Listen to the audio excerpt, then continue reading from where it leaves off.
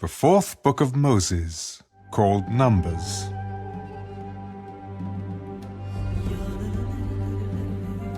Now the Lord spoke to Moses in the wilderness of Sinai, in the tabernacle of meeting, on the first day of the second month in the second year, after they had come out of the land of Egypt.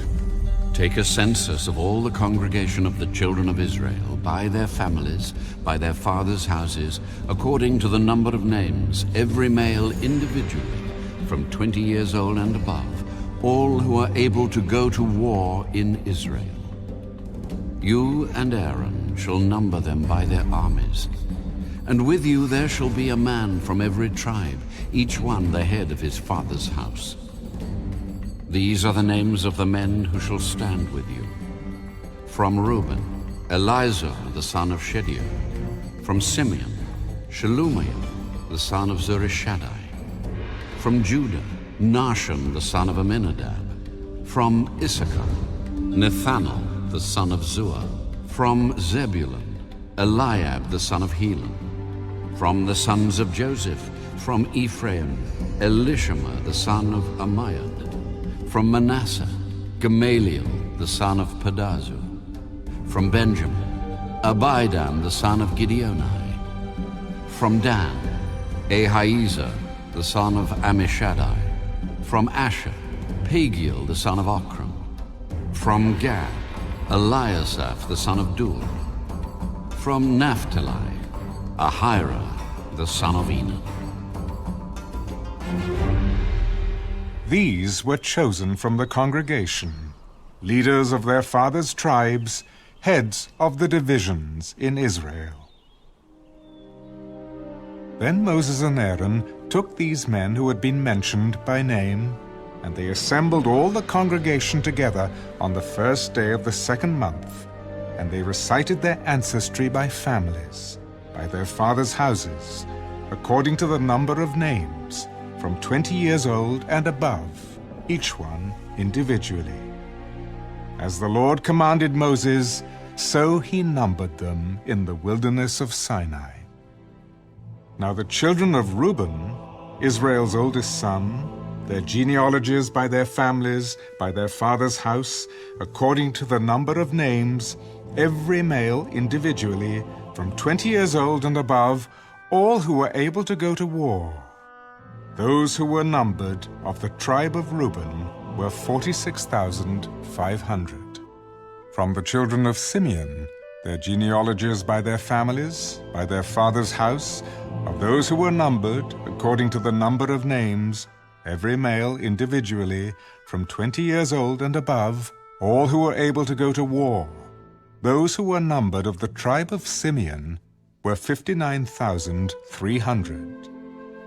From the children of Gad, their genealogies by their families, by their father's house, according to the number of names, from 20 years old and above, all who were able to go to war.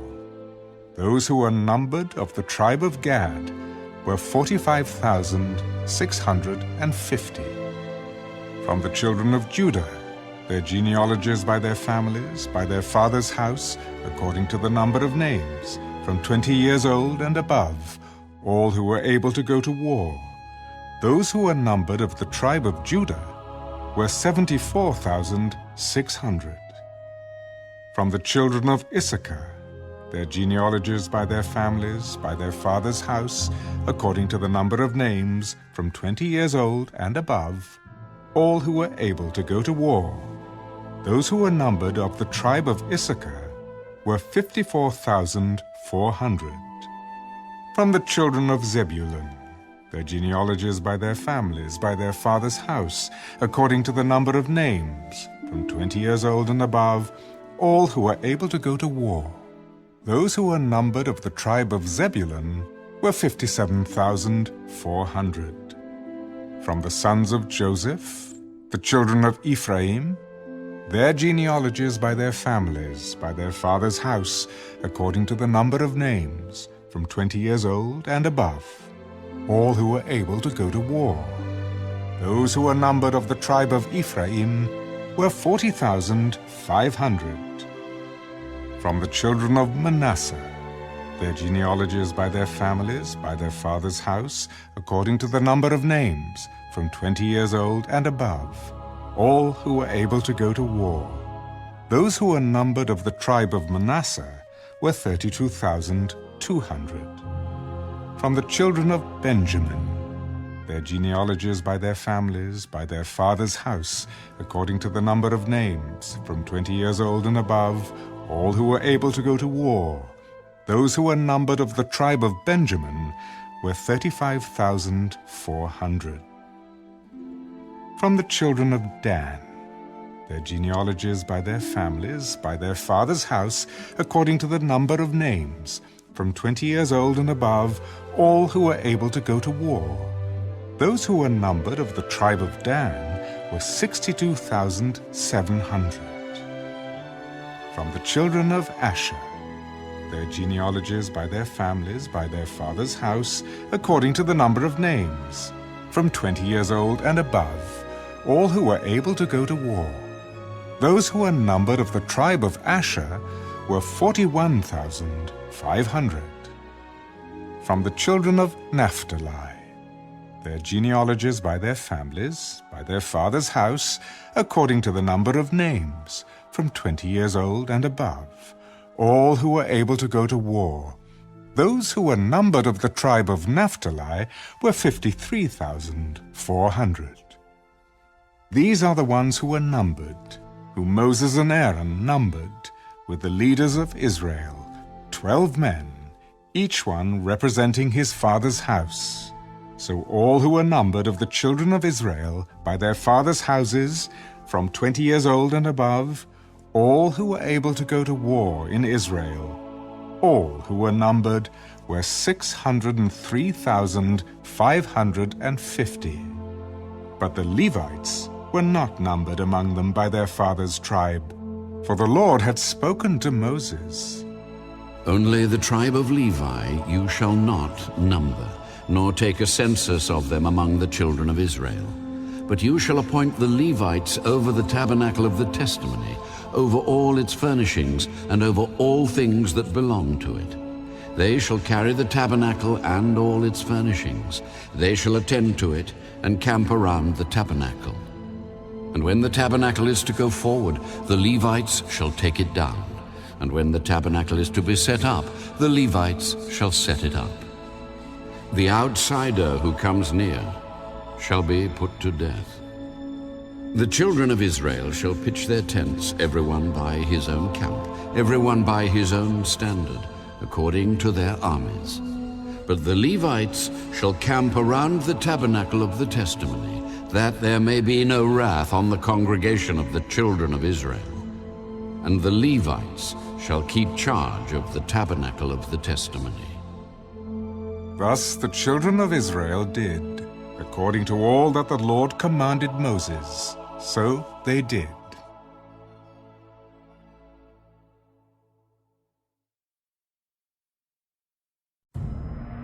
And the Lord spoke to Moses and Aaron. Every one of the children of Israel shall camp by his own standard, beside the emblems of his father's house. They shall camp some distance from the tabernacle of meeting. On the east side, toward the rising of the sun, those of the standard of the forces with Judah shall camp according to their armies. And Nahshon, the son of Amminadab, shall be the leader of the children of Judah. And his army was numbered at 74,600. Those who camp next to him shall be the tribe of Issachar, and Nethanel, the son of Zuar, shall be the leader of the children of Issachar. And his army was numbered at 54,400. Then comes the tribe of Zebulun, and Eliab, the son of Helon, shall be the leader of the children of Zebulun. And his army was numbered at 57,400. All who were numbered according to their armies of the forces with Judah, 186,400. These shall break camp first. On the south side shall be the standard of the forces with Reuben, according to their armies. And the leader of the children of Reuben shall be Elizur, the son of Shedeur. And his army was numbered at 46,500. Those who camp next to him shall be the tribe of Simeon, and the leader of the children of Simeon shall be Shelumiel, the son of Zurishaddai. And his army was numbered at 59,300. Then comes the tribe of Gad, and the leader of the children of Gad shall be Eliasaph, the son of Reuel. And his army was numbered at 45,650. All who were numbered according to their armies of the forces with Reuben, 151,450, they shall be the second to break camp. And the tabernacle of meeting shall move out with the camp of the Levites in the middle of the camps. As they camp, so they shall move out, everyone in his place, by their standards.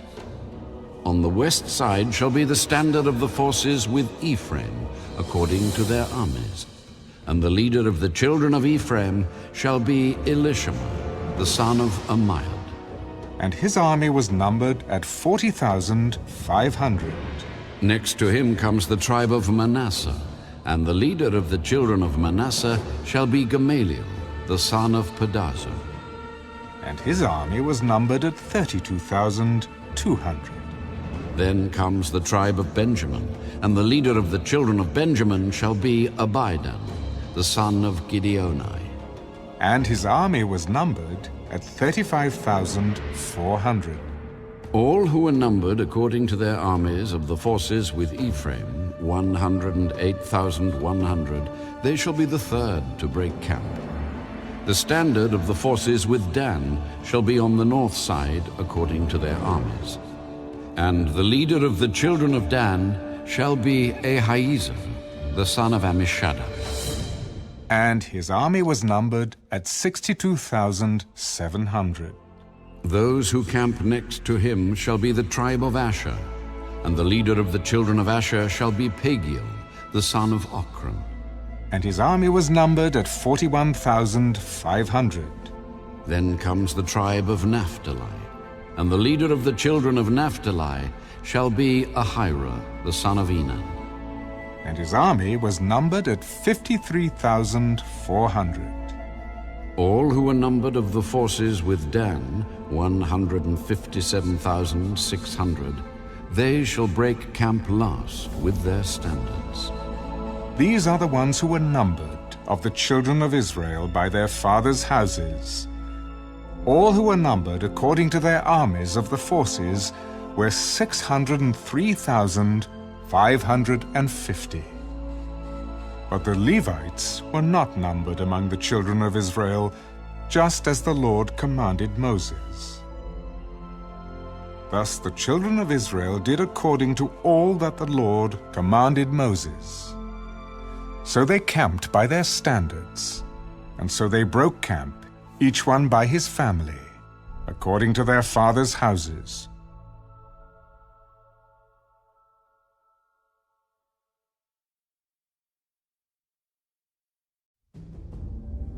Now these are the records of Aaron and Moses, when the Lord spoke with Moses on Mount Sinai. And these are the names of the sons of Aaron: Nadab, the firstborn, and Abihu, Eleazar, and Ithamar. These are the names of the sons of Aaron, the anointed priests, whom he consecrated to minister as priests. Nadab and Abihu had died before the Lord when they offered profane fire before the Lord in the wilderness of Sinai, and they had no children. So Eleazar and Ithamar ministered as priests in the presence of Aaron their father. And the Lord spoke to Moses, "Bring the tribe of Levi near, and present them before Aaron the priest, that they may serve him. And they shall attend to his needs and the needs of the whole congregation before the tabernacle of meeting, to do the work of the tabernacle. Also they shall attend to all the furnishings of the tabernacle of meeting, and to the needs of the children of Israel, to do the work of the tabernacle. And you shall give the Levites to Aaron and his sons. They are given entirely to him from among the children of Israel. So you shall appoint Aaron and his sons, and they shall attend to their priesthood. but the outsider who comes near shall be put to death. Now behold, I myself have taken the Levites from among the children of Israel, instead of every firstborn who opens the womb among the children of Israel. Therefore the Levites shall be mine, because all the firstborn are mine. On the day that I struck all the firstborn in the land of Egypt, I sanctified to myself all the firstborn in Israel, both man and beast. They shall be mine. I am the Lord. Then the Lord spoke to Moses in the wilderness of Sinai. Number the children of Levi by their fathers' houses, by their families. You shall number every male from a month old and above. So Moses numbered them according to the word of the Lord, as he was commanded. These were the sons of Levi, by their names: Gershon, Kohath, and Merari. And these are the names of the sons of Gershon, by their families: Libni and Shimei. And the sons of Kohath, by their families: Amram, Izahar, Hebron, and Uzziel. And the sons of Merari, by their families: Malai and Mushai. These are the families of the Levites, by their fathers' houses. From Gershon came the family of the Libnites, and the family of the Shimeites. These were the families of the Gershonites. Those who were numbered, according to the number of all the males from a month old and above, of those who were numbered, there were 7,500. The families of the Gershonites were to camp behind the tabernacle westward. And the leader of the father's house of the Gershonites was Eliasaph, the son of Lael. The duties of the children of Gershon in the tabernacle of meeting included the tabernacle, the tent with its covering, the screen for the door of the tabernacle of meeting, the screen for the door of the court, the hangings of the court which are around the tabernacle and the altar, and their cords, according to all the work relating to them. From Kohath came the family of the Amramites, the family of the Izrahites, the family of the Hebronites, and the family of the Azraelites. These were the families of the Kohathites. According to the number of all the males, from a month old and above, there were 8,600, keeping charge of the sanctuary. The families of the children of Kohath were to camp on the south side of the tabernacle. And the leader of the father's house of the families of the Kohathites was Elizaphan, the son of Uzziel. Their duty included the ark, the table, the lampstand, the altars, the utensils of the sanctuary with which they ministered, the screen, and all the work relating to them. And Eleazar, the son of Aaron, the priest, was to be chief over the leaders of the Levites, with oversight of those who kept charge of the sanctuary. From Merari came the family of the Malites and the family of the Mushites. These were the families of Merari, and those who were numbered, according to the number of all the males from a month old and above, were 6,200. The leader of the father's house of the families of Merari was Zuriel, the son of Abihail. These were to camp on the north side of the tabernacle.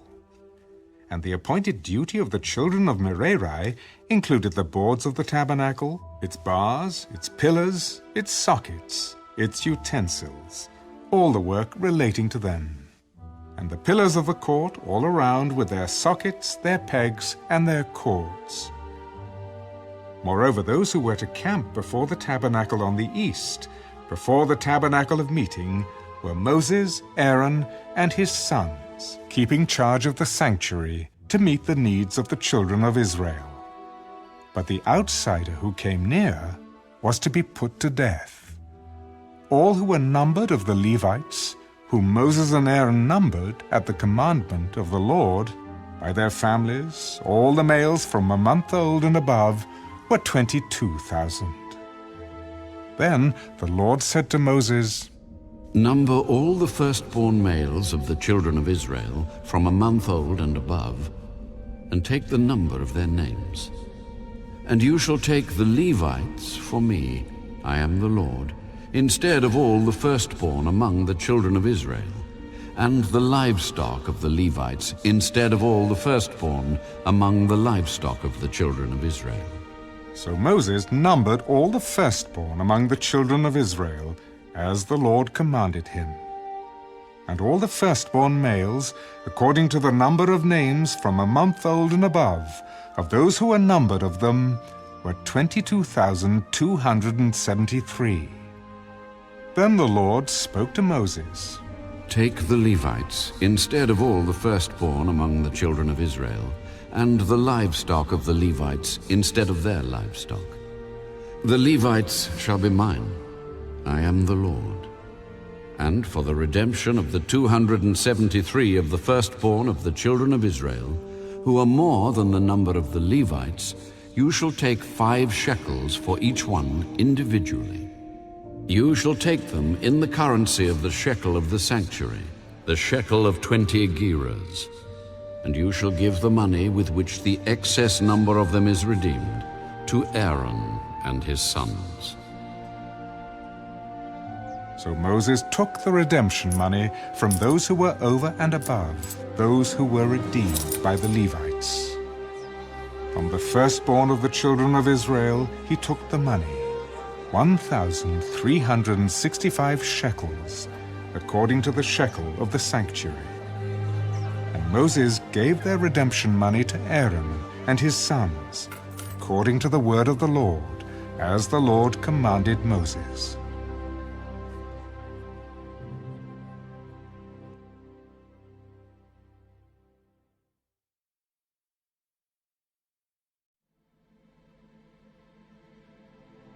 Then the Lord spoke to Moses and Aaron.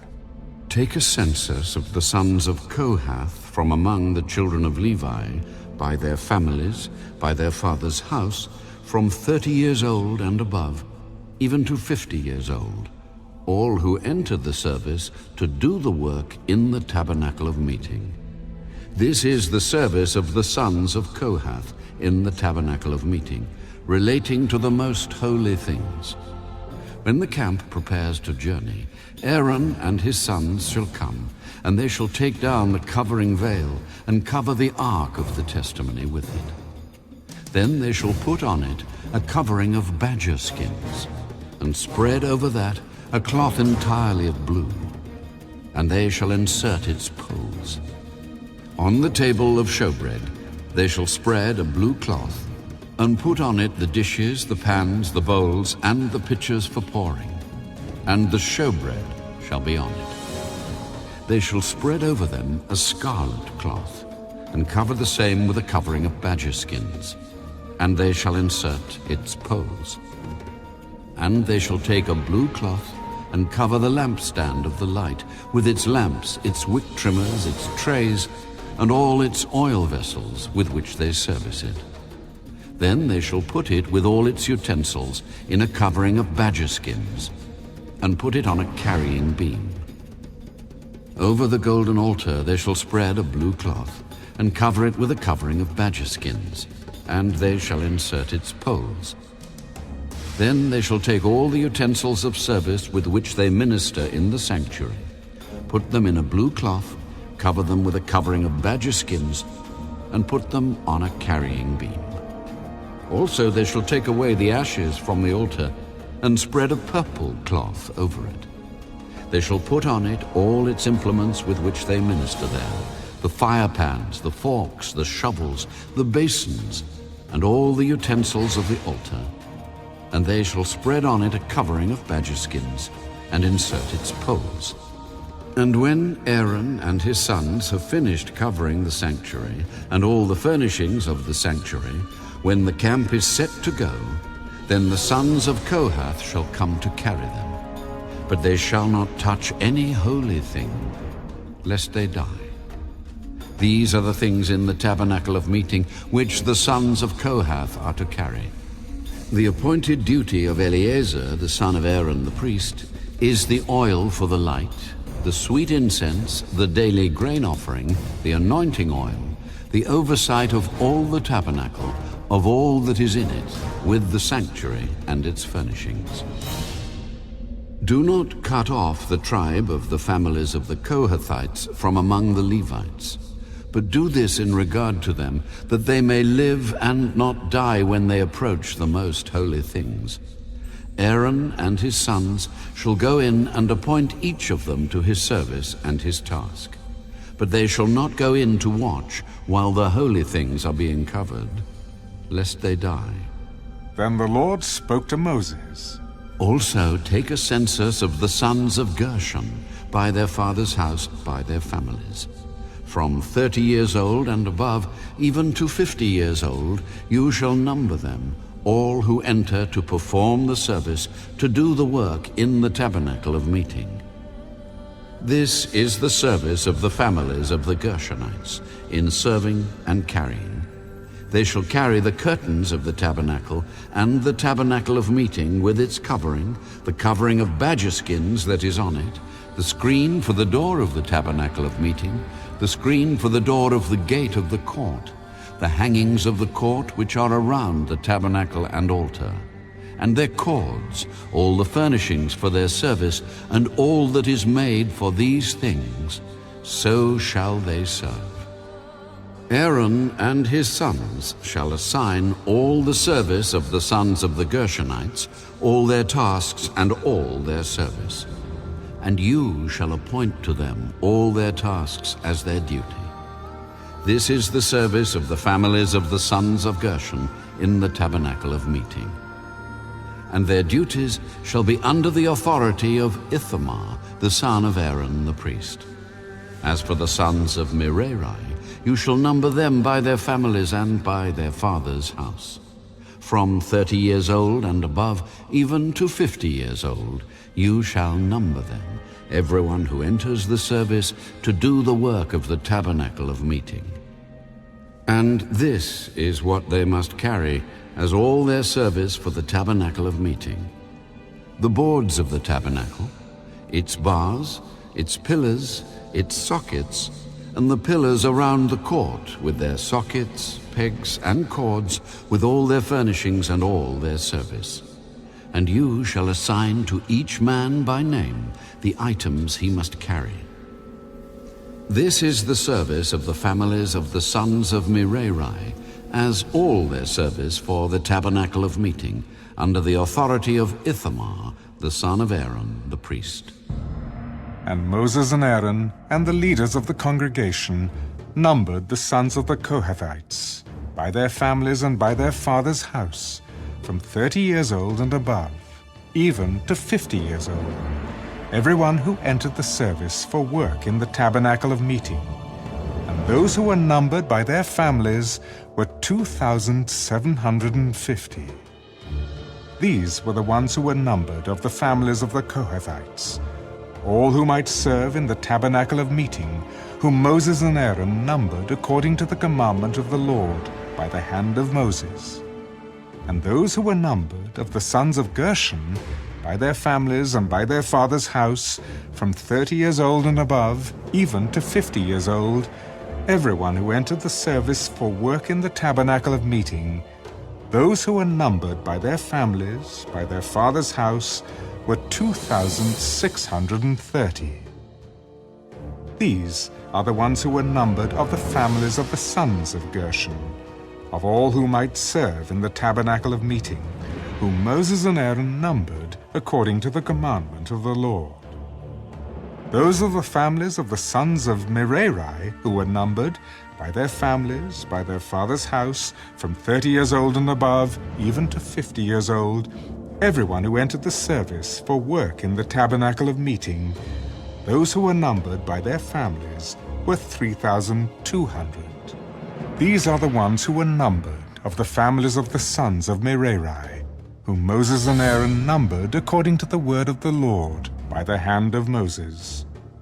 All who were numbered of the Levites, whom Moses, Aaron, and the leaders of Israel numbered by their families and by their fathers' houses, from 30 years old and above, even to 50 years old, everyone who came to do the work of service and the work of bearing burdens in the tabernacle of meeting, those who were numbered were 8,580. According to the commandment of the Lord, they were numbered by the hand of Moses, each according to his service and according to his task. Thus were they numbered by him, as the Lord commanded Moses.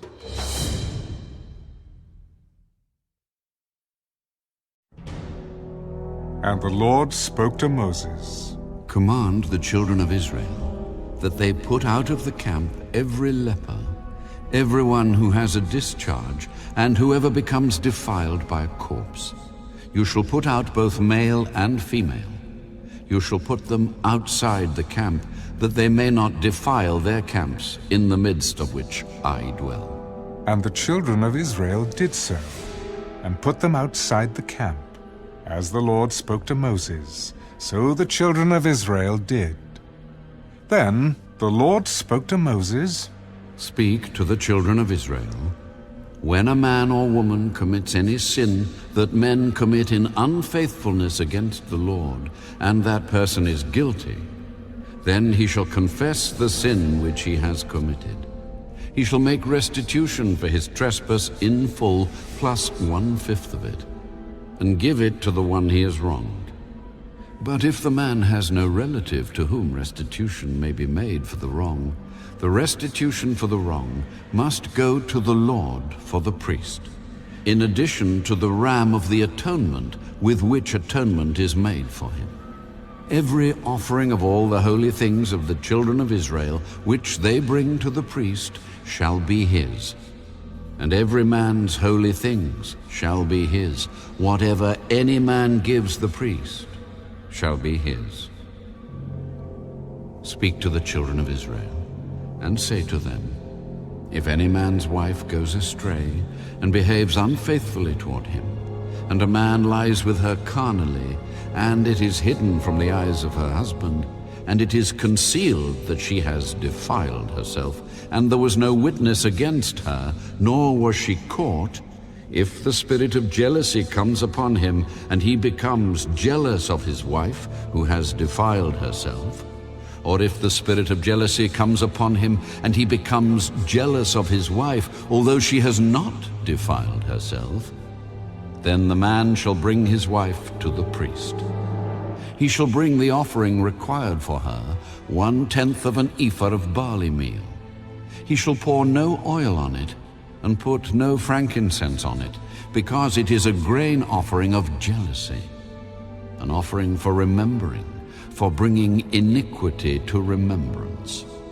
And the priest shall bring her near, and set her before the Lord. The priest shall take holy water in an earthen vessel, and take some of the dust that is on the floor of the tabernacle, and put it into the water. Then the priest shall stand the woman before the Lord, uncover the woman's head, and put the offering for remembering in her hands, which is the grain offering of jealousy. And the priest shall have in his hand the bitter water that brings a curse. And the priest shall put her under oath, and say to the woman, If no man has lain with you, and if you have not gone astray to uncleanness while under your husband's authority, be free from this bitter water that brings a curse. But if you have gone astray while under your husband's authority, and if you have defiled yourself, and some man other than your husband has lain with you, then the priest shall put the woman under the oath of the curse. And he shall say to the woman, The Lord make you a curse and an oath among your people, when the Lord makes your thigh rot and your belly swell, and may this water that causes the curse go into your stomach, and make your belly swell, and your thigh rot. Then the woman shall say, Amen, so be it. Then the priest shall write these curses in a book, and he shall scrape them off into the bitter water. And he shall make the woman drink the bitter water that brings a curse, and the water that brings the curse shall enter her to become bitter. Then the priest shall take the grain offering of jealousy from the woman's hand, shall wave the offering before the Lord, and bring it to the altar. And the priest shall take a handful of the offering as its memorial portion, burn it on the altar, and afterward make the woman drink the water. When he has made her drink the water, then it shall be, if she has defiled herself and behaved unfaithfully toward her husband, that the water that brings a curse will enter her, and become bitter, and her belly will swell, her thigh will rot, and the woman will become a curse among her people. But if the woman has not defiled herself and is clean, then she shall be free, and may conceive children. This is the law of jealousy, when a wife, while under her husband's authority, goes astray and defiles herself, or when the spirit of jealousy comes upon a man, and he becomes jealous of his wife. Then he shall stand the woman before the Lord, and the priest shall execute all this law upon her. Then the man shall be free from iniquity, but that woman shall bear her guilt.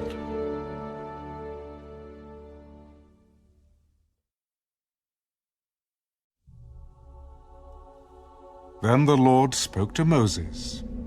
Speak to the children of Israel, and say to them, when either a man or woman consecrates an offering to take the vow of a Nazirite, to separate himself to the Lord, he shall separate himself from wine and similar drink. He shall drink neither vinegar made from wine, nor vinegar made from similar drink. Neither shall he drink any grape juice, nor eat fresh grapes or raisins. All the days of his separation he shall eat nothing that is produced by the grapevine, from seed to skin. All the days of the vow of his separation no razor shall come upon his head, until the days are fulfilled for which he separated himself to the Lord. He shall be holy. Then he shall let the locks of the hair of his head grow. All the days that he separates himself to the Lord, he shall not go near a dead body. He shall not make himself unclean, even for his father or his mother, for his brother or his sister when they die, because his separation to God is on his head. All the days of his separation he shall be holy to the Lord. And if anyone dies very suddenly beside him, and he defiles his consecrated head, then he shall shave his head on the day of his cleansing. On the 7th day he shall shave it. Then on the 8th day he shall bring 2 turtle doves or 2 young pigeons to the priest, to the door of the tabernacle of meeting. And the priest shall offer one as a sin offering, and the other as a burnt offering, and make atonement for him, because he sinned in regard to the corpse. And he shall sanctify his head that same day. He shall consecrate to the Lord the days of his separation, and bring a male lamb in its first year as a trespass offering. But the former days shall be lost, because his separation was defiled. Now this is the law of the Nazirite. When the days of his separation are fulfilled, he shall be brought to the door of the tabernacle of meeting. And he shall present his offering to the Lord, 1 male lamb in its first year, without blemish, as a burnt offering, 1 ewe lamb in its first year, without blemish, as a sin offering, 1 ram without blemish, as a peace offering, a basket of unleavened bread, cakes of fine flour mixed with oil, unleavened wafers anointed with oil, and their grain offering with their drink offerings. Then the priest shall bring them before the Lord, and offer his sin offering and his burnt offering. And he shall offer the ram as a sacrifice of a peace offering to the Lord, with the basket of unleavened bread. The priest shall also offer its grain offering and its drink offering. Then the Nazirite shall shave his consecrated head at the door of the tabernacle of meeting, and shall take the hair from his consecrated head, and put it on the fire which is under the sacrifice of the peace offering. And the priest shall take the boiled shoulder of the ram, 1 unleavened cake from the basket, and 1 unleavened wafer, and put them upon the hands of the Nazirite after he has shaved his consecrated hair. And the priest shall wave them as a wave offering before the Lord. They are holy for the priest, together with the breast of the wave offering and the thigh of the heave offering. After that, the Nazirite may drink wine. This is the law of the Nazirite, who vows to the Lord the offering for his separation, and besides that, whatever else his hand is able to provide. According to the vow which he takes, so he must do, according to the law of his separation. And the Lord spoke to Moses. Speak to Aaron and his sons, saying, This is the way you shall bless the children of Israel. Say to them, The Lord bless you and keep you. The Lord make his face shine upon you and be gracious to you. The Lord lift up his countenance upon you and give you peace. So they shall put my name on the children of Israel, and I will bless them.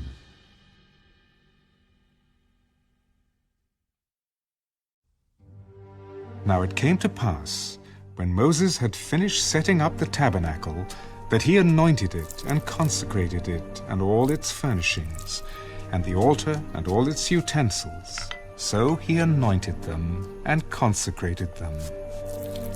Then the leaders of Israel, the heads of their fathers' houses, who were the leaders of the tribes, and over those who were numbered, made an offering. And they brought their offering before the Lord, 6 covered carts and 12 oxen, a cart for every 2 of the leaders, and for each one an ox. And they presented them before the tabernacle. Then the Lord spoke to Moses. Accept these from them, that they may be used in doing the work of the tabernacle of meeting. And you shall give them to the Levites, to every man according to his service. So Moses took the carts and the oxen and gave them to the Levites. 2 carts and 4 oxen he gave to the sons of Gershon, according to their service. And 4 carts and 8 oxen he gave to the sons of Merari, according to their service, under the authority of Ithamar, the son of Aaron, the priest. But to the sons of Kohath he gave none, because theirs was the service of the holy things, which they carried on their shoulders. Now the leaders offered the dedication offering for the altar when it was anointed. So the leaders offered their offering before the altar. But the Lord said to Moses, They shall offer their offering 1 leader each day for the dedication of the altar. And the one who offered his offering on the first day was Nahshon, the son of Amminadab, from the tribe of Judah. His offering was 1 silver platter, the weight of which was 130 shekels, and 1 silver bowl of 70 shekels, according to the shekel of the sanctuary, both of them full of fine flour mixed with oil, as a grain offering. 1 gold pan of 10 shekels, full of incense, 1 young bull, 1 ram, and 1 male lamb in its first year, as a burnt offering. 1 kid of the goats as a sin offering, and for the sacrifice of peace offerings, 2 oxen, 5 rams, 5 male goats, and 5 male lambs in their first year. This was the offering of Nahshon, the son of Amminadab. On the second day, Nethanel, the son of Zuar, leader of Issachar, presented an offering. For his offering, he offered 1 silver platter, the weight of which was 130 shekels, and 1 silver bowl of 70 shekels, according to the shekel of the sanctuary, both of them full of fine flour mixed with oil as a grain offering. 1 gold pan of 10 shekels, full of incense, 1 young bull, 1 ram, and 1 male lamb in its first year as a burnt offering. 1 kid of the goats as a sin offering, and as the sacrifice of peace offerings, 2 oxen, 5 rams, 5 male goats, and 5 male lambs in their first year. This was the offering of Nathanael, the son of Zuar. On the third day, Eliab, the son of Helon, leader of the children of Zebulun, presented an offering. His offering was 1 silver platter, the weight of which was 130 shekels, and 1 silver bowl of 70 shekels, according to the shekel of the sanctuary, both of them full of fine flour mixed with oil as a grain offering, 1 gold pan of 10 shekels full of incense, 1 young bull, 1 ram, and 1 male lamb in its first year as a burnt offering, 1 kid of the goats as a sin offering, and for the sacrifice of peace offerings, 2 oxen, 5 rams, 5 male goats, and 5 male lambs in their first year. This was the offering of Eliab, the son of Helon. On the fourth day, Eleazar, the son of Shedeur, leader of the children of Reuben, presented an offering. His offering was 1 silver platter, the weight of which was 130 shekels, and 1 silver bowl of 70 shekels, according to the shekel of the sanctuary, both of them full of fine flour mixed with oil as a grain offering, 1 gold pan of 10 shekels, full of incense, 1 young bull, 1 ram, 1 male lamb in its first year as a burnt offering, 1 kid of the goats as a sin offering, and as the sacrifice of peace offerings, 2 oxen, 5 rams, 5 male goats, and 5 male lambs in their first year. This was the offering of Eleazar, the son of Shedeur. On the fifth day, Shelumiel, the son of Zurishaddai, leader of the children of Simeon, presented an offering. His offering was 1 silver platter, the weight of which was 130 shekels, and 1 silver bowl of 70 shekels, according to the shekel of the sanctuary, both of them full of fine flour mixed with oil, as a grain offering, 1 gold pan of 10 shekels, full of incense, 1 young bull, 1 ram, and 1 male lamb in its first year as a burnt offering, 1 kid of the goats as a sin offering, and as the sacrifice of peace offerings, 2 oxen, 5 rams, 5 male goats, and 5 male lambs in their first year. This was the offering of Shelumiel, the son of Zurishaddai. On the sixth day, Eliasaph, the son of Deuel, leader of the children of Gad, presented an offering. His offering was 1 silver platter, the weight of which was 130 shekels, and 1 silver bowl of 70 shekels, according to the shekel of the sanctuary, both of them full of fine flour mixed with oil, as a grain offering, 1 gold pan of 10 shekels full of incense, 1 young bull, 1 ram, and 1 male lamb in its first year, as a burnt offering, 1 kid of the goats as a sin offering, and as the sacrifice of peace offerings, 2 oxen, 5 rams, 5 male goats, and 5 male lambs in their first year. This was the offering of Eliasaph, the son of Deuel. On the seventh day, Elishama, the son of Ammihud, leader of the children of Ephraim, presented an offering.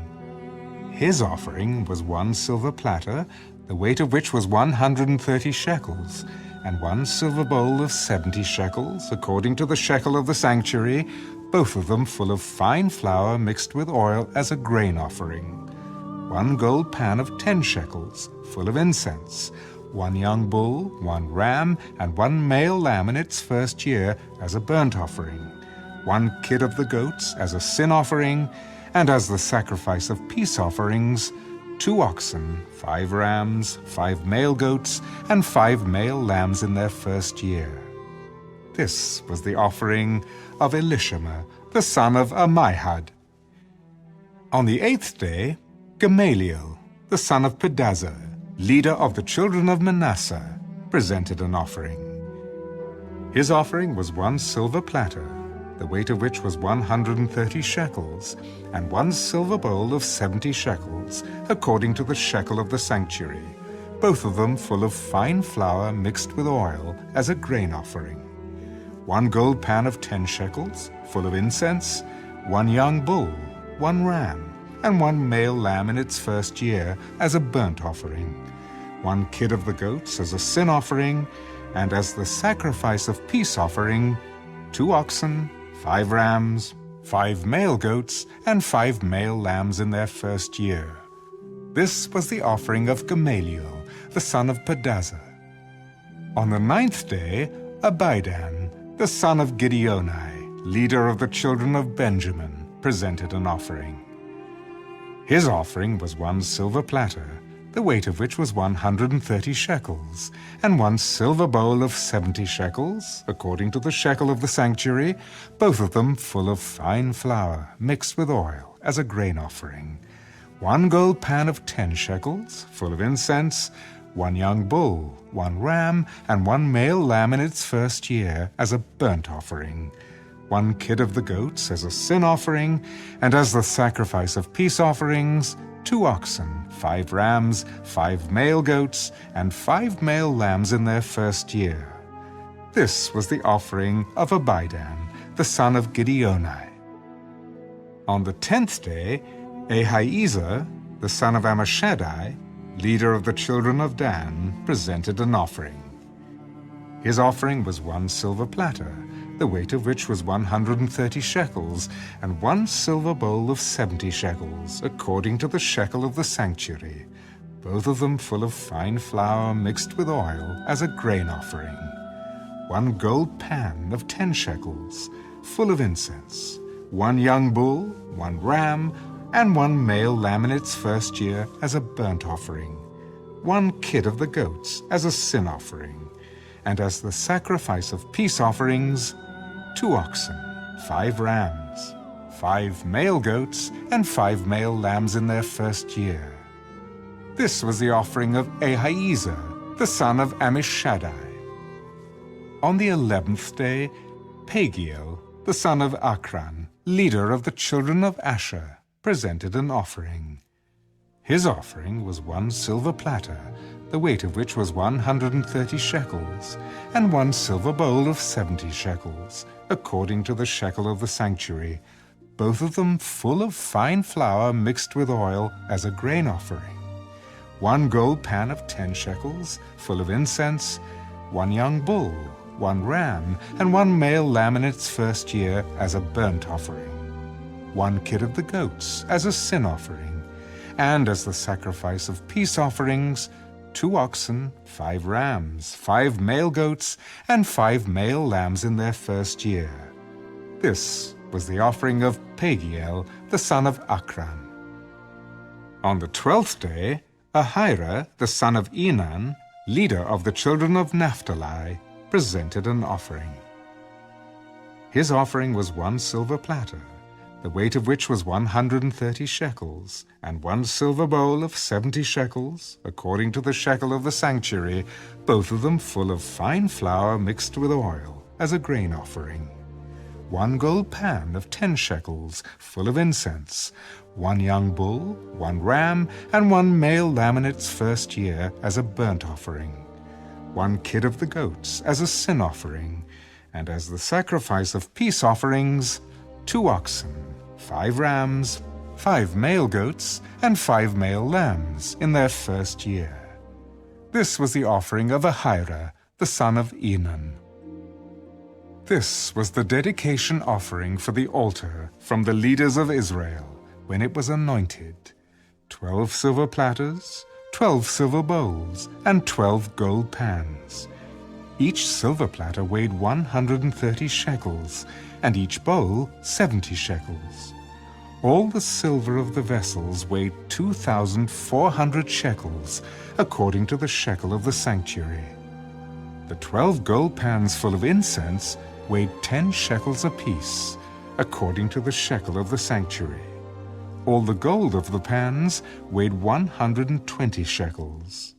All the oxen for the burnt offering were 12 young bulls, the rams 12, the male lambs in their first year 12, with their grain offering, and the kids of the goats as a sin offering 12.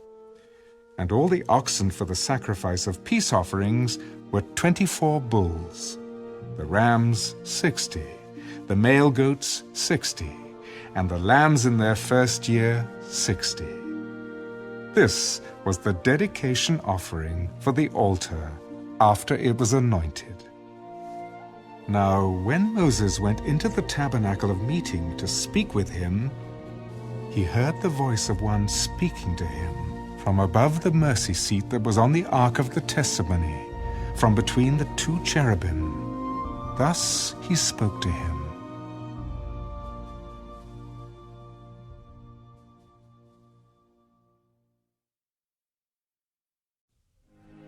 And the Lord spoke to Moses. Speak to Aaron, and say to him, when you arrange the lamps, the 7 lamps shall give light in front of the lampstand. And Aaron did so.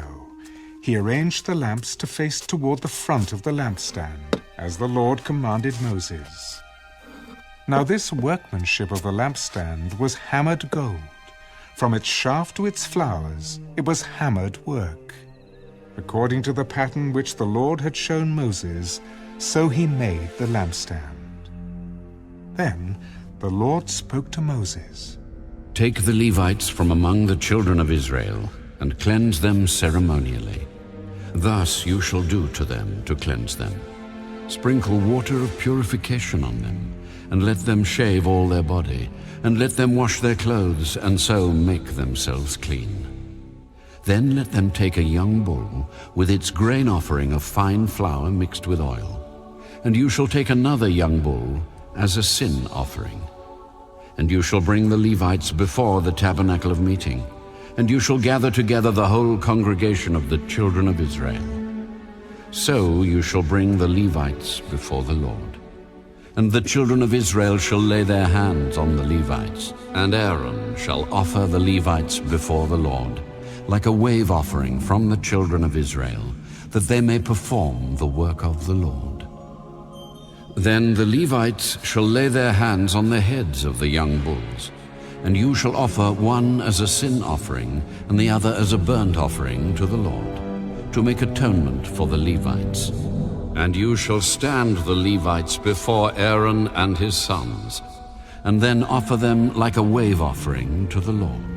Thus you shall separate the Levites from among the children of Israel, and the Levites shall be mine. After that the Levites shall go in to service the tabernacle of meeting. So you shall cleanse them, and offer them like a wave offering. For they are wholly given to me from among the children of Israel. I have taken them for myself, instead of all who open the womb, the firstborn of all the children of Israel. For all the firstborn among the children of Israel are mine, both man and beast. On the day that I struck all the firstborn in the land of Egypt, I sanctified them to myself. I have taken the Levites instead of all the firstborn of the children of Israel, and I have given the Levites as a gift to Aaron and his sons from among the children of Israel, to do the work for the children of Israel in the tabernacle of meeting, and to make atonement for the children of Israel, that there be no plague among the children of Israel when the children of Israel come near the sanctuary. Thus Moses and Aaron and all the congregation of the children of Israel did to the Levites, according to all that the Lord commanded Moses concerning the Levites, so the children of Israel did to them. And the Levites purified themselves and washed their clothes. Then Aaron presented them, like a wave offering before the Lord, and Aaron made atonement for them to cleanse them. After that, the Levites went in to do their work in the tabernacle of meeting before Aaron and his sons. As the Lord commanded Moses concerning the Levites, so they did to them. Then the Lord spoke to Moses. This is what pertains to the Levites. From 25 years old and above, one may enter to perform service in the work of the tabernacle of meeting. And at the age of 50 years they must cease performing this work, and shall work no more. They may minister with their brethren in the tabernacle of meeting to attend to needs, but they themselves shall do no work. Thus you shall do to the Levites regarding their duties.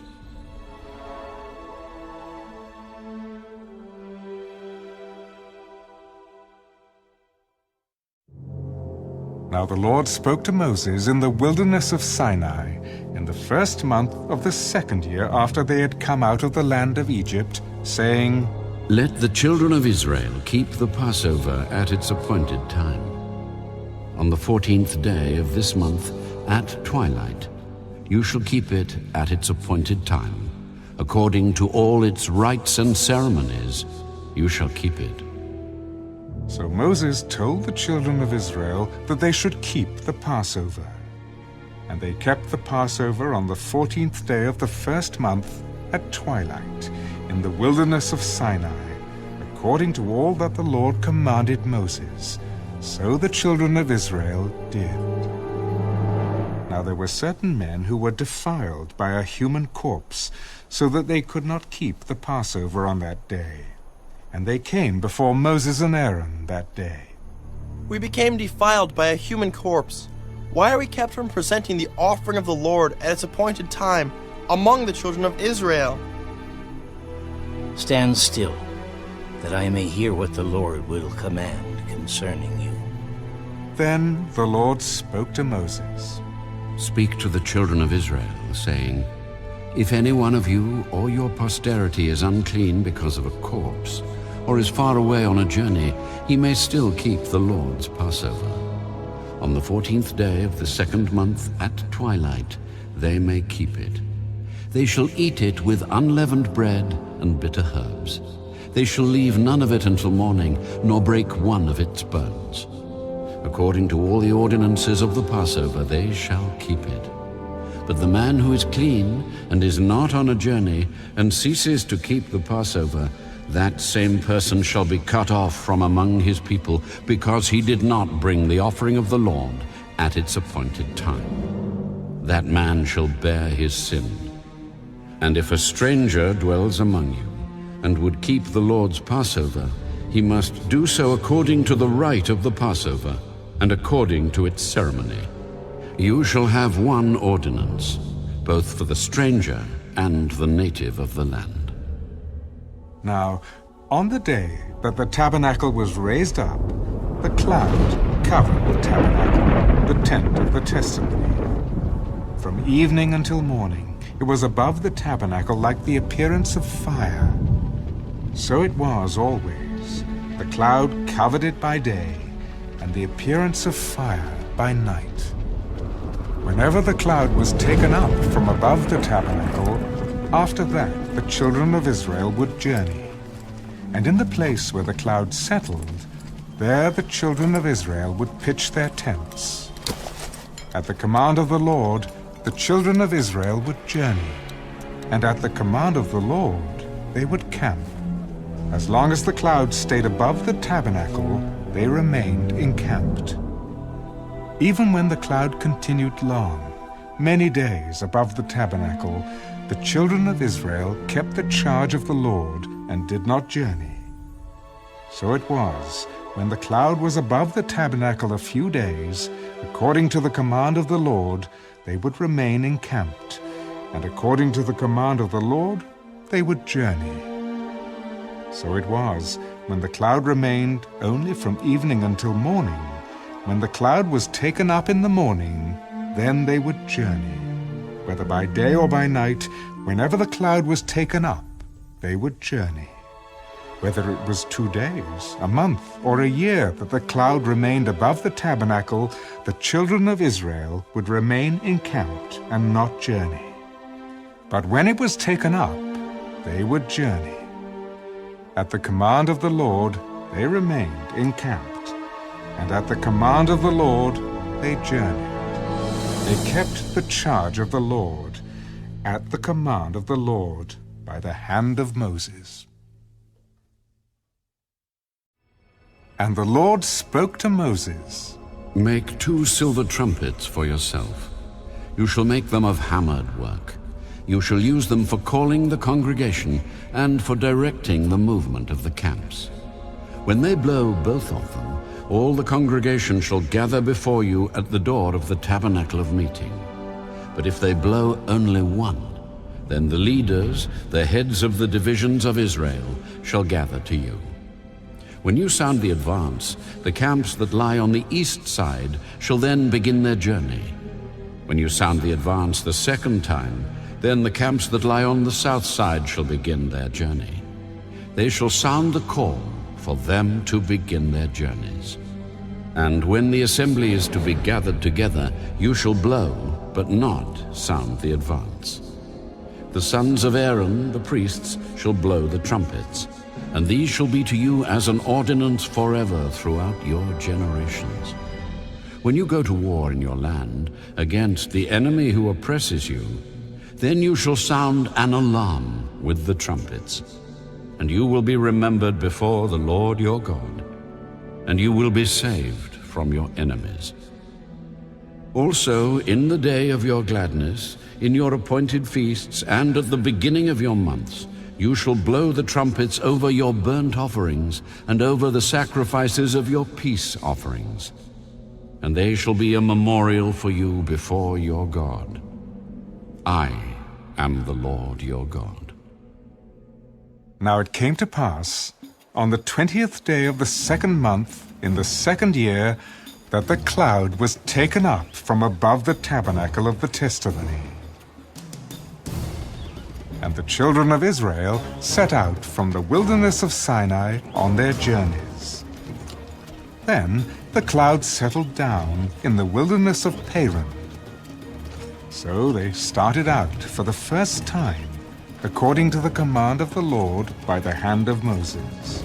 The standard of the camp of the children of Judah set out first, according to their armies. Over their army was Nahshon, the son of Amminadab. Over the army of the tribe of the children of Issachar was Nethanel, the son of Zuar. And over the army of the tribe of the children of Zebulun was Eliab, the son of Helon. Then the tabernacle was taken down, and the sons of Gershon and the sons of Merari set out, carrying the tabernacle. And the standard of the camp of Reuben set out, according to their armies. Over their army was Elizur, the son of Shedeur. Over the army of the tribe of the children of Simeon was Shelumiel, the son of Zurishaddai. And over the army of the tribe of the children of Gad was Eliasaph, the son of Duel. Then the Kohathites set out, carrying the holy things. The tabernacle would be prepared for their arrival. And the standard of the camp of the children of Ephraim set out, according to their armies. Over their army was Elishama, the son of Ammihud. Over the army of the tribe of the children of Manasseh was Gamaliel, the son of Pedazur. And over the army of the tribe of the children of Benjamin was Abidan, the son of Gideoni. Then the standard of the camp of the children of Dan, the rearguard of all the camps, set out, according to their armies. Over their army was Ahiezer, the son of Ammishaddai. Over the army of the tribe of the children of Asher was Pagiel, the son of Akran. And over the army of the tribe of the children of Naphtali was Ahira, the son of Enan. Thus was the order of march of the children of Israel according to their armies when they began their journey. Now Moses said to Hobab, the son of Ruel, the Midianite, Moses' father-in-law, We are setting out for the place of which the Lord said, I will give it to you. Come with us, and we will treat you well. For the Lord has promised good things to Israel. I will not go, but I will depart to my own land and to my relatives. Please do not leave. Inasmuch as you know how we are to camp in the wilderness, and you can be our eyes. And it shall be, if you go with us, indeed it shall be, that whatever good the Lord will do to us, the same we will do to you. So they departed from the mountain of the Lord on a journey of 3 days. And the ark of the covenant of the Lord went before them for the 3 days' journey, to search out a resting place for them. And the cloud of the Lord was above them by day, when they went out from the camp. So it was, whenever the ark set out, that Moses said, Rise up, O Lord. Let your enemies be scattered, and let those who hate you flee before you. And when it rested, he said, Return, O Lord, to the many thousands of Israel.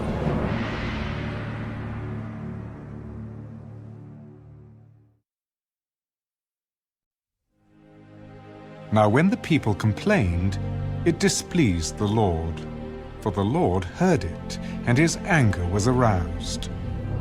So the fire of the Lord burned among them, and consumed some in the outskirts of the camp. Then the people cried out to Moses, and when Moses prayed to the Lord, the fire was quenched. So he called the name of the place Taberah, because the fire of the Lord had burned among them. Now the mixed multitude who were among them yielded to intense craving. So the children of Israel also wept again and said, Who will give us meat to eat? We remember the fish which we ate freely in Egypt, the cucumbers, the melons, the leeks, the onions, and the garlic. But now our whole being is dried up. There is nothing at all except this manna before our eyes. Now the manna was like coriander seed, and its color like the color of bdellium. The people went about and gathered it, ground it on millstones, or beat it in the mortar, cooked it in pans, and made cakes of it, and its taste was like the taste of pastry prepared with oil. And when the dew fell on the camp in the night, the manna fell on it. Then Moses heard the people weeping throughout their families, everyone at the door of his tent. And the anger of the Lord was greatly aroused. Moses also was displeased. So Moses said to the Lord, Why have you afflicted your servant? And why have I not found favor in your sight, that you have laid the burden of all these people on me? Did I conceive all these people? Did I beget them? That you should say to me, Carry them in your bosom as a guardian carries a nursing child, to the land which you swore to their fathers. Where am I to get meat to give all these people? For they weep all over me, saying, Give us meat, that we may eat. I am not able to bear all these people alone, because the burden is too heavy for me. If you treat me like this, please, kill me here and now, if I have found favor in your sight. And do not let me see my wretchedness.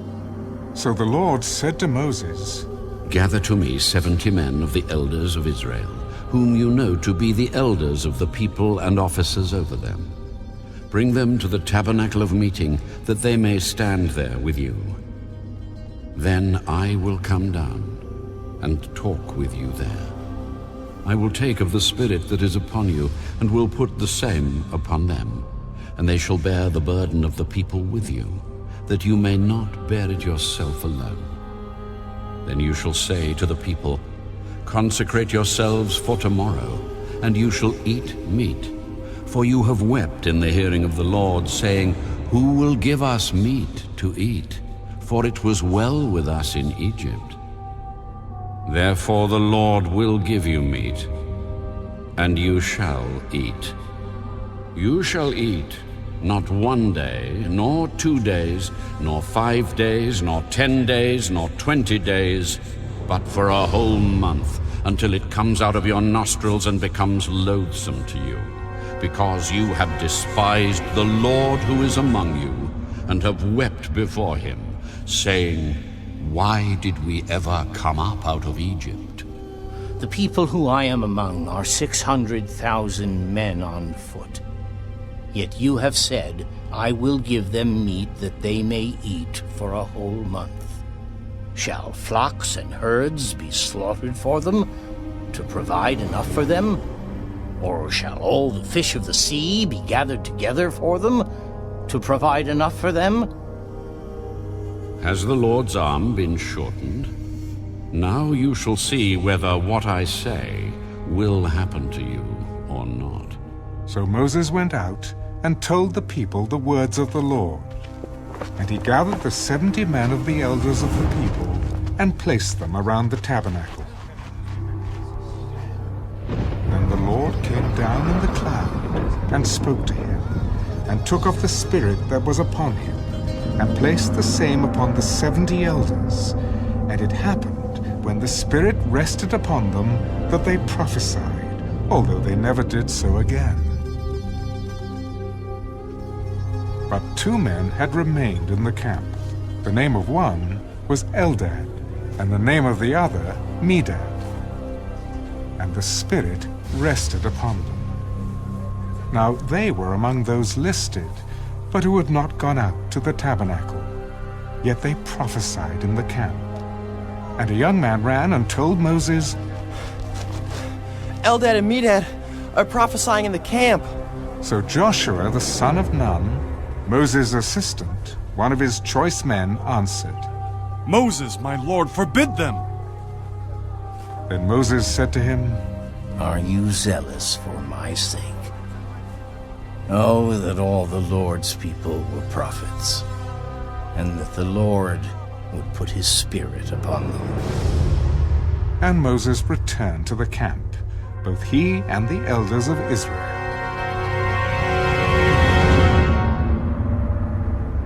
Now a wind went out from the Lord, and it brought quail from the sea, and left them fluttering near the camp, about a day's journey on this side, and about a day's journey on the other side, all around the camp, and about 2 cubits above the surface of the ground. And the people stayed up all that day, all night, and all the next day, and gathered the quail. He who gathered least gathered 10 homers, and they spread them out for themselves all around the camp. But while the meat was still between their teeth, before it was chewed, the wrath of the Lord was aroused against the people. And the Lord struck the people with a very great plague. So he called the name of that place Kibroth-Hattaavah, because there they buried the people who had yielded to craving. From Kibroth-Hattaavah, the people moved to Hazeroth and camped at Hazeroth.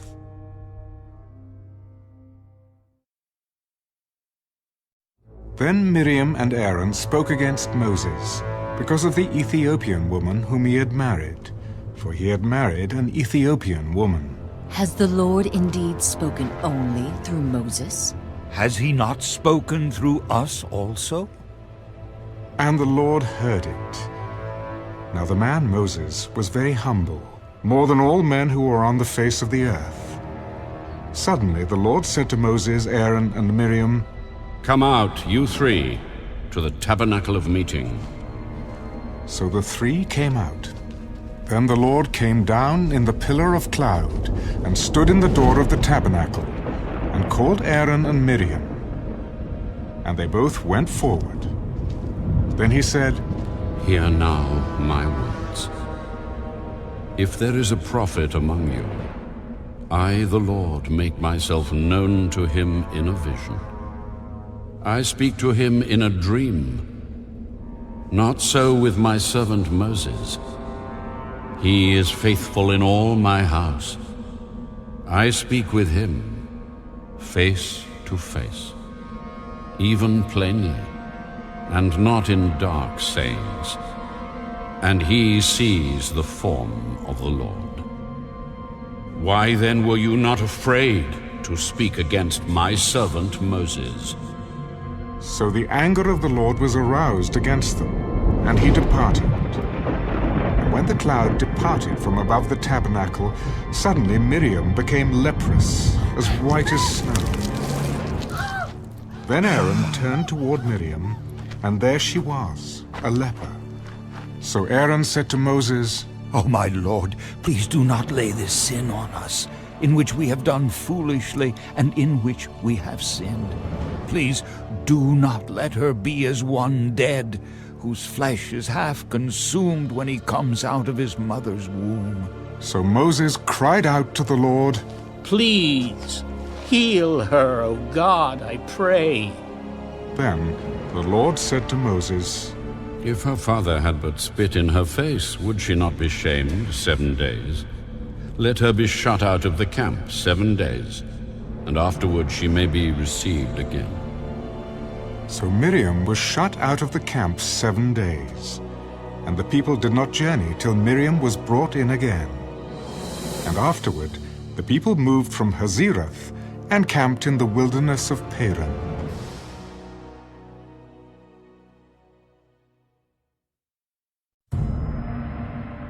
And the Lord spoke to Moses, Send men to spy out the land of Canaan, which I am giving to the children of Israel. From each tribe of their fathers you shall send a man, every one a leader among them. So Moses sent them from the wilderness of Paran according to the command of the Lord, all of them men who were heads of the children of Israel. Now these were their names. From the tribe of Reuben, Shammua, the son of Zakur. From the tribe of Simeon, Shaphat, the son of Hori. From the tribe of Judah, Caleb, the son of Jephunneh. From the tribe of Issachar, Igal, the son of Joseph. From the tribe of Ephraim, Hoshea, the son of Nun. From the tribe of Benjamin, Peltai, the son of Raphu. From the tribe of Zebulun, Gadiel, the son of Sodai. From the tribe of Joseph, that is, from the tribe of Manasseh, Gadai, the son of Susai. From the tribe of Dan, Amiel, the son of Gemalli. From the tribe of Asher, Sethur, the son of Michael. From the tribe of Naphtali, Nabai, the son of Vapsai. From the tribe of Gad, Geuel, the son of Machai. These are the names of the men whom Moses sent to spy out the land. And Moses called Hoshea, the son of Nun, Joshua. Then Moses sent them to spy out the land of Canaan, and said to them, Go up this way into the south, and go up to the mountains, and see what the land is like, whether the people who dwell in it are strong or weak, few or many, whether the land they dwell in is good or bad, whether the cities they inhabit are like camps or strongholds, whether the land is rich or poor, and whether there are forests there or not. Be of good courage, and bring some of the fruit of the land. Now the time was the season of the first ripe grapes.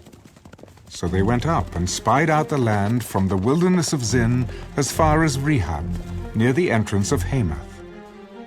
And they went up through the south and came to Hebron. Ahiman, Shishai, and Talmai, the descendants of Anak, were there. Now Hebron was built 7 years before Zoan in Egypt. Then they came to the valley of Eshcol, and there cut down a branch with one cluster of grapes. They carried it between 2 of them on a pole. They also brought some of the pomegranates and figs. The place was called the Valley of Eshcol, because of the cluster which the men of Israel cut down there. And they returned from spying out the land after 40 days. Now they departed and came back to Moses and Aaron and all the congregation of the children of Israel in the wilderness of Paran, at Kadesh. They brought back word to them and to all the congregation, and showed them the fruit of the land. Then they told him, We went to the land where you sent us. It truly flows with milk and honey, and this is its fruit. Nevertheless, the people who dwell in the land are strong. The cities are fortified and very large. Moreover, we saw the descendants of Anak there. The Amalekites dwell in the land of the south. The Hittites, the Jebusites, and the Amorites dwell in the mountains. And the Canaanites dwell by the sea and along the banks of the Jordan. Then Caleb quieted the people before Moses. Let us go up at once and take possession, for we are well able to overcome it. But the men who had gone up with him said, We are not able to go up against the people, for they are stronger than we. and they gave the children of Israel a bad report of the land which they had spied out. The land through which we have gone as spies is a land that devours its inhabitants. And all the people whom we saw in it are men of great stature. There we saw the giants. The descendants of Anak came from the giants, and we were like grasshoppers in our own sight, and so we were in their sight.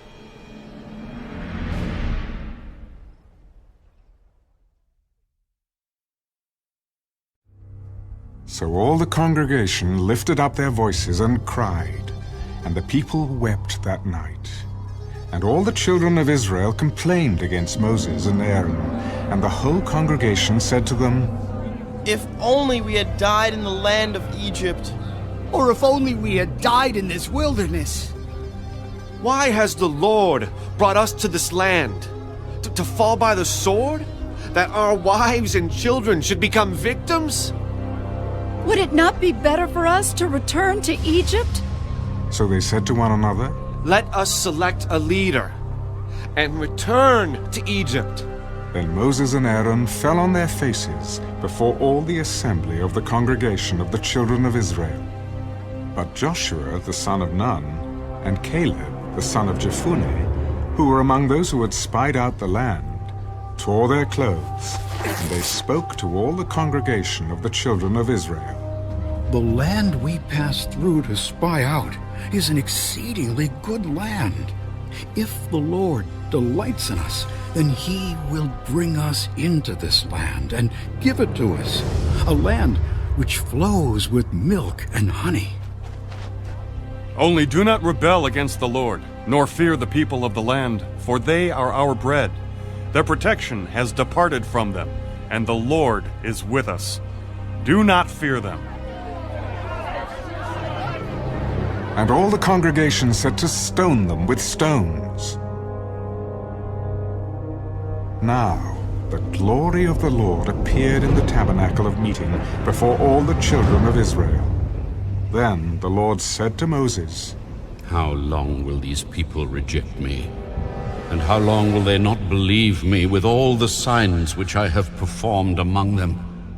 I will strike them with the pestilence and disinherit them, and I will make of you a nation greater and mightier than they. And Moses said to the Lord, Then the Egyptians will hear it. For by your might you brought these people up from among them, and they will tell it to the inhabitants of this land. They have heard that you, Lord, are among these people. That you, Lord, are seen face to face, and your cloud stands above them. And you go before them in a pillar of cloud by day, and in a pillar of fire by night. Now, if you kill these people as one man, then the nations which have heard of your fame will speak, saying, Because the Lord was not able to bring this people to the land which he swore to give them, therefore he killed them in the wilderness. And now, I pray, let the power of my Lord be great, just as you have spoken, saying, The Lord is long-suffering and abundant in mercy, forgiving iniquity and transgression. But he by no means clears the guilty, visiting the iniquity of the fathers on the children to the third and fourth generation. Pardon the iniquity of this people, I pray, according to the greatness of your mercy. just as you have forgiven this people from Egypt, even until now. I have pardoned, according to your word. But truly, as I live, all the earth shall be filled with the glory of the Lord, because all these men who have seen my glory, and the signs which I did in Egypt and in the wilderness, and have put me to the test now these 10 times, and have not heeded my voice, they certainly shall not see the land of which I swore to their fathers, nor shall any of those who rejected me see it. But my servant Caleb, because he has a different spirit in him and has followed me fully, I will bring into the land where he went, and his descendants shall inherit it. Now the Amalekites and the Canaanites dwell in the valley. Tomorrow turn and move out into the wilderness by way of the Red Sea. And the Lord spoke to Moses and Aaron. How long shall I bear with this evil congregation who complain against me? I have heard the complaints which the children of Israel make against me. Say to them, as I live, says the Lord, just as you have spoken in my hearing, so I will do to you.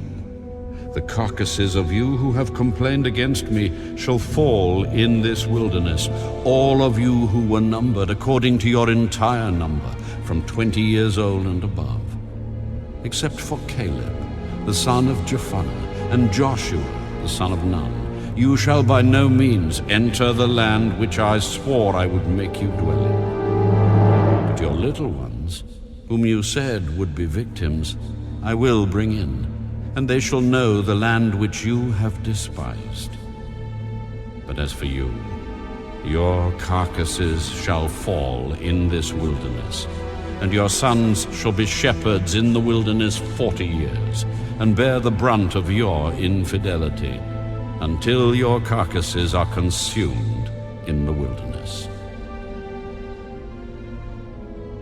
According to the number of the days in which you spied out the land, 40 days, for each day you shall bear your guilt 1 year, namely 40 years, and you shall know my rejection. I, the Lord, have spoken this. I will surely do so to all this evil congregation who are gathered together against me. In this wilderness they shall be consumed, and there they shall die. Now the men whom Moses sent to spy out the land, who returned and made all the congregation complain against him by bringing a bad report of the land, those very men who brought the evil report about the land died by the plague before the Lord. But Joshua the son of Nun and Caleb the son of Jephunneh remained alive, of the men who went to spy out the land. Then Moses told these words to all the children of Israel, and the people mourned greatly. And they rose early in the morning and went up to the top of the mountain, saying, Here we are, and we will go up to the place which the Lord has promised, for we have sinned. And Moses said, Now why do you transgress the command of the Lord? For this will not succeed. Do not go up, lest you be defeated by your enemies, for the Lord is not among you. For the Amalekites and the Canaanites are there before you, and you shall fall by the sword because you have turned away from the Lord. The Lord will not be with you. But they presumed to go up to the mountaintop. Nevertheless, neither the ark of the covenant of the Lord nor Moses departed from the camp. Then the Amalekites and the Canaanites who dwelt in that mountain came down and attacked them and drove them back as far as Hormah.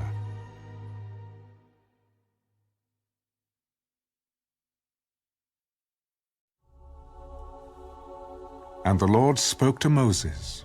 Speak to the children of Israel and say to them, When you have come into the land you are to inhabit, which I am giving to you, and you make an offering by fire to the Lord, a burnt offering or a sacrifice, to fulfill a vow, or as a free will offering, or in your appointed feasts, to make a sweet aroma to the Lord from the herd or the flock, then he who presents his offering to the Lord shall bring a grain offering of 1/10 of an ephah of fine flour, mixed with 1/4 of a hin of oil. And 1/4 of a hin of wine as a drink offering you shall prepare with the burnt offering, or the sacrifice for each lamb. Or for a ram you shall prepare as a grain offering 2/10 of an ephah of fine flour, mixed with 1/3 of a hin of oil. And as a drink offering you shall offer 1/3 of a hin of wine as a sweet aroma to the Lord. And when you prepare a young bull as a burnt offering, or as a sacrifice to fulfill a vow, or as a peace offering to the Lord, then shall be offered with the young bull a grain offering of 3/10 of an ephah of fine flour, mixed with 1/2 a hin of oil. And you shall bring as the drink offering 1/2 a hin of wine, as an offering made by fire, a sweet aroma to the Lord. Thus it shall be done for each young bull, for each ram, or for each lamb or young goat. According to the number that you prepare, so you shall do with everyone according to their number. All who are native-born shall do these things in this manner, in presenting an offering made by fire, a sweet aroma to the Lord. And if a stranger dwells with you, or whoever is among you throughout your generations, and would present an offering made by fire, a sweet aroma to the Lord, just as you do, so shall he do. One ordinance shall be for you of the assembly and for the stranger who dwells with you, an ordinance forever throughout your generations. As you are, so shall the stranger be before the Lord. One law and one custom shall be for you and for the stranger who dwells with you. Again, the Lord spoke to Moses. Speak to the children of Israel, and say to them, when you come into the land to which I bring you, then it will be, when you eat of the bread of the land, that you shall offer up a heave offering to the Lord. You shall offer up a cake of the first of your ground meal as a heave offering. As a heave offering of the threshing floor, so shall you offer it up. Of the first of your ground meal you shall give to the Lord a heave offering throughout your generations. If you sin unintentionally, and do not observe all these commandments which the Lord has spoken to Moses, all that the Lord has commanded you by the hand of Moses from the day the Lord gave commandment and onward throughout your generations, then it will be, if it is unintentionally committed without the knowledge of the congregation, that the whole congregation shall offer one young bull as a burnt offering, as a sweet aroma to the Lord, with its grain offering and its drink offering, according to the ordinance, and one kid of the goats, as a sin offering. So the priest shall make atonement for the whole congregation of the children of Israel, and it shall be forgiven them, for it was unintentional. They shall bring their offering, an offering made by fire to the Lord, and their sin offering before the Lord for their unintended sin. It shall be forgiven the whole congregation of the children of Israel, and the stranger who dwells among them, because all the people did it unintentionally. And if a person sins unintentionally, then he shall bring a female goat in its first year, as a sin offering. So the priest shall make atonement for the person who sins unintentionally, when he sins unintentionally before the Lord, to make atonement for him, and it shall be forgiven him.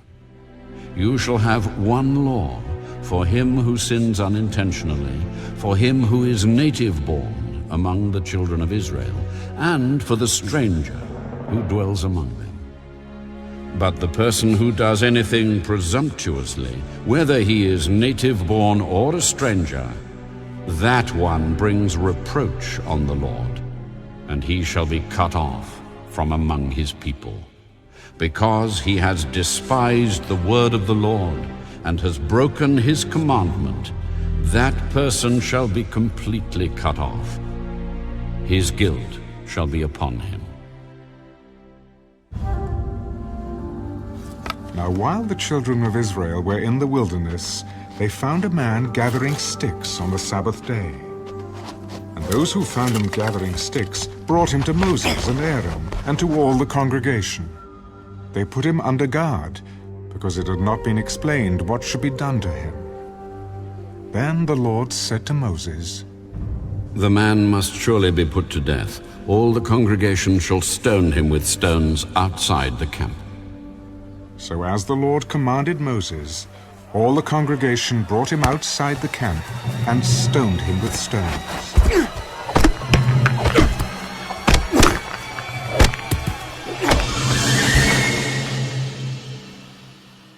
And he died. Again, the Lord spoke to Moses. Speak to the children of Israel. Tell them to make tassels on the corners of their garments throughout their generations, and to put a blue thread in the tassels of the corners.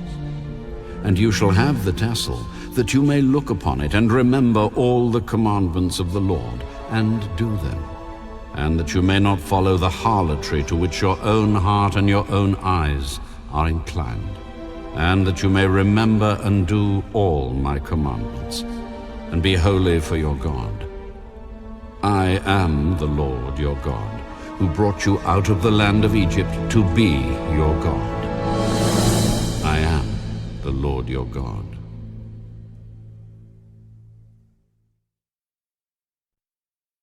Now Korah, the son of Izhar, the son of Kohath, the son of Levi, with Dathan and Abiram, the sons of Eliab, and On, the son of Peleth, sons of Reuben, took men, and they rose up before Moses with some of the children of Israel, 250 leaders of the congregation, representatives of the congregation, men of renown.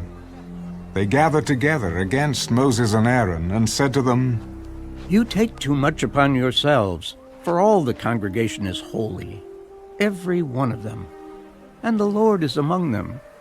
Why then do you exalt yourselves above the assembly of the Lord? So when Moses heard it, he fell on his face, and he spoke to Korah and all his company. Tomorrow morning, the Lord will show who is his and who is holy, and will cause him to come near to him.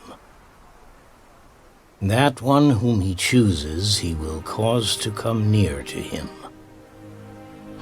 Do this. Take censers, Korah, and all your company. Put fire in them, and put incense in them before the Lord tomorrow. And it shall be that the man whom the Lord chooses is the Holy One. You take too much upon yourselves, you sons of Levi. And Moses said to Korah, Hear now, you sons of Levi. Is it a small thing to you that the God of Israel have separated you from the congregation of Israel, to bring you near to himself, to do the work of the tabernacle of the Lord, and to stand before the congregation to serve them, and that he has brought you near to himself, you and all your brethren, the sons of Levi with you? And are you seeking the priesthood also? Therefore, you and all your company are gathered together against the Lord. And what is Aaron, that you complain against him? And Moses sent to call Dathan and Abiram, the sons of Eliab. But they said, We will not come up. Is it a small thing that you have brought us up out of the land flowing with milk and honey, To kill us in the wilderness?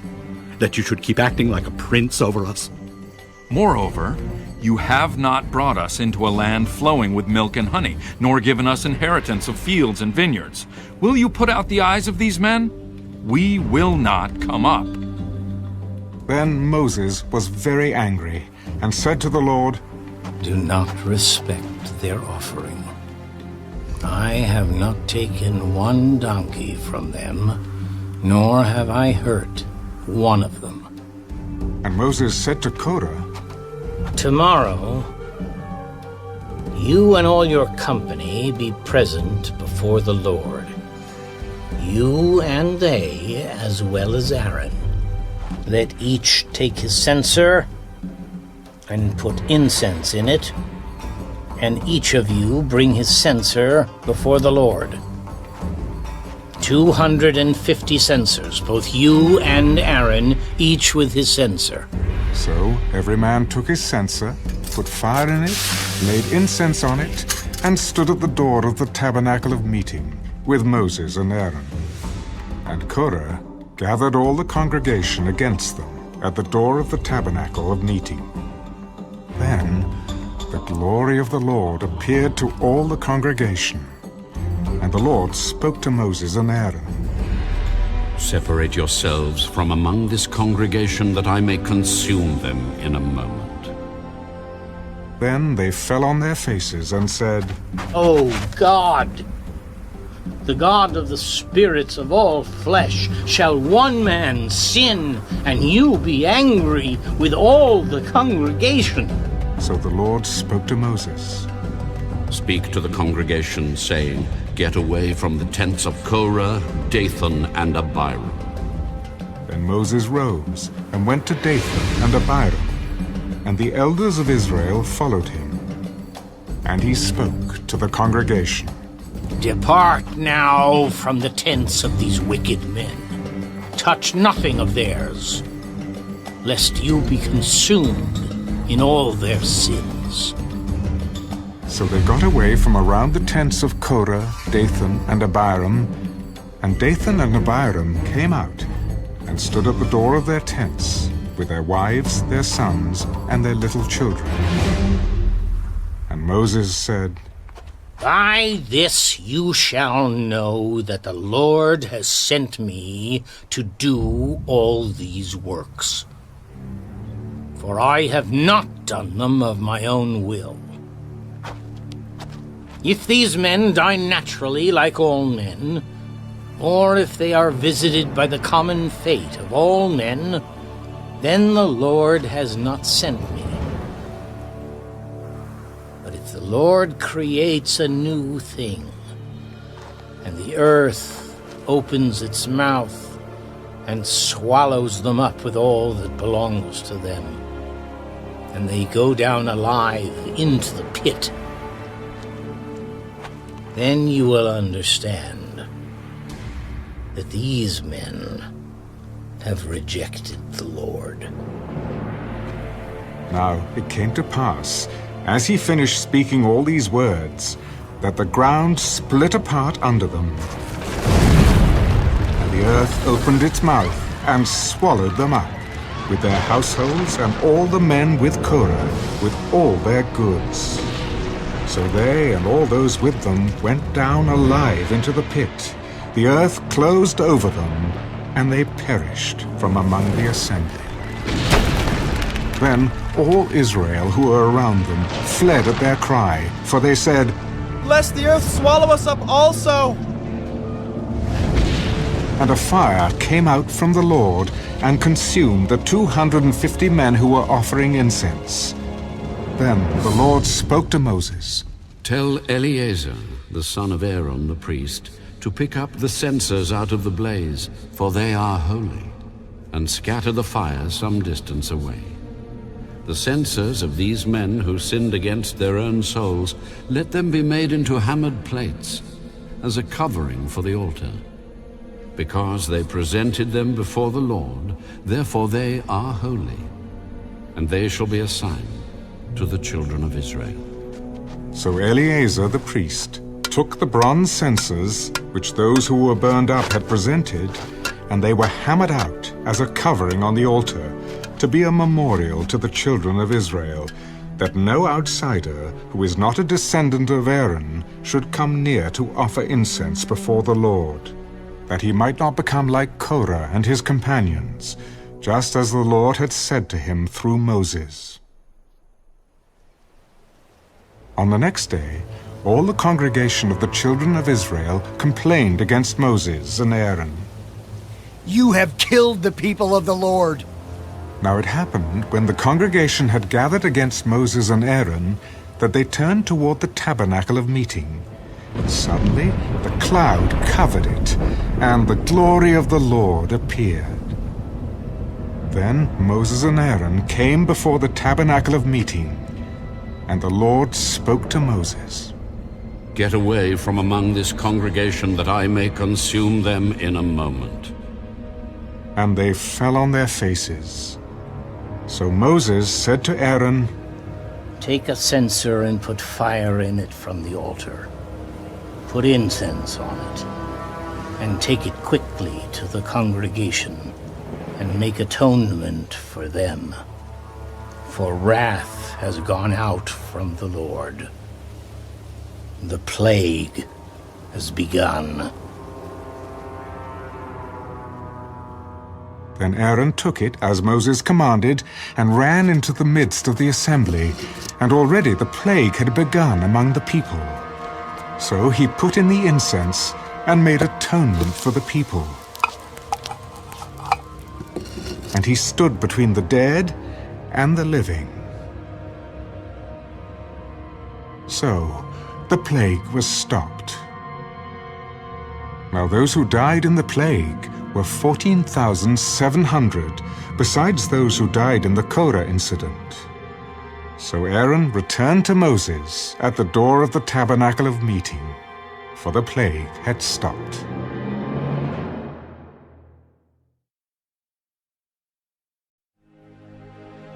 And the Lord spoke to Moses, saying, Speak to the children of Israel, and get from them a rod from each father's house, all their leaders according to their fathers' houses, 12 rods. Write each man's name on his rod. And you shall write Aaron's name on the rod of Levi. For there shall be one rod for the head of each father's house. Then you shall place them in the tabernacle of meeting before the testimony, where I meet with you. And it shall be that the rod of the man whom I choose will blossom.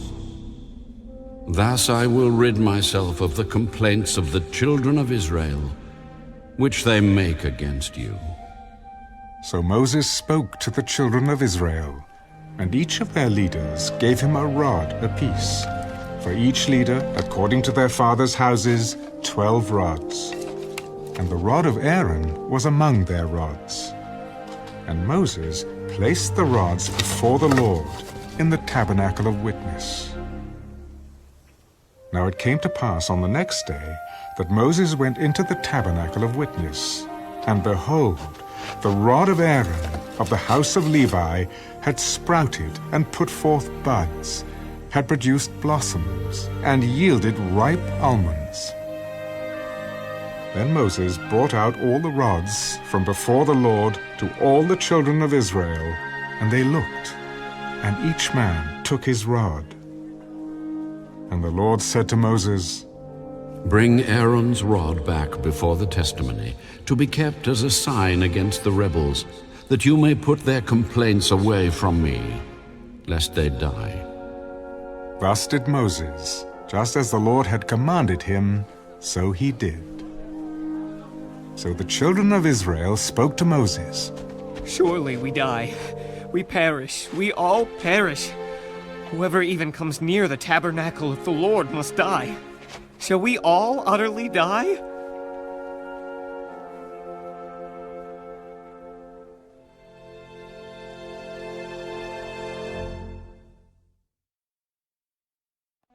Then the Lord said to Aaron, You and your sons and your father's house with you shall bear the iniquity related to the sanctuary. And you and your sons with you shall bear the iniquity associated with your priesthood. Also bring with you your brethren of the tribe of Levi, the tribe of your father, that they may be joined with you and serve you while you and your sons are with you before the tabernacle of witness. They shall attend to your needs and all the needs of the tabernacle, but they shall not come near the articles of the sanctuary and the altar, lest they die, they and you also. They shall be joined with you and attend to the needs of the tabernacle of meeting for all the work of the tabernacle. But an outsider shall not come near you. And you shall attend to the duties of the sanctuary and the duties of the altar, that there may be no more wrath on the children of Israel. Behold, I myself have taken your brethren the Levites from among the children of Israel. They are a gift to you, given by the Lord, to do the work of the tabernacle of meeting. Therefore you and your sons with you shall attend to your priesthood for everything at the altar and behind the veil. And you shall serve. I give your priesthood to you as a gift for service. But the outsider who comes near shall be put to death. And the Lord spoke to Aaron. Here, I myself have also given you charge of my heave offerings, all the holy gifts of the children of Israel. I have given them as a portion to you and your sons, as an ordinance forever. This shall be yours of the most holy things reserved from the fire, every offering of theirs, every grain offering and every sin offering, and every trespass offering which they render to me, shall be most holy for you and your sons. In a most holy place you shall eat it. Every male shall eat it. It shall be holy to you. This also is yours, the heave offering of their gift, with all the wave offerings of the children of Israel. I have given them to you and your sons and daughters with you, as an ordinance forever. Everyone who is clean in your house may eat it. All the best of the oil, all the best of the new wine and the grain, their first fruits which they offer to the Lord, I have given them to you. Whatever first ripe fruit is in their land, which they bring to the Lord, shall be yours. Everyone who is clean in your house may eat it. Every devoted thing in Israel shall be yours. Everything that first opens the womb of all flesh, which they bring to the Lord, whether man or beast, shall be yours. Nevertheless, the firstborn of man you shall surely redeem, and the firstborn of unclean animals you shall redeem. And those redeemed of the devoted things you shall redeem when 1 month old, according to your valuation, for 5 shekels of silver, according to the shekel of the sanctuary, which is 20 gerahs. But the firstborn of a cow, the firstborn of a sheep, or the firstborn of a goat, you shall not redeem. They are holy. You shall sprinkle their blood on the altar, and burn their fat as an offering made by fire for a sweet aroma to the Lord. And their flesh shall be yours, just as the wave breast and the right thigh are yours. All the heave offerings of the holy things, which the children of Israel offer to the Lord, I have given to you, and your sons and daughters with you, as an ordinance forever. It is a covenant of salt forever before the Lord, with you and your descendants with you. You shall have no inheritance in their land, nor shall you have any portion among them. I am your portion and your inheritance among the children of Israel. Behold, I have given the children of Levi all the tithes in Israel as an inheritance in return for the work which they perform, the work of the tabernacle of meeting. Hereafter, The children of Israel shall not come near the tabernacle of meeting, lest they bear sin and die. But the Levites shall perform the work of the tabernacle of meeting, and they shall bear their iniquity. It shall be a statute forever throughout your generations, that among the children of Israel they shall have no inheritance. For the tithes of the children of Israel, which they offer up as a heave offering to the Lord, I have given to the Levites as an inheritance. Therefore I have said to them, among the children of Israel they shall have no inheritance. Then the Lord spoke to Moses. Speak thus to the Levites, and say to them, when you take from the children of Israel the tithes which I have given you from them as your inheritance, then you shall offer up a heave offering of it to the Lord, 1/10 of the tithe. And your heave offering shall be reckoned to you as though it were the grain of the threshing floor, and as the fullness of the winepress. Thus you shall also offer a heave offering to the Lord from all your tithes which you receive from the children of Israel. And you shall give the Lord's heave offering from it to Aaron the priest. Of all your gifts, you shall offer up every heave offering due to the Lord from all the best of them, the consecrated part of them. Therefore you shall say to them, when you have lifted up the best of it, then the rest shall be accounted to the Levites as the produce of the threshing floor, and as the produce of the winepress. You may eat it in any place, you and your households, for it is your reward for your work in the tabernacle of meeting. And you shall bear no sin because of it, when you have lifted up the best of it. But you shall not profane the holy gifts of the children of Israel, lest you die.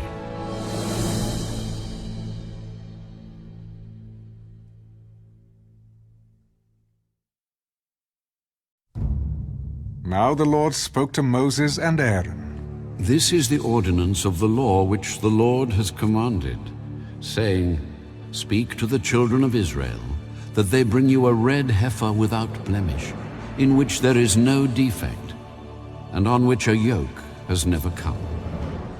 You shall give it to Eleazar the priest, that he may take it outside the camp, and it shall be slaughtered before him. And Eleazar the priest shall take some of its blood with his finger, and sprinkle some of its blood 7 times directly in front of the tabernacle of meeting. Then the heifer shall be burned in his sight. Its hide, its flesh, its blood, and its offal shall be burned. And the priest shall take cedar wood, and hyssop, and scarlet, and cast them into the midst of the fire burning the heifer. Then the priest shall wash his clothes, he shall bathe in water, and afterward he shall come into the camp. The priest shall be unclean until evening. And the one who burns it shall wash his clothes in water, bathe in water, and shall be unclean until evening. Then a man who is clean shall gather up the ashes of the heifer, and store them outside the camp in a clean place. And they shall be kept for the congregation of the children of Israel, for the water of purification. It is for purifying from sin. And the one who gathers the ashes of the heifer shall wash his clothes, and be unclean until evening. It shall be a statute forever to the children of Israel, and to the stranger who dwells among them. He who touches the dead body of anyone shall be unclean 7 days. He shall purify himself with the water on the 3rd day, and on the 7th day. Then he will be clean. But if he does not purify himself on the 3rd day and on the 7th day, he will not be clean. Whoever touches the body of anyone who has died and does not purify himself defiles the tabernacle of the Lord. That person shall be cut off from Israel. He shall be unclean, because the water of purification was not sprinkled on him. His uncleanness is still on him. This is the law when a man dies in a tent. All who come into the tent and all who are in the tent shall be unclean 7 days. And every open vessel which has no cover fastened on it is unclean.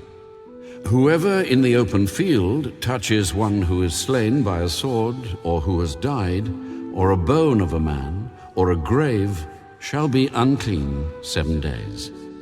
And for an unclean person they shall take some of the ashes of the heifer burnt for purification from sin, and running water shall be put on them in a vessel. A clean person shall take hyssop and dip it in the water, sprinkle it on the tent, on all the vessels, on all the persons who were there, or on the one who touched a bone, the slain, the dead, or a grave. The clean person shall sprinkle the unclean on the 3rd day and on the 7th day. And on the 7th day he shall purify himself, wash his clothes and bathe in water, and at evening he shall be clean. But the man who is unclean and does not purify himself, that person shall be cut off from among the assembly, because he has defiled the sanctuary of the Lord. The water of purification has not been sprinkled on him. He is unclean. It shall be a perpetual statute for them. He who sprinkles the water of purification shall wash his clothes, and he who touches the water of purification shall be unclean until evening.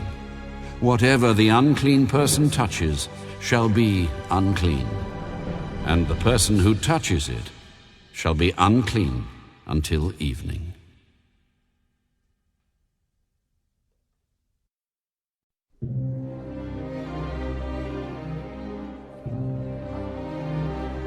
Then the children of Israel, the whole congregation, came into the wilderness of Zin in the 1st month, and the people stayed in Kadesh.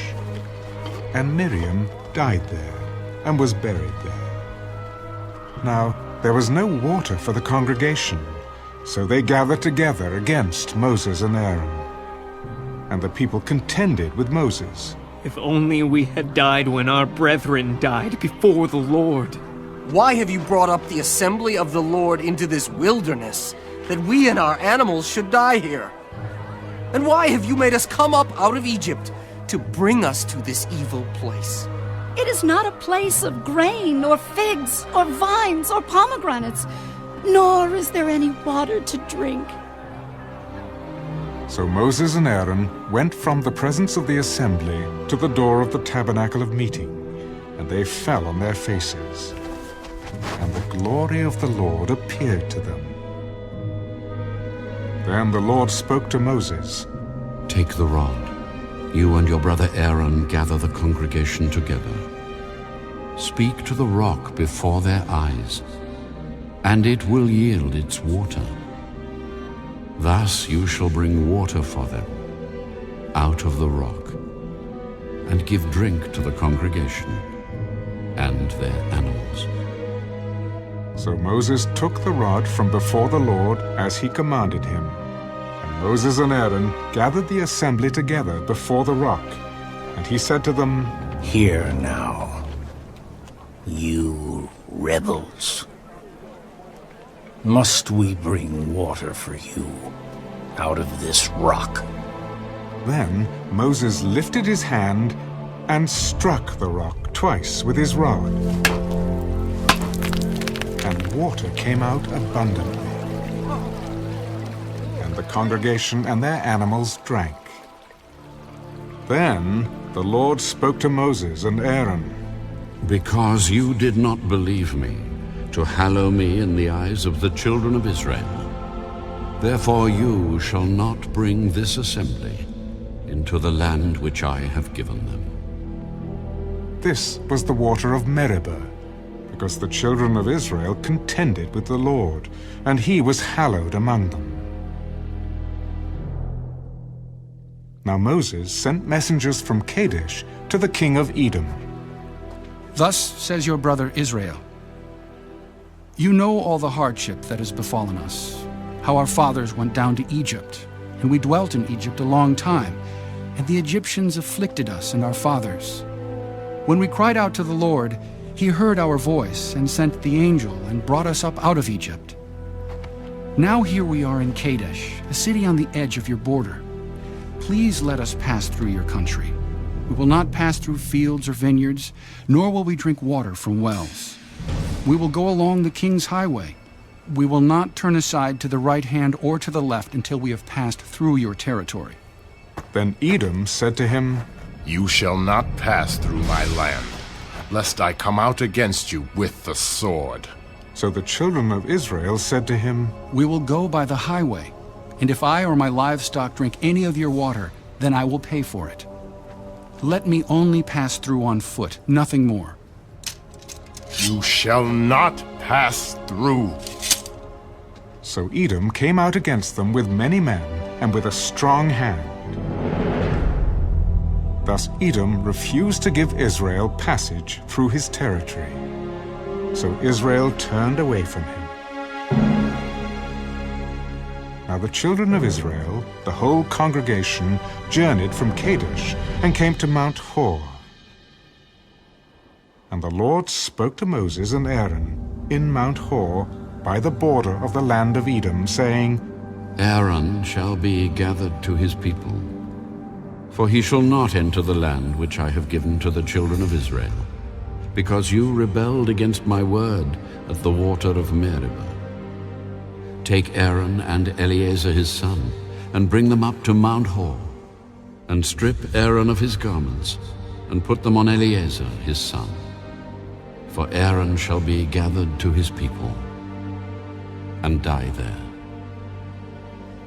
So Moses did just as the Lord commanded, and they went up to Mount Hor in the sight of all the congregation. Moses stripped Aaron of his garments and put them on Eleazar his son. And Aaron died there on the top of the mountain. Then Moses and Eleazar came down from the mountain. Now when all the congregation saw that Aaron was dead, all the house of Israel mourned for Aaron 30 days.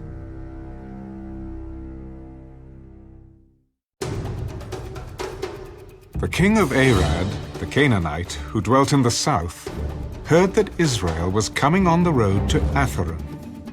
Then he fought against Israel and took some of them prisoners. So Israel made a vow to the Lord and said, "If you will indeed deliver this people into my hand, then I will utterly destroy their cities." And the Lord listened to the voice of Israel and delivered up the Canaanites, and they utterly destroyed them and their cities. So the name of that place was called Hormah. Then they journeyed from Mount Hor by way of the Red Sea to go around the land of Edom. And the soul of the people became very discouraged on the way. And the people spoke against God and against Moses. "Why have you brought us up out of Egypt to die in the wilderness? For there is no food and no water, and our soul loathes this worthless bread." So the Lord sent fiery serpents among the people, and they bit the people. And many of the people of Israel died. Therefore the people came to Moses and said, "We have sinned, for we have spoken against the Lord and against you. Pray to the Lord that he take away the serpents from us." So Moses prayed for the people. Then the Lord said to Moses, "Make a fiery serpent, and set it on a pole, and it shall be that everyone who is bitten, when he looks at it, shall live." So Moses made a bronze serpent and put it on a pole. And so it was, if a serpent had bitten anyone, when he looked at the bronze serpent, he lived. Now the children of Israel moved on and camped in Obath. And they journeyed from Obath and camped at Ije-Abarim in the wilderness which is east of Moab, toward the sunrise. From there they moved and camped in the valley of Zered. From there they moved and camped on the other side of the Ammon, which is in the wilderness that extends from the border of the Amorites. For the Arnon is the border of Moab, between Moab and the Amorites. Therefore it is said in the book of the wars of the Lord, Waheb in Suphah, the brooks of the Arnon, and the slope of the brooks that reaches to the dwelling of Ar, and lies on the border of Moab. From there they went to Beer, which is the well where the Lord said to Moses, Gather the people together, and I will give them water. Then Israel sang this song. Spring up, O well! All of you sing to it! The well the leaders sank, dug by the nation's nobles, by the lawgiver with their staves. And from the wilderness they went to Mattanah, from Mattanah to Nahaliel, from Nahaliel to Bamoth, and from Bamoth, in the valley that is in the country of Moab, to the top of Pisgah, which looks down on the wasteland. Then Israel sent messengers to Sihon, king of the Amorites. Let me pass through your land.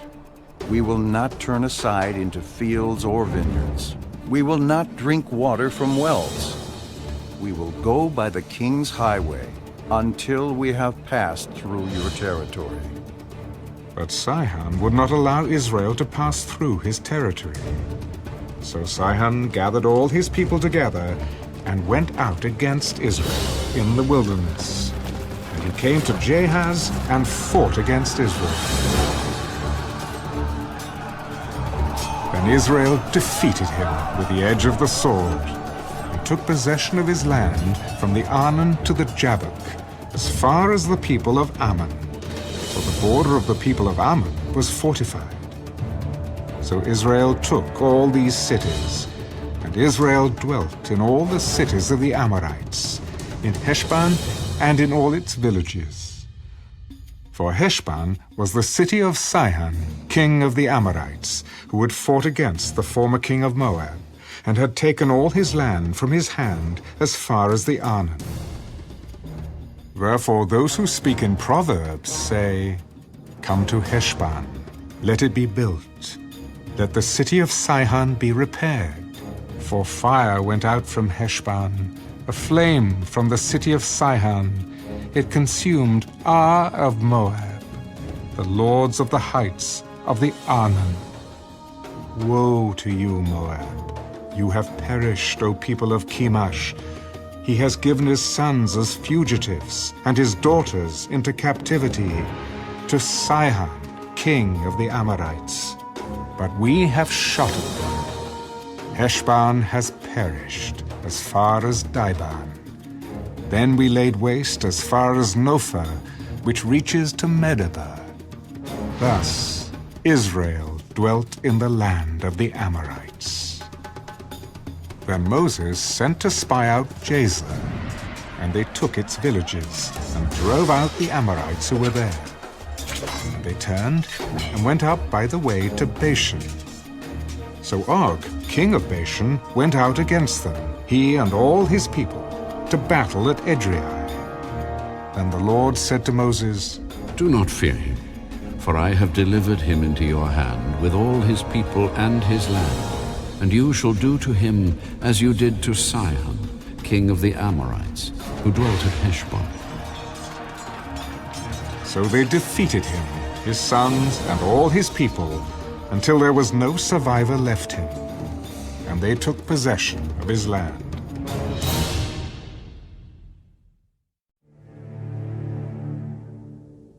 Then the children of Israel moved and camped in the plains of Moab, on the side of the Jordan across from Jericho. Now Balak, the son of Zippor, saw all that Israel had done to the Amorites. And Moab was exceedingly afraid of the people, because they were many. And Moab was sick with dread because of the children of Israel. So Moab said to the elders of Midian, Now this company will lick up everything around us, as an ox licks up the grass of the field. And Balak, the son of Zippor, was king of the Moabites at that time. Then he sent messengers to Balaam, the son of Beor, at Pethor, which is near the river in the land of the sons of his people, to call him, saying, Look, a people has come from Egypt. See, they cover the face of the earth and are settling next to me. Therefore, please come at once. Curse this people for me, for they are too mighty for me. Perhaps I shall be able to defeat them and drive them out of the land. For I know that he whom you bless is blessed, and he whom you curse is cursed. So the elders of Moab and the elders of Midian departed, with the diviner's fee in their hand. And they came to Balaam and spoke to him the words of Balak. And he said to them, Lodge here tonight, and I will bring back word to you, as the Lord speaks to me. So the princes of Moab stayed with Balaam. Then God came to Balaam and said, Who are these men with you? Balak the son of Zippor, king of Moab, has sent to me, saying, Look, a people has come out of Egypt, and they cover the face of the earth. Come now, curse them for me. Perhaps I shall be able to overpower them and drive them out. You shall not go with them. You shall not curse the people, for they are blessed. So Balaam rose in the morning and said to the princes of Balak, Go back to your land, for the Lord has refused to give me permission to go with you. And the princes of Moab rose and went to Balak and said, Balaam refuses to come with us. Then Balak again sent princes, more numerous and more honorable than they. And they came to Balaam and said to him, Thus says Balak, the son of Zippor, Please let nothing hinder you from coming to me, for I will certainly honor you greatly, and I will do whatever you say to me. Therefore, please, come, curse this people for me. Then Balaam answered and said to the servants of Balak, Though Balak were to give me his house full of silver and gold, I could not go beyond the word of the Lord my God to do less or more. Now, therefore, please, you also stay here tonight, that I may know what more the Lord will say to me. And God came to Balaam at night and said to him, If the men come to call you, rise and go with them. But only the word which I speak to you, that you shall do. So Balaam rose in the morning, saddled his donkey, and went with the princes of Moab. Then God's anger was aroused because he went, and the angel of the Lord took his stand in the way as an adversary against him. And he was riding on his donkey, and his 2 servants were with him. Now the donkey saw the angel of the Lord standing in the way, with his drawn sword in his hand. And the donkey turned aside out of the way, and went into the field. So Balaam struck the donkey to turn her back onto the road. Then the angel of the Lord stood in a narrow path between the vineyards, with a wall on this side and a wall on that side. And when the donkey saw the angel of the Lord, she pushed herself against the wall and crushed Balaam's foot against the wall. So he struck her again. Then the angel of the Lord went further and stood in a narrow place where there was no way to turn either to the right hand or to the left. And when the donkey saw the angel of the Lord, she lay down under Balaam. So Balaam's anger was aroused, and he struck the donkey with his staff. Then the Lord opened the mouth of the donkey, and she said to Balaam, What have I done to you, that you have struck me these 3 times? And Balaam said to the donkey, Because you have abused me. I wish there were a sword in my hand, for now I would kill you. Am I not your donkey, on which you have ridden ever since I became yours to this day, was I ever disposed to do this to you? No. Then the Lord opened Balaam's eyes, and he saw the angel of the Lord standing in the way with his drawn sword in his hand. And he bowed his head and fell flat on his face. And the angel of the Lord said to him, Why have you struck your donkey these 3 times? Behold, I have come out to stand against you, because your way is perverse before me. The donkey saw me and turned aside from me these 3 times. If she had not turned aside from me, surely I would also have killed you by now, and let her live. I have sinned, for I did not know you stood in the way against me. Now, therefore, if it displeases you, I will turn back. Go with the men, but only the word that I speak to you, that you shall speak. So Balaam went with the princes of Balak.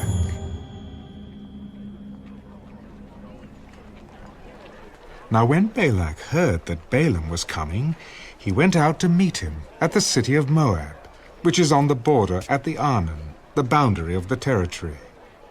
Then Balak said to Balaam, Did I not earnestly send to you, calling for you? Why did you not come to me? Am I not able to honor you? Look, I have come to you. Now, have I any power at all to say anything? The word that God puts in my mouth, that I must speak. So Balaam went with Balak, and they came to Kirjath-Huzath. Then Balak offered oxen and sheep, and he sent some to Balaam and to the princes who were with him. So it was the next day that Balak took Balaam and brought him up to the high places of Baal, that from there he might observe the extent of the people.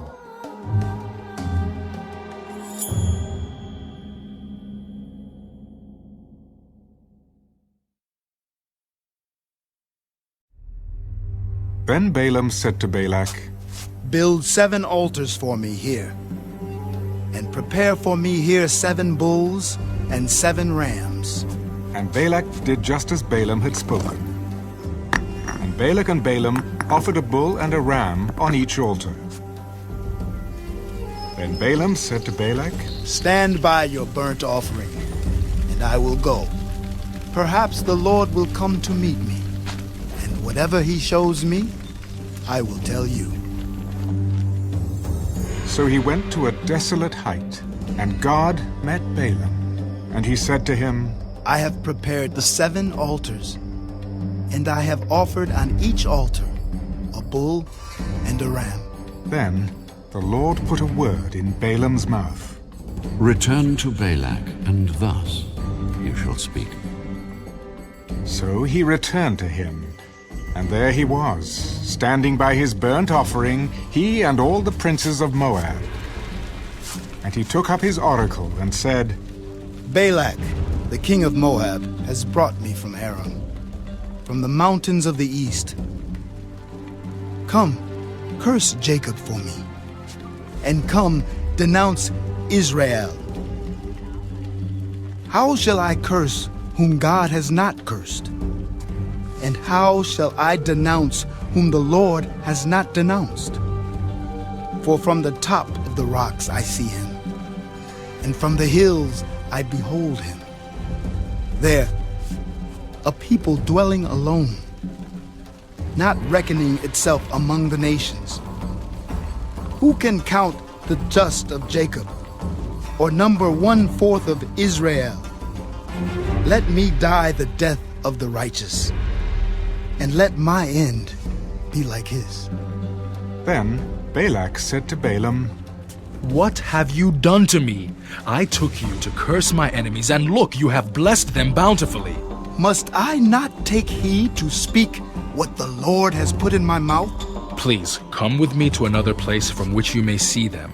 You shall see only the outer part of them, and shall not see them all. Curse them for me from there. So he brought him to the field of Zophim, to the top of Pisgah, and built 7 altars, and offered a bull and a ram on each altar. And he said to Balak, Stand here by your burnt offering, while I meet the Lord over there. Then the Lord met Balaam, and put a word in his mouth. Go back to Balak, and thus you shall speak. So he came to him, and there he was, standing by his burnt offering, and the princes of Moab were with him. And Balak said to him, What has the Lord spoken? Then he took up his oracle, and said, Rise up, Balak, and hear. Listen to me, son of Zippor.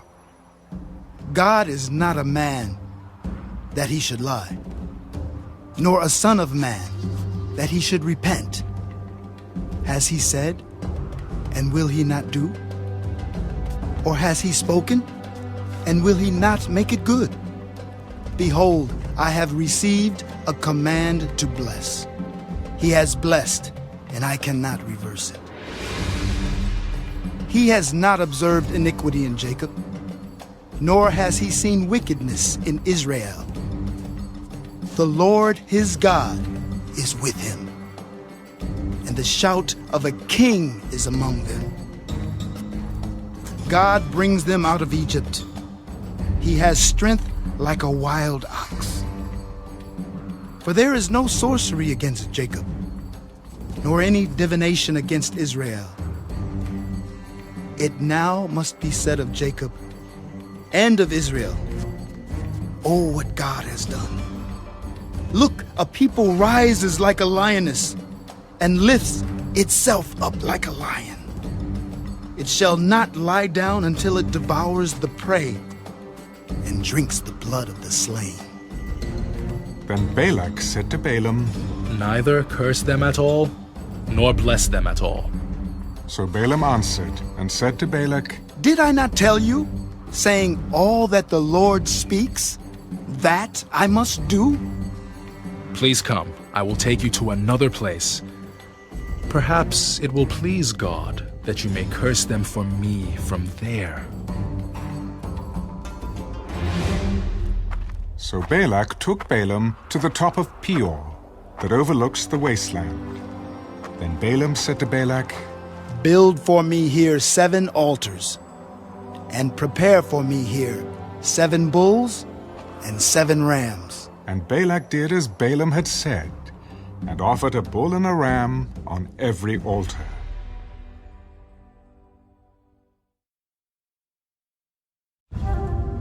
Now when Balaam saw that it pleased the Lord to bless Israel, he did not go as at other times to seek to use sorcery, but he set his face toward the wilderness.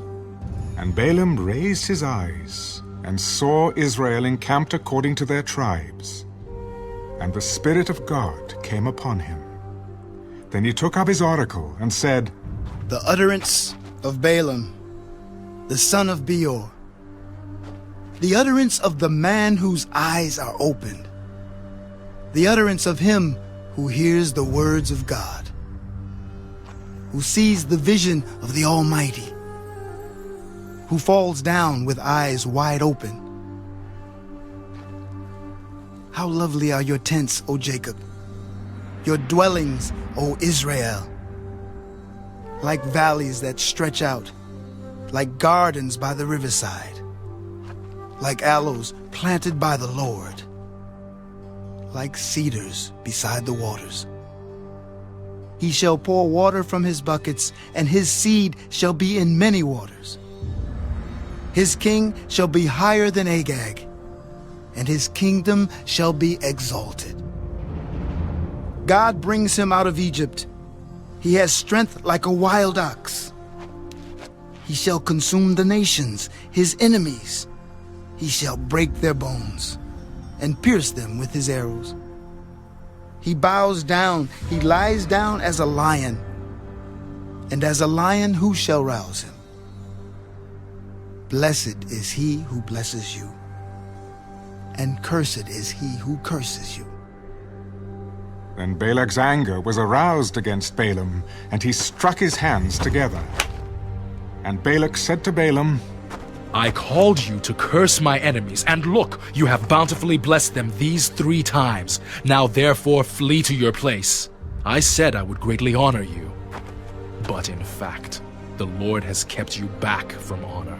Did I not also speak to your messengers, whom you sent to me, saying, if Balak were to give me his house full of silver and gold, I could not go beyond the word of the Lord to do good or bad of my own will.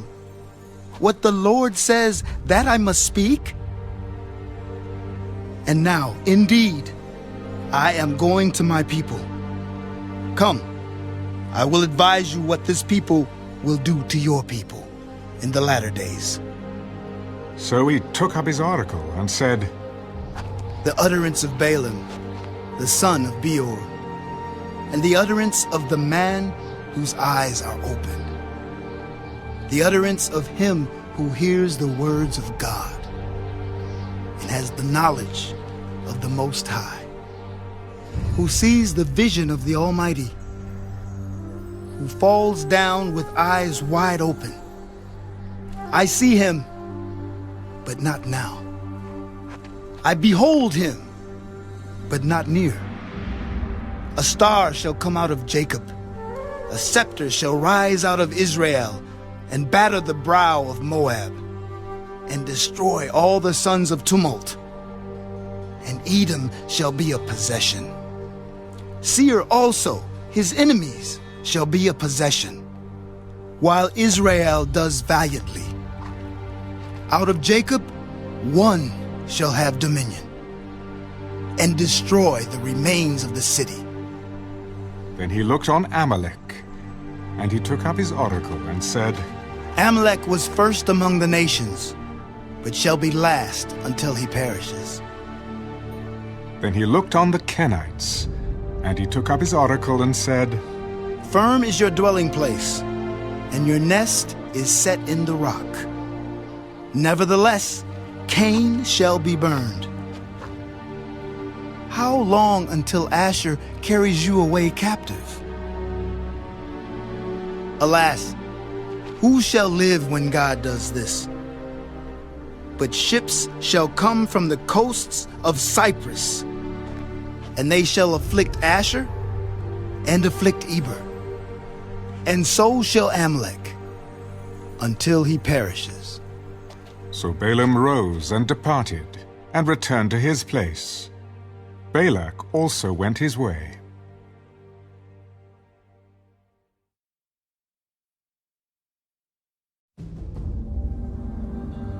Now Israel remained in Acacia Grove, and the people began to commit harlotry with the women of Moab. They invited the people to the sacrifices of their gods, and the people ate and bowed down to their gods. So Israel was joined to Baal of Peor, and the anger of the Lord was aroused against Israel. Then the Lord said to Moses, Take all the leaders of the people and hang the offenders before the Lord out in the sun, that the fierce anger of the Lord may turn away from Israel. So Moses said to the judges of Israel, Every one of you kill his men who were joined to Baal of Peor.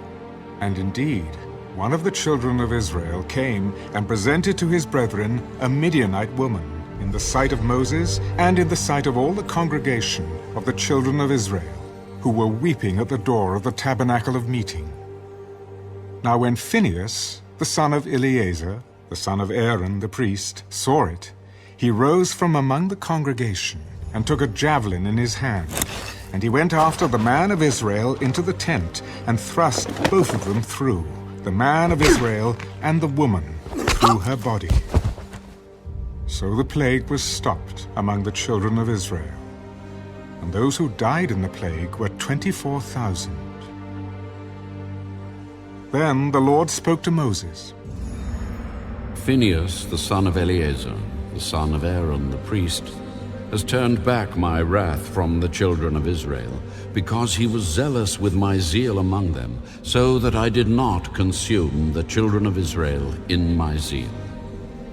Therefore say, Behold, I give to him my covenant of peace, and it shall be to him and his descendants after him a covenant of an everlasting priesthood, because he was zealous for his God, and made atonement for the children of Israel.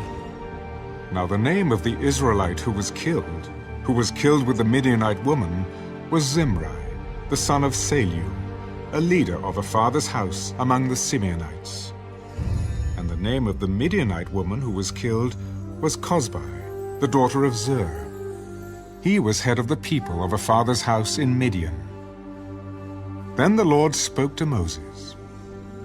Harass the Midianites and attack them, for they harassed you with their schemes by which they seduced you in the matter of Peor, and in the matter of Cosbi, the daughter of a leader of Midian, their sister, who was killed in the day of the plague because of Peor.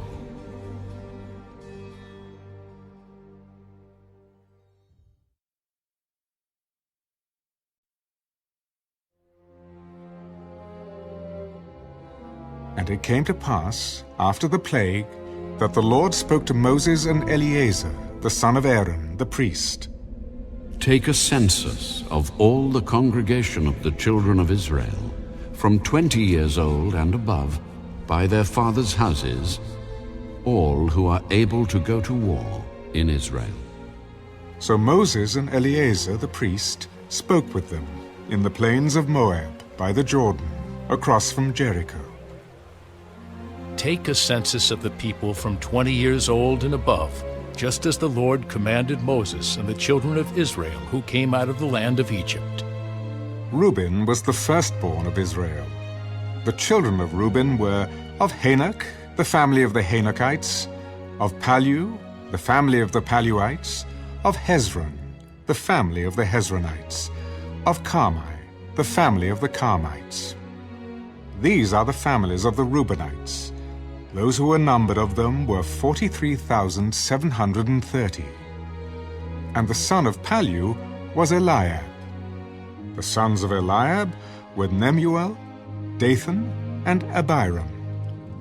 These are the Dathan and Abiram, representatives of the congregation, who contended against Moses and Aaron in the company of Korah, when they contended against the Lord, and the earth opened its mouth and swallowed them up, together with Korah, when that company died, when the fire devoured 250 men, and they became a sign. Nevertheless, the children of Korah did not die. The sons of Simeon, according to their families, were of Nemuel, the family of the Nemuelites, of Jamin, the family of the Jaminites, of Jachin, the family of the Jachinites, of Zerah, the family of the Zarhites, of Shaul, the family of the Shaulites. These are the families of the Simeonites, 22,200. The sons of Gad, according to their families, were of Zephan, the family of the Zephanites, of Haggai, the family of the Haggites, of Shunai, the family of the Shunites, of Ozni, the family of the Oznites, of Eri, the family of the Erites, of Arad, the family of the Aradites, of Areli, the family of the Arelites. These are the families of the sons of Gad, according to those who were numbered of them, 40,500. The sons of Judah were and Onan, and and Onan died in the land of Canaan. And the sons of Judah, according to their families, were of Shelah, the family of the Shelonites, of Perez, the family of the Parzites, of Zerah, the family of the Zarhites. And the sons of Perez were of Hezron, the family of the Hezronites, of Hamel, the family of the Hamelites. These are the families of Judah, according to those who were numbered of them, 76,500. The sons of Issachar, according to their families, were of Tola, the family of the Tolaites, Of Pua, the family of the Punites. Of Jashub, the family of the Jashubites. Of Shimron, the family of the Shimronites. These are the families of Issachar, according to those who were numbered of them, 64,300. The sons of Zebulun, according to their families, were of Sered, the family of the Sardites. Of Elon, the family of the Elonites. Of Jaliel, the family of the Jalielites. These are the families of the Zebulunites, according to those who were numbered of them, 60,500. The sons of Joseph, according to their families, by Manasseh and Ephraim were the sons of Manasseh, of Machir, the family of the Machirites, and Machir begot Gilead. Of Gilead, the family of the Gileadites. These are the sons of Gilead. Of Jeezer, the family of the Jeezerites. Of Helek, the family of the Helekites. Of Azriel, the family of the Azraelites. Of Shechem, the family of the Shechemites. Of Shemida, the family of the Shemidaites. Of Hepher, the family of the Hepherites. Now Zelophehad, the son of Hepher, had no sons but daughters. And the names of the daughters of Zelophehad were Mahlah, Noah, Hagla, Milcah, and Tirzah. These are the families of Manasseh, and those who were numbered of them were 52,700. These are the sons of Ephraim according to their families. Of Shuthelah, the family of the Shuthalites. Of Becher, the family of the Bachrites.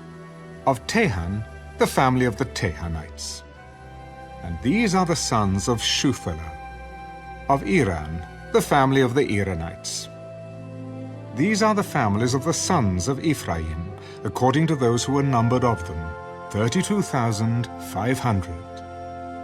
These are the sons of Joseph, according to their families. The sons of Benjamin, according to their families, were of Bela, the family of the Belaites. Of Ashbel, the family of the Ashbelites. Of Ahira, the family of the Ahiramites. Of Shufam, the family of the Shufamites. Of Hufam, the family of the Hufamites. And the sons of Bela were Ard and Naaman. Of Ard, the family of the Ardites. Of Naaman, the family of the Naamites. These are the sons of Benjamin, according to their families, and those who were numbered of them were 45,600. These are the sons of Dan, according to their families. Of Shuham, the family of the Shuhamites. These are the families of Dan, according to their families. All the families of the Shuhamites, according to those who were numbered of them, were 64,400. The sons of Asher, according to their families, were of Jimnah, the family of the Jimnites. Of Jesui, the family of the Jeshuites. Of Beriah, the family of the Beriites. Of the sons of Beriah. Of Heber, the family of the Heberites. Of Malchiel, the family of the Malchielites. And the name of the daughter of Asher was Serah. These are the families of the sons of Asher, according to those who were numbered of them, 53,400. The sons of Naphtali, according to their families, were of Jaziel, the family of the Jazielites. Of Gunai, the family of the Gunites. Of Jezer, the family of the Jezerites. Of Shillem, the family of the Shillemites. These are the families of Naphtali, according to their families, and those who were numbered of them were 45,400. These are those who were numbered of the children of Israel, 601,730. Then the Lord spoke to Moses. To these the land shall be divided as an inheritance according to the number of names. To a large tribe you shall give a larger inheritance, and to a small tribe you shall give a smaller inheritance. Each shall be given its inheritance according to those who were numbered of them. But the land shall be divided by lot. They shall inherit according to the names of the tribes of their fathers. According to the lot, their inheritance shall be divided between the larger and the smaller. And these are those who were numbered of the Levites, according to their families. Of Gershon, the family of the Gershonites. Of Kohath, the family of the Kohathites. Of Merari, the family of the Merarites. These are the families of the Levites. The family of the Libnites, the family of the Hebronites, the family of the Malites, the family of the Mushites, and the family of the Korathites. And Kohath begot Amram. The name of Amram's wife was Jochebed, the daughter of Levi, who was born to Levi in Egypt. And to Amram she bore Aaron and Moses, and their sister Miriam. To Aaron was born Nadab and Abihu, Eleazar and Ithamar. And Nadab and Abihu died when they offered profane fire before the Lord. Now those who were numbered of them were 23,000, every male from a month old and above, for they were not numbered among the other children of Israel, because there was no inheritance given to them among the children of Israel. These are those who were numbered by Moses and Eleazar the priest, who numbered the children of Israel in the plains of Moab by the Jordan across from Jericho. But among these there was not a man of those who were numbered by Moses and Aaron the priest when they numbered the children of Israel in the wilderness of Sinai. For the Lord had said of them, They shall surely die in the wilderness. So there was not left a man of them except Caleb, the son of Jephunneh, and Joshua, the son of Nun.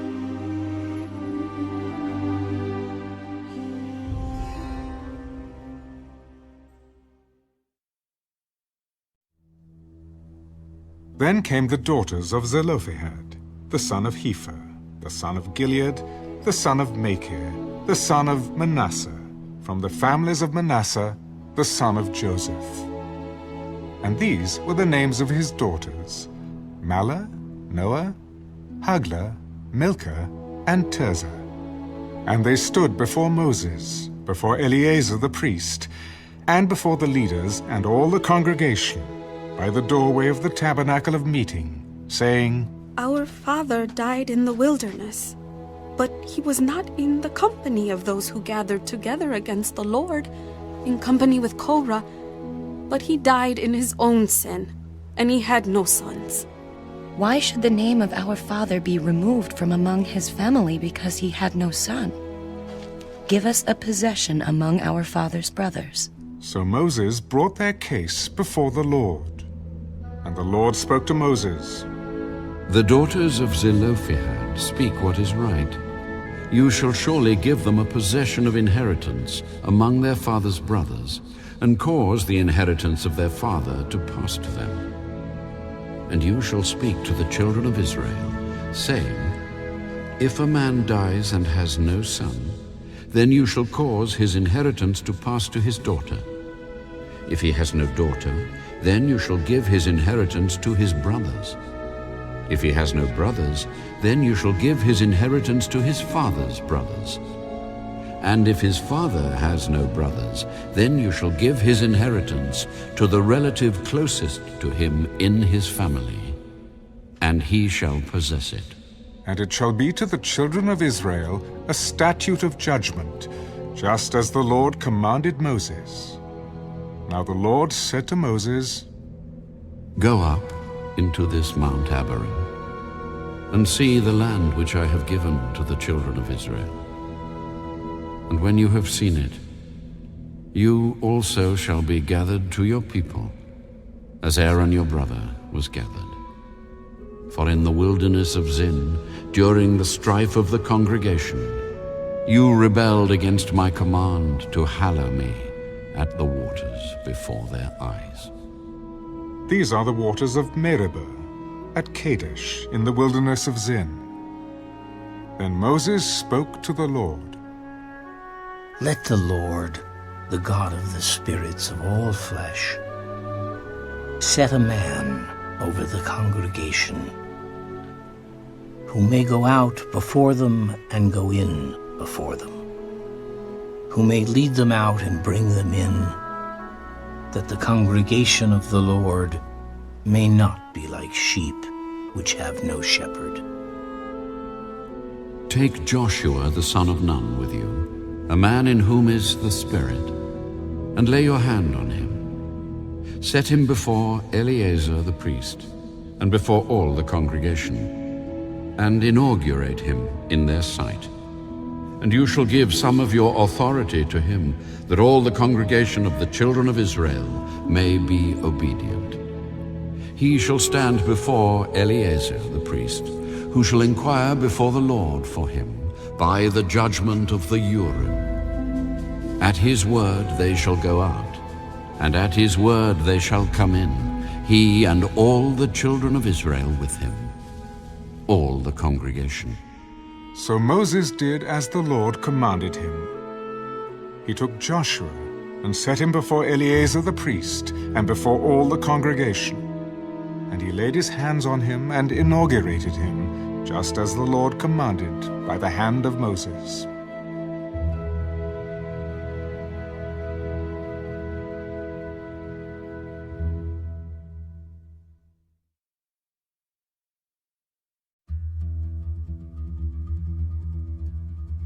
Now the Lord spoke to Moses. Command the children of Israel, and say to them, My offering, my food for my offerings made by fire as a sweet aroma to me, you shall be careful to offer to me at their appointed time. And you shall say to them, This is the offering made by fire, which you shall offer to the Lord, 2 male lambs in their first year without blemish, day by day, as a regular burnt offering. The one lamb you shall offer in the morning, the other lamb you shall offer in the evening, and 1/10 of an ephah of fine flour as a grain offering, mixed with 1/4 of a hin of pressed oil. It is a regular burnt offering, which was ordained at Mount Sinai, for a sweet aroma, an offering made by fire to the Lord. And its drink offering shall be 1/4 of a hin for each lamb. In a holy place you shall pour out the drink to the Lord as an offering. The other lamb you shall offer in the evening. As the morning grain offering and its drink offering, you shall offer it as an offering made by fire, a sweet aroma to the Lord. And on the Sabbath day, 2 lambs in their first year without blemish, and 2/10 of an ephah of fine flour as a grain offering, mixed with oil, with its drink offering.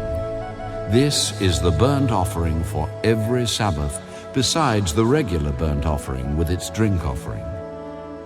At the beginnings of your months, you shall present a burnt offering to the Lord, 2 young bulls, 1 ram, and 7 lambs in their first year without blemish, 3/10 of an ephah of fine flour as a grain offering, mixed with oil for each bull, 2/10 of an ephah of fine flour as a grain offering mixed with oil for the 1 ram, and 1/10 of an ephah of fine flour mixed with oil as a grain offering for each lamb as a burnt offering of sweet aroma, an offering made by fire to the Lord.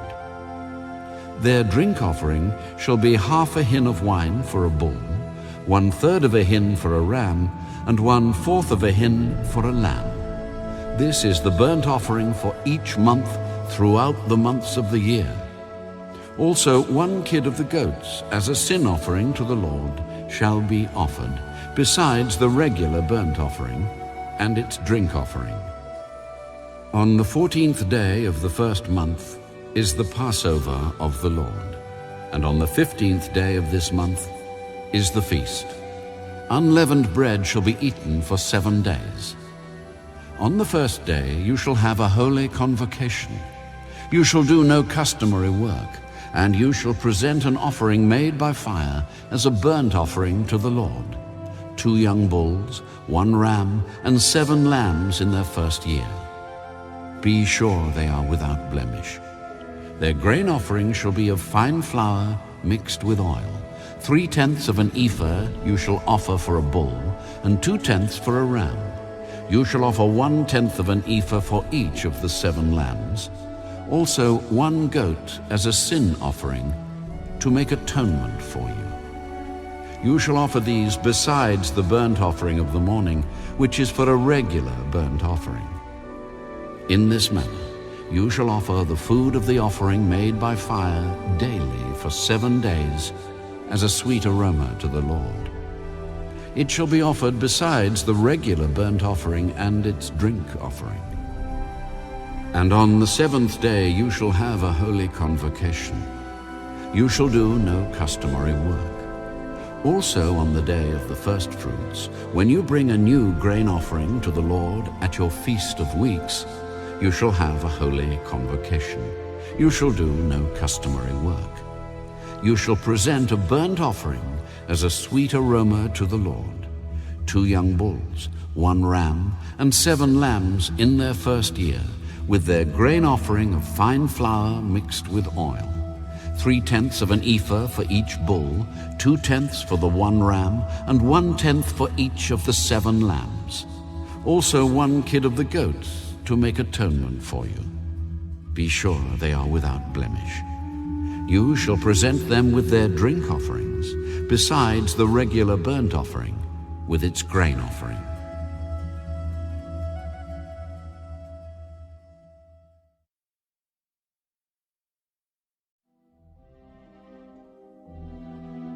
And in the 7th month, on the first day of the month, you shall have a holy convocation.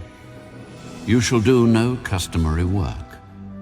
For you, it is a day of blowing the trumpets. You shall offer a burnt offering as a sweet aroma to the Lord: 1 young bull, 1 ram, and 7 lambs in their first year, without blemish. Their grain offering shall be fine flour mixed with oil: 3/10 of an ephah for the bull, 2/10 for the ram, and 1/10 for each of the 7 lambs. Also 1 kid of the goats as a sin offering to make atonement for you, besides the burnt offering with its grain offering for the new moon, the regular burnt offering with its grain offering, and their drink offerings, according to their ordinance, as a sweet aroma, an offering made by fire to the Lord. On the 10th day of this 7th month, you shall have a holy convocation. You shall afflict your souls. You shall not do any work. You shall present a burnt offering to the Lord as a sweet aroma: 1 young bull, 1 ram, and 7 lambs in their first year. Be sure they are without blemish. Their grain offering shall be of fine flour mixed with oil: 3/10 of an ephah for the bull, 2/10 for the 1 ram, and 1/10 for each of the 7 lambs. Also 1 kid of the goats as a sin offering, besides the sin offering for atonement, the regular burnt offering with its grain offering, and their drink offerings. On the 15th day of the 7th month, you shall have a holy convocation. You shall do no customary work, and you shall keep a feast to the Lord 7 days. You shall present a burnt offering, an offering made by fire as a sweet aroma to the Lord: 13 young bulls, 2 rams, and 14 lambs in their first year. They shall be without blemish.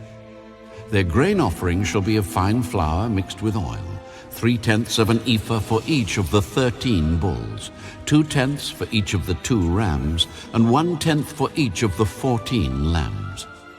Also 1 kid of the goats as a sin offering, besides the regular burnt offering, its grain offering, and its drink offering. On the 2nd day, present 12 young bulls, 2 rams, 14 lambs in their first year without blemish, and their grain offering and their drink offerings for the bulls, for the rams, and for the lambs by their number, according to the ordinance. Also 1 kid of the goats as a sin offering, besides the regular burnt offering with its grain offering and their drink offerings. On the 3rd day, present 11 bulls, 2 rams, 14 lambs in their first year without blemish, and their grain offering and their drink offerings for the bulls, for the rams, and for the lambs by their number, according to the ordinance. Also 1 goat as a sin offering, besides the regular burnt offering, its grain offering, and its drink offering. On the 4th day present 10 bulls, 2 rams, and 14 lambs in their first year without blemish, and their grain offering and their drink offerings for the bulls, for the rams, and for the lambs by their number, according to the ordinance. Also 1 kid of the goats as a sin offering, besides the regular burnt offering, its grain offering, and its drink offering. On the 5th day present 9 bulls, 2 rams, and 14 lambs in their first year without blemish, and their grain offering and their drink offerings for the bulls, for the rams, and for the lambs by their number, according to the ordinance. Also 1 goat as a sin offering, besides the regular burnt offering, its grain offering, and its drink offering. On the 6th day present 8 bulls, 2 rams, and 14 lambs in their first year without blemish, and their grain offering and their drink offerings for the bulls, for the rams, and for the lambs by their number, according to the ordinance.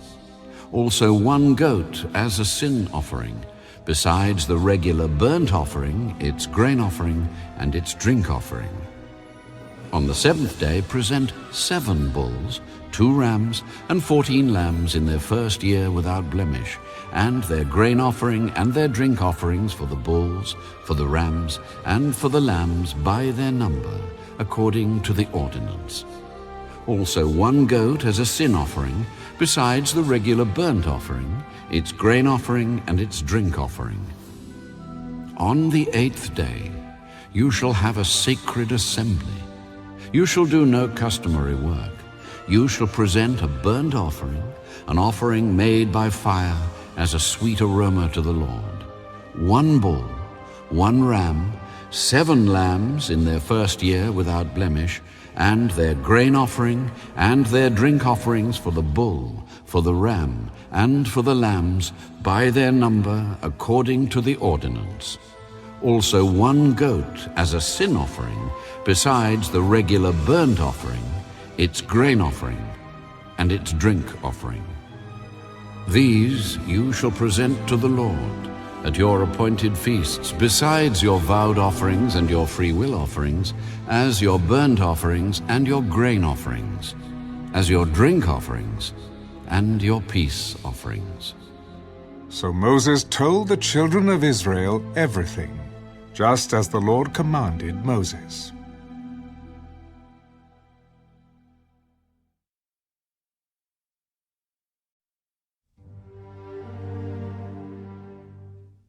Then Moses spoke to the heads of the tribes concerning the children of Israel. This is the thing which the Lord has commanded. If a man makes a vow to the Lord, or swears an oath to bind himself by some agreement, he shall not break his word. He shall do according to all that proceeds out of his mouth.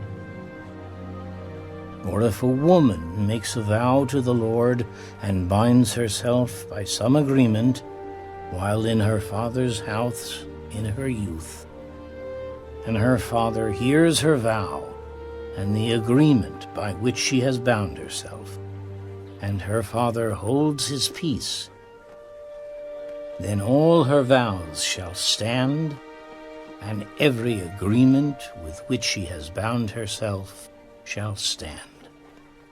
But if her father overrules her on the day that he hears, then none of her vows, nor her agreements by which she has bound herself, shall stand. And the Lord will release her because her father overruled her. If indeed she takes a husband while bound by her vows, or by a rash utterance from her lips by which she bound herself, and her husband hears it and makes no response to her on the day that he hears, then her vows shall stand, and her agreements by which she bound herself shall stand. But if her husband overrules her on the day that he hears it, he shall make void her vow which she took, and what she uttered with her lips, by which she bound herself, and the Lord will release her. Also, any vow of a widow or a divorced woman, by which she has bound herself, shall stand against her. If she vowed in her husband's house, or bound herself by an agreement with an oath, and her husband heard it and made no response to her, and did not overrule her, then all her vows shall stand, and every agreement by which she bound herself shall stand. But if her husband truly made them void on the day he heard them, then whatever proceeded from her lips concerning her vows, or concerning the agreement binding her, it shall not stand. Her husband has made them void, and the Lord will release her. Every vow and every binding oath to afflict her soul, her husband may confirm it, or her husband may make it void. Now, if her husband makes no response whatever to her from day to day, then he confirms all her vows, or all the agreements that bind her. He confirms them, because he made no response to her on the day that he heard them. But if he does make them void after he has heard them, then he shall bear her guilt. These are the statutes which the Lord commanded Moses between a man and his wife, and between a father and his daughter in her youth, in her father's house.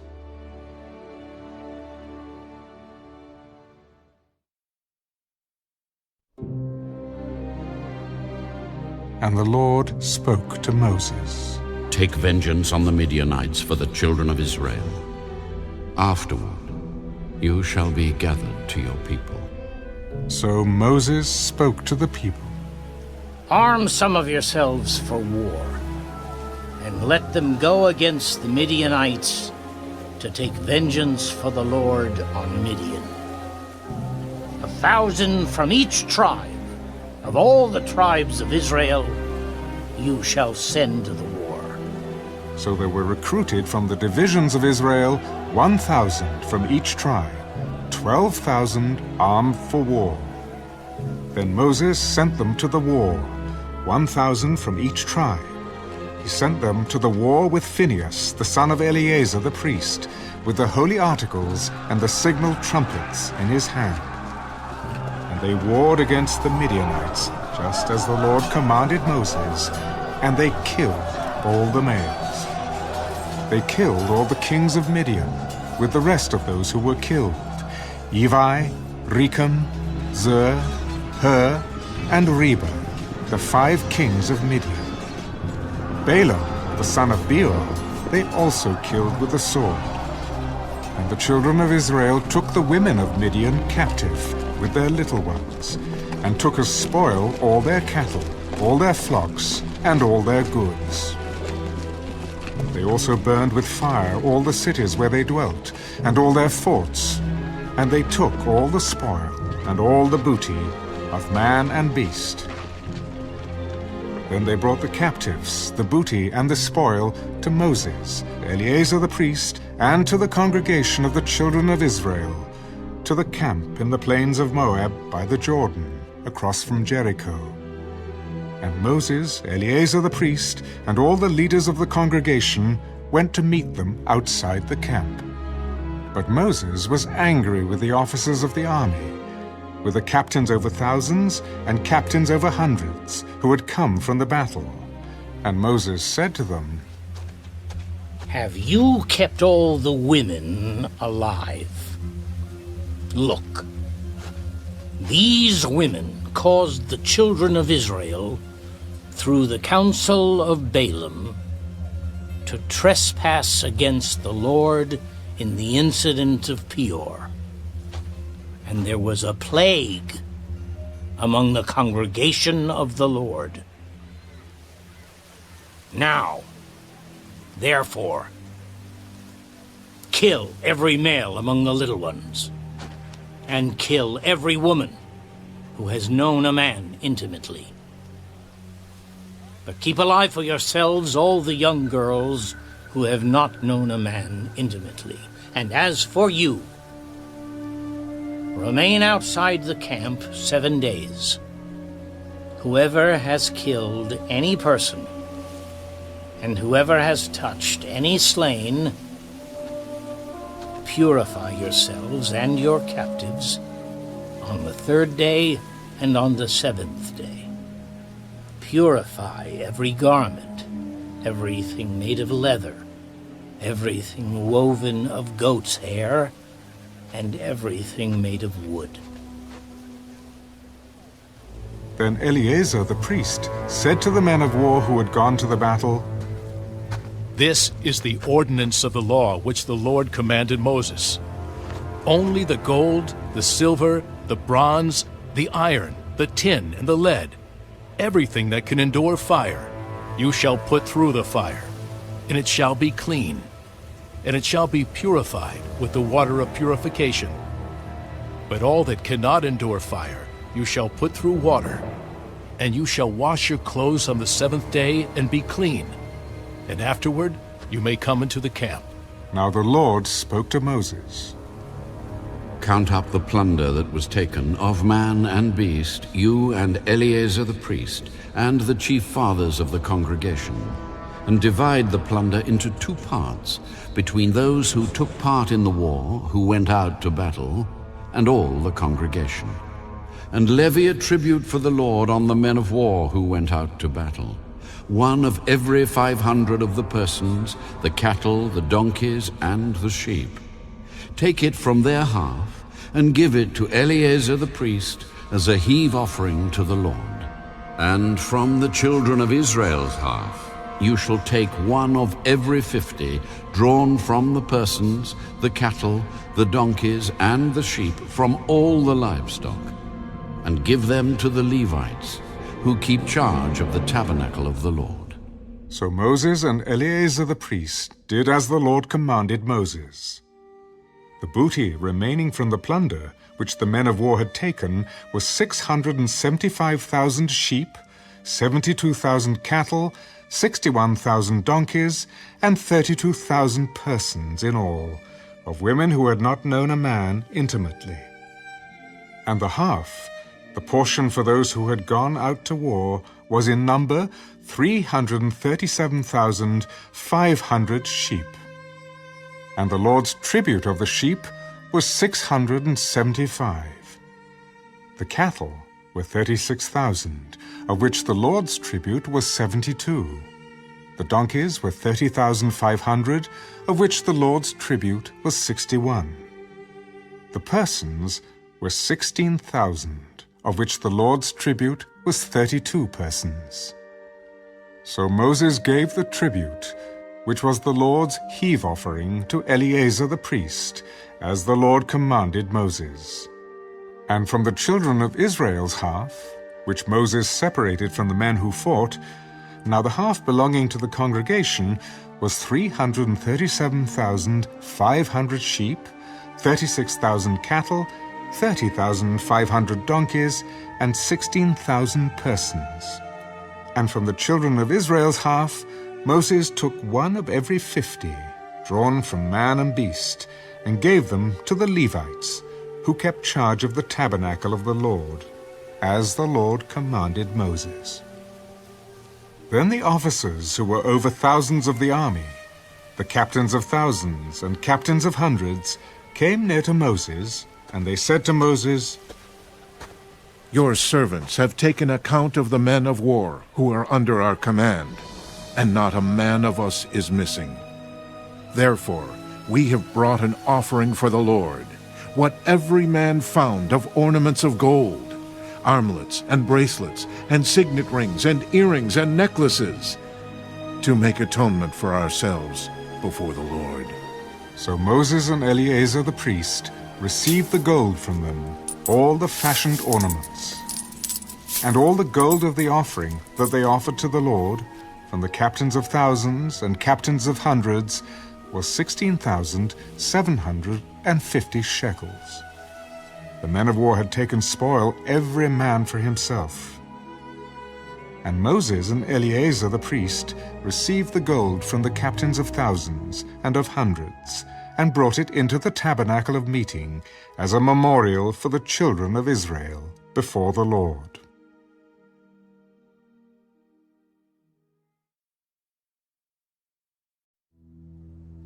Now the children of Reuben and the children of Gad had a very great multitude of livestock. And when they saw the land of Jazer and the land of Gilead, that indeed the region was a place for livestock, the children of Gad and the children of Reuben came and spoke to Moses, to Eleazar the priest, and to the leaders of the congregation. Ataroth, Dibon, Jazer, Nimrah, Heshbon, Elealeh, Shebam, Nebo, and Beon, the country which the Lord defeated before the congregation of Israel, is a land for livestock, and your servants have livestock. Therefore they said, If we have found favor in your sight, let this land be given to your servants as a possession. Do not take us over the Jordan.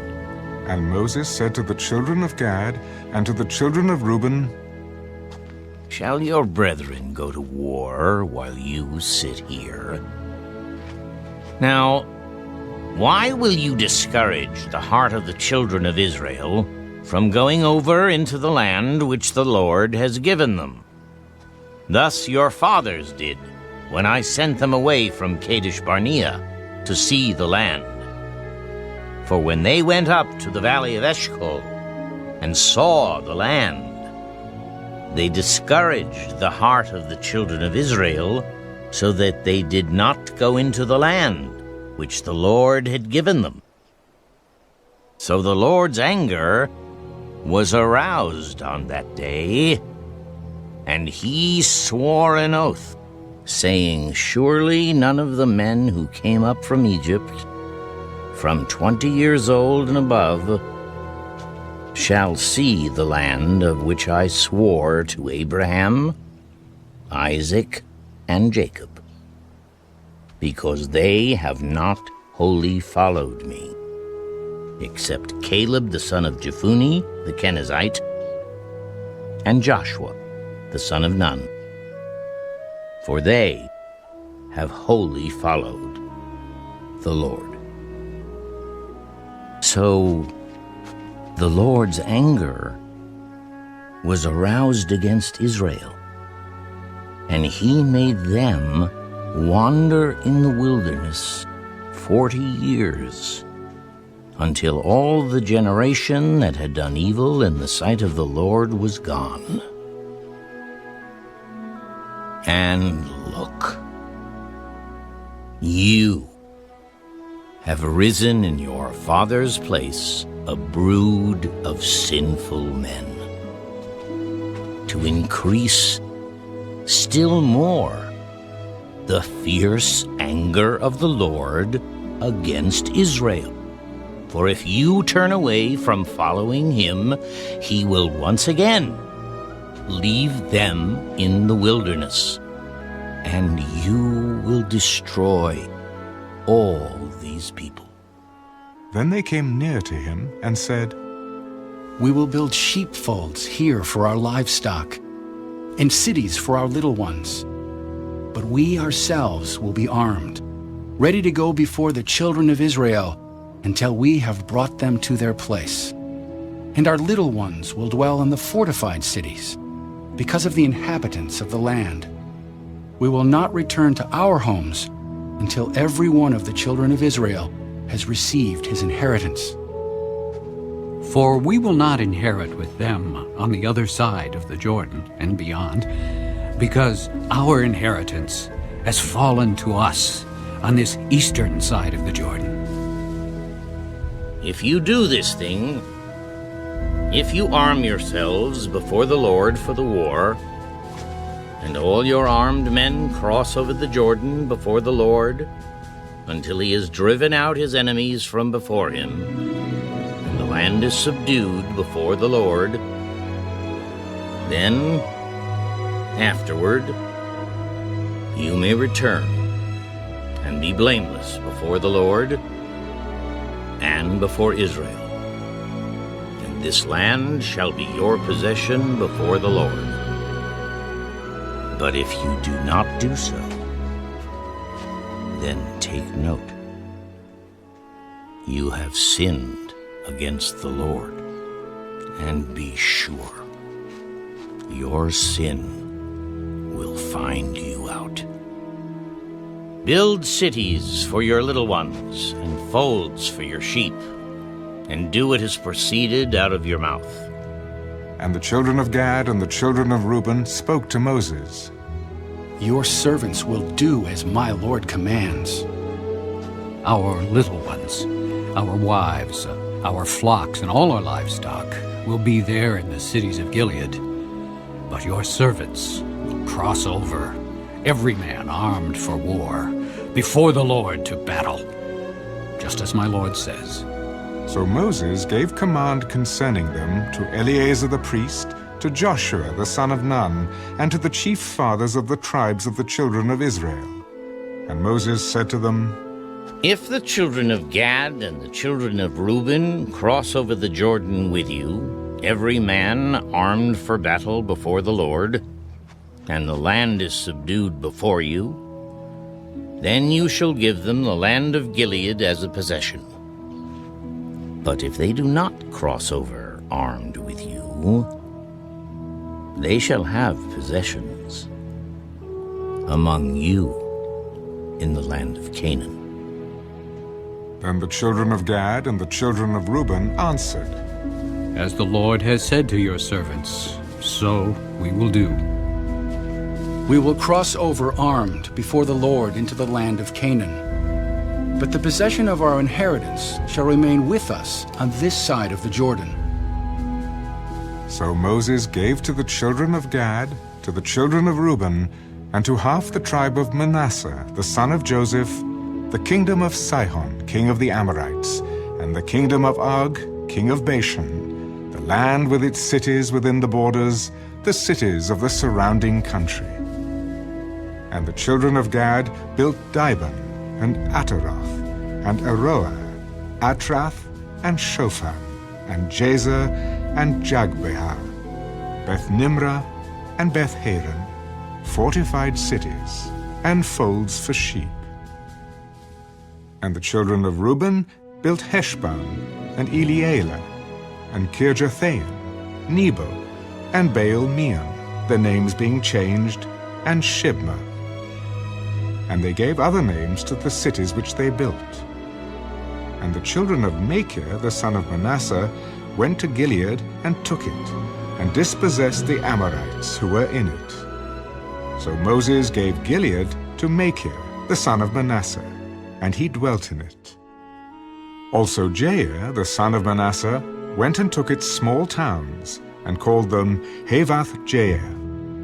Then Nobah went and took Kenath and its villages, and he called it Nobah, after his own name.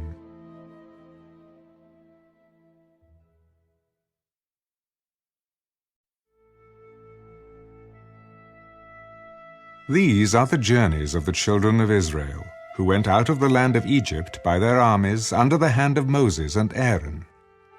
Now Moses wrote down the starting points of their journeys at the command of the Lord.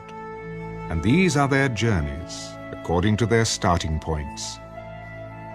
They departed from Ramesses in the first month, on the 15th day of the first month. On the day after the Passover, the children of Israel went out with boldness in the sight of all the Egyptians. For the Egyptians were burying all their firstborn, whom the Lord had killed among them. Also on their gods the Lord had executed judgments. Then the children of Israel moved from Ramesses and camped at Succoth. They departed from Succoth and camped at Etham, which is on the edge of the wilderness. They moved from Etham and turned back to Pi-hahiroth, which is east of Baal-zephon, and they camped near Migdal. They departed from before Hahiroth and passed through the midst of the sea into the wilderness, went 3 days' journey in the wilderness of Etham, and camped at Marah. They moved from Marah and came to Elim. At Elim were 12 springs of water and 70 palm trees, so they camped there. They moved from Elim and camped by the Red Sea. They moved from the Red Sea and camped in the wilderness of Sin.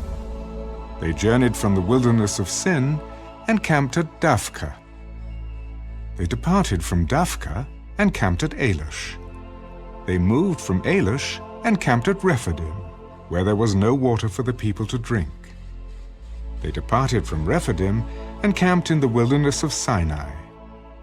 They moved from the wilderness of Sinai and camped at Kibroth Hattaavah. They departed from Kibroth Hattaavah and camped at Hazirath. They departed from Hazirath and camped at Rithmah. They departed from Rithmah and camped at Rimmon-Perez. They departed from Rimmon-Perez and camped at Libnah. They moved from Libnah and camped at Rissah. They journeyed from Rissah and camped at Kehelatha. They went from Kehelatha and camped at Mount Shepha.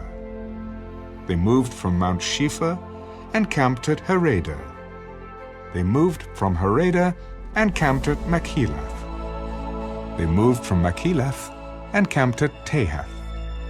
They departed from Tahath and camped at Tira. They moved from Tira and camped at Mithka. They went from Mithka and camped at Hashmonah. They departed from Hashmonah and camped at Mosira. They departed from Mosira and camped at Beni-Jaakon. They moved from Beni-Jaakon and camped at Horah-Gidgad. They went from Horah-Gidgad and camped at Jatbatha. They moved from Jatbatha and camped at Abrona. They departed from Abrona and camped at Ezion-Geber. They moved from Ezion-Geber and camped in the wilderness of Zin, which is Kadesh. They moved from Kadesh and camped in Mount Hor, on the boundary of the land of Edom. Then Aaron the priest went up to Mount Hor at the command of the Lord, and died there in the 40th year after the children of Israel had come out of the land of Egypt, on the first day of the 5th month. Aaron was 123 years old when he died on Mount Hor. Now the king of Arad, the Canaanite who dwelt in the south in the land of Canaan, heard of the coming of the children of Israel. So they departed from Mount Hor and camped in Zalmonah. They departed from Zalmonah and camped in Punon. They departed from Punon and camped at Obath. They departed from Obath and camped at Ije-Abarim, at the border of Moab. They departed from Ijim and camped at Dibon-Gad. They moved from Dibon-Gad and camped at Almon-Diblathaim. They moved from Almon-Diblathaim and camped in the mountains of Abarim, before Nebo. They departed from the mountains of Abarim and camped in the plains of Moab, by the Jordan, across from Jericho. They camped by the Jordan from Beth-Jesimoth as far as the Abel Acacia Grove, in the plains of Moab.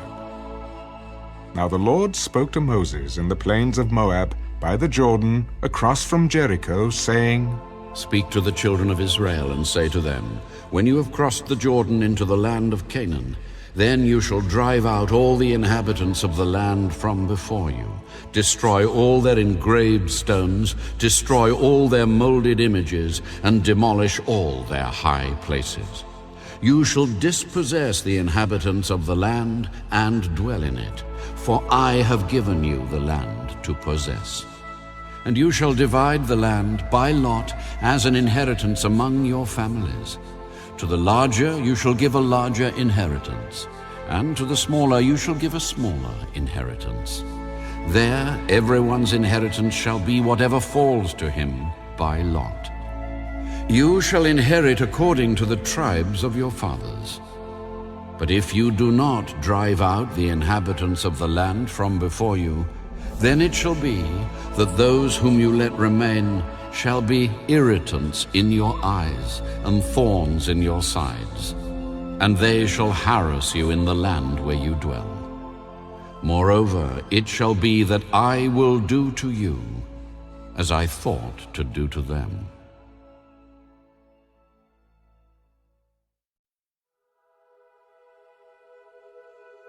Then the Lord spoke to Moses. Command the children of Israel, and say to them, when you come into the land of Canaan, this is the land that shall fall to you as an inheritance, the land of Canaan to its boundaries. Your southern border shall be from the wilderness of Zin along the border of Edom. Then your southern border shall extend eastward to the end of the Salt Sea. Your border shall turn from the southern side of the ascent of Akrabim, continue to Zin, and be on the south of Kadesh Barnea.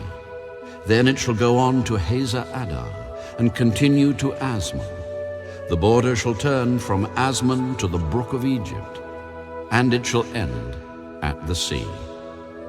As for the western border, you shall have the great sea for a border. This shall be your western border.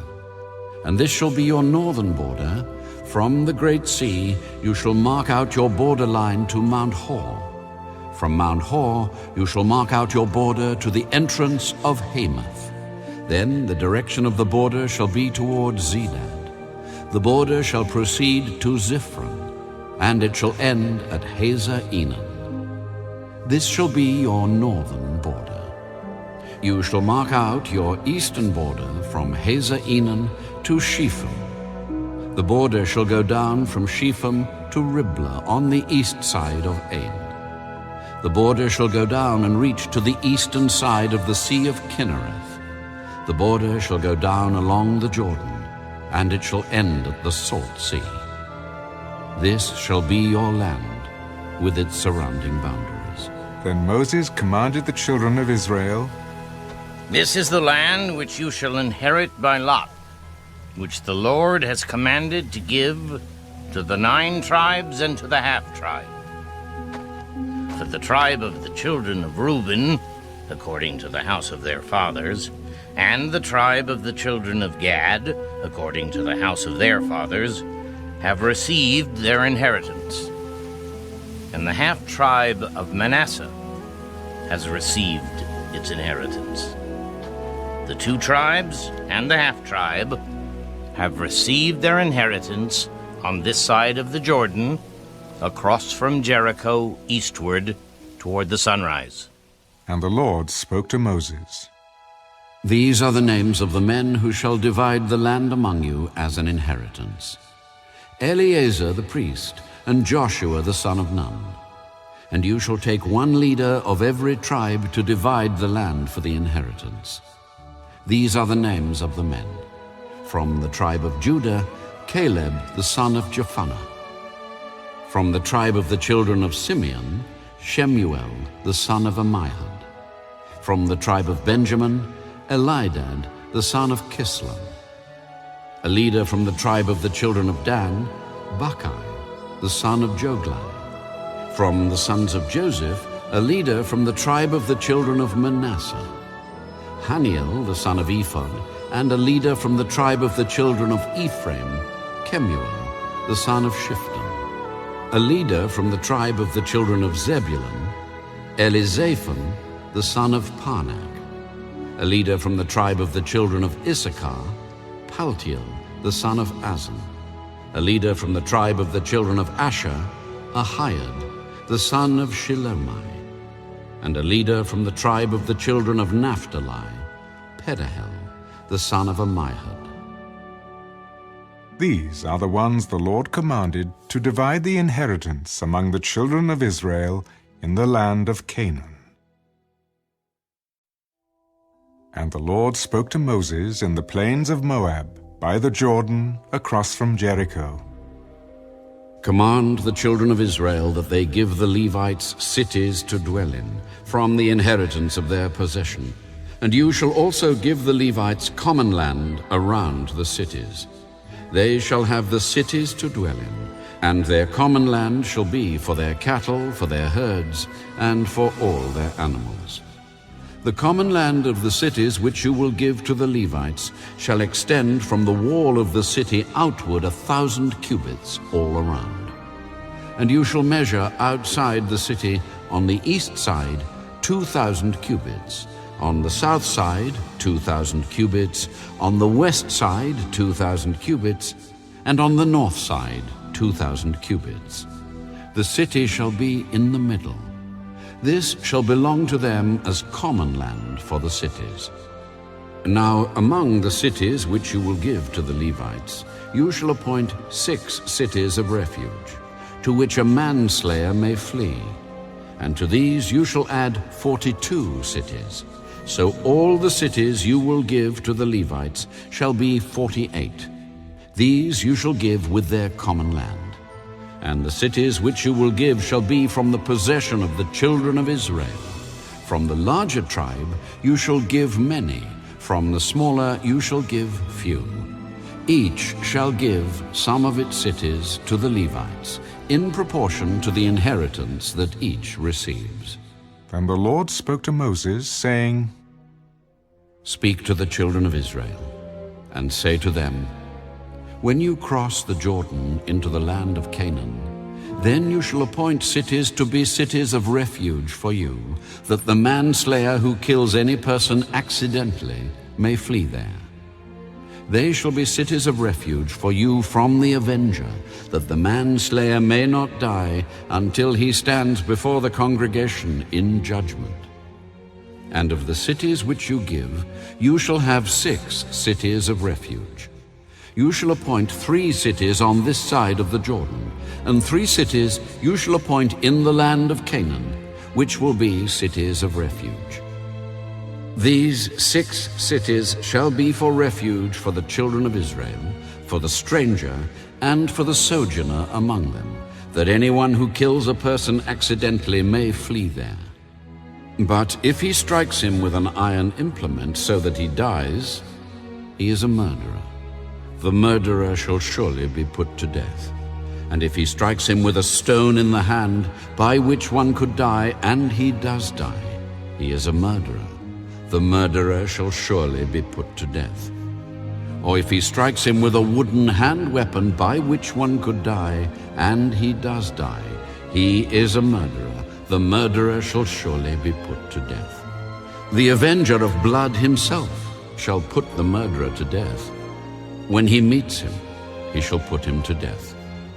If he pushes him out of hatred, or while lying in wait hurls something at him so that he dies, or in enmity he strikes him with his hand so that he dies, the one who struck him shall surely be put to death. He is a murderer. The avenger of blood shall put the murderer to death when he meets him.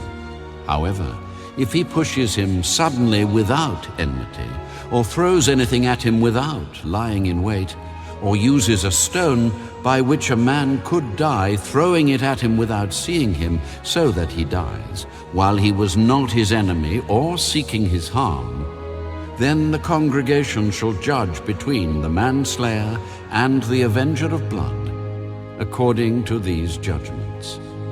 So the congregation shall deliver the manslayer from the hand of the avenger of blood, and the congregation shall return him to the city of refuge where he had fled, and he shall remain there until the death of the high priest who was anointed with the holy oil. But if the manslayer at any time goes outside the limits of the city of refuge where he fled, and the avenger of blood finds him outside the limits of his city of refuge, and the avenger of blood kills the manslayer, he shall not be guilty of blood, because he should have remained in his city of refuge until the death of the high priest. But after the death of the high priest, the manslayer may return to the land of his possession. And these things shall be a statute of judgment to you throughout your generations in all your dwellings. Whoever kills a person, the murderer shall be put to death on the testimony of witnesses. But one witness is not sufficient testimony against a person for the death penalty. Moreover, you shall take no ransom for the life of a murderer who is guilty of death, but he shall surely be put to death. And you shall take no ransom for him who has fled to his city of refuge, that he may return to dwell in the land before the death of the priest. So you shall not pollute the land where you are, for blood defiles the land, and no atonement can be made for the land, for the blood that is shed on it, except by the blood of him who shed it. Therefore, do not defile the land which you inhabit, in the midst of which I dwell. For I, the Lord, dwell among the children of Israel.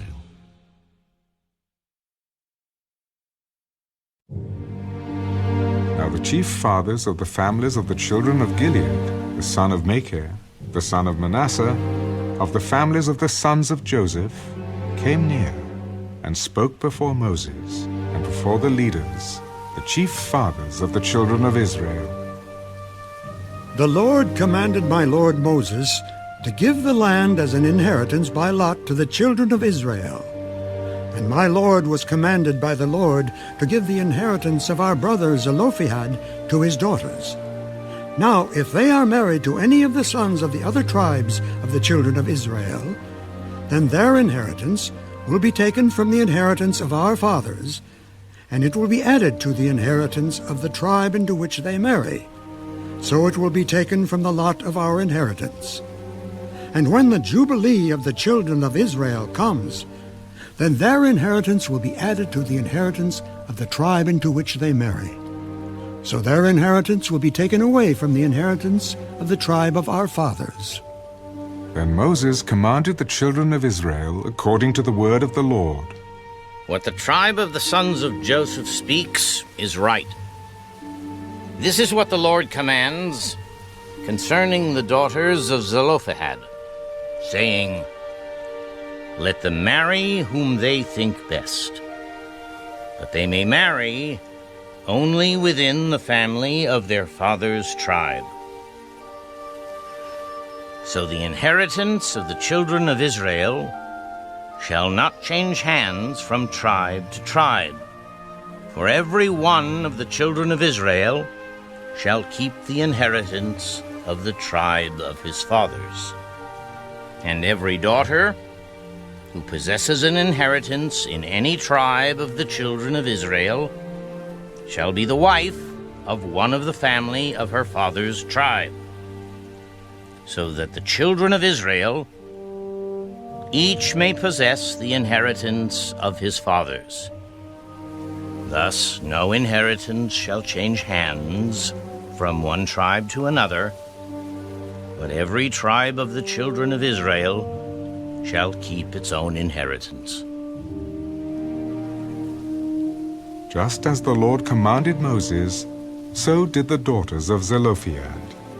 For Mahlah, Tirzah, Haglah, Milcah, and Noah, the daughters of Zelophehad, were married to the sons of their father's brothers.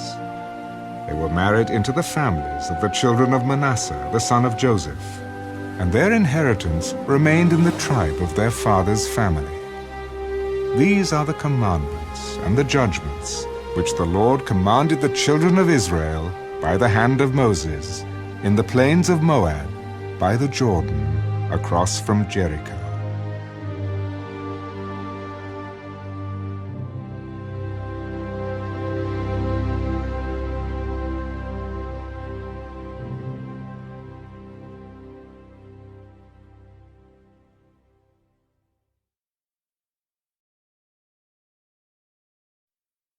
The fifth book of Moses, called Deuteronomy.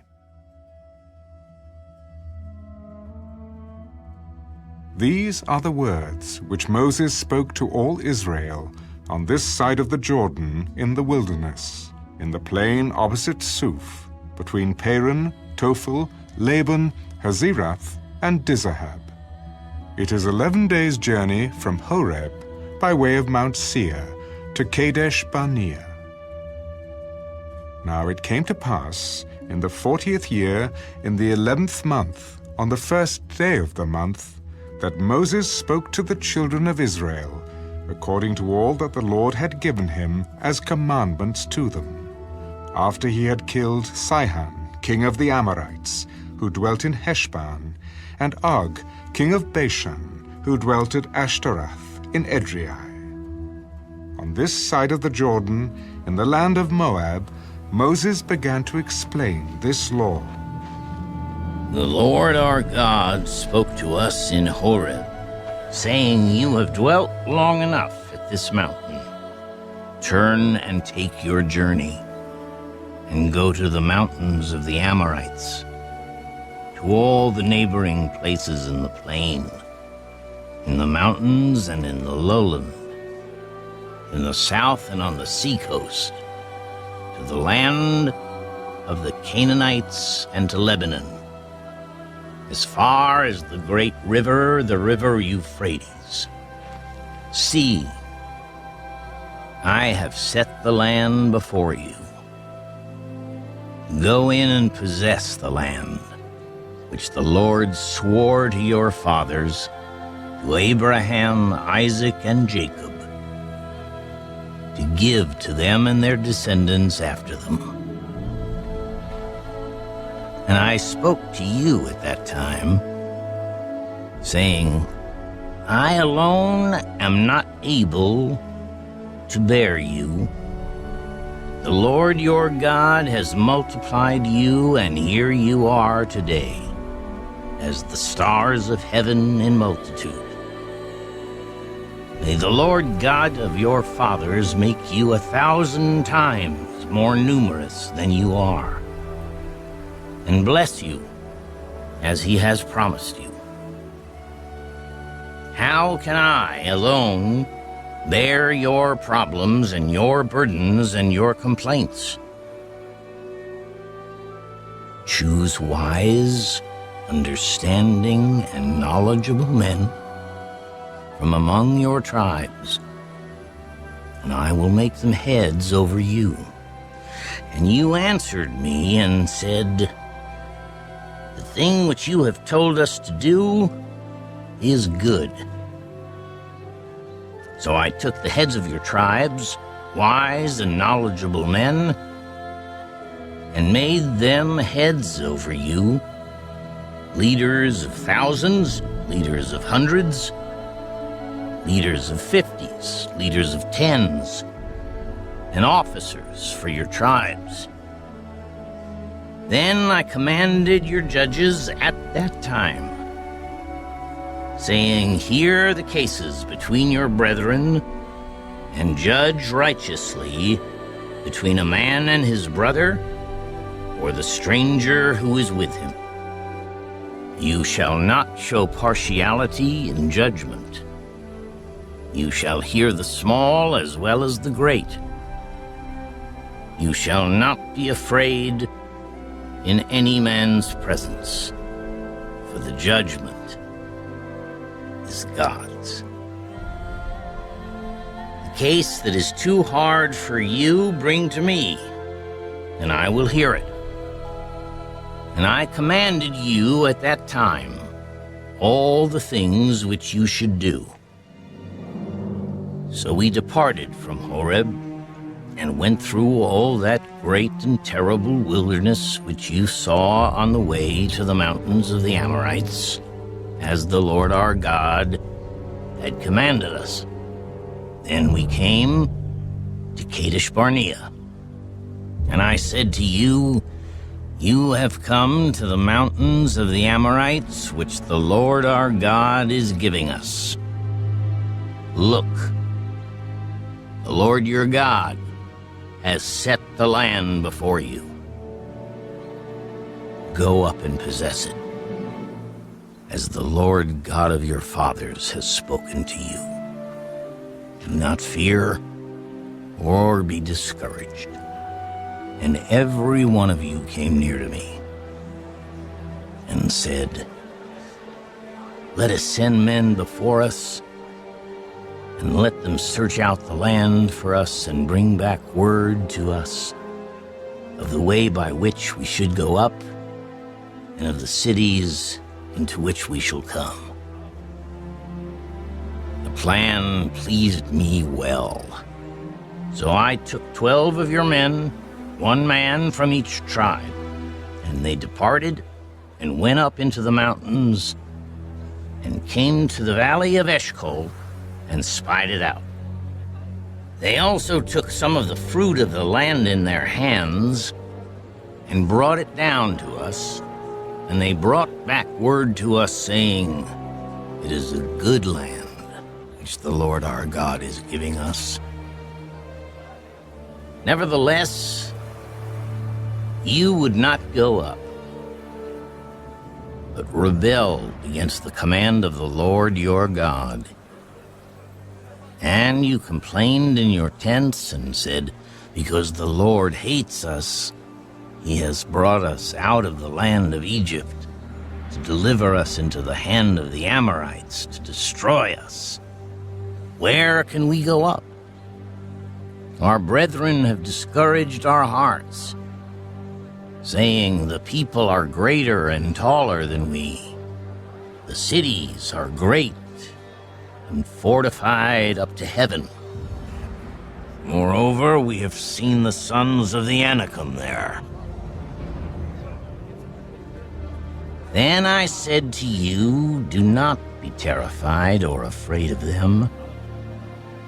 The Lord your God, who goes before you, he will fight for you according to all he did for you in Egypt before your eyes, and in the wilderness, where you saw how the Lord your God carried you, as a man carries his son, in all the way that you went until you came to this place.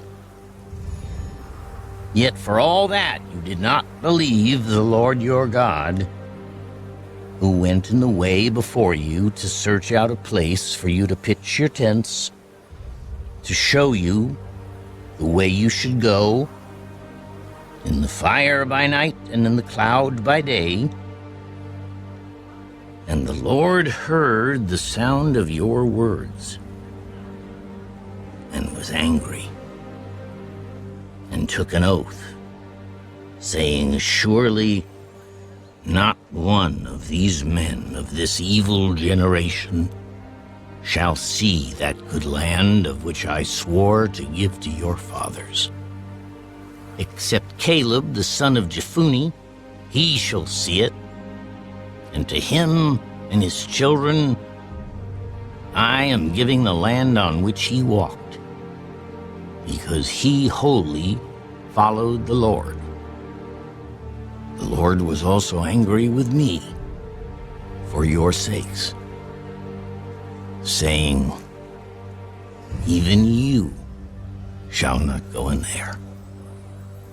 Joshua the son of Nun, who stands before you, he shall go in there. Encourage him, for he shall cause Israel to inherit it.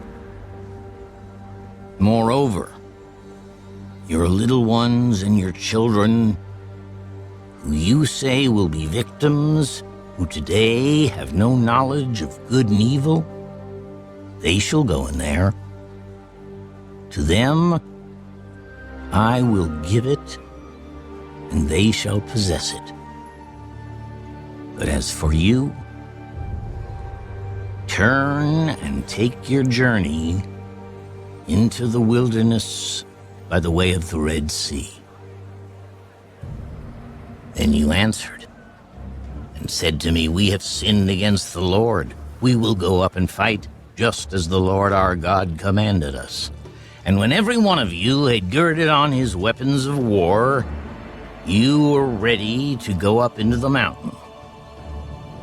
And the Lord said to me, tell them, do not go up, nor fight, for I am not among you, lest you be defeated before your enemies. So I spoke to you,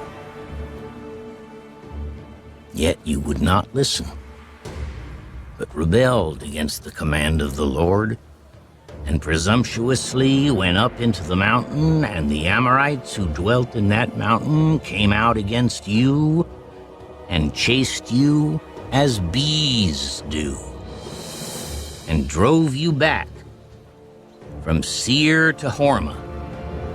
Then you returned and wept before the Lord. But the Lord would not listen to your voice nor give ear to you. So you remained in Kadesh many days, according to the days that you spent there.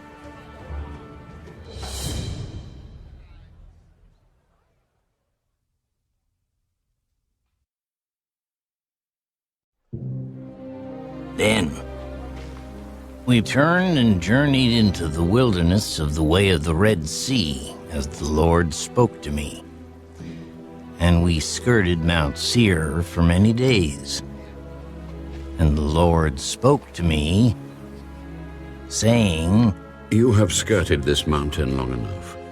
Turn northward, and command the people, saying, You are about to pass through the territory of your brethren, the descendants of Esau, who live in Seir, and they will be afraid of you. Therefore watch yourselves carefully. Do not meddle with them, for I will not give you any of their land, no, not so much as one footstep, because I have given Mount Seir to Esau as a possession. You shall buy food from them with money, that you may eat, and you shall also buy water from them with money, that you may drink. For the Lord your God has blessed you in all the work of your hand. He knows you're trudging through this great wilderness. These 40 years, the Lord your God has been with you. You have lacked nothing.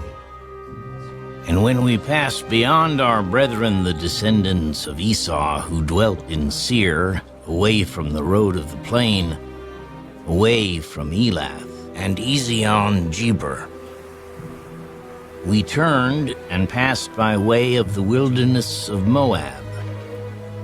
Then the Lord said to me, Do not harass Moab, nor contend with them in battle, for I will not give you any of their land as a possession, because I have given Ar to the descendants of Lot as a possession. The Emim had dwelt there in times past, a people as great and numerous and tall as the Anakim. They were also regarded as giants like the Anakim. But the Moabites called them Emim. The Horites formerly dwelt in Seir, but the descendants of Esau dispossessed them and destroyed them from before them, and dwelt in their place, just as Israel did to the land of their possession, which the Lord gave them.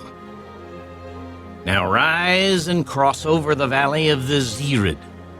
So we crossed over the valley of the Zered, and the time we took to come from Kadesh Barnea until we crossed over the valley of the Zered was 38 years, until all the generation of the men of war was consumed from the midst of the camp, just as the Lord had sworn to them.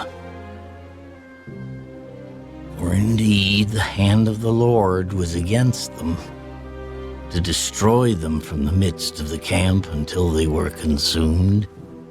So it was, when all the men of war had finally perished from among the people, that the Lord spoke to me, saying, This day you are to cross over at Ar, the boundary of Moab. And when you come near the people of Ammon, do not harass them or meddle with them, for I will not give you any of the land of the people of Ammon as a possession, because I have given it to the descendants of Lot as a possession. That was also regarded as a land of giants. Giants formerly dwelt there, but the Amorites call them Zamzumim, a people as great and numerous and tall as the Anakim. But the Lord destroyed them before them, and they dispossessed them and dwelt in their place, just as he had done for the descendants of Esau who dwelt in Seir when he destroyed the Horites from before them. They dispossessed them and dwelt in their place even to this day. And the Avim, who dwelt in villages as far as Gaza. The Caphtorim, who came from Captor, destroyed them and dwelt in their place. Rise, take your journey, and cross over the river Arnon. Look, I have given into your hand Sihon, the Amorite, king of Heshbon, and his land. Begin to possess it and engage him in battle. This day I will begin to put the dread and fear of you upon the nations under the whole heaven, who shall hear the report of you and shall tremble and be in anguish because of you. And I sent messengers from the wilderness of Kedemoth to Sihon, king of Heshbon, with words of peace, saying, "Let me pass through your land.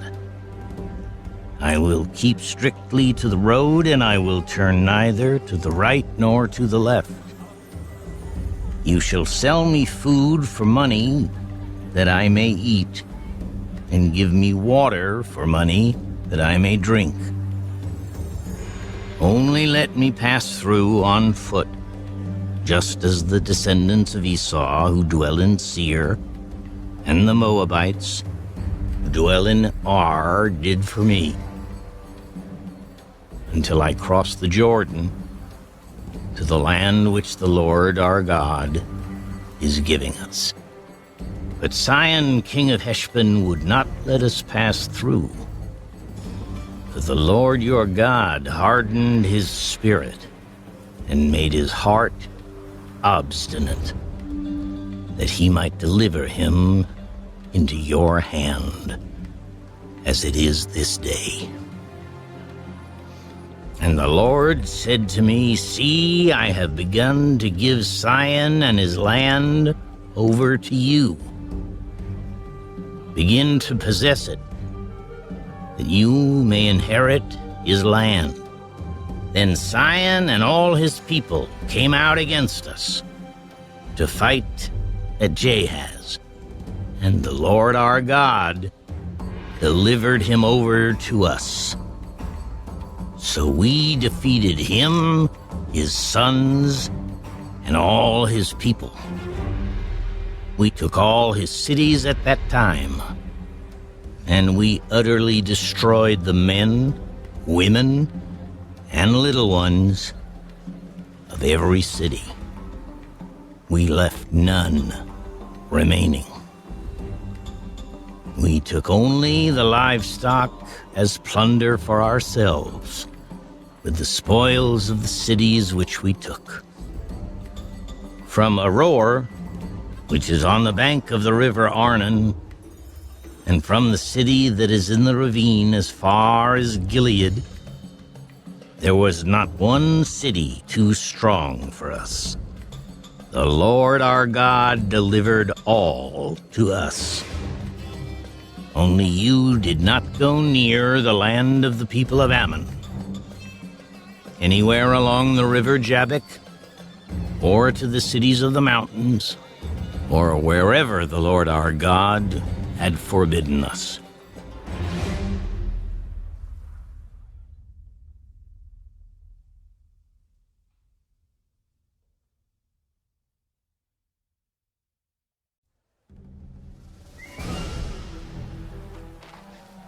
Then we turned and went up the road to Bashan. And Og, king of Bashan, came out against us, he and all his people, to battle at Edrei. And the Lord said to me, "Do not fear him, for I have delivered him and all his people and his land into your hand. You shall do to him as you did to Sihon, king of the Amorites, who dwelt at Heshbon." So the Lord our God also delivered into our hands Og, king of Bashan, with all his people. And we attacked him until he had no survivors remaining.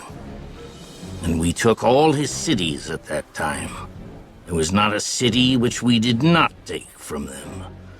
60 cities, all the region of Argob, the kingdom of Og in Bashan. All these cities were fortified with high walls, gates, and bars, besides a great many rural towns, and we utterly destroyed them, as we did to Sihon, king of Heshbon, utterly destroying the men, women, and children of every city. But all the livestock and the spoil of the cities we took as booty for ourselves. And at that time, we took the land from the hand of the 2 kings of the Amorites, who are on this side of the Jordan, from the river Arnon to Mount Hermon. The Sidonians call Hermon Siron, and the Amorites call it Senir. All the cities of the plain, all Gilead and all Bashan, as far as Salcah and Edrei, cities of the kingdom of Og in Bashan.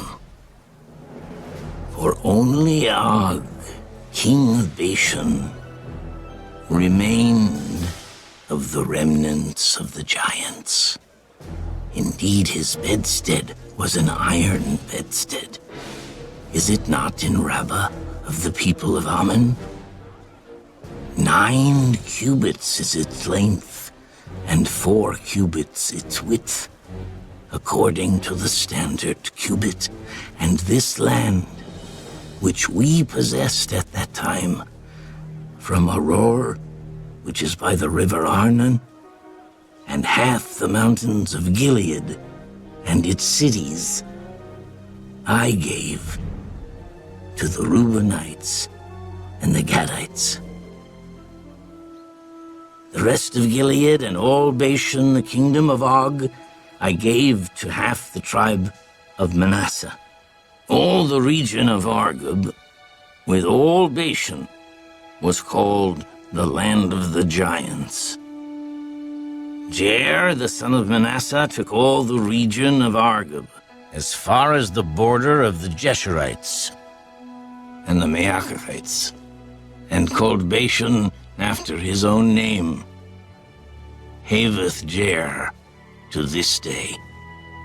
Also, I gave Gilead to Mahir, and to the Reubenites and the Gadites I gave from Gilead as far as the river Arnon, the middle of the river as the border, as far as the river Jabbok, the border of the people of Ammon.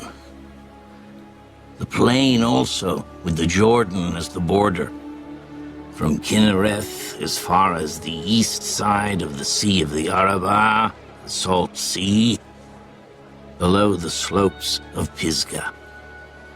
Then I commanded you at that time, saying, The Lord your God has given you this land to possess.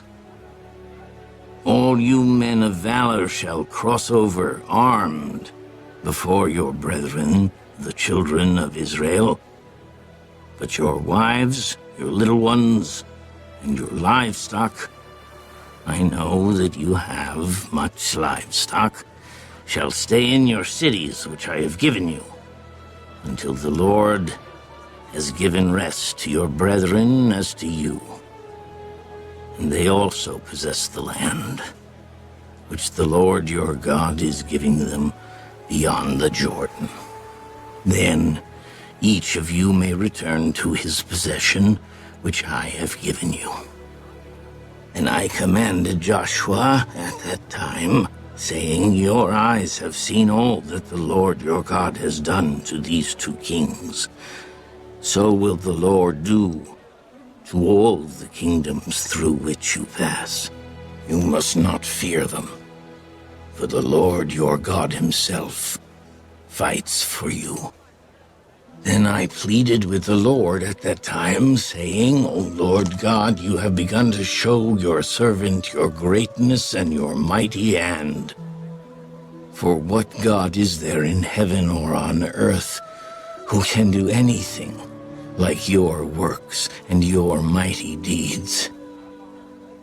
I pray, let me cross over and see the good land beyond the Jordan, those pleasant mountains, and Lebanon. But the Lord was angry with me on your account, and would not listen to me. So the Lord said to me, enough of that. Speak no more to me of this matter. Go up to the top of Pisgah, and lift your eyes toward the west, the north, the south, and the east. Behold it with your eyes, for you shall not cross over this Jordan. But command Joshua, and encourage him and strengthen him, for he shall go over before this people, and he shall cause them to inherit the land which you will see. So we stayed in the valley opposite Beth Peor.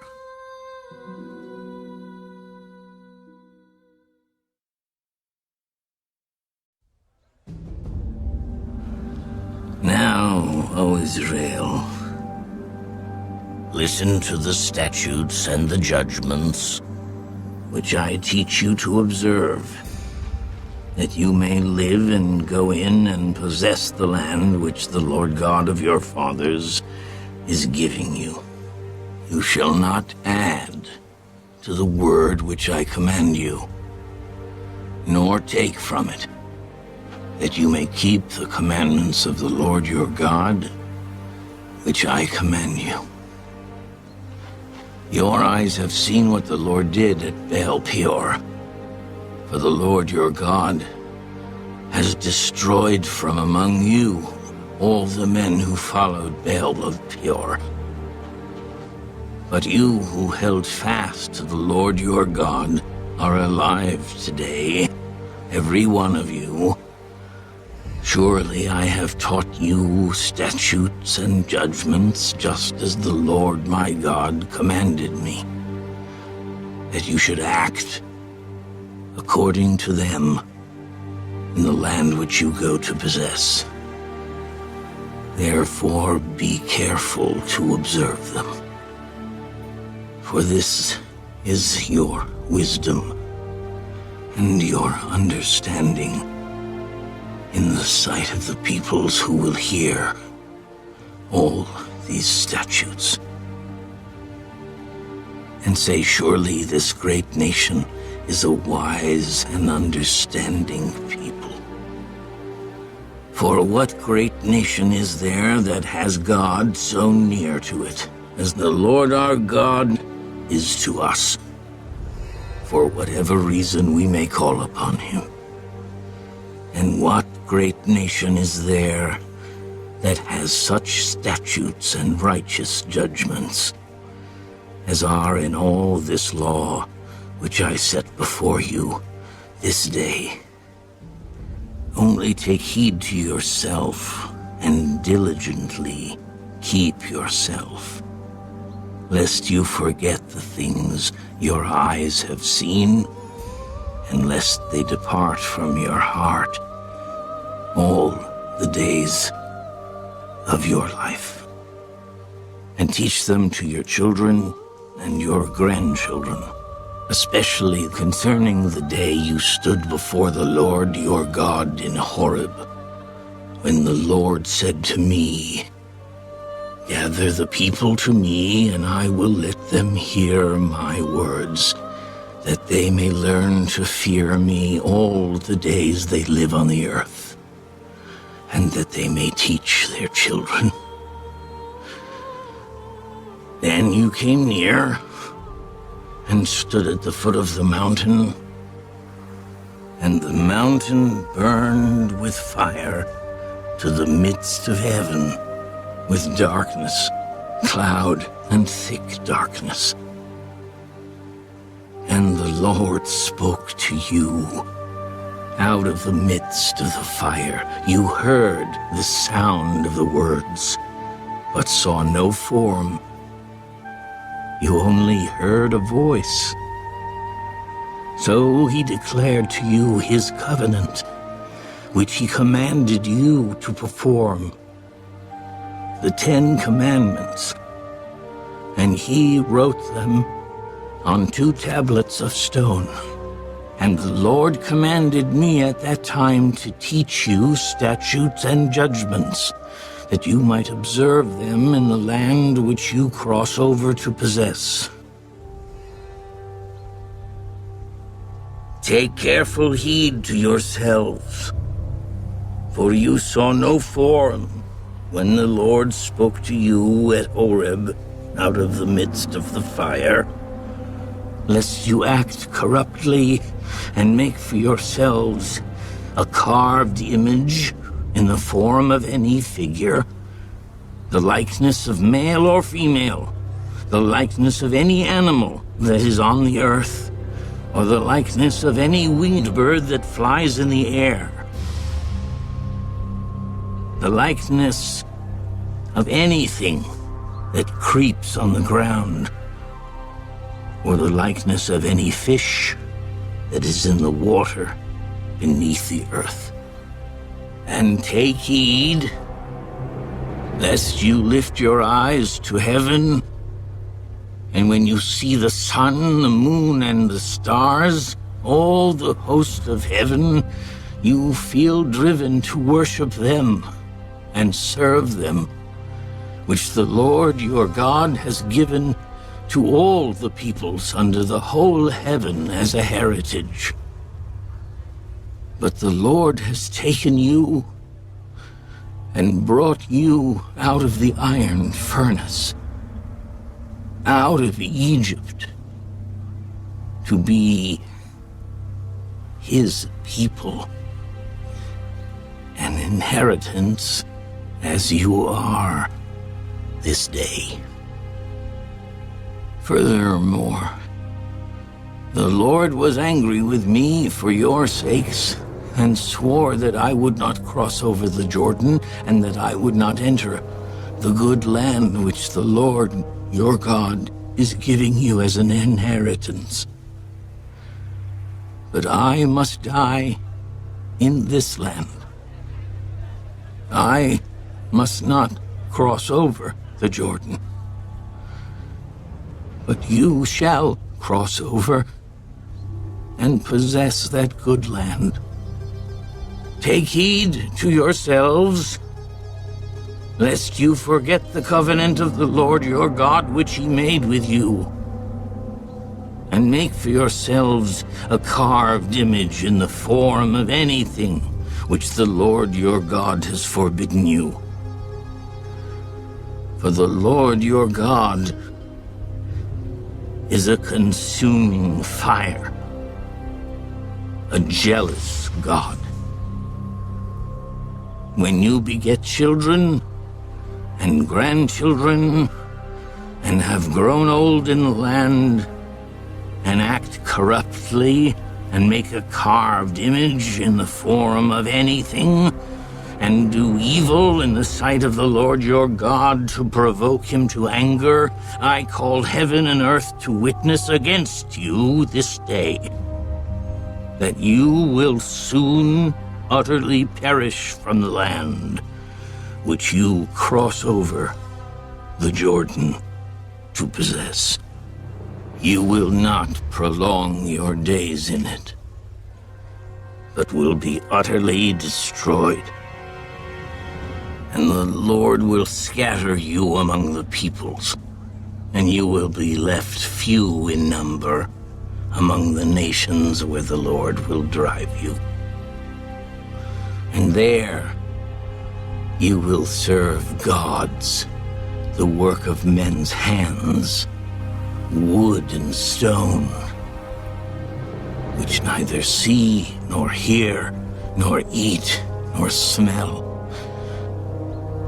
But from there you will seek the Lord your God, and you will find him if you seek him with all your heart and with all your soul. When you are in distress, and all these things come upon you in the latter days, when you turn to the Lord your God and obey his voice, for the Lord your God is a merciful God. He will not forsake you, nor destroy you, nor forget the covenant of your fathers, which he swore to them. For ask now concerning the days that are past, which were before you, since the day that God created man on the earth, and ask from one end of heaven to the other, whether any great thing like this has happened, or anything like it has been heard. Did any people ever hear the voice of God speaking out of the midst of the fire, as you have heard and lived? Or did God ever try to go and take for himself a nation from the midst of another nation, by trials, by signs, by wonders, by war, by a mighty hand and an outstretched arm, and by great terrors, according to all that the Lord your God did for you in Egypt before your eyes? To you it was shown, that you might know that the Lord himself is God. There is none other besides him. Out of heaven he let you hear his voice, that he might instruct you. On earth he showed you his great fire, and you heard his words out of the midst of the fire, and because he loved your fathers, therefore he chose their descendants after them. And he brought you out of Egypt with his presence, with his mighty power, driving out from before you nations greater and mightier than you, to bring you in, to give you their land as an inheritance, as it is this day. Therefore, know this day, and consider it in your heart, that the Lord himself is God in heaven above, and on the earth beneath. There is no other. You shall therefore keep his statutes and his commandments, which I command you today, that it may go well with you and with your children after you, and that you may prolong your days in the land which the Lord your God is giving you for all time. Then Moses set apart 3 cities on this side of the Jordan toward the rising of the sun, that the manslayer might flee there who kills his neighbor unintentionally, without having hated him in time past, and that by fleeing to one of these cities he might live.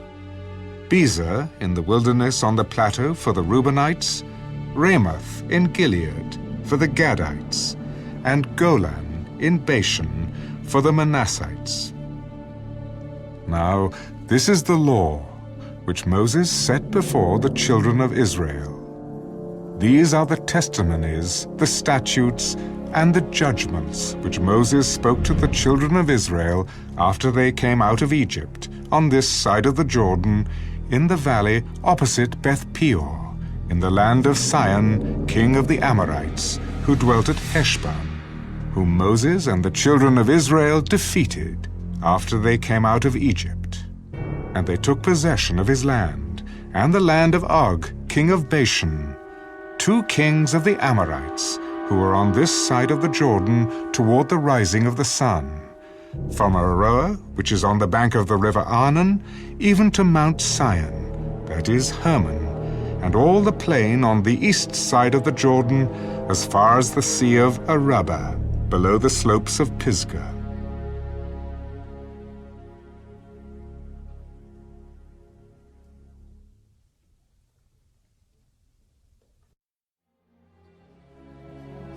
And Moses called all Israel, and said to them, Hear, O Israel, the statutes and judgments which I speak in your hearing today, that you may learn them, and be careful to observe them.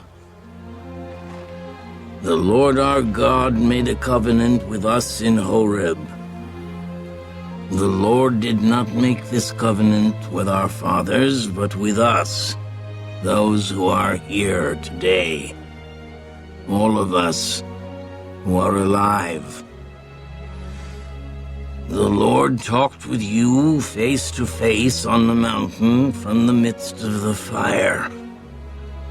I stood between the Lord and you at that time, to declare to you the word of the Lord, for you were afraid because of the fire, and you did not go up the mountain.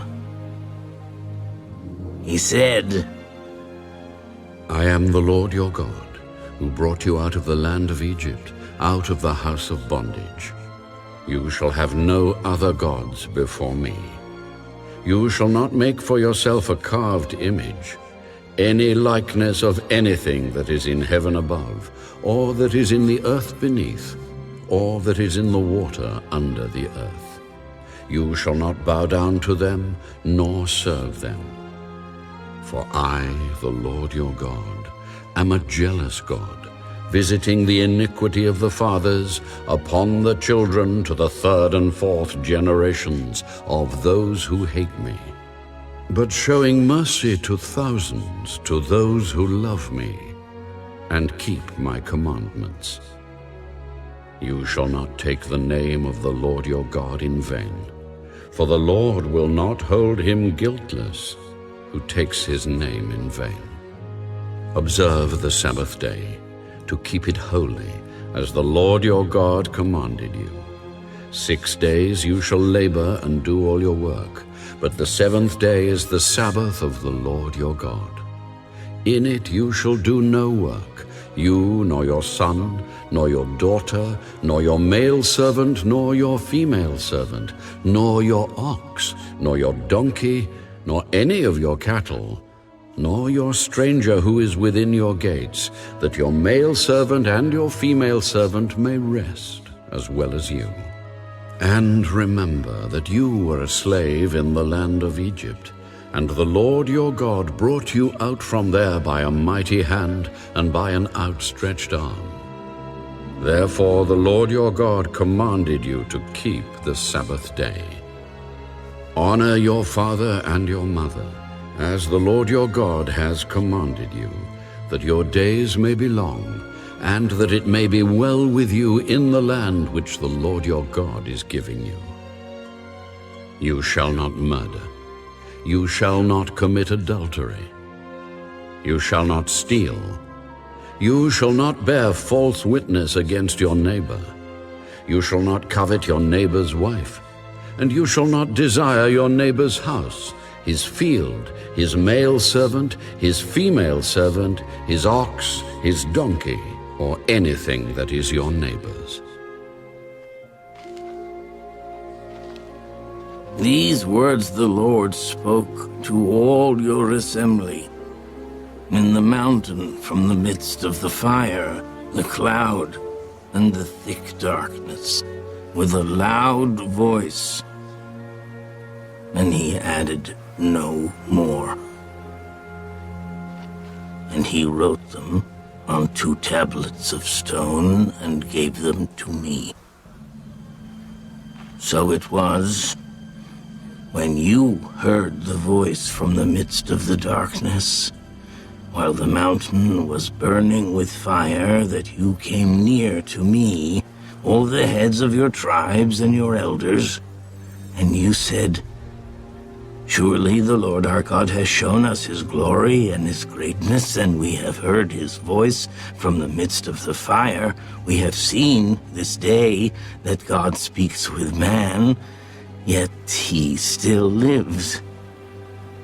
Now, therefore, why should we die? For this great fire will consume us. If we hear the voice of the Lord our God any more, then we shall die. For who is there of all flesh who has heard the voice of the living God speaking from the midst of the fire as we have, and lived? You go near and hear all that the Lord our God may say, and tell us all that the Lord our God says to you, and we will hear and do it."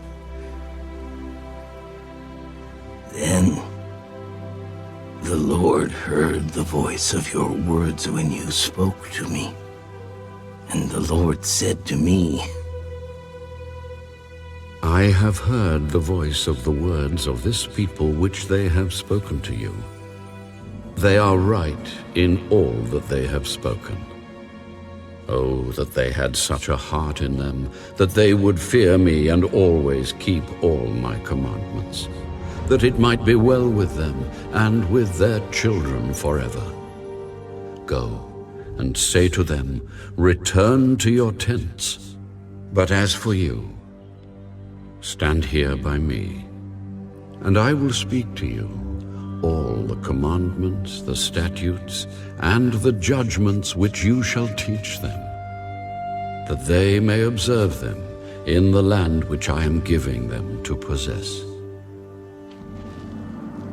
Therefore you shall be careful to do as the Lord your God has commanded you. You shall not turn aside to the right hand or to the left. You shall walk in all the ways which the Lord your God has commanded you, that you may live, and that it may be well with you, and that you may prolong your days in the land which you shall possess.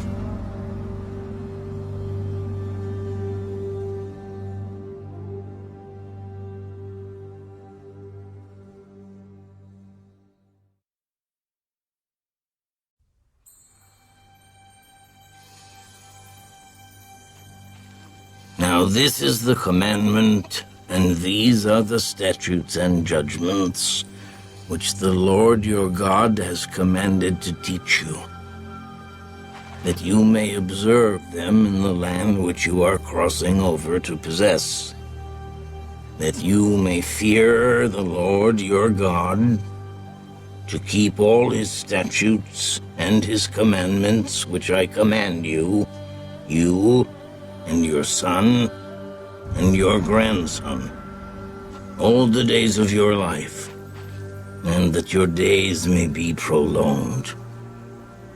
Therefore, hear, O Israel, and be careful to observe it, that it may be well with you, and that you may multiply greatly, as the Lord God of your fathers has promised you, a land flowing with milk and honey. Hear, O Israel, the Lord our God, the Lord is one. You shall love the Lord your God with all your heart, with all your soul, and with all your strength. And these words, which I command you today, shall be in your heart. You shall teach them diligently to your children, and shall talk of them when you sit in your house, when you walk by the way, when you lie down, and when you rise up. You shall bind them as a sign on your hand. They shall be as frontlets between your eyes. You shall write them on the doorposts of your house and on your gates. So it shall be, when the Lord your God brings you into the land of which he swore to your fathers, to Abraham, Isaac, and Jacob, to give you large and beautiful cities which you did not build, houses full of all good things which you did not fill, hewn out wells which you did not dig, vineyards and olive trees which you did not plant. When you have eaten and are full, then beware, lest you forget the Lord who brought you out of the land of Egypt, from the house of bondage. You shall fear the Lord your God, and serve him, and shall take oaths in his name. You shall not go after other gods, the gods of the peoples who are all around you, for the Lord your God is a jealous God among you. Lest the anger of the Lord your God be aroused against you and destroy you from the face of the earth. You shall not tempt the Lord your God as you tempted him in Massa. You shall diligently keep the commandments of the Lord your God, his testimonies, and his statutes which he has commanded you.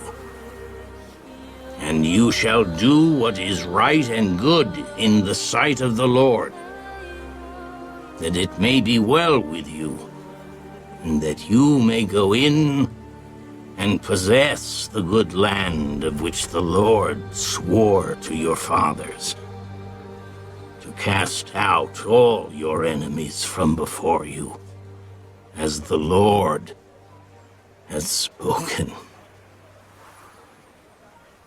When your son asks you in time to come, saying, "What is the meaning of the testimonies, the statutes, and the judgments which the Lord our God has commanded you?" then you shall say to your son, "We were slaves of Pharaoh in Egypt, and the Lord brought us out of Egypt with a mighty hand. And the Lord showed signs and wonders before our eyes, great and severe, against Egypt, Pharaoh, and all his household, Then he brought us out from there that he might bring us in, to give us the land of which he swore to our fathers.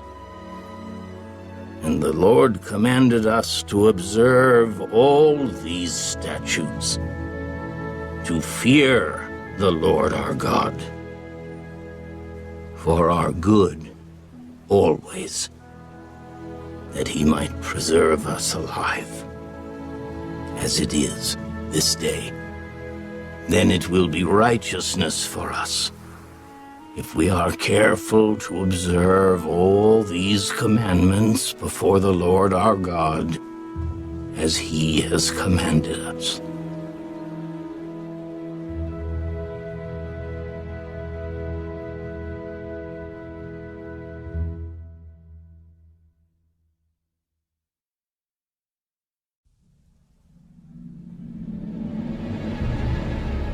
When the Lord your God brings you into the land which you go to possess, and has cast out many nations before you, the Hittites, and the Girgashites, and the Amorites, and the Canaanites, and the Perizzites, and the Hivites, and the Jebusites, 7 nations greater and mightier than you.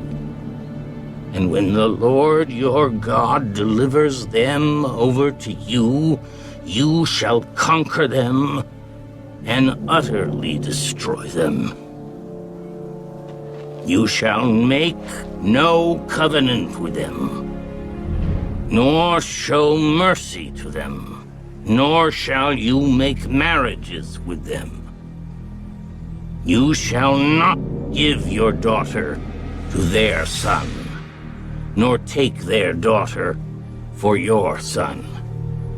For they will turn your sons away from following me, to serve other gods. So the anger of the Lord will be aroused against you, and destroy you suddenly. But thus you shall deal with them. You shall destroy their altars,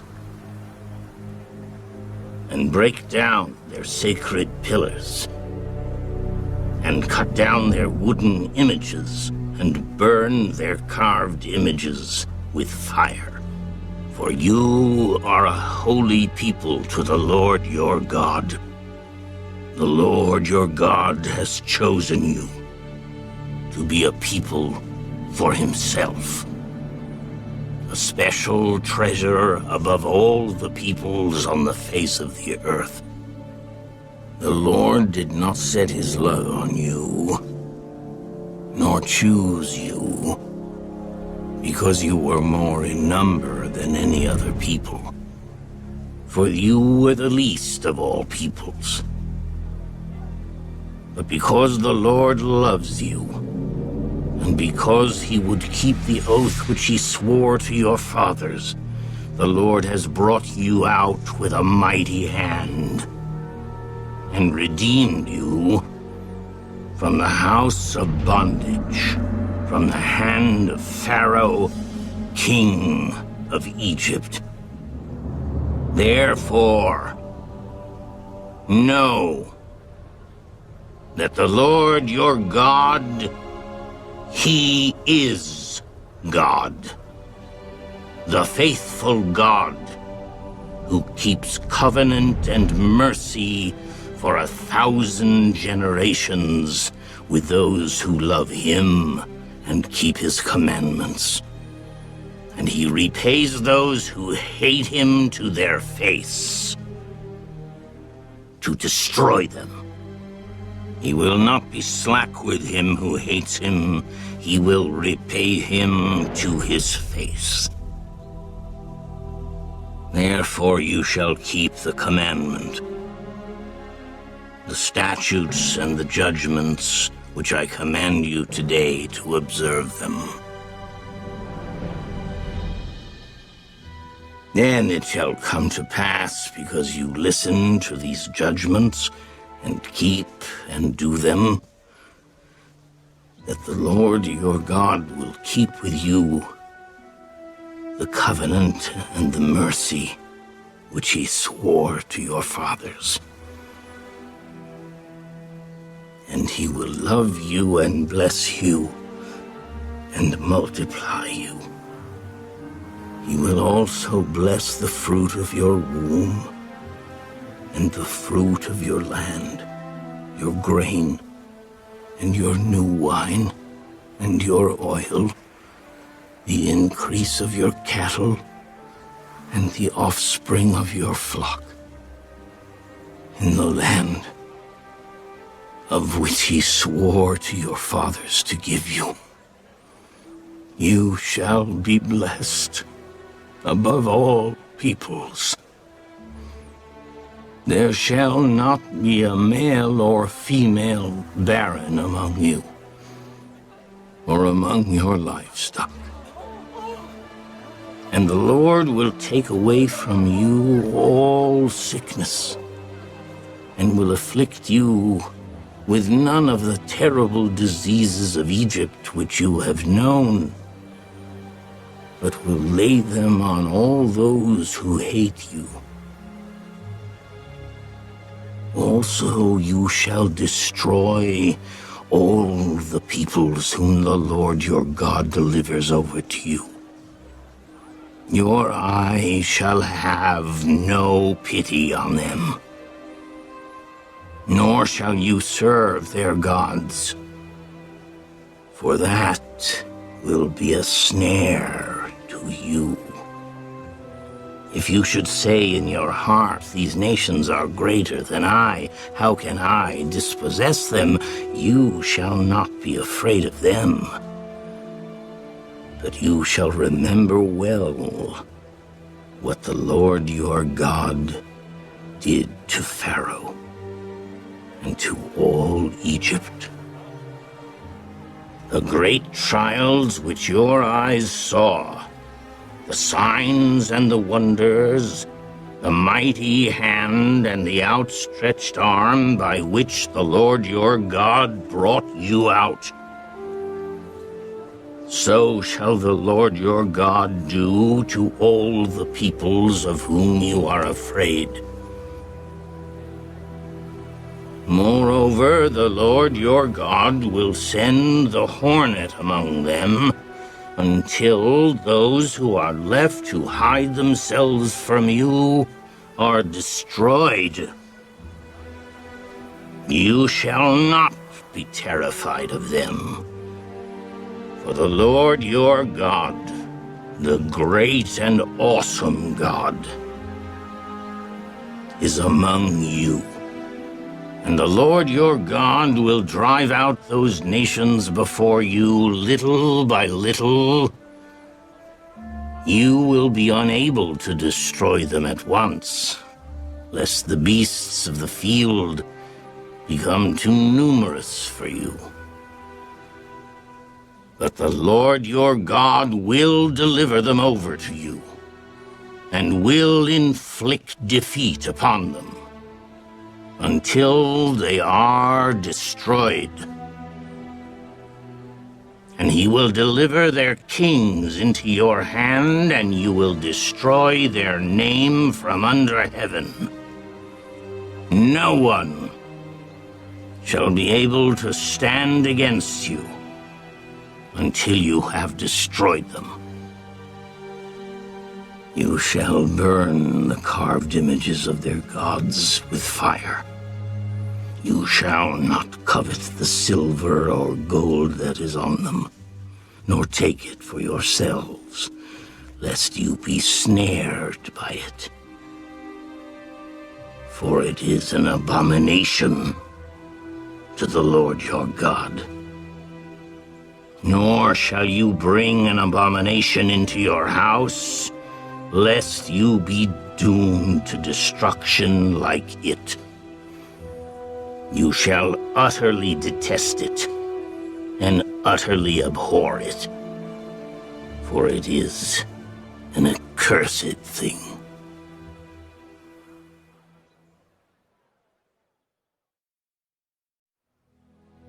Every commandment which I command you today, you must be careful to observe, that you may live and multiply, and go in and possess the land of which the Lord swore to your fathers. And you shall remember that the Lord your God led you all the way these 40 years in the wilderness to humble you and test you, to know what was in your heart, whether you would keep his commandments or not. So he humbled you, allowed you to hunger, and fed you with manna which you did not know, nor did your fathers know, that he might make you know that man shall not live by bread alone, but man lives by every word that proceeds from the mouth of the Lord. Your garments did not wear out on you, nor did your foot swell these 40 years. You should know in your heart that as a man chastens his son, so the Lord your God chastens you. Therefore you shall keep the commandments of the Lord your God, to walk in his ways and to fear him. For the Lord your God is bringing you into a good land, a land of brooks of water, of fountains and springs that flow out of valleys and hills, a land of wheat and barley, of vines and fig trees and pomegranates, a land of olive oil and honey, a land in which you will eat bread without scarcity, in which you will lack nothing, a land whose stones are iron, and out of whose hills you can dig copper. When you have eaten and are full, then you shall bless the Lord your God for the good land which he has given you. Beware that you do not forget the Lord your God by not keeping his commandments, his judgments, and his statutes which I command you today, lest when you have eaten and are full, and have built beautiful houses, and dwell in them, and when your herds and your flocks multiply, and your silver and your gold are multiplied, and all that you have is multiplied, when your heart is lifted up, and you forget the Lord your God, who brought you out of the land of Egypt from the house of bondage, who led you through that great and terrible wilderness, in which were fiery serpents and scorpions, and thirsty land where there was no water, who brought water for you out of the flinty rock, who fed you in the wilderness with manna, which your fathers did not know, that he might humble you, and that he might test you, to do you good in the end. Then you say in your heart, my power and the might of my hand have gained me this wealth. And you shall remember the Lord your God, For it is he who gives you power to get wealth, that he may establish his covenant, which he swore to your fathers, as it is this day. Then it shall be, if you by any means forget the Lord your God, and follow other gods, and serve them, and worship them, I testify against you this day that you shall surely perish. As the nations which the Lord destroys before you, so you shall perish. Because you would not be obedient to the voice of the Lord your God.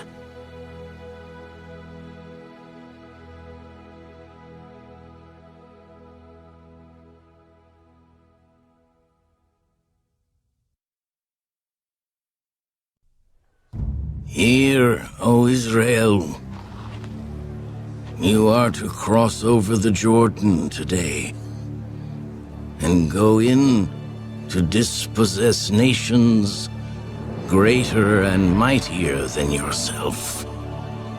Cities great and fortified up to heaven. A people great and tall.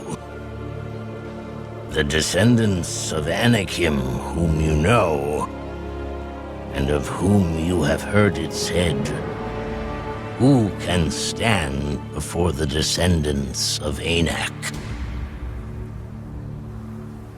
Therefore understand today that the Lord your God is he who goes over before you as a consuming fire. He will destroy them and bring them down before you. So you shall drive them out and destroy them quickly, as the Lord has said to you. Do not think in your heart, after the Lord your God has cast them out before you, saying, because of my righteousness the Lord has brought me in to possess this land. But it is because of the wickedness of these nations that the Lord is driving them out from before you. It is not because of your righteousness or the uprightness of your heart that you go in to possess their land, but because of the wickedness of these nations that the Lord your God drives them out from before you, and that he may fulfill the word which the Lord swore to your fathers, to Abraham, Isaac, and Jacob. Therefore understand that the Lord your God is not giving you this good land to possess because of your righteousness. For you are a stiff-necked people. Remember, do not forget how you provoked the Lord your God to wrath in the wilderness. From the day that you departed from the land of Egypt until you came to this place, you have been rebellious against the Lord. Also in Horeb you provoked the Lord to wrath, so that the Lord was angry enough with you to have destroyed you. When I went up into the mountain to receive the tablets of stone, the tablets of the covenant which the Lord made with you, then I stayed on the mountain 40 days and 40 nights.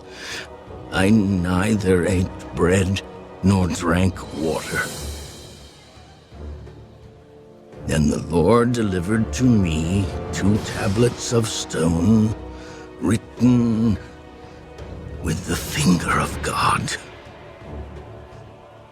And on them were all the words which the Lord had spoken to you on the mountain from the midst of the fire in the day of the assembly. And it came to pass at the end of 40 days and 40 nights that the Lord gave me the 2 tablets of stone, the tablets of the covenant. Then the Lord said to me, Arise, go down quickly from here, for your people whom you brought out of Egypt have acted corruptly. They have quickly turned aside from the way which I commanded them. They have made themselves a molded image. Furthermore, the Lord spoke to me. I have seen this people, and indeed they are a stiff-necked people. Let me alone, that I may destroy them and blot out their name from under heaven. And I will make of you a nation mightier and greater than they. So I turned and came down from the mountain, and the mountain burned with fire, and the 2 tablets of the covenant were in my 2 hands. And I looked, and behold, you had sinned against the Lord your God, had made for yourselves a molded calf. You had turned aside quickly from the way which the Lord had commanded you. Then I took the 2 tablets and threw them out of my 2 hands and broke them before your eyes. And I fell down before the Lord, as at the first 40 days and 40 nights. I neither ate bread nor drank water because of all your sin, which you committed in doing wickedly in the sight of the Lord, to provoke him to anger. For I was afraid of the anger and hot displeasure with which the Lord was angry with you to destroy you. But the Lord listened to me at that time also. And the Lord was very angry with Aaron and would have destroyed him. So I prayed for Aaron also at the same time. Then I took your sin, the calf which you had made, and burned it with fire, and crushed it, and ground it very small until it was as fine as dust. And I threw its dust into the brook that descended from the mountain. Also at Taberah and Massa and Kibroth Hattaavah. You provoked the Lord to wrath. Likewise, when the Lord sent you from Kadesh Barnea, saying, Go up and possess the land which I have given you, then you rebelled against the commandment of the Lord your God, and you did not believe him, nor obey his voice. You have been rebellious against the Lord from the day that I knew you. Thus I prostrated myself before the Lord 40 days and 40 nights. I kept prostrating myself because the Lord had said he would destroy you. Therefore I prayed to the Lord and said, O Lord God, do not destroy your people and your inheritance, whom you have redeemed through your greatness, whom you have brought out of Egypt with a mighty hand.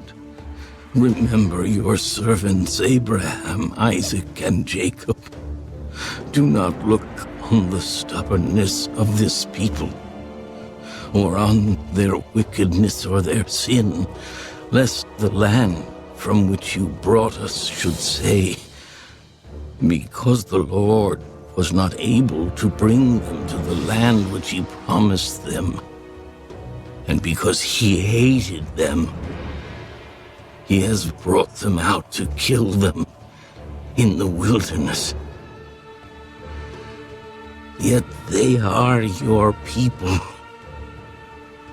and your inheritance, whom you brought out by your mighty power and by your outstretched arm.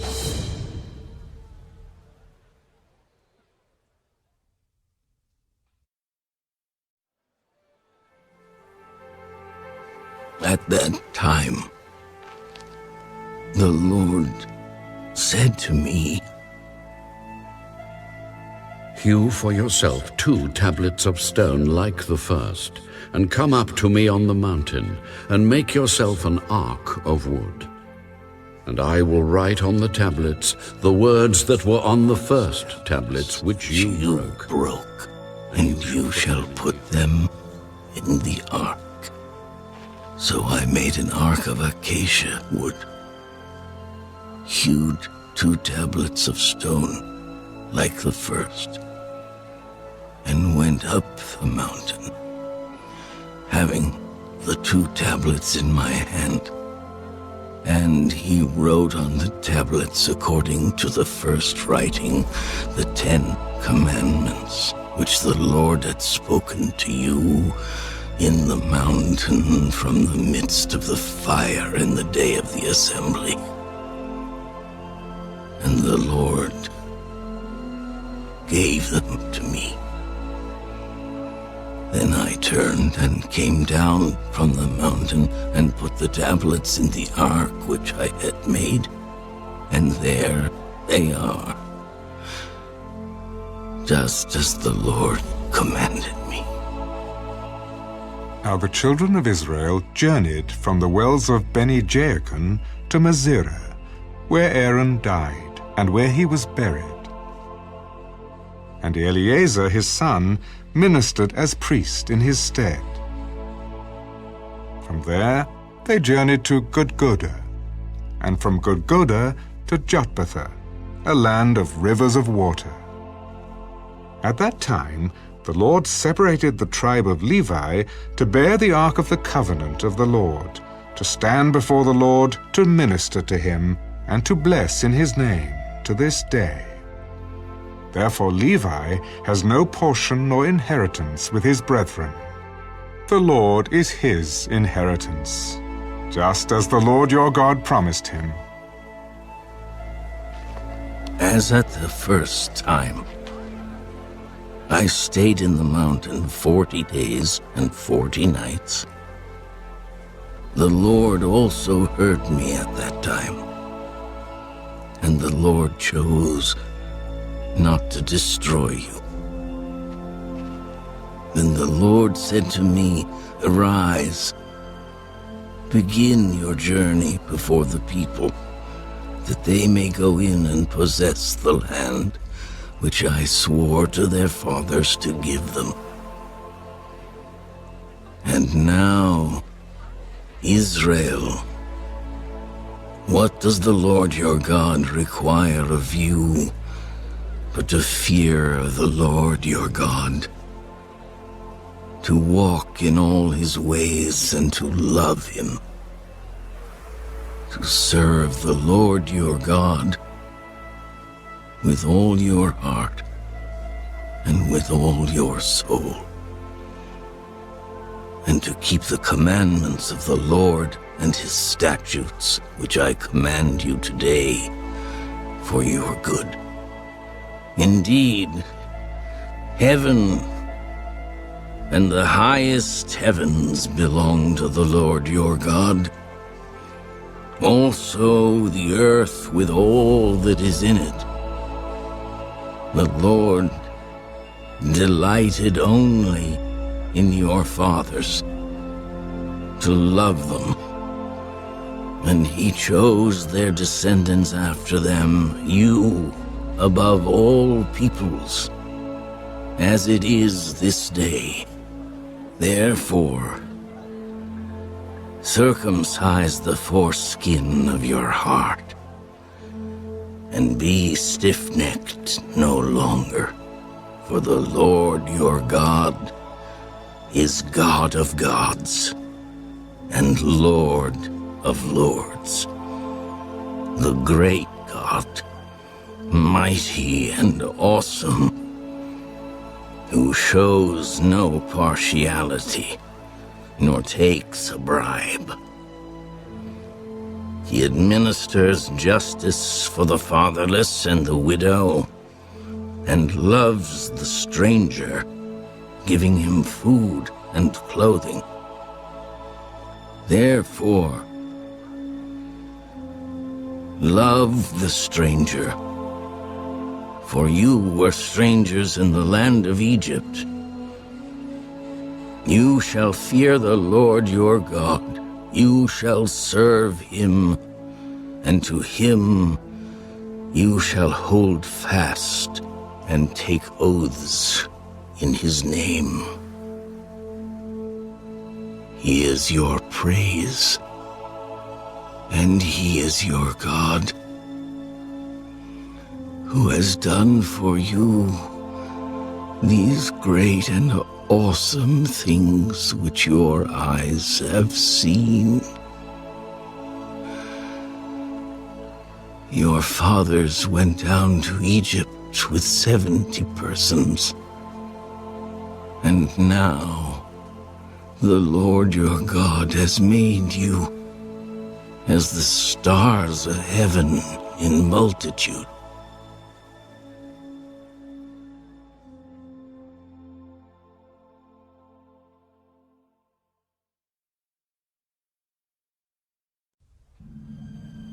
Therefore, you shall love the Lord your God and keep his charge, his statutes, his judgments, and his commandments always.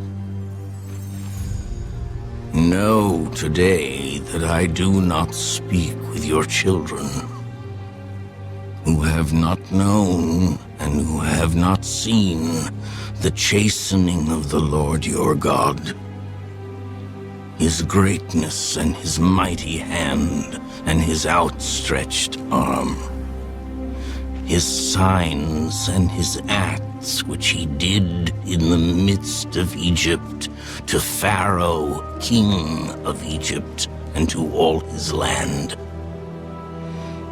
What he did to the army of Egypt, to their horses and their chariots, how he made the waters of the Red Sea overflow them as they pursued you, and how the Lord has destroyed them to this day. What he did for you in the wilderness until you came to this place, and what he did to Dathan and Abiram, the sons of Eliab, the son of Reuben, how the earth opened its mouth and swallowed them up, their households, their tents, and all the substance that was in their possession, in the midst of all Israel. But your eyes have seen every great act of the Lord which he did. Therefore you shall keep every commandment which I command you today, that you may be strong and go in and possess the land which you cross over to possess, and that you may prolong your days in the land which the Lord swore to give your fathers to them and their descendants, a land flowing with milk and honey. For the land which you go to possess is not like the land of Egypt from which you have come, where you sowed your seed and watered it by foot as a vegetable garden. But the land which you cross over to possess is a land of hills and valleys which drinks water from the rain of heaven. A land for which the Lord your God cares. The eyes of the Lord your God are always on it, from the beginning of the year to the very end of the year. And it shall be that if you earnestly obey my commandments which I command you today, to love the Lord your God and serve him with all your heart and with all your soul, then I will give you the rain for your land in its season, the early rain and the latter rain, that you may gather in your grain, your new wine, and your oil. And I will send grass in your fields for your livestock, that you may eat and be filled. Take heed to yourselves, lest your heart be deceived, and you turn aside and serve other gods and worship them, lest the Lord's anger be aroused against you, and he shut up the heavens so that there be no rain, and the land yield no produce, and you perish quickly from the good land which the Lord is giving you. Therefore you shall lay up these words of mine in your heart and in your soul, and bind them as a sign on your hand, and they shall be as frontlets between your eyes. You shall teach them to your children, speaking of them when you sit in your house, when you walk by the way, when you lie down, and when you rise up. And you shall write them on the doorposts of your house and on your gates, that your days and the days of your children may be multiplied in the land of which the Lord swore to your fathers to give them, like the days of the heavens above the earth. For if you carefully keep all these commandments which I command you to do, to love the Lord your God, to walk in all his ways, and to hold fast to him, then the Lord will drive out all these nations from before you, and you will dispossess greater and mightier nations than yourselves. Every place on which the sole of your foot treads shall be yours. From the wilderness and Lebanon, from the river Euphrates, even to the western sea, shall be your territory. No man shall be able to stand against you, The Lord your God will put the dread of you and the fear of you upon all the land where you tread, just as he has said to you. Behold, I set before you today a blessing and a curse. The blessing, if you obey the commandments of the Lord your God, which I command you today. And the curse, if you do not obey the commandments of the Lord your God, but turn aside from the way which I command you today to go after other gods, which you have not known. Now it shall be, when the Lord your God has brought you into the land which you go to possess, that you shall put the blessing on Mount Gerizim, and the curse on Mount Ebal. Are they not on the other side of the Jordan, toward the setting sun, in the land of the Canaanites who dwelled in the plain opposite Gilgal, beside the terebinth trees of Moreh? For you will cross over the Jordan and go in to possess the land which the Lord your God is giving you. And you will possess it and dwell in it.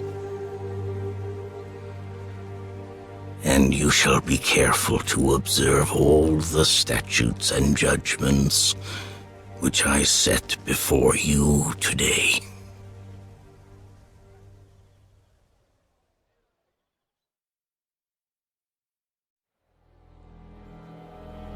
These are the statutes and judgments which you shall be careful to observe in the land which the Lord God of your fathers is giving you to possess all the days that you live on the earth. You shall utterly destroy all the places where the nations which you shall dispossess served their gods, on the high mountains, and on the hills, and under every green tree. And you shall destroy their altars, break their sacred pillars, and burn their wooden images with fire. You shall cut down the carved images of their gods, and destroy their names from that place. You shall not worship the Lord your God with such things, but you shall seek the place where the Lord your God chooses out of all your tribes to put his name for his dwelling place. And there you shall go. There you shall take your burnt offerings, your sacrifices, your tithes, the heave offerings of your hand, your vowed offerings, your free will offerings, and the firstborn of your herds and flocks. And there you shall eat before the Lord your God, and you shall rejoice in all to which you have put your hand, you and your households, in which the Lord your God has blessed you. You shall not at all do as we are doing here today, every man doing whatever is right in his own eyes. For as yet you have not come to the rest and the inheritance which the Lord your God is giving you. But when you cross over the Jordan and dwell in the land which the Lord your God is giving you to inherit, and he gives you rest from all your enemies round about, so that you dwell in safety, then there will be the place where the Lord your God chooses to make his name abide. There you shall bring all that I command you, your burnt offerings, your sacrifices, your tithes, the heave offerings of your hand, and all your choice offerings which you vow to the Lord. And you shall rejoice before the Lord your God, you and your sons and your daughters, your male and female servants, and the Levite who is within your gates, since he has no portion nor inheritance with you. Take heed to yourself that you do not offer your burnt offerings in every place that you see, but in the place which the Lord chooses, in one of your tribes. There you shall offer your burnt offerings, and there you shall do all that I command you. However, you may slaughter and eat meat within all your gates, whatever your heart desires, according to the blessing of the Lord your God, which he has given you. The unclean and the clean may eat of it, of the gazelle and the deer alike. Only you shall not eat the blood. You shall pour it on the earth like water. You may not eat within your gates the tithe of your grain, or your new wine, or your oil, of the firstborn of your herd or your flock, of any of your offerings which you vow, of your free will offerings, or of the heave offering of your hand. But you must eat them before the Lord your God in the place which the Lord your God chooses. You and your son and your daughter, your male servant and your female servant, and the Levite who is within your gates. And you shall rejoice before the Lord your God in all to which you put your hands. Take heed to yourself that you do not forsake the Levite as long as you live in your land. When the Lord your God enlarges your border as he has promised you, and you say, "Let me eat meat," because you long to eat meat, you may eat as much meat as your heart desires. If the place where the Lord your God chooses to put his name is too far from you, then you may slaughter from your herd and from your flock which the Lord has given you, just as I have commanded you. And you may eat within your gates as much as your heart desires. Just as the gazelle and the deer are eaten, so you may eat them. The unclean and the clean alike may eat them. Only be sure that you do not eat the blood, for the blood is the life. You may not eat the life with the meat. You shall not eat it, You shall pour it on the earth like water. You shall not eat it, that it may go well with you and your children after you. When you do what is right in the sight of the Lord, only the holy things which you have, and your vowed offerings, you shall take and go to the place which the Lord chooses. And you shall offer your burnt offerings, the meat and the blood, on the altar of the Lord your God. And the blood of your sacrifices shall be poured out on the altar of the Lord your God. And you shall eat the meat. Observe and obey all these words which I command you, that it may go well with you and your children after you forever. When you do what is good and right in the sight of the Lord your God.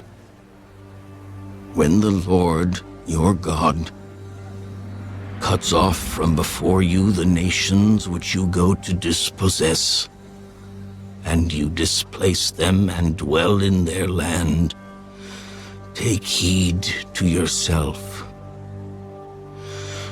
that you are not ensnared to follow them after they are destroyed from before you, and that you do not inquire after their gods, saying, how did these nations serve their gods? I also will do likewise. You shall not worship the Lord your God in that way. For every abomination to the Lord which he hates, they have done to their gods. For they burn even their sons and daughters in the fire to their gods. Whatever I command you, be careful to observe it. You shall not add to it, nor take away from it.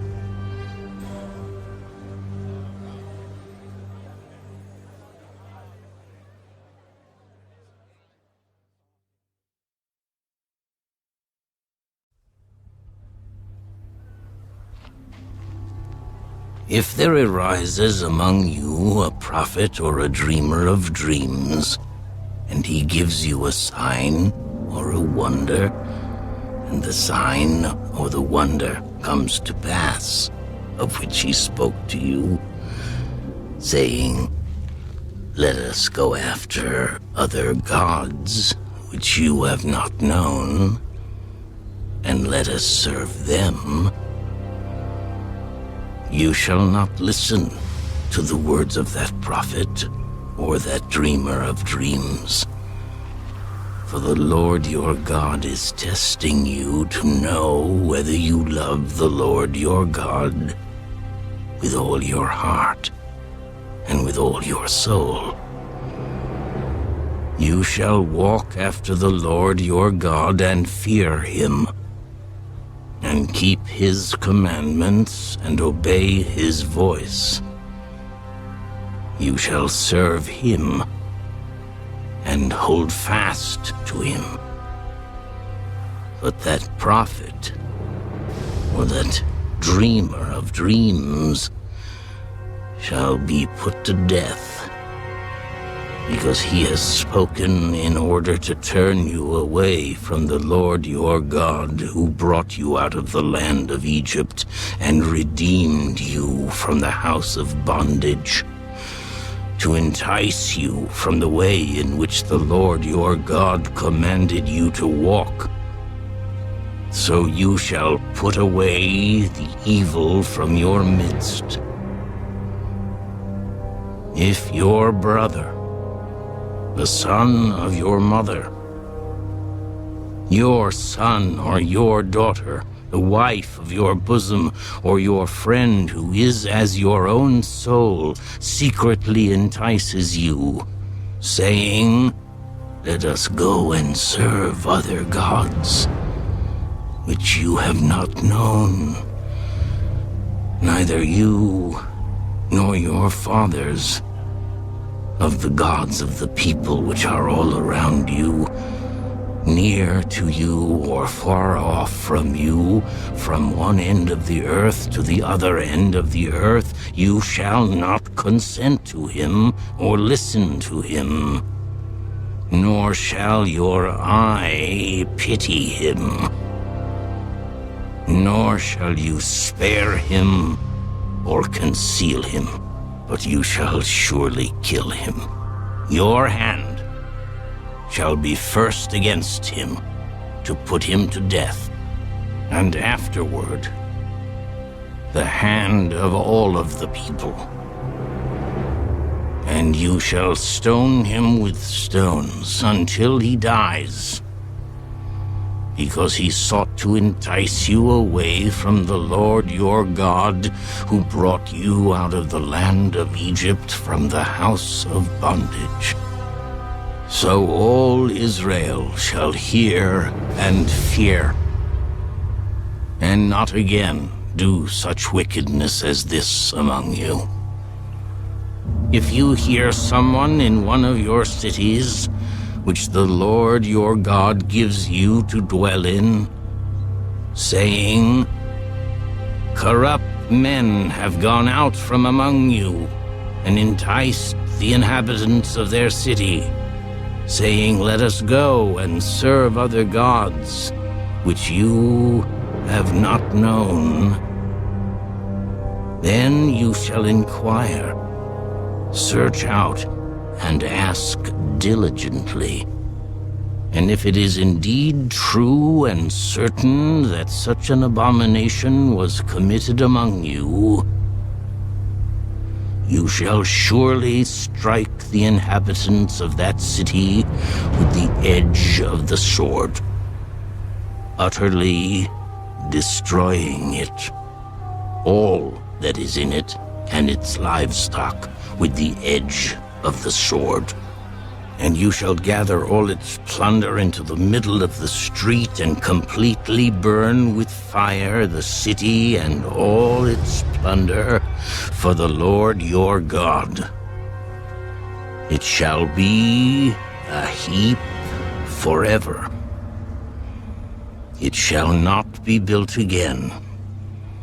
So none of the accursed things shall remain in your hand, that the Lord may turn from the fierceness of his anger and show you mercy, have compassion on you, and multiply you, just as he swore to your fathers.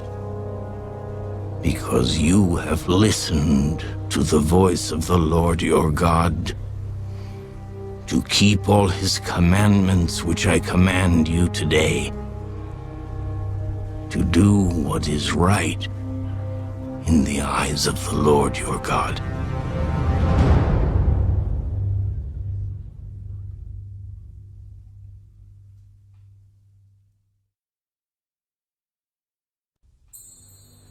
You are the children of the Lord your God.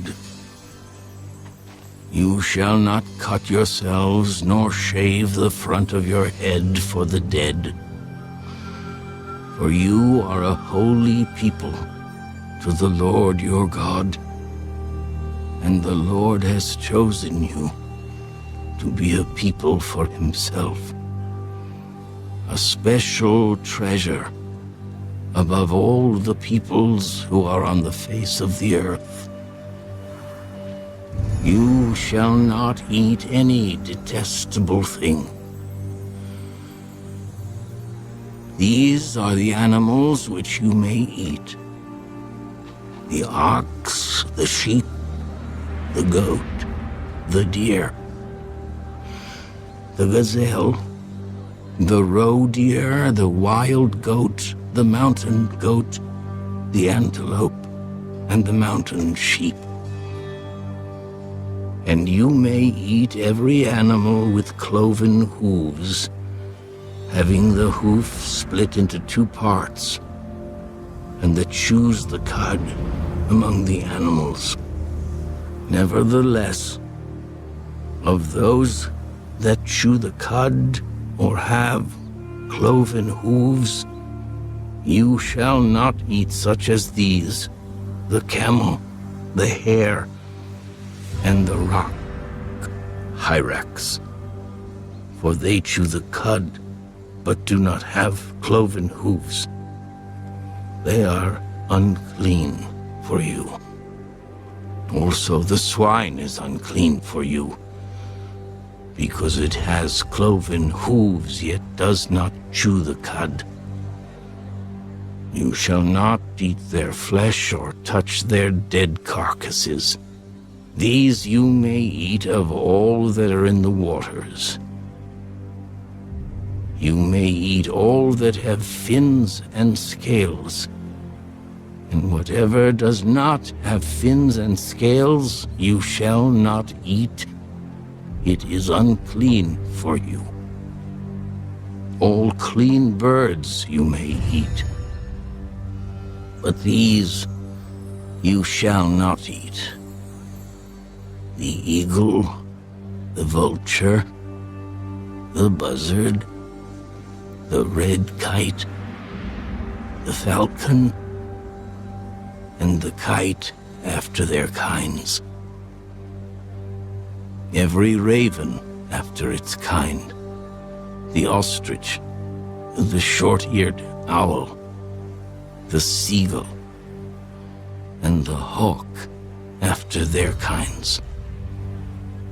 The little owl, the screech owl, the white owl, the jackdaw, the carrion vulture, the fisher owl, the stork, the heron after its kind, and the hoopoe and the bat. Also every creeping thing that flies is unclean for you. They shall not be eaten. You may eat all clean birds. You shall not eat anything that dies of itself. You may give it to the alien who is within your gates, that he may eat it, or you may sell it to a foreigner, for you are a holy people to the Lord your God. You shall not boil a young goat in its mother's milk.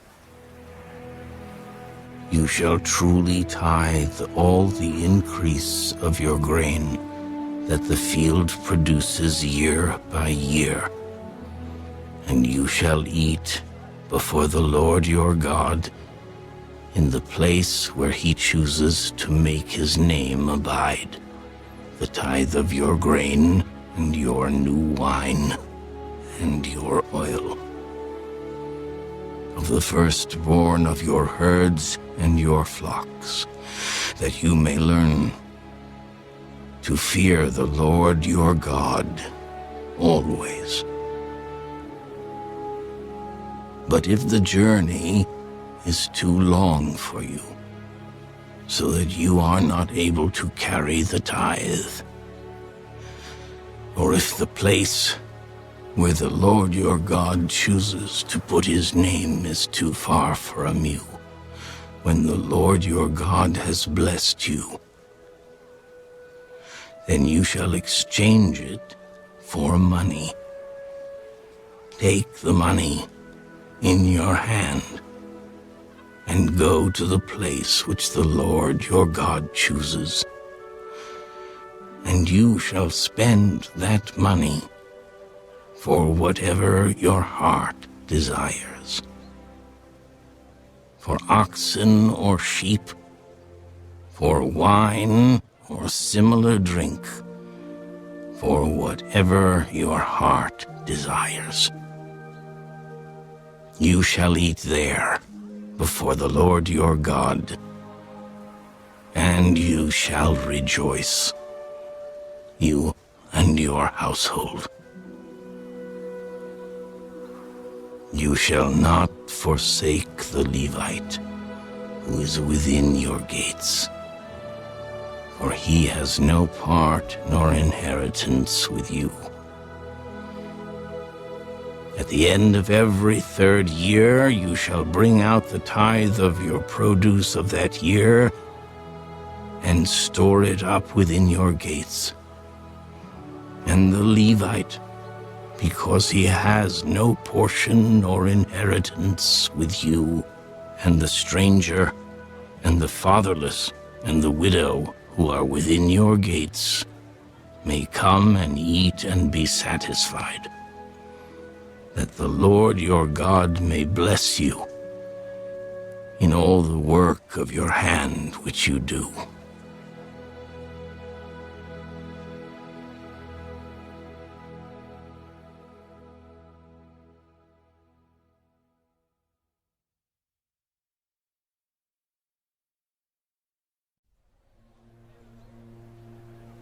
At the end of every 7 years you shall grant a release of debts, and this is the form of the release.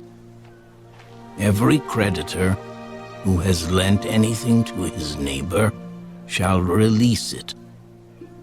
He shall not require it of his neighbor or his brother, because it is called the Lord's release.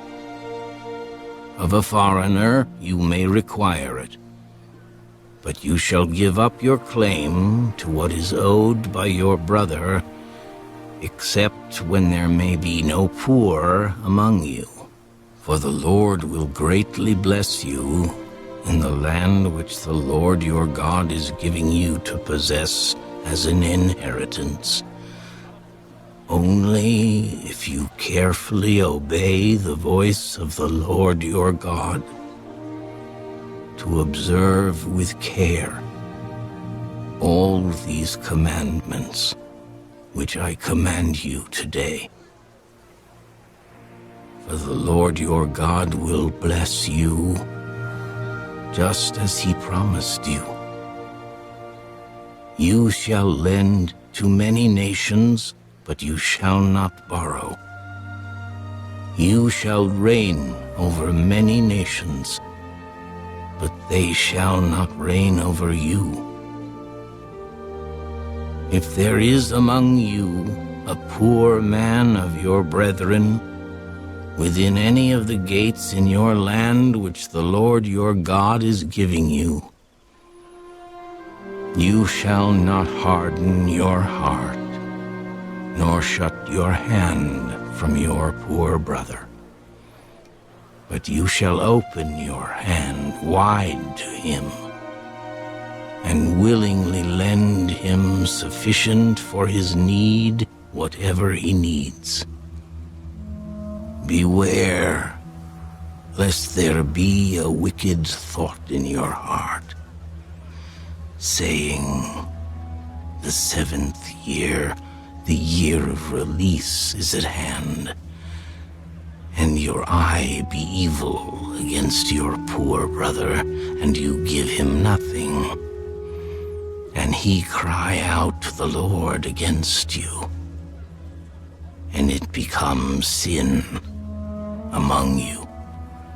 You shall surely give to him, and your heart should not be grieved when you give to him, because for this thing the Lord your God will bless you in all your works and in all to which you put your hand. For the poor will never cease from the land.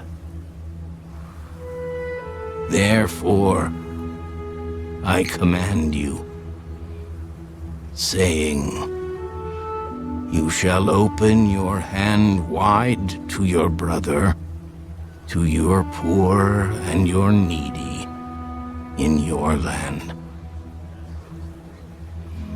If your brother, a Hebrew man or a Hebrew woman, is sold to you and serves you 6 years, then in the 7th year you shall let him go free from you. And when you send him away free from you, you shall not let him go away empty-handed. You shall supply him liberally from your flock, from your threshing floor, and from your winepress. From what the Lord your God has blessed you with, you shall give to him. You shall remember that you were a slave in the land of Egypt, and the Lord your God redeemed you. Therefore I command you this thing today, and if it happens that he says to you, I will not go away from you, because he loves you and your house, since he prospers with you, then you shall take an awl and thrust it through his ear to the door, and he shall be your servant forever. Also to your female servant you shall do likewise. It shall not seem hard to you when you send him away free from you, for he has been worth a double hired servant in serving you 6 years. Then the Lord your God will bless you in all that you do. All the firstborn males that come from your herd and your flock, you shall sanctify to the Lord your God. You shall do no work with the firstborn of your herd, nor shear the firstborn of your flock. You and your household shall eat it before the Lord your God year by year in the place which the Lord chooses. But if there is a defect in it, if it is lame or blind or has any serious defect, you shall not sacrifice it to the Lord your God. You may eat it within your gates. The unclean and the clean person alike may eat it, as if it were a gazelle or a deer. Only you shall not eat its blood. You shall pour it on the ground like water.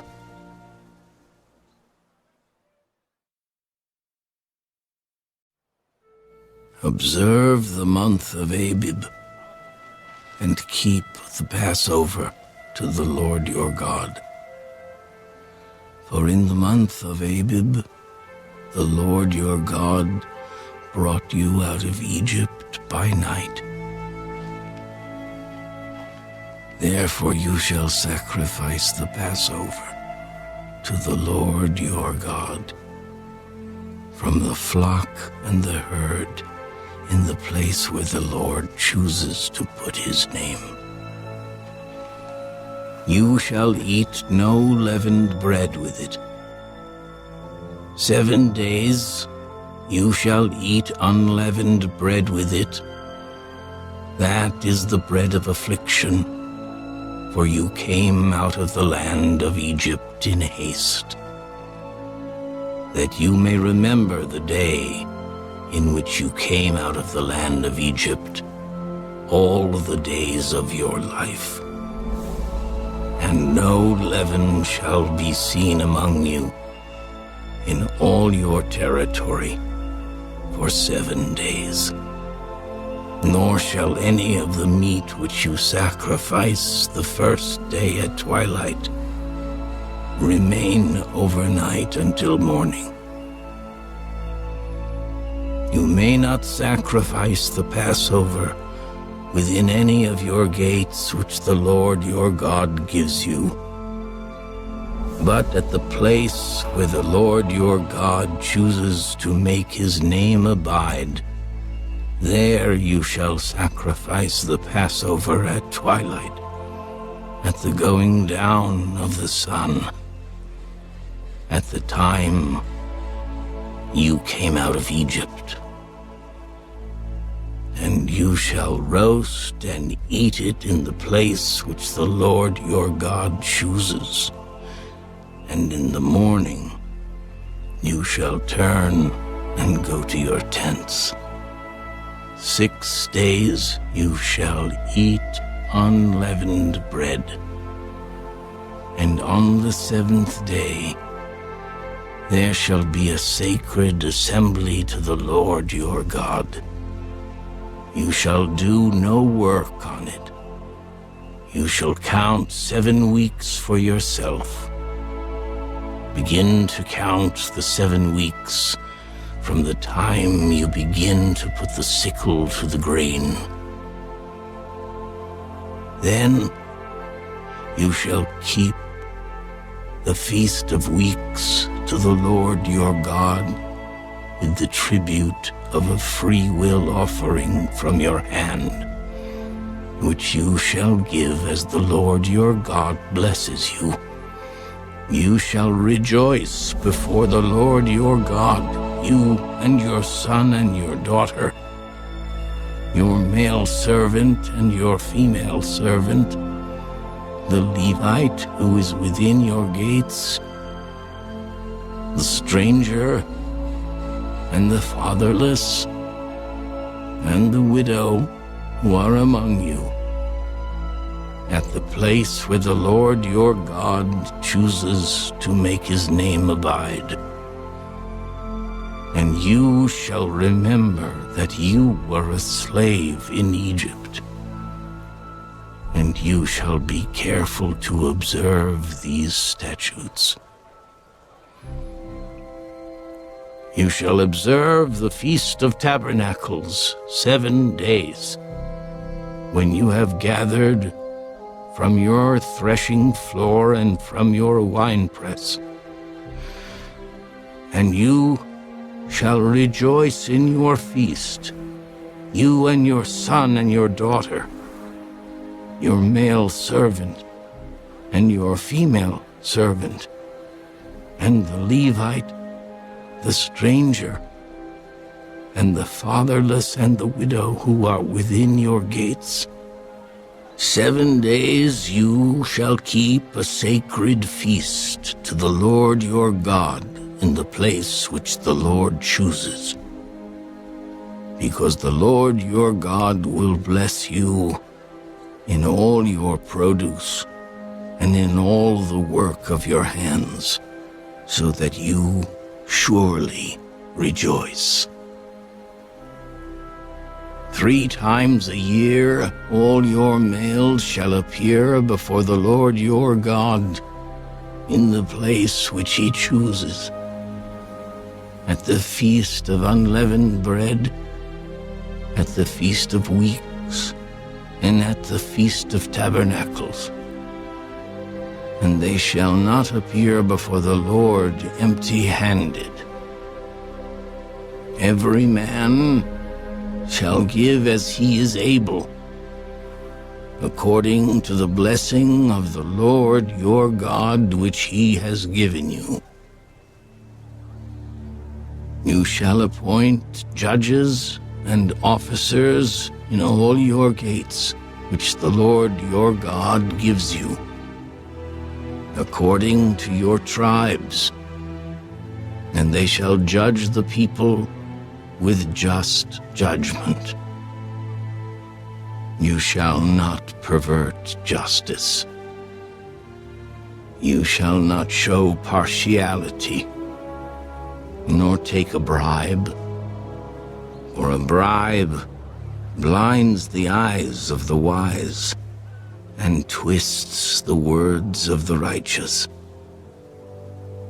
You shall follow what is altogether just, that you may live and inherit the land which the Lord your God is giving you. You shall not plant for yourself any tree as a wooden image, near the altar which you build for yourself to the Lord your God.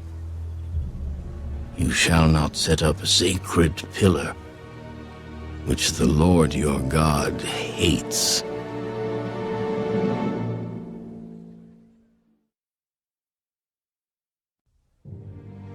You shall not sacrifice to the Lord your God a bull or sheep which has any blemish or defect, for that is an abomination to the Lord your God.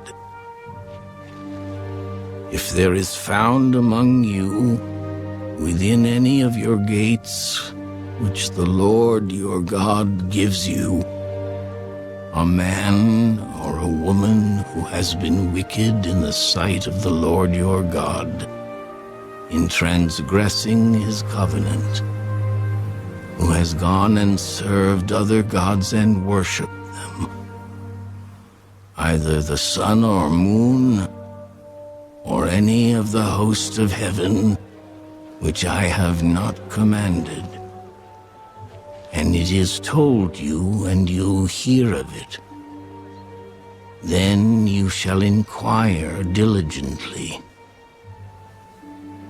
And if it is indeed true and certain that such an abomination has been committed in Israel, then you shall bring out to your gates that man or woman who has committed that wicked thing, and shall stone to death that man or woman with stones.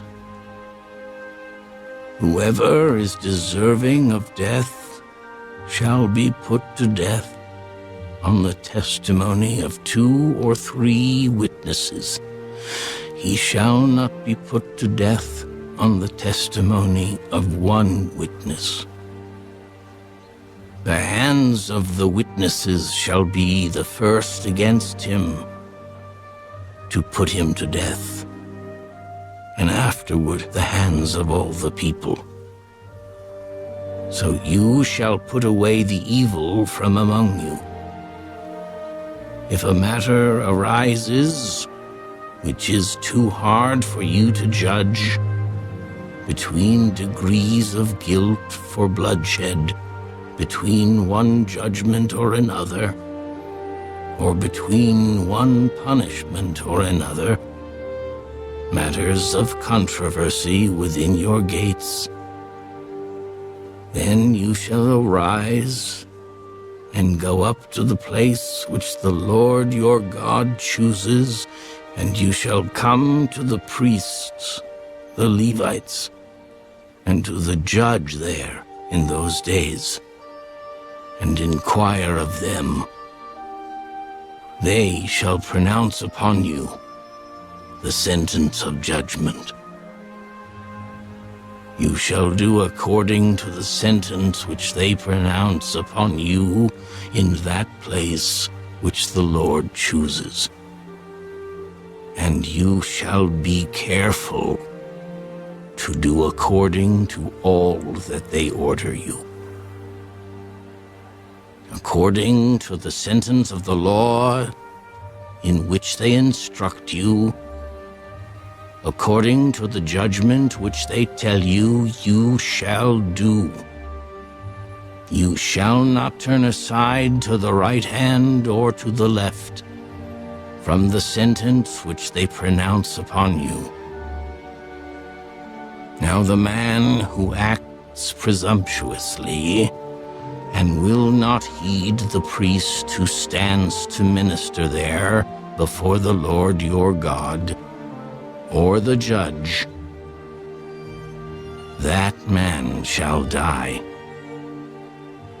So you shall put away the evil from Israel, and all the people shall hear and fear, and no longer act presumptuously.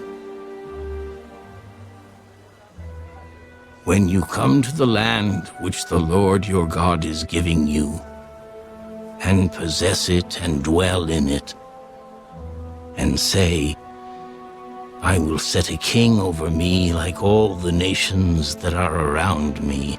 You shall surely set a king over you, whom the Lord your God chooses. One from among your brethren you shall set as king over you.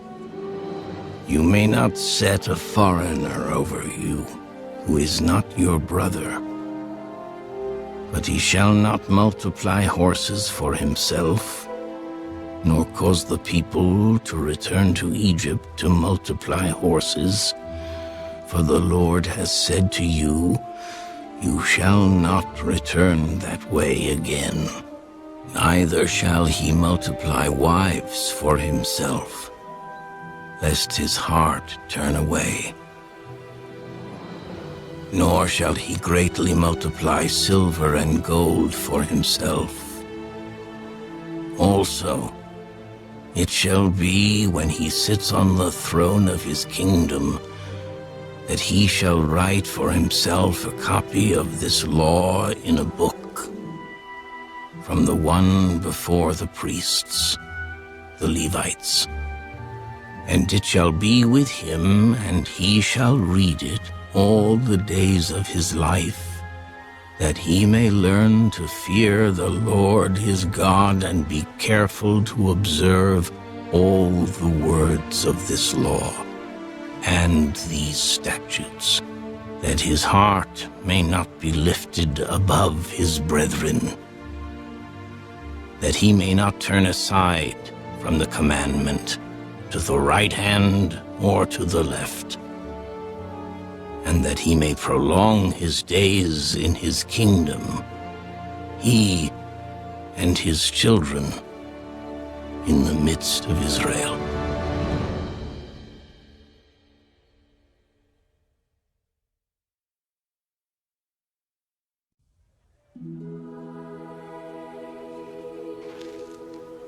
The priests, the Levites, all the tribe of Levi, shall have no part nor inheritance with Israel. They shall eat the offerings of the Lord made by fire, and his portion. Therefore they shall have no inheritance among their brethren. The Lord is their inheritance, as he said to them. And this shall be the priest's due from the people, from those who offer a sacrifice, whether it is bull or sheep. They shall give to the priest the shoulder, the cheeks, and the stomach, the first fruits of your grain, and your new wine, and your oil, and the first of the fleece of your sheep you shall give him. For the Lord your God has chosen him out of all your tribes to stand to minister in the name of the Lord, him and his sons forever. So if a Levite comes from any of your gates, from where he dwells among all Israel, and comes with all the desire of his mind to the place which the Lord chooses, then he may serve in the name of the Lord his God, as all his brethren the Levites do, who stand there before the Lord.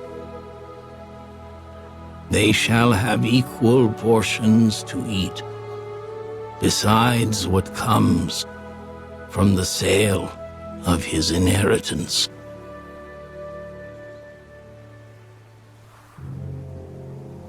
When you come into the land which the Lord your God is giving you, you shall not learn to follow the abominations of those nations. There shall not be found among you anyone who makes his son or his daughter pass through the fire, or one who practices witchcraft, or a soothsayer, or one who interprets omens, or a sorcerer, or one who conjures spells, or a medium, or a spiritist, or one who calls up the dead.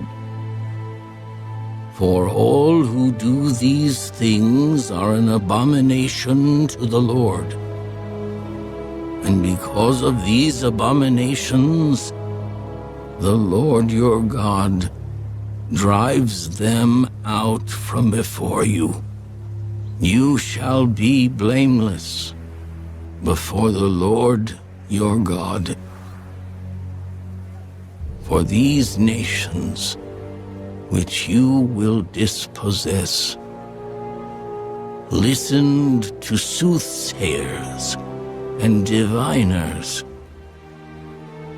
But as for you, the Lord your God has not appointed such for you. The Lord your God will raise up for you a prophet like me from your midst, from your brethren. Him you shall hear, according to all you desired of the Lord your God in Horeb, in the day of the assembly, saying, Let me not hear again the voice of the Lord my God, nor let me see this great fire any more, lest I die. And the Lord said to me, What they have spoken is good. I will raise up for them a prophet like you from among their brethren, and will put my words in his mouth. And he shall speak to them all that I command him. And it shall be that whoever will not hear my words, which he speaks in my name, I will require it of him. But the prophet who presumes to speak a word in my name, which I have not commanded him to speak, or who speaks in the name of other gods, that prophet shall die. And if you say in your heart, How shall we know the word which the Lord has not spoken? When a prophet speaks in the name of the Lord, if the thing does not happen or come to pass, that is the thing which the Lord has not spoken. The prophet has spoken it presumptuously. You shall not be afraid of him.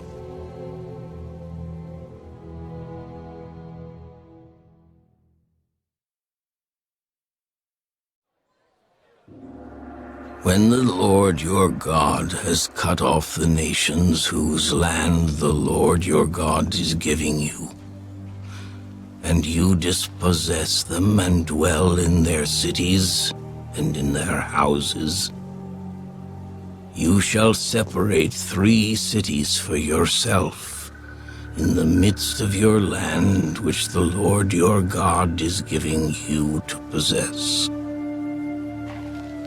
You shall prepare roads for yourself and divide into 3 parts the territory of your land which the Lord your God is giving you to inherit, that any manslayer may flee there. And this is the case of the manslayer who flees there, that he may live.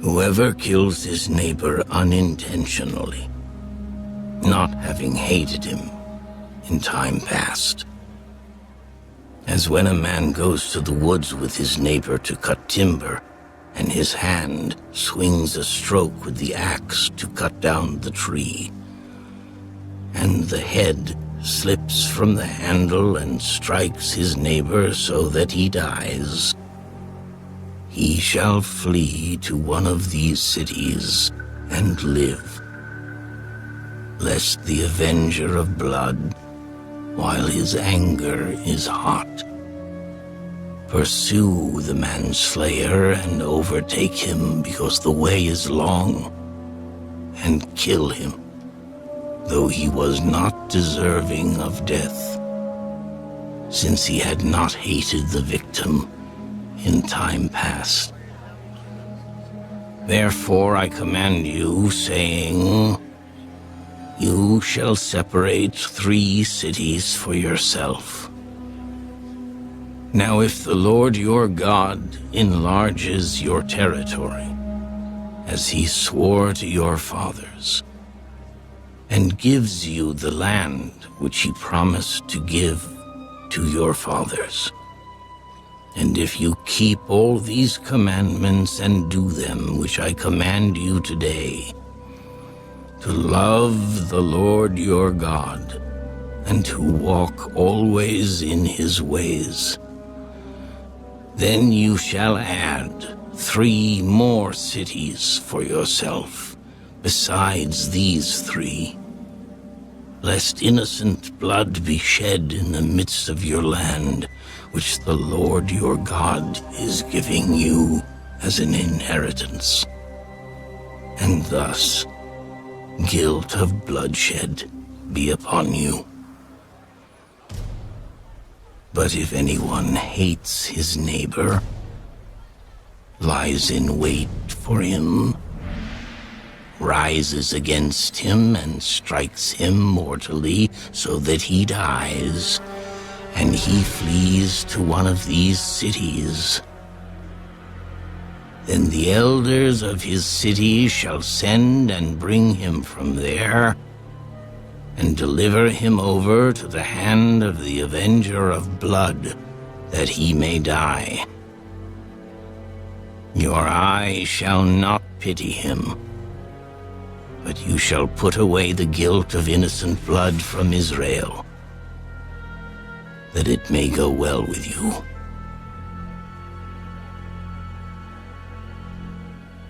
You shall not remove your neighbor's landmark, which the men of old have set in your inheritance, which you will inherit in the land that the Lord your God is giving you to possess.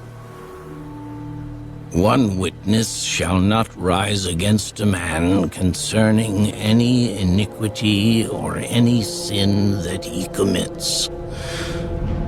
By the mouth of 2 or 3 witnesses, the matter shall be established. If a false witness rises against any man to testify against him of wrongdoing, then both men in the controversy shall stand before the Lord, before the priests and the judges who serve in those days. And the judges shall make careful inquiry. And indeed, if the witness is a false witness, who has testified falsely against his brother, then you shall do to him as he thought to have done to his brother. So you shall put away the evil from among you. And those who remain shall hear and fear, and hereafter they shall not again commit such evil among you. Your eye shall not pity. Life shall be for life, eye for eye, tooth for tooth, hand for hand, foot for foot.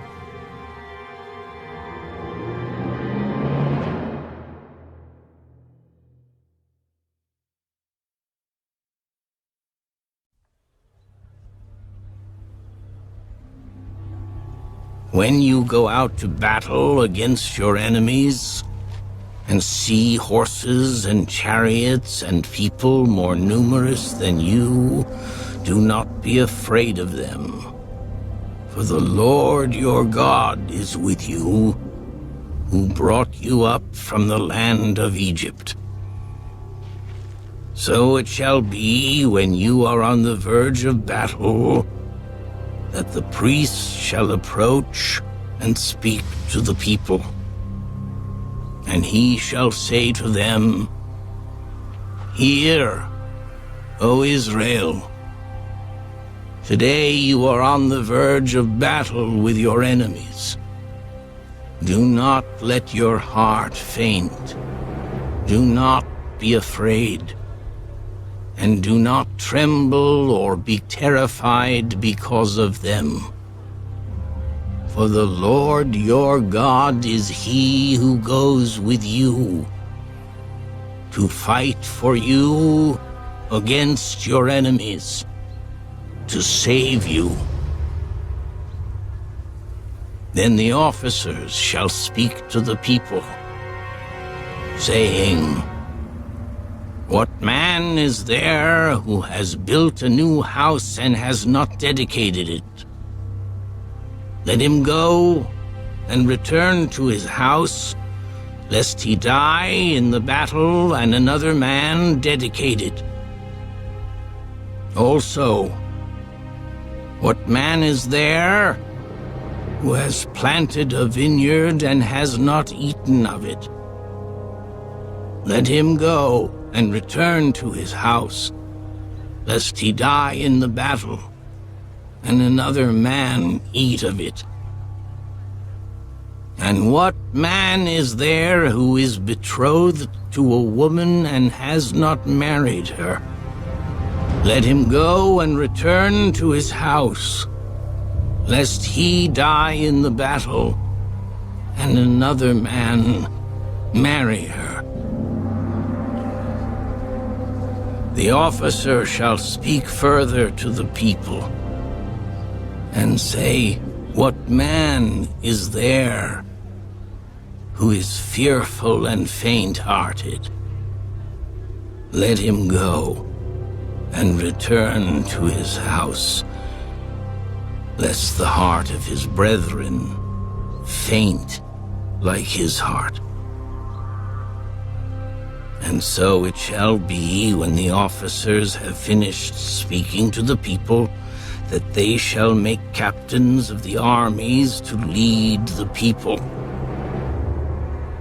When you go near a city to fight against it, then proclaim an offer of peace to it. And it shall be that if they accept your offer of peace and open to you, then all the people who are found in it shall be placed under tribute to you and serve you. Now if the city will not make peace with you, but makes war against you, then you shall besiege it. And when the Lord your God delivers it into your hands, you shall strike every male in it with the edge of the sword. But the women, the little ones, the livestock, and all that is in the city, all its spoil you shall plunder for yourself, and you shall eat the enemy's plunder, which the Lord your God gives you. Thus you shall do to all the cities which are very far from you, which are not of the cities of these nations, but of the cities of these peoples which the Lord your God gives you as an inheritance. You shall let nothing that breathes remain alive, but you shall utterly destroy them. The Hittite, and the Amorite, and the Canaanite, and the Perizzite, and the Hivite, and the Jebusite, just as the Lord your God has commanded you, lest they teach you to do according to all their abominations which they have done for their gods, and you sin against the Lord your God. When you besiege a city for a long time, while making war against it to take it, you shall not destroy its trees by wielding an axe against them. If you can eat of them, do not cut them down to use in the siege, for the tree of the field is man's food. Only the trees which you know are not trees for food you may destroy and cut down, to build siege works against the city that makes war with you, until it is subdued.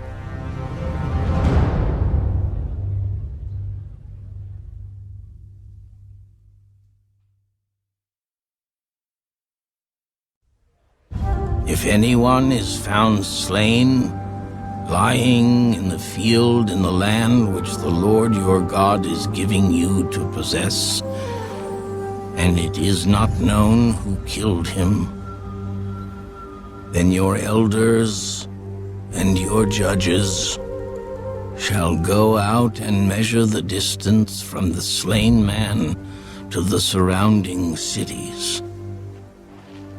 And it shall be that the elders of the city nearest to the slain man will take a heifer which has not been worked, and which has not pulled with a yoke.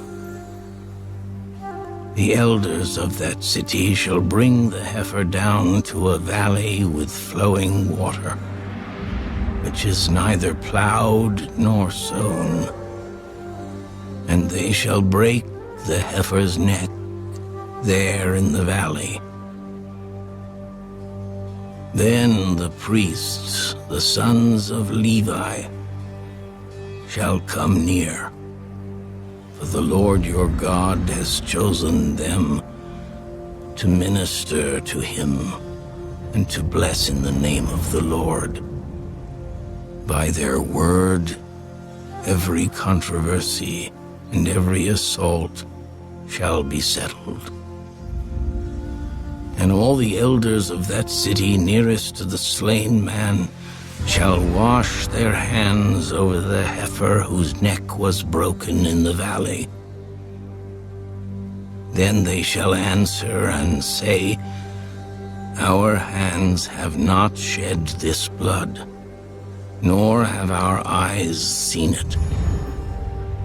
Provide atonement, O Lord, for your people Israel, whom you have redeemed, and do not lay innocent blood to the charge of your people Israel. And atonement shall be provided on their behalf for the blood. So you shall put away the guilt of innocent blood from among you, when you do what is right in the sight of the Lord. When you go out to war against your enemies, and the Lord your God delivers them into your hand, and you take them captive, and you see among the captives a beautiful woman, and desire her, and would take her for your wife, then you shall bring her home to your house, and she shall shave her head and trim her nails. She shall put off the clothes of her captivity, remain in your house, and mourn her father and her mother a full month. After that you may go into her and be her husband, and she shall be your wife. And it shall be, if you have no delight in her, then you shall set her free. But you certainly shall not sell her for money. You shall not treat her brutally, because you have humbled her. If a man has 2 wives, one loved and the other unloved, And they have borne him children, both the loved and the unloved. And if the firstborn son is of her who is unloved, then it shall be on the day he bequeaths his possessions to his sons, that he must not bestow firstborn status on the son of the loved wife, in preference to the son of the unloved, the true firstborn. But he shall acknowledge the son of the unloved wife as the firstborn, by giving him a double portion of all that he has. For he is the beginning of his strength. The right of the firstborn is his. If a man has a stubborn and rebellious son, who will not obey the voice of his father or the voice of his mother, and who, when they have chastened him, will not heed them, then his father and his mother shall take hold of him and bring him out to the elders of his city, to the gate of his city. And they shall say to the elders of his city, "This son of ours is stubborn and rebellious. He will not obey our voice. He is a glutton and a drunkard." Then all the men of his city shall stone him to death with stones, so you shall put away the evil from among you, and all Israel shall hear and fear. If a man has committed a sin deserving of death, and he is put to death, and you hang him on a tree, his body shall not remain overnight on the tree, but you shall surely bury him that day, so that you do not defile the land which the Lord your God is giving you as an inheritance. For he who is hanged is accursed of God.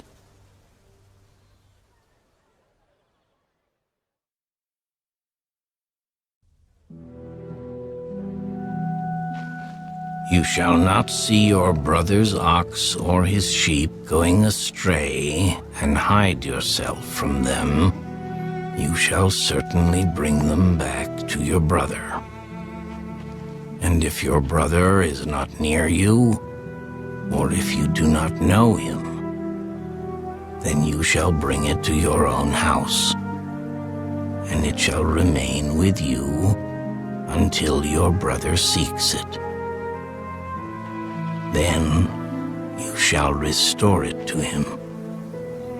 You shall do the same with his donkey, and so shall you do with his garment, with any lost thing of your brother's, which he has lost and you have found.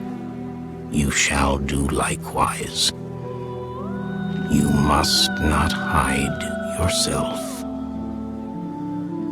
You shall not see your brother's donkey or his ox fall down along the road and hide yourself from them. You shall surely help him lift them up again.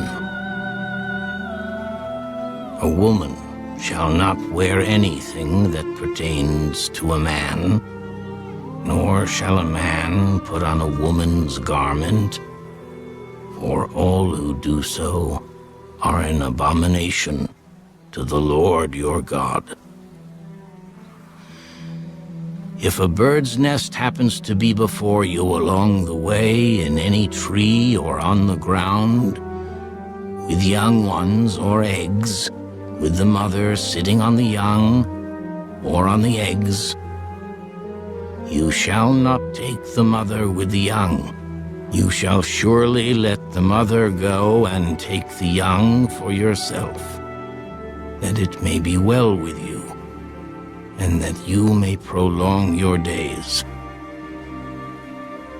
When you build a new house, then you shall make a parapet for your roof, that you may not bring guilt of bloodshed on your household, if anyone falls from it. You shall not sow your vineyard with different kinds of seed, lest the yield of the seed which you have sown and the fruit of your vineyard be defiled. You shall not plow with an ox and a donkey together. You shall not wear a garment of different sorts, such as wool and linen mixed together. You shall make tassels on the four corners of the clothing with which you cover yourself. If any man takes a wife and goes into her, and detests her, and charges her with shameful conduct, and brings a bad name on her, and says, I took this woman, and when I came to her, I found she was not a virgin, then the father and mother of the young woman shall take and bring out the evidence of the young woman's virginity to the elders of the city at the gate. And the young woman's father shall say to the elders, I gave my daughter to this man as wife, and he detests her. Now he has charged her with shameful conduct, saying, I found your daughter was not a virgin. And yet these are the evidences of my daughter's virginity. And they shall spread the cloth before the elders of the city. Then the elders of that city shall take that man and punish him. And they shall fine him 100 shekels of silver, and give them to the father of the young woman, because he has brought a bad name on a virgin of Israel. And she shall be his wife. He cannot divorce her all his days. But if the thing is true, and evidences of virginity are not found for the young woman, then they shall bring out the young woman to the door of her father's house, and the men of her city shall stone her to death with stones, because she has done a disgraceful thing in Israel, to play the harlot in her father's house. So you shall put away the evil from among you. If a man is found lying with a woman married to a husband, then both of them shall die, the man that lay with the woman and the woman. So you shall put away the evil from Israel. If a young woman who is a virgin is betrothed to a husband, and a man finds her in the city and lies with her, then you shall bring them both out to the gate of that city, and you shall stone them to death with stones. The young woman, because she did not cry out in the city, and the man, because he humbled his neighbor's wife. So you shall put away the evil from among you. But if a man finds a betrothed young woman in the countryside, and the man forces her and lies with her, then only the man who lay with her shall die. But you shall do nothing to the young woman. There is in the young woman no sin deserving of death. For just as when a man rises against his neighbor and kills him, even so is this matter. For he found her in the countryside, and the betrothed young woman cried out, but there was no one to save her. If a man finds a young woman who is a virgin, who is not betrothed, and he seizes her and lies with her, and they are found out, then the man who lay with her shall give to the young woman's father 50 shekels of silver, and she shall be his wife because he has humbled her. He shall not be permitted to divorce her all his days. A man shall not take his father's wife, nor uncover his father's bed.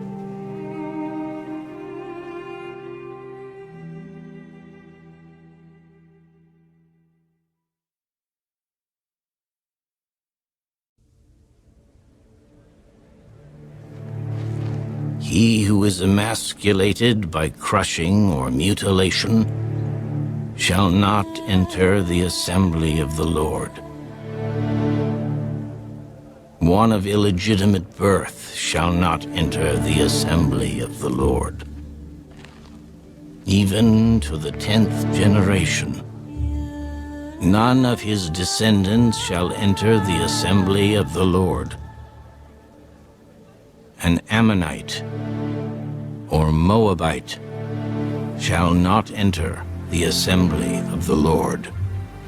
Even to the 10th generation, none of his descendants shall enter the assembly of the Lord forever, because they did not meet you with bread and water on the road when you came out of Egypt, and because they hired against you Balaam the son of Beor from Pethor of Mesopotamia to curse you.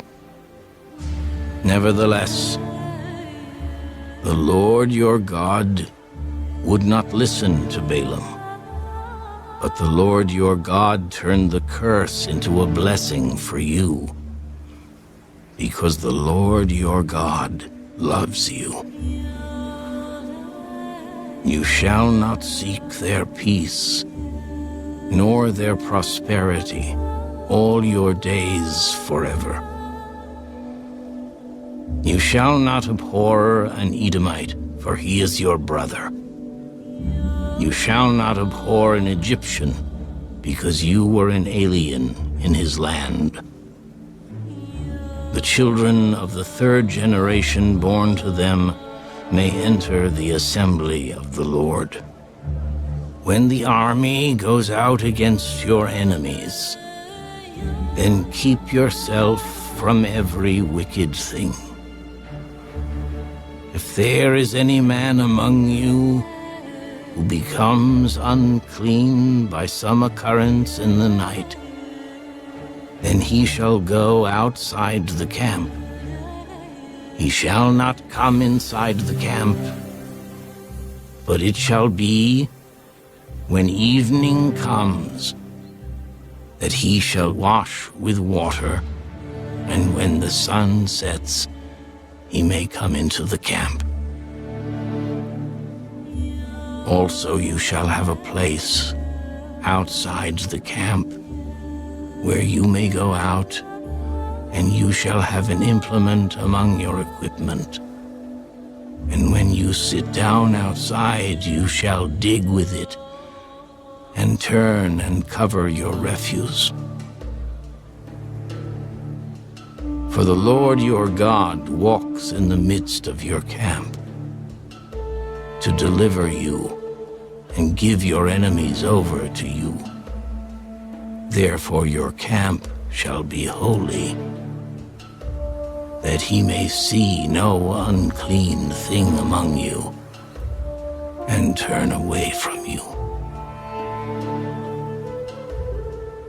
You shall not give back to his master the slave who has escaped from his master to you. He may dwell with you in your midst, in the place which he chooses, within one of your gates, where it seems best to him. You shall not oppress him. There shall be no ritual harlot of the daughters of Israel,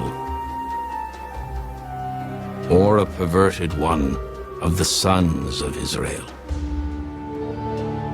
You shall not bring the wages of a harlot or the price of a dog to the house of the Lord your God for any vowed offering, for both of these are an abomination to the Lord your God.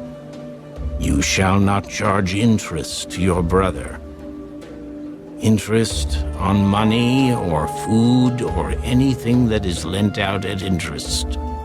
To a foreigner you may charge interest, but to your brother you shall not charge interest, that the Lord your God may bless you in all to which you set your hand in the land which you are entering to possess.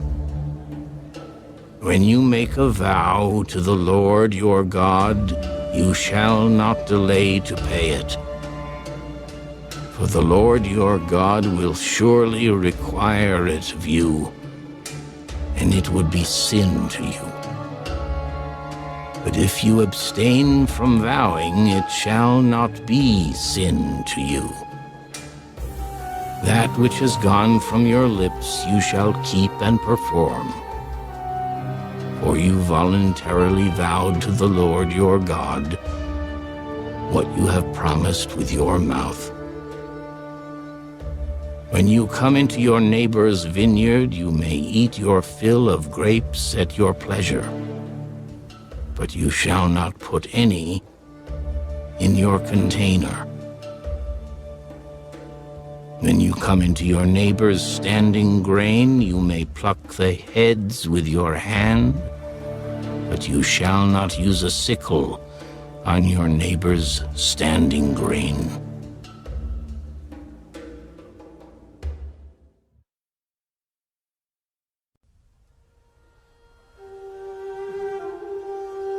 When a man takes a wife and marries her, and it happens that she finds no favor in his eyes because he has found some uncleanness in her, and he writes her a certificate of divorce, puts it in her hand, and sends her out of his house, when she has departed from his house and goes and becomes another man's wife, if the latter husband detests her and writes her a certificate of divorce, puts it in her hand, and sends her out of his house, or if the latter husband dies who took her as his wife, then her former husband, who divorced her, must not take her back to be his wife after she has been defiled, for that is an abomination before the Lord. And you shall not bring sin on the land which the Lord your God is giving you as an inheritance. When a man has taken a new wife, he shall not go out to war or be charged with any business. He shall be free at home 1 year and bring happiness to his wife whom he has taken.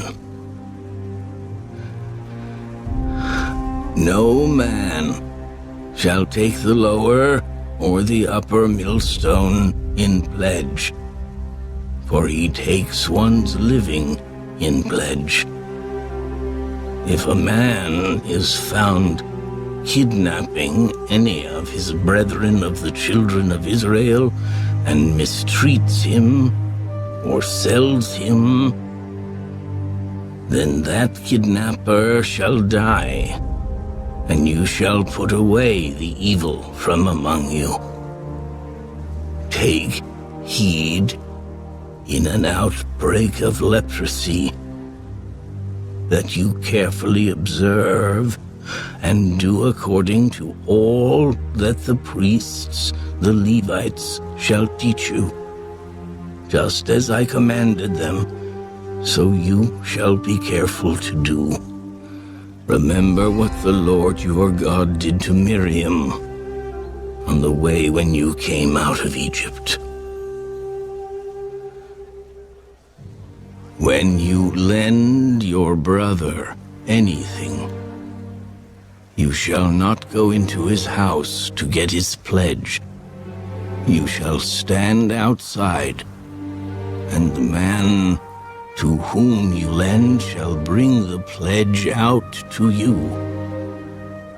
And if the man is poor, you shall not keep his pledge overnight. You shall in any case return the pledge to him again when the sun goes down, that he may sleep in his own garment and bless you. And it shall be righteousness to you before the Lord your God. You shall not oppress a hired servant who is poor and needy, whether one of your brethren or one of the aliens who is in your land within your gates. Each day you shall give him his wages, and not let the sun go down on it, for he is poor and has set his heart on it, lest he cry out against you to the Lord, and it be sin to you. Fathers shall not be put to death for their children, nor shall children be put to death for their fathers. A person shall be put to death for his own sin. You shall not pervert justice, do the stranger or the fatherless, nor take a widow's garment as a pledge, but you shall remember that you were a slave in Egypt, and the Lord your God redeemed you from there. Therefore I command you to do this thing. When you reap your harvest in your field and forget a sheaf in the field, you shall not go back to get it. It shall be for the stranger, the fatherless, and the widow, that the Lord your God may bless you in all the work of your hands. When you beat your olive trees, you shall not go over the boughs again. It shall be for the stranger, the fatherless, and the widow. When you gather the grapes of your vineyard, you shall not glean it afterward. It shall be for the stranger, the fatherless, and the widow. And you shall remember that you were a slave in the land of Egypt. Therefore I command you to do this thing.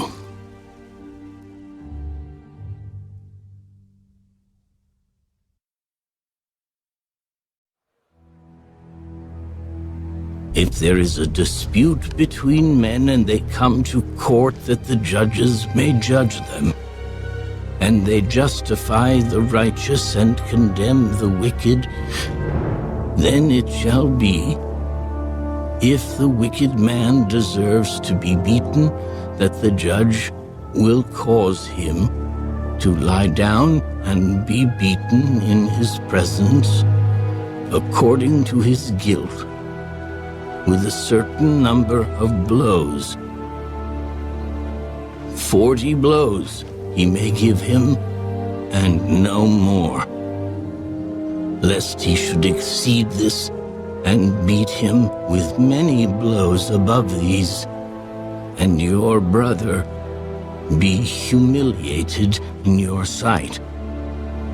You shall not muzzle an ox while it treads out the grain.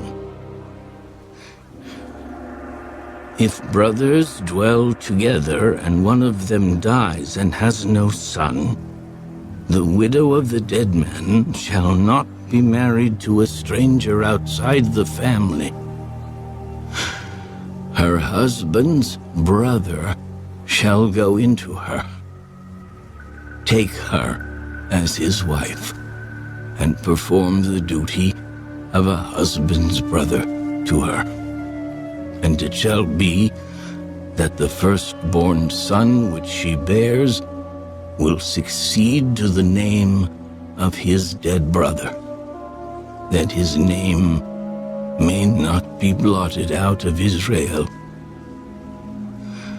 But if the man does not want to take his brother's wife, then let his brother's wife go up to the gate to the elders and say, "My husband's brother refuses to raise up a name to his brother in Israel. He will not perform the duty of my husband's brother." Then the elders of his city shall call him and speak to him. But if he stands firm and says, "I do not want to take her," then his brother's wife shall come to him in the presence of the elders, remove his sandal from his foot, spit in his face, and answer, and say, "So shall it be done to the man who will not build up his brother's house. And his name shall be called in Israel, the house of him who had his sandal removed." If two men fight together, and the wife of one draws near to rescue her husband from the hand of the one attacking him, and puts out her hand and seizes him by the genitals, then you shall cut off her hand. Your eye shall not pity her. You shall not have in your bag differing weights, a heavy and a light. You shall not have in your house differing measures, a large and a small. You shall have a perfect and just weight, a perfect and just measure, that your days may be lengthened in the land which the Lord your God is giving you. For all who do such things, all who behave unrighteously, are an abomination to the Lord your God. Remember what Amalek did to you on the way as you were coming out of Egypt. How he met you on the way and attacked your rear ranks, all the stragglers at your rear, when you were tired and weary, and he did not fear God. Therefore, it shall be, when the Lord your God has given you rest from your enemies all around, in the land which the Lord your God is giving you to possess as an inheritance, that you will blot out the remembrance of Amalek from under heaven. You shall not forget.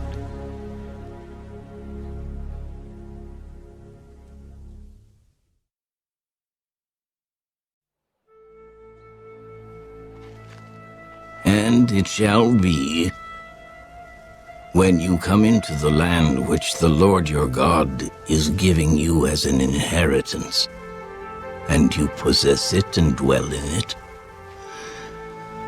that you shall take some of the first of all the produce of the ground, which you shall bring from your land that the Lord your God is giving you, and put it in a basket, and go to the place where the Lord your God chooses to make his name abide.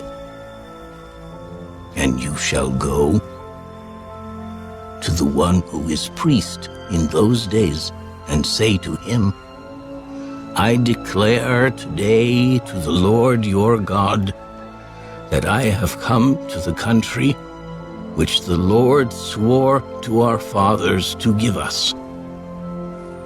Then the priest shall take the basket out of your hand and set it down before the altar of the Lord your God.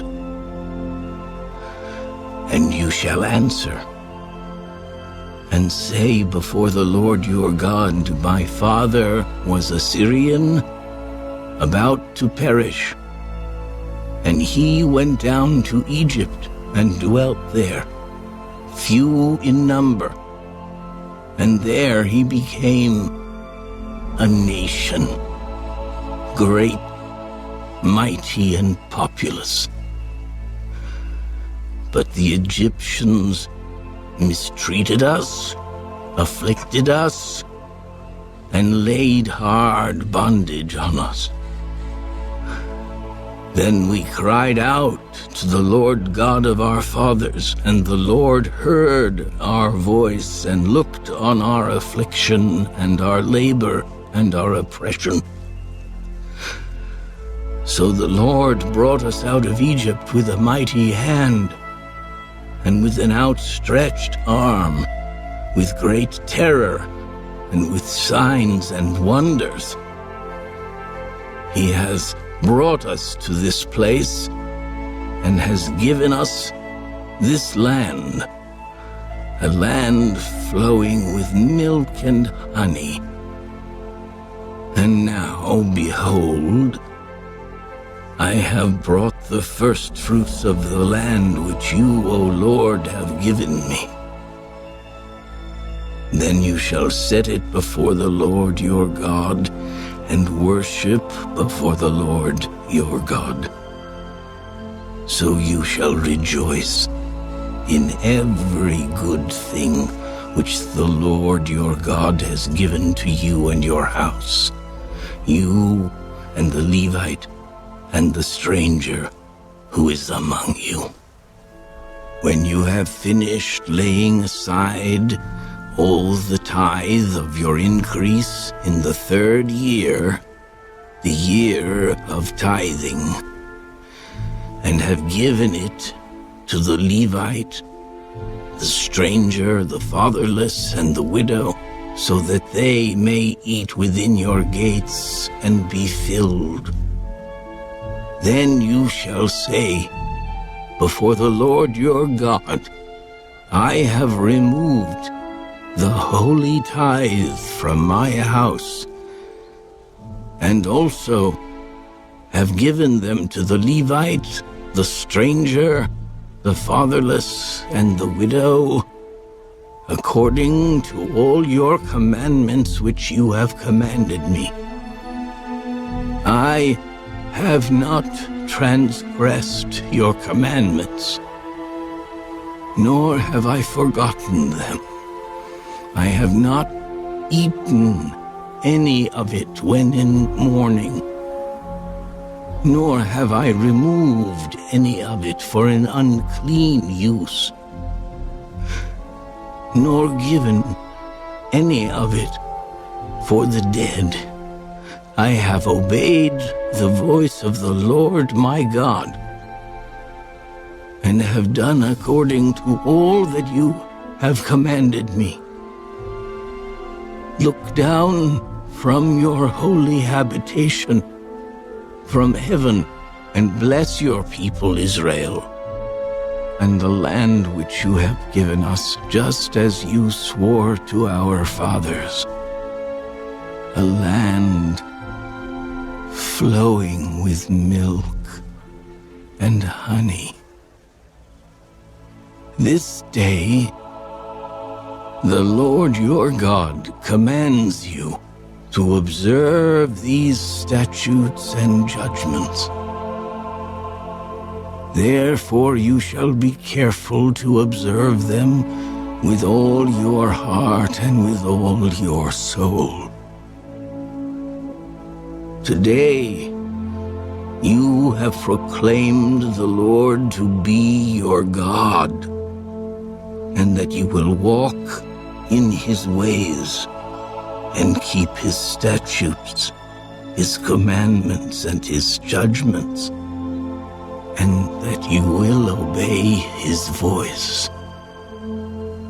Also, today, the Lord has proclaimed you to be his special people, just as he promised you,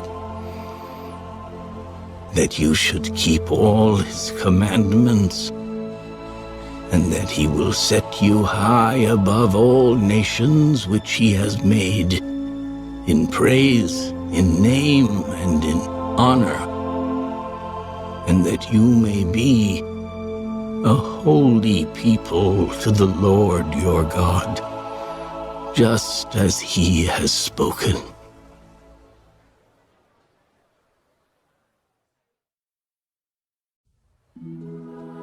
Now Moses, with the elders of Israel, commanded the people, Keep all the commandments which I command you today, and it shall be on the day when you cross over the Jordan to the land which the Lord your God is giving you, that you shall set up for yourselves large stones and whitewash them with lime.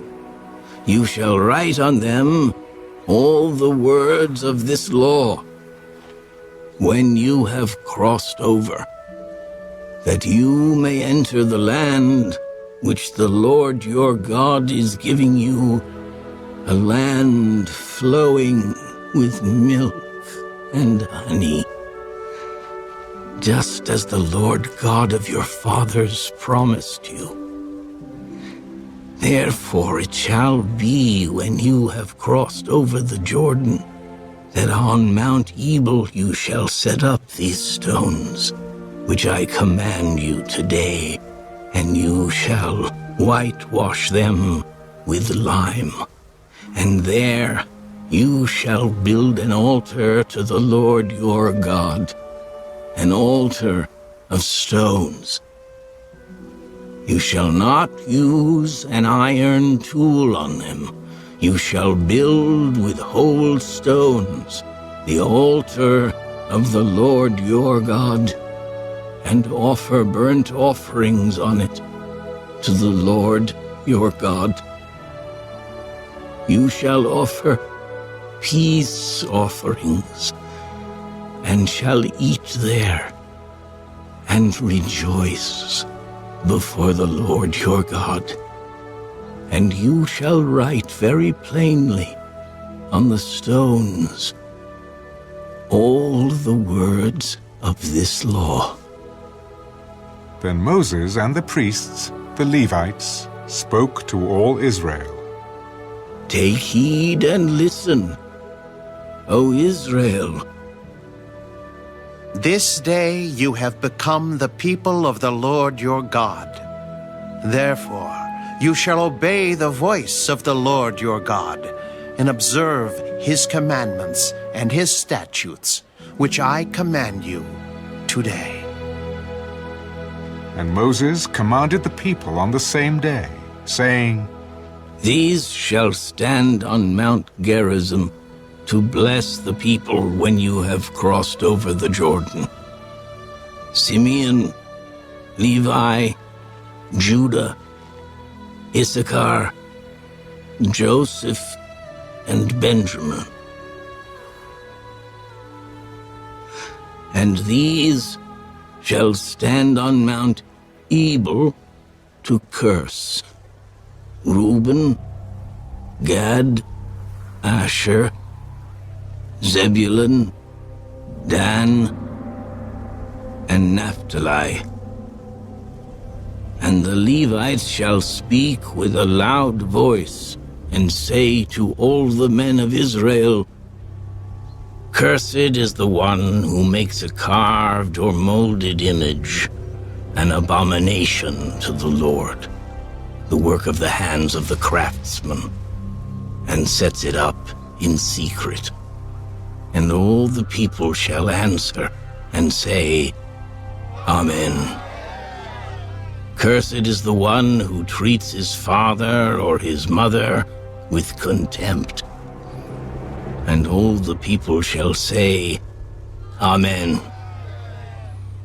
Cursed is the one who moves his neighbor's landmark. And all the people shall say, Amen. Cursed is the one who makes the blind to wander off the road. And all the people shall say, Amen. Cursed is the one who perverts the justice due the stranger, the fatherless, and widow. And all the people shall say, Amen. Cursed is the one who lies with his father's wife, because he has uncovered his father's bed. And all the people shall say, Amen. Cursed is the one who lies with any kind of animal. And all the people shall say, Amen. Cursed is the one who lies with his sister, the daughter of his father or the daughter of his mother. And all the people shall say, Amen. Cursed is the one who lies with his mother-in-law. And all the people shall say, Amen. Cursed is the one who attacks his neighbor secretly. And all the people shall say, Amen. Cursed is the one who takes a bribe to slay an innocent person. And all the people shall say, Amen. Cursed is the one who does not confirm all the words of this law by observing them. And all the people shall say, Amen.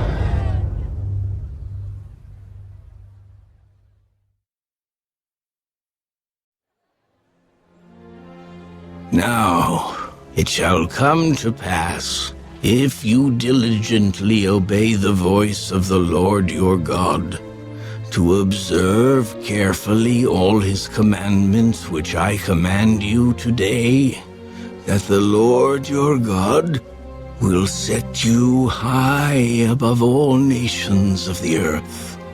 And all these blessings shall come upon you and overtake you, because you obey the voice of the Lord your God.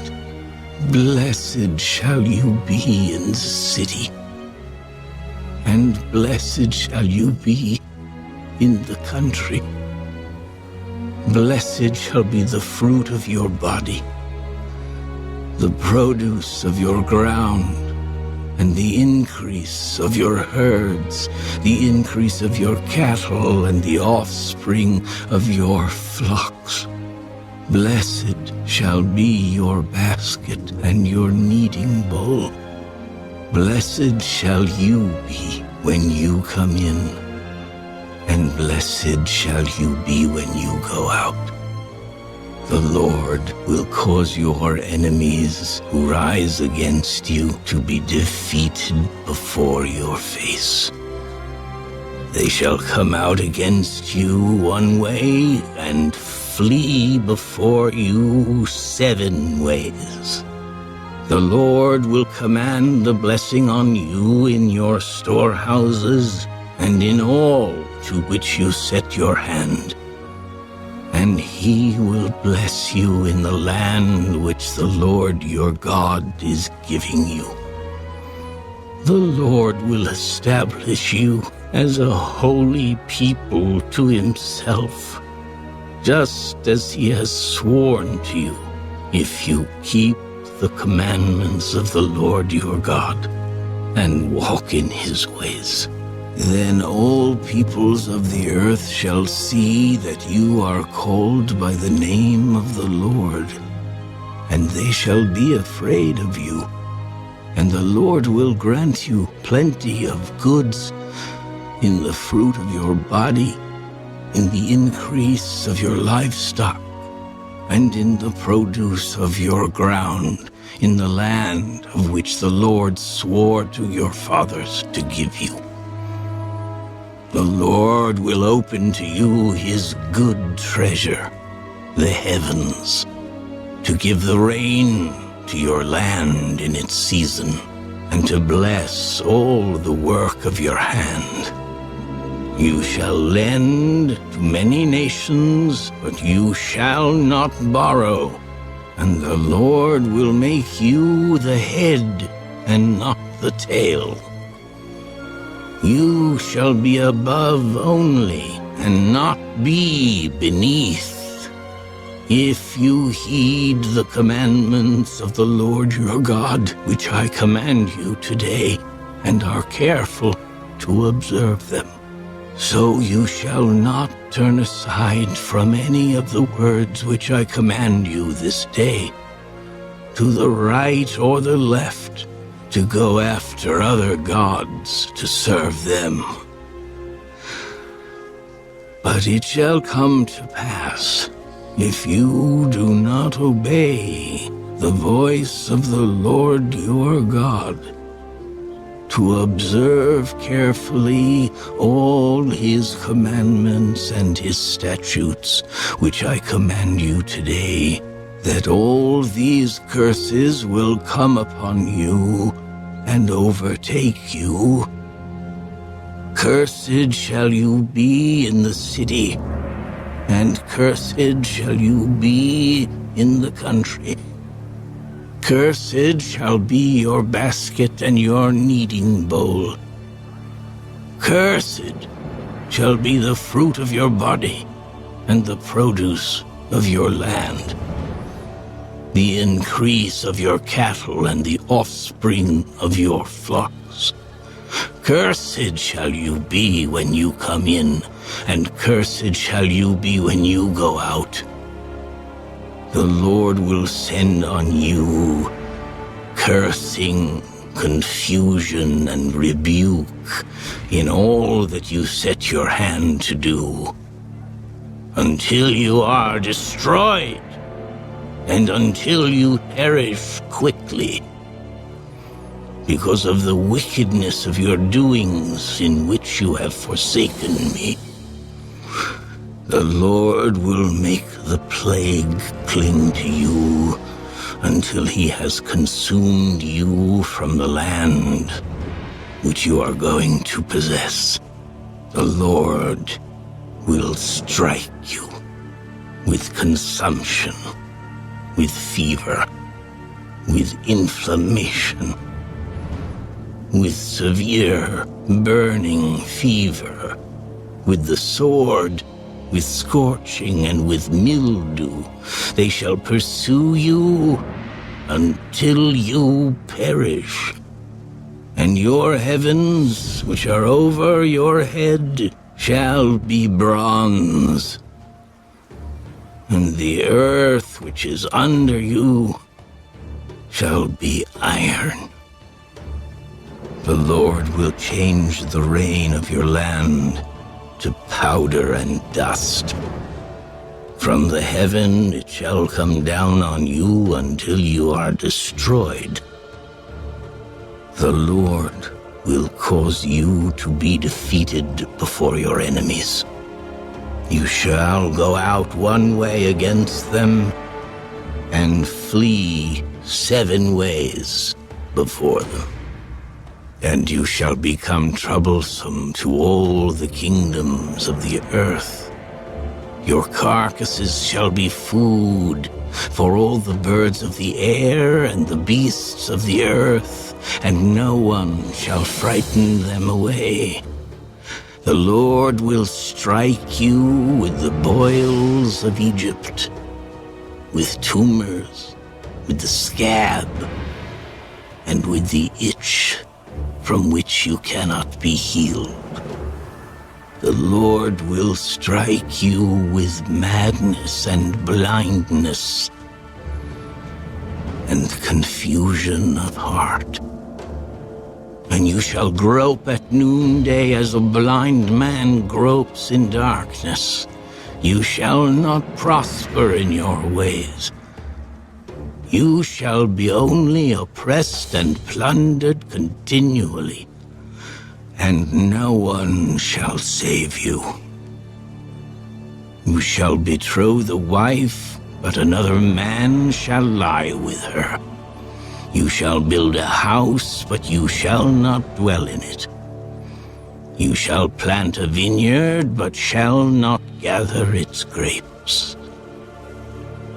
Your ox shall be slaughtered before your eyes, but you shall not eat of it. Your donkey shall be violently taken away from before you, and shall not be restored to you. Your sheep shall be given to your enemies, and you shall have no one to rescue them. Your sons and your daughters shall be given to another people, and your eyes shall look and fail with longing for them all day long, and there shall be no strength in your hand. A nation whom you have not known shall eat the fruit of your land and the produce of your labor. And you shall be only oppressed and crushed continually. So you shall be driven mad because of the sight which your eyes see.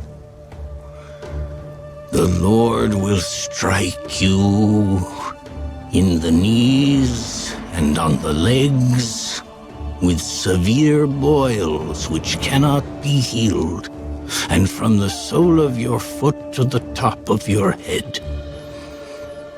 The Lord will bring you and the king whom you set over you to a nation which neither you nor your fathers have known. And there you shall serve other gods, wood and stone. And you shall become an astonishment, a proverb and a byword among all nations, where the Lord will drive you. You shall carry much seed out to the field, but gather little in, for the locust shall consume it. You shall plant vineyards and tend them, but you shall neither drink of the wine nor gather the grapes, for the worms shall eat them. You shall have olive trees throughout all your territory, but you shall not anoint yourself with the oil, for your olives shall drop off. You shall beget sons and daughters, but they shall not be yours, for they shall go into captivity. Locusts shall consume all your trees and the produce of your land. The alien who is among you shall rise higher and higher above you, and you shall come down lower and lower. He shall lend to you, but you shall not lend to him. He shall be the head, and you shall be the tail. Moreover, all these curses shall come upon you, and pursue and overtake you, until you are destroyed, because you did not obey the voice of the Lord your God, to keep his commandments and his statutes which he commanded you. And they shall be upon you for a sign and a wonder, and on your descendants forever, because you did not serve the Lord your God with joy and gladness of heart, for the abundance of everything. Therefore you shall serve your enemies, whom the Lord will send against you in hunger, in thirst, in nakedness, and in need of everything. And he will put a yoke of iron on your neck until he has destroyed you. The Lord will bring a nation against you from afar, from the end of the earth, as swift as the eagle flies, a nation whose language you will not understand, a nation of fierce countenance which does not respect the elderly, nor show favor to the young. And they shall eat the increase of your livestock and the produce of your land until you are destroyed. They shall not leave you grain, or new wine, or oil, or the increase of your cattle, or the offspring of your flocks, until they have destroyed you. They shall besiege you at all your gates, until your high and fortified walls in which you trust come down throughout all your land. And they shall besiege you at all your gates throughout all your land, which the Lord your God has given you. You shall eat the fruit of your own body, the flesh of your sons and your daughters, whom the Lord your God has given you. In the siege and desperate straits in which your enemy shall distress you,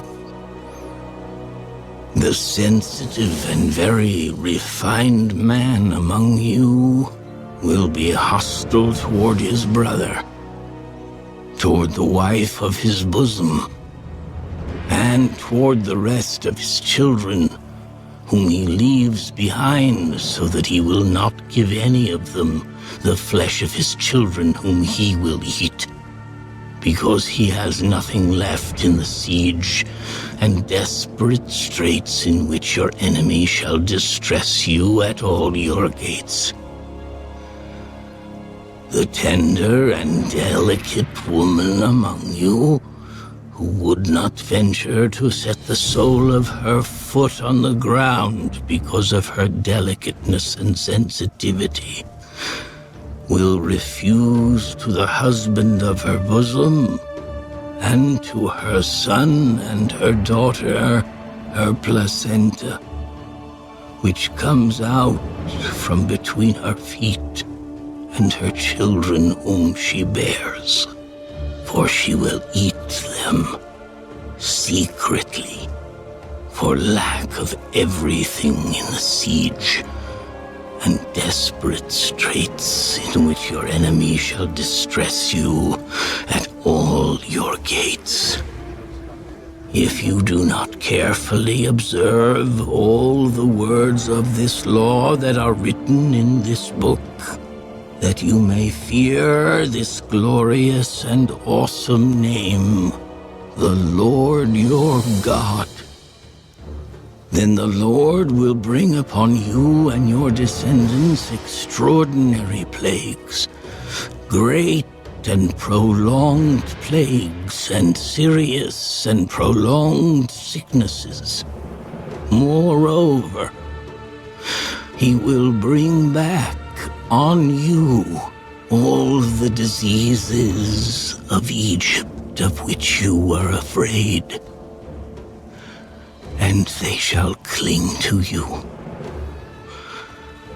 Also, every sickness and every plague which is not written in this book of the law will the Lord bring upon you until you are destroyed.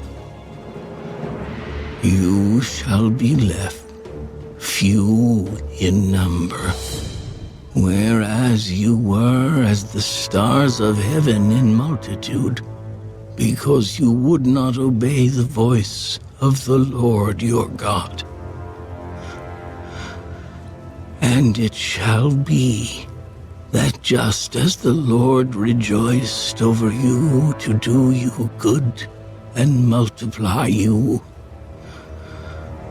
so the Lord will rejoice over you to destroy you and bring you to nothing, and you shall be plucked from off the land which you go to possess. Then the Lord will scatter you among all peoples, from one end of the earth to the other.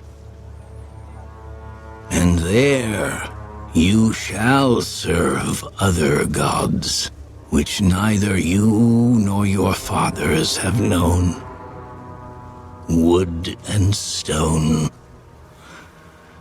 And among those nations you shall find no rest, nor shall the sole of your foot have a resting place. But there the Lord will give you a trembling heart, failing eyes, and anguish of soul.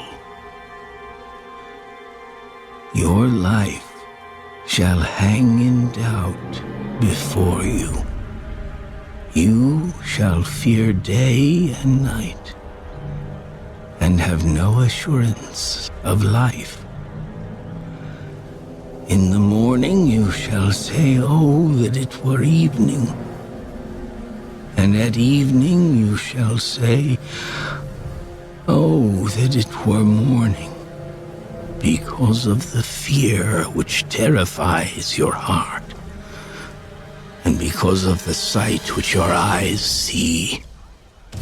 And the Lord will take you back to Egypt in ships by the way of which I said to you, "You shall never see it again." And there you shall be offered for sale to your enemies, as male and female slaves. But no one will buy you.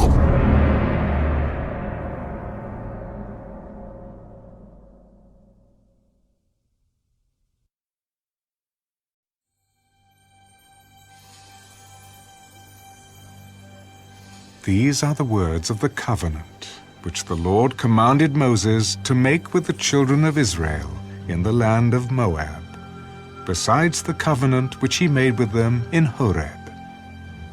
Now Moses called all Israel and said to them, You have seen all that the Lord did before your eyes in the land of Egypt, to Pharaoh and to all his servants and to all his land. the great trials which your eyes have seen, the signs and those great wonders. Yet the Lord has not given you a heart to perceive, and eyes to see, and ears to hear, to this very day. And I have led you 40 years in the wilderness. Your clothes have not worn out on you, and your sandals have not worn out on your feet. You have not eaten bread, nor have you drunk wine or similar drink, that you may know that I am the Lord your God. And when you came to this place, Sihon, king of Heshbon, and Og, king of Bashan, came out against us to battle, and we conquered them. We took their land and gave it as an inheritance to the Reubenites, to the Gadites, and to half the tribe of Manasseh. Therefore, keep the words of this covenant and do them, that you may prosper in all that you do. All of you stand today before the Lord your God, your leaders and your tribes and your elders and your officers, all the men of Israel, your little ones and your wives, also the stranger who is in your camp, from the one who cuts your wood to the one who draws your water, that you may enter into covenant with the Lord your God, and into his oath, which the Lord your God makes with you today, that he may establish you today as a people for himself, and that he may be God to you, just as he has spoken to you, and just as he has sworn to your fathers, to Abraham, Isaac, and Jacob. I make this covenant and this oath not with you alone, but with him who stands here with us today before the Lord our God, as well as with him who is not here with us today. For you know that we dwelt in the land of Egypt, and that we came through the nations which you passed by, and you saw their abominations and their idols which were among them, wood and stone and silver and gold, so that there may not be among you man or woman or family or tribe whose heart turns away today from the Lord our God to go and serve the gods of these nations, and that there may not be among you a root bearing bitterness or wormwood. And so it may not happen, when he hears the words of this curse, that he blesses himself in his heart, saying, I shall have peace, even though I follow the dictates of my heart, as though the drunkard could be included with the sober. The Lord would not spare him, for then the anger of the Lord and his jealousy would burn against that man. And every curse that is written in this book would settle on him, and the Lord would blot out his name from under heaven. And the Lord would separate him from all the tribes of Israel for adversity, according to all the curses of the covenant that are written in this book of the law, so that the coming generation of your children, who rise up after you, and the foreigner who comes from a far land, would say when they see the plagues of that land and the sicknesses which the Lord has laid on it, the whole land is brimstone, salt, and burning.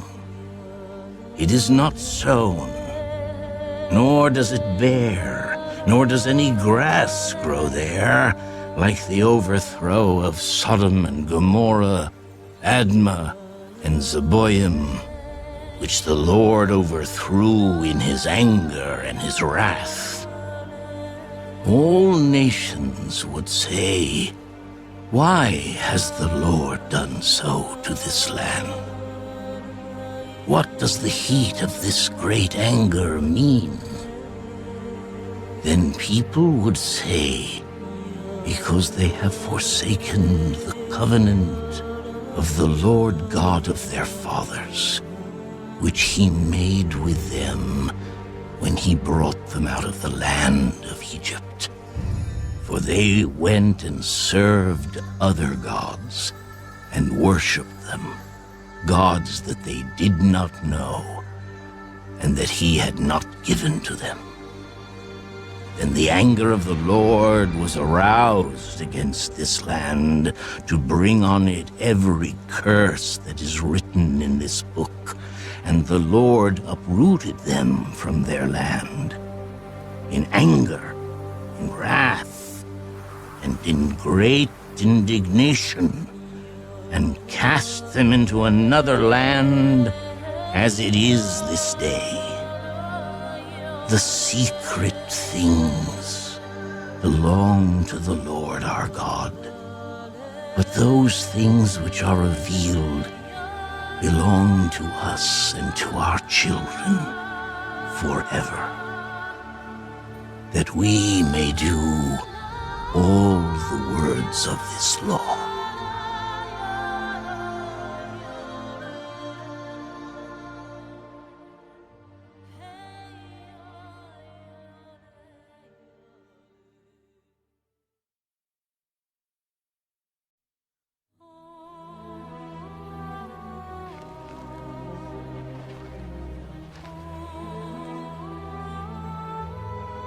Now it shall come to pass when all these things come upon you, the blessing and the curse which I have set before you, and you call them to mind among all the nations where the Lord your God drives you, and you return to the Lord your God and obey his voice, according to all that I command you today, you and your children with all your heart and with all your soul, that the Lord your God will bring you back from captivity and have compassion on you, and gather you again from all the nations where the Lord your God has scattered you. If any of you are driven out to the farthest parts under heaven, from there the Lord your God will gather you, and from there he will bring you. Then the Lord your God will bring you to the land which your fathers possessed, and you shall possess it.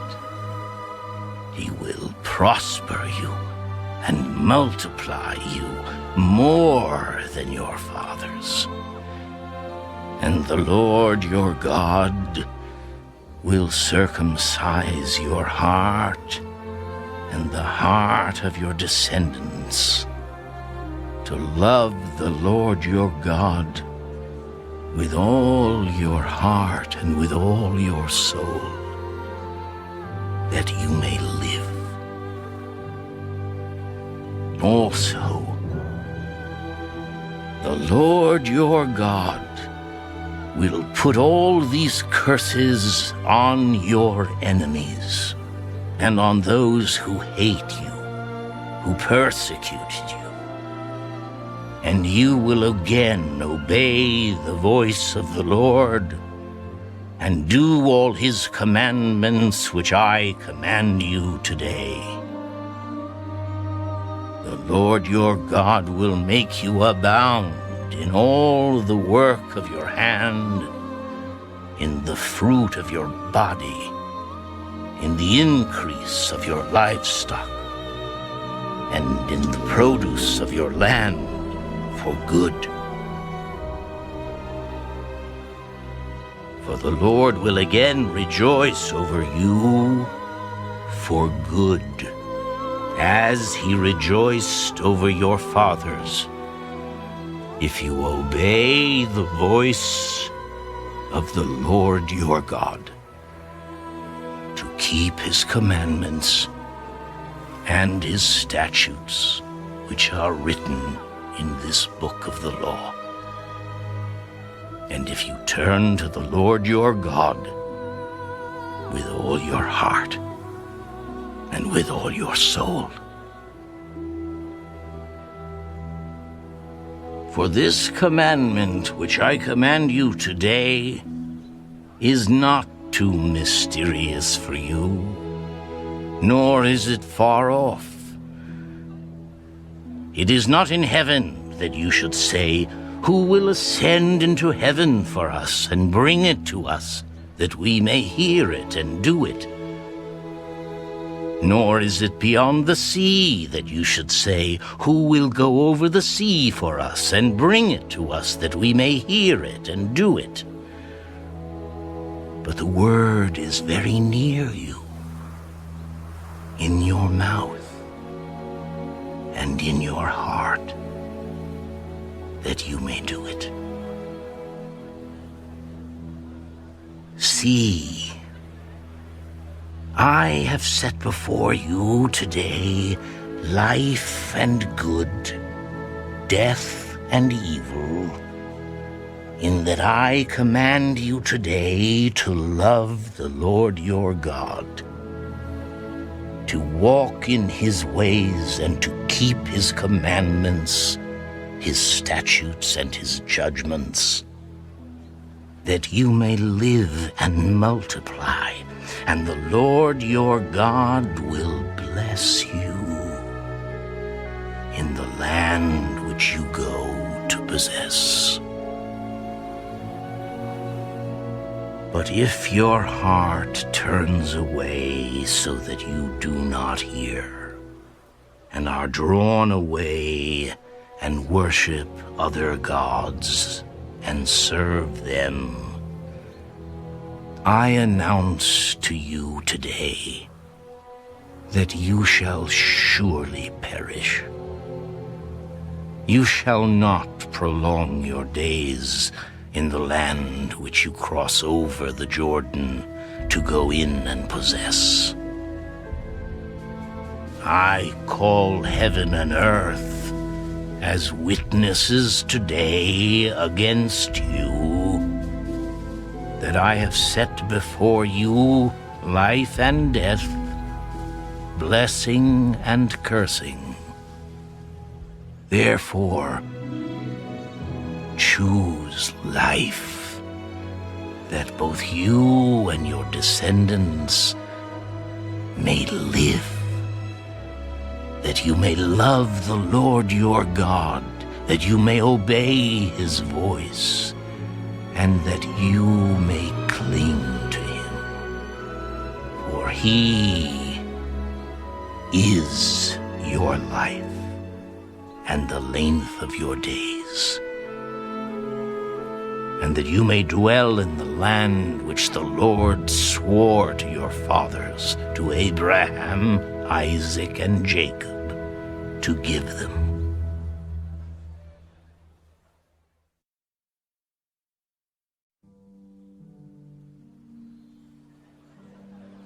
Then Moses went and spoke these words to all Israel. I am 120 years old today. I can no longer go out and come in.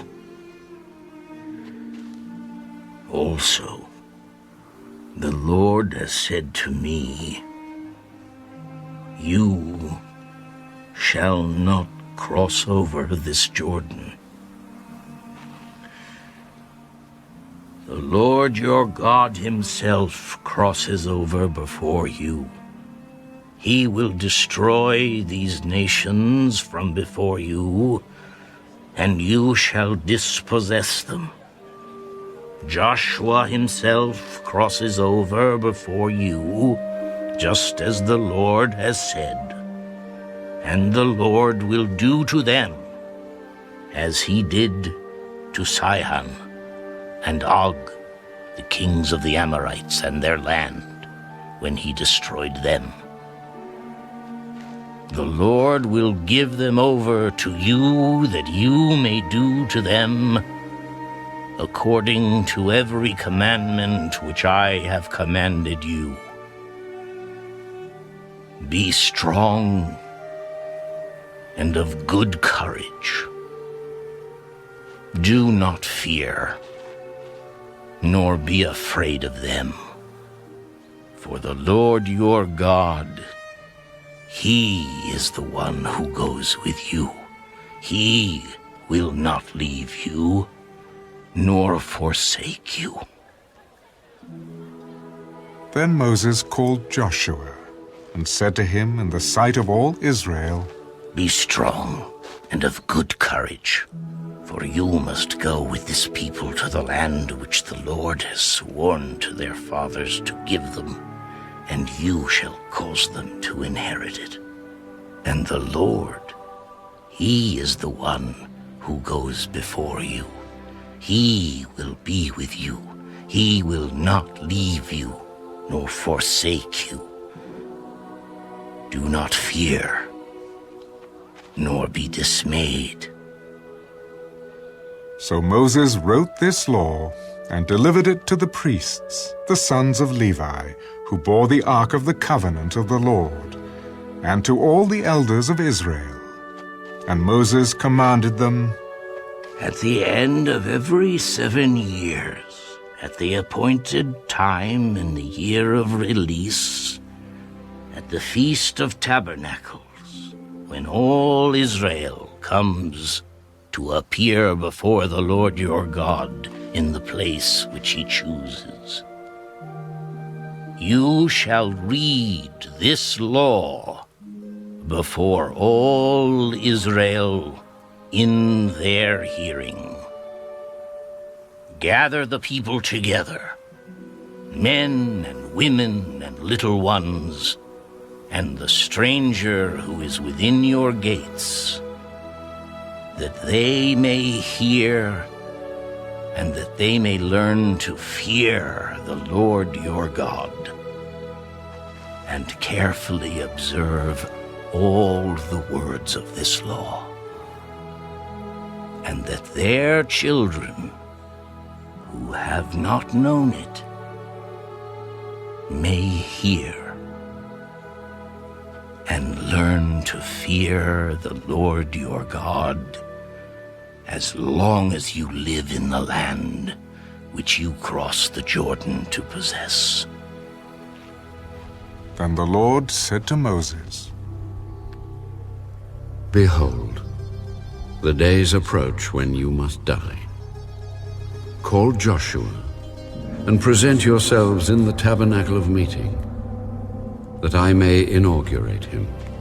So Moses and Joshua went and presented themselves in the tabernacle of meeting.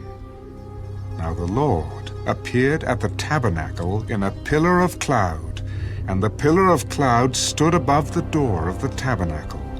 And the Lord said to Moses, Behold, you will rest with your fathers, and this people will rise and play the harlot with the gods of the foreigners of the land, where they go to be among them.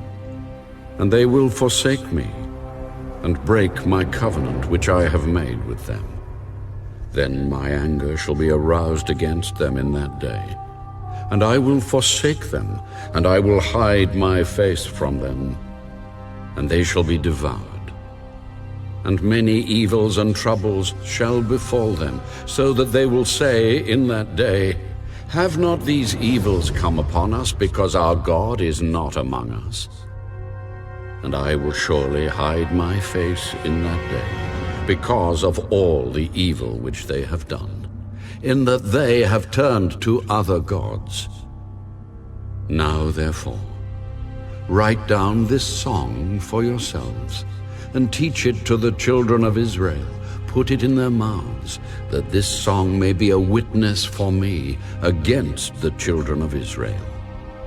When I have brought them to the land flowing with milk and honey, of which I swore to their fathers, and they have eaten and filled themselves, and grown fat, then they will turn to other gods and serve them, and they will provoke me and break my covenant. Then it shall be, when many evils and troubles have come upon them, that this song will testify against them as a witness. For it will not be forgotten in the mouths of their descendants. For I know the inclination of their behavior today, even before I have brought them to the land of which I swore to give them. Therefore Moses wrote this song the same day, and taught it to the children of Israel. Then he inaugurated Joshua, the son of Nun. Be strong and of good courage, for you shall bring the children of Israel into the land of which I swore to them, and I will be with you. So it was, when Moses had completed writing the words of this law in a book, when they were finished, that Moses commanded the Levites, who bore the Ark of the Covenant of the Lord. Take this book of the law and put it beside the Ark of the Covenant of the Lord your God, that it may be there as a witness against you. For I know your rebellion and your stiff neck. If today, while I am yet alive with you, you have been rebellious against the Lord, then how much more after my death? Gather to me all the elders of your tribes and your officers, that I may speak these words in their hearing, and call heaven and earth to witness against them. For I know that after my death you will become utterly corrupt, and turn aside from the way which I have commanded you. And evil will befall you in the latter days, because you will do evil in the sight of the Lord, to provoke him to anger through the work of your hands. Then Moses spoke in the hearing of all the assembly of Israel the words of this song until they were ended.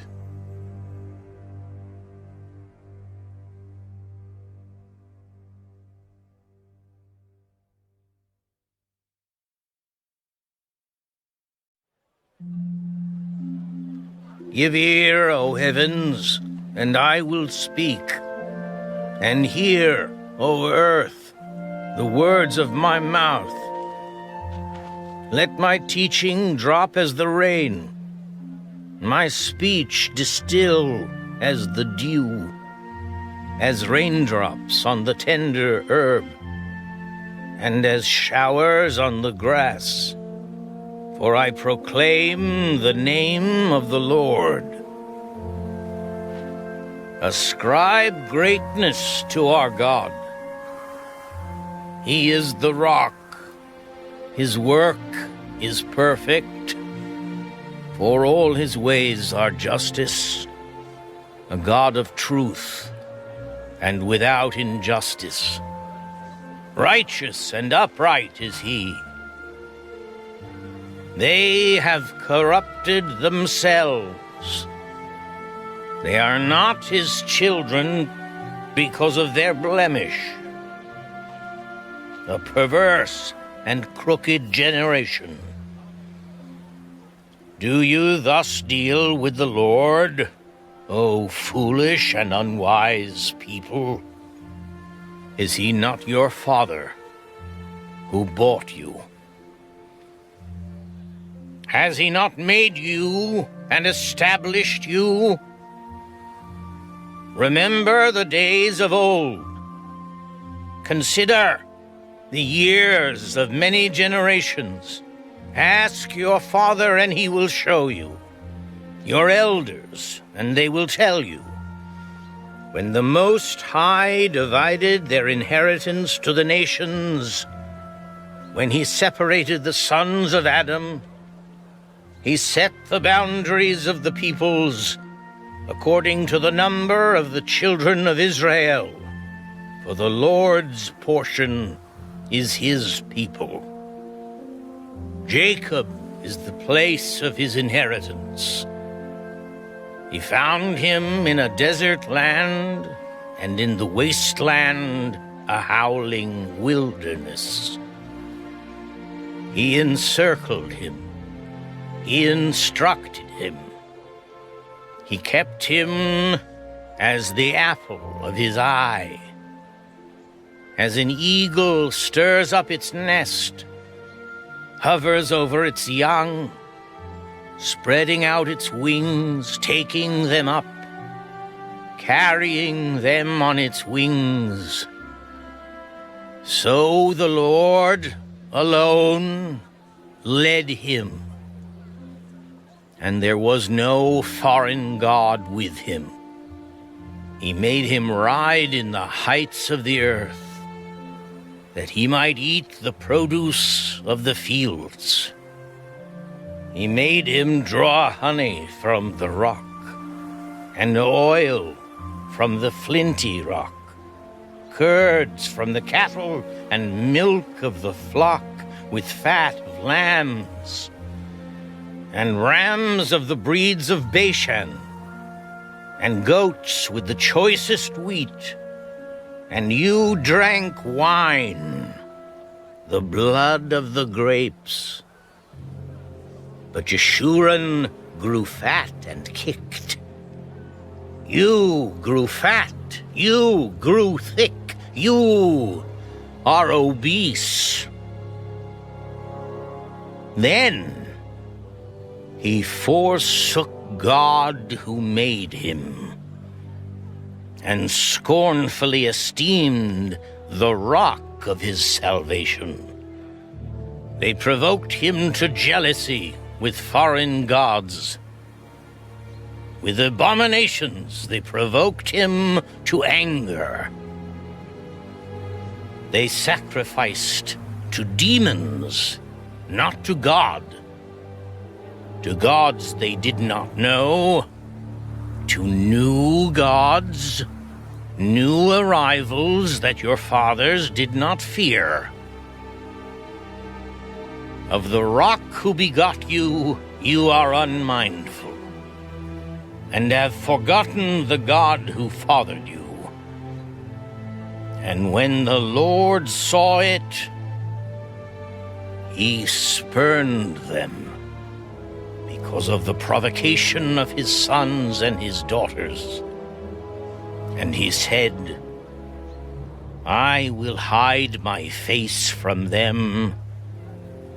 I will see what their end will be, for they are a perverse generation, children in whom is no faith.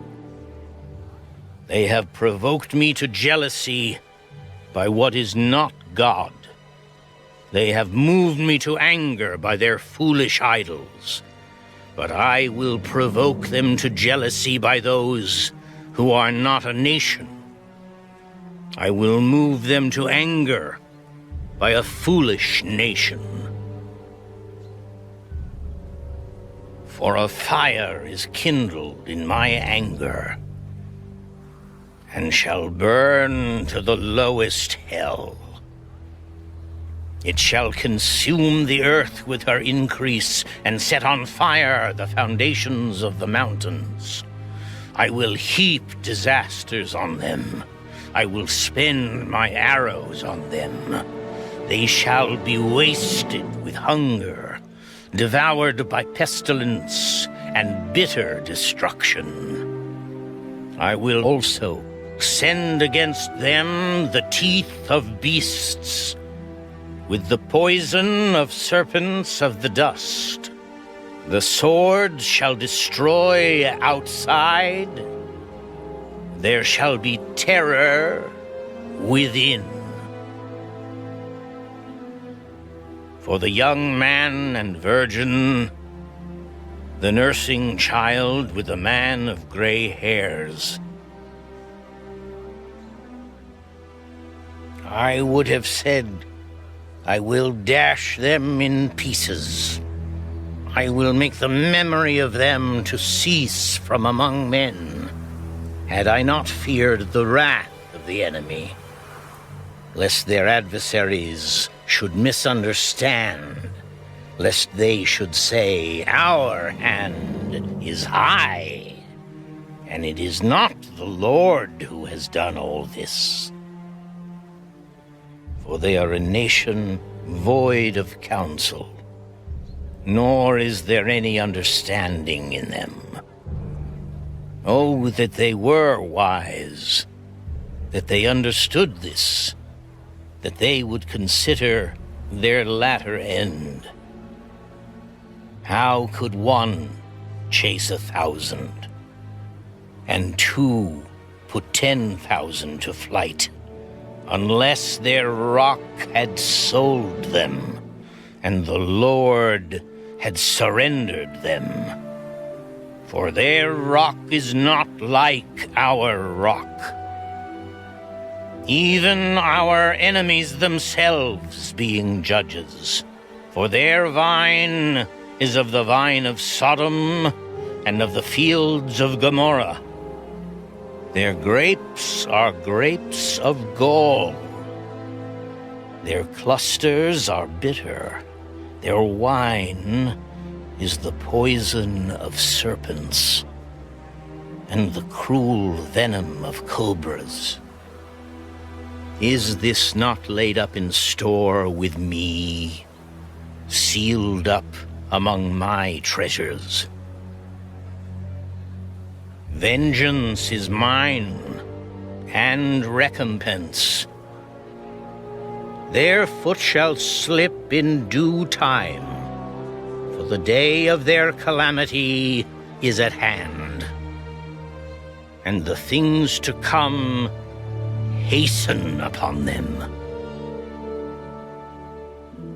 For the Lord will judge his people and have compassion on his servants when he sees that their power is gone, and there is no one remaining, bond or free. He will say, where are their gods, the rock in which they sought refuge? Who ate the fat of their sacrifices and drank the wine of their drink offering? Let them rise and help you, and be your refuge. Now see that I, even I, am he, and there is no God besides me. I kill, and I make alive. I wound, and I heal. Nor is there any who can deliver from my hand. For I raise my hand to heaven and say, as I live forever, if I whet my glittering sword, and my hand takes hold on judgment, I will render vengeance to my enemies, and repay those who hate me.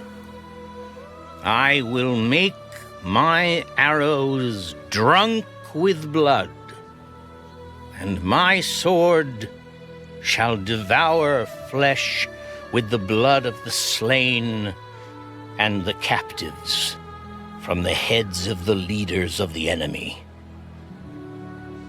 Rejoice, O Gentiles, with his people, for he will avenge the blood of his servants and render vengeance to his adversaries. He will provide atonement for his land and his people. So Moses came with Joshua the son of Nun, and spoke all the words of this song in the hearing of the people. Moses finished speaking all these words to all Israel, and he said to them, Set your hearts on all the words which I testify among you today, which you shall command your children to be careful to observe all the words of this law. For it is not a futile thing for you, because it is your life. And by this word you shall prolong your days in the land which you cross over the Jordan to possess. Then the Lord spoke to Moses that very same day. Go up this mountain of the Abarim, Mount Nebo, which is in the land of Moab, across from Jericho. View the land of Canaan, which I give to the children of Israel as a possession. And die on the mountain which you ascend, and be gathered to your people, just as Aaron your brother died on Mount Hor, and was gathered to his people. Because you trespassed against me among the children of Israel at the waters of Meribah Kadesh in the wilderness of Zin, because you did not hallow me in the midst of the children of Israel. Yet you shall see the land before you, though you shall not go there, into the land which I am giving to the children of Israel.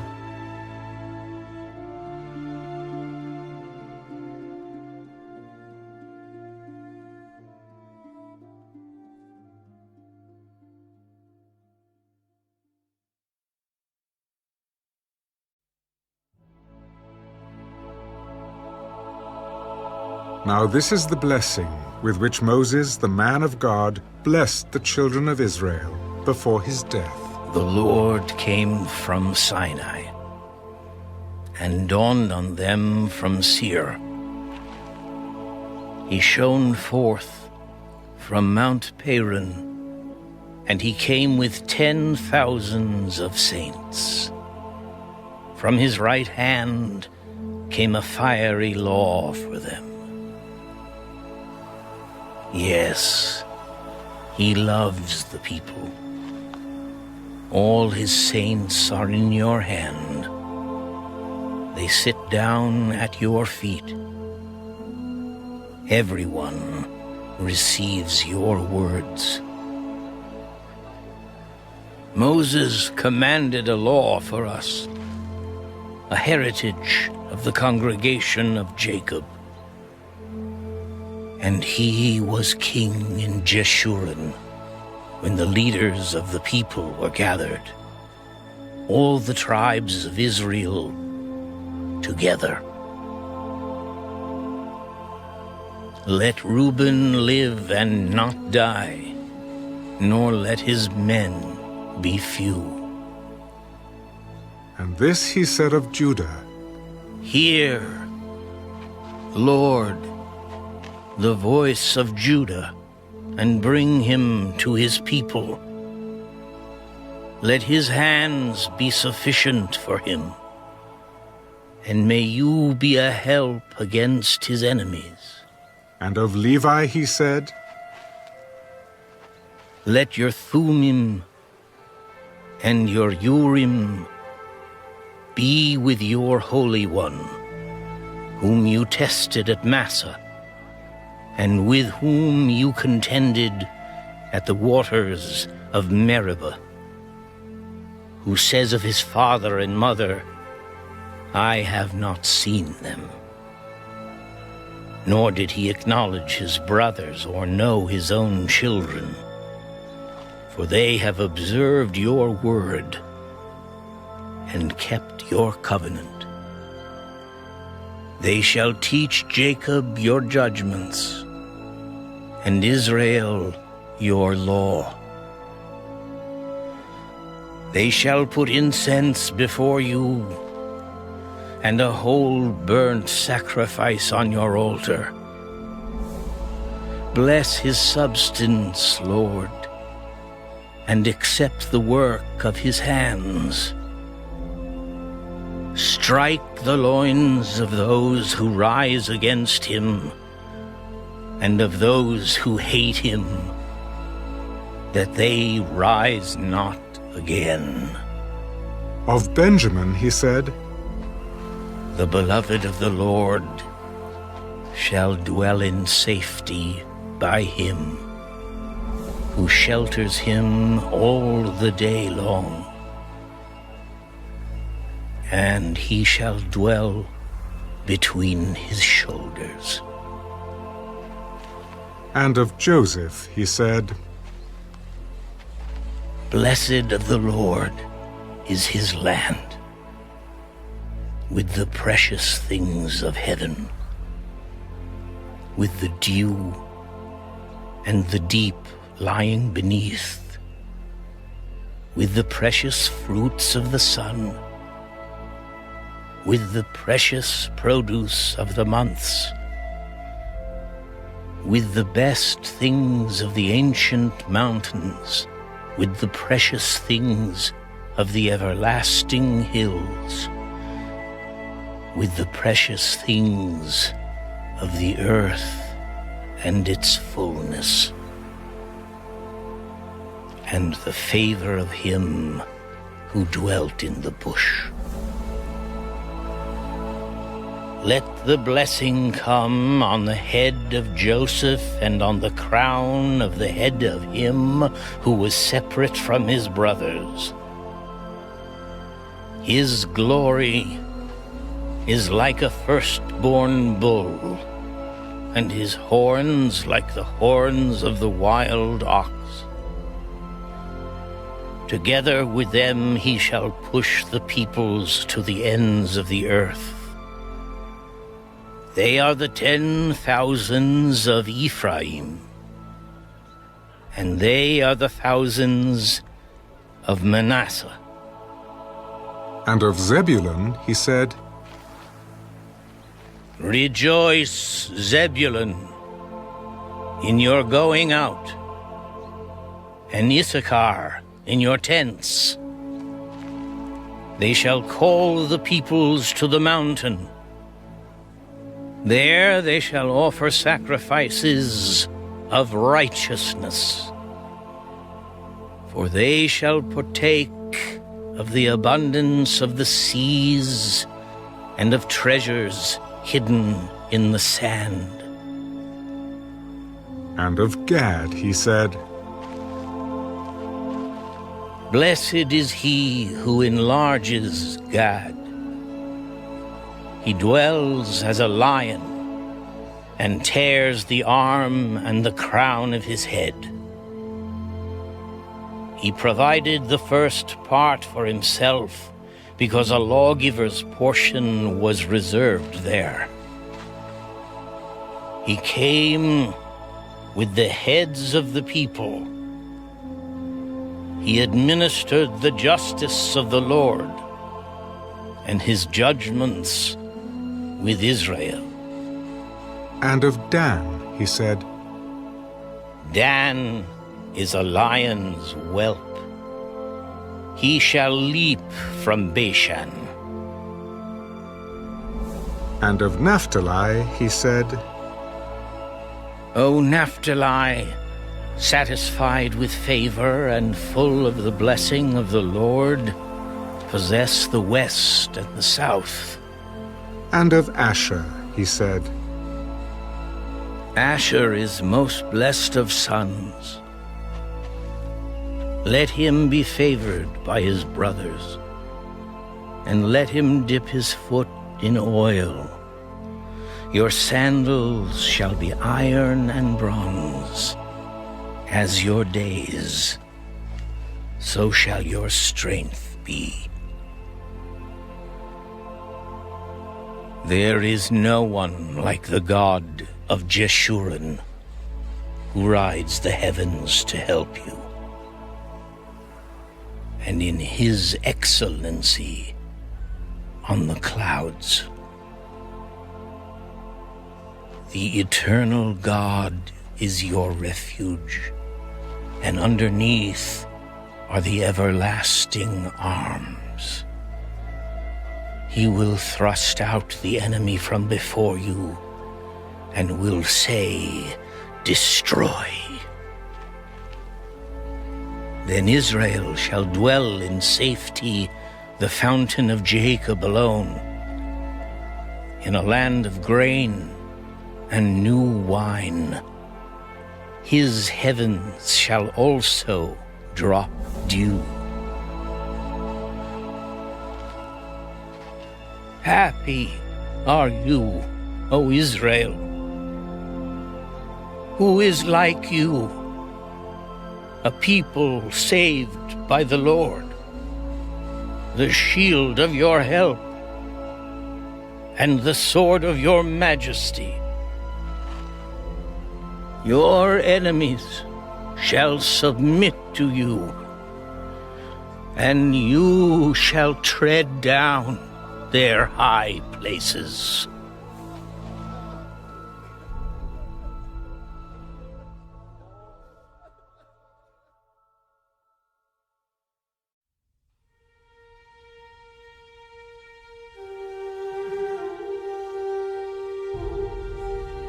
Then Moses went up from the plains of Moab to Mount Nebo, to the top of Pisgah, which is across from Jericho. And the Lord showed him all the land of Gilead, as far as Dan, all Naphtali, and the land of Ephraim and Manasseh, all the land of Judah, as far as the western sea, the south, and the plain of the valley of Jericho, the city of palm trees, as far as Zoar. Then the Lord said to him, This is the land of which I swore to give Abraham, Isaac, and Jacob, saying, I will give it to your descendants. I have caused you to see it with your eyes, but you shall not cross over there. So Moses, the servant of the Lord, died there in the land of Moab, according to the word of the Lord. And he buried him in a valley in the land of Moab, opposite Beth Peor. But no one knows his grave to this day. Moses was 120 years old when he died. His eyes were not dim, nor his natural vigor diminished. And the children of Israel wept for Moses in the plains of Moab 30 days. So the days of weeping and mourning for Moses ended. Now Joshua the son of Nun was full of the spirit of wisdom, for Moses had laid his hands on him. So the children of Israel heeded him, and did as the Lord had commanded Moses. But since then there has not arisen in Israel a prophet like Moses, whom the Lord knew face to face, in all the signs and wonders which the Lord sent him to do in the land of Egypt, before Pharaoh, before all his servants, and in all his land, and by all that mighty power and all the great terror which Moses performed in the sight of all Israel.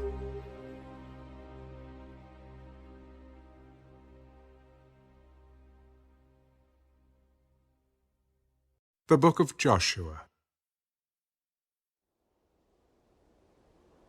After the death of Moses, the servant of the Lord, it came to pass that the Lord spoke to Joshua, the son of Nun, Moses' assistant.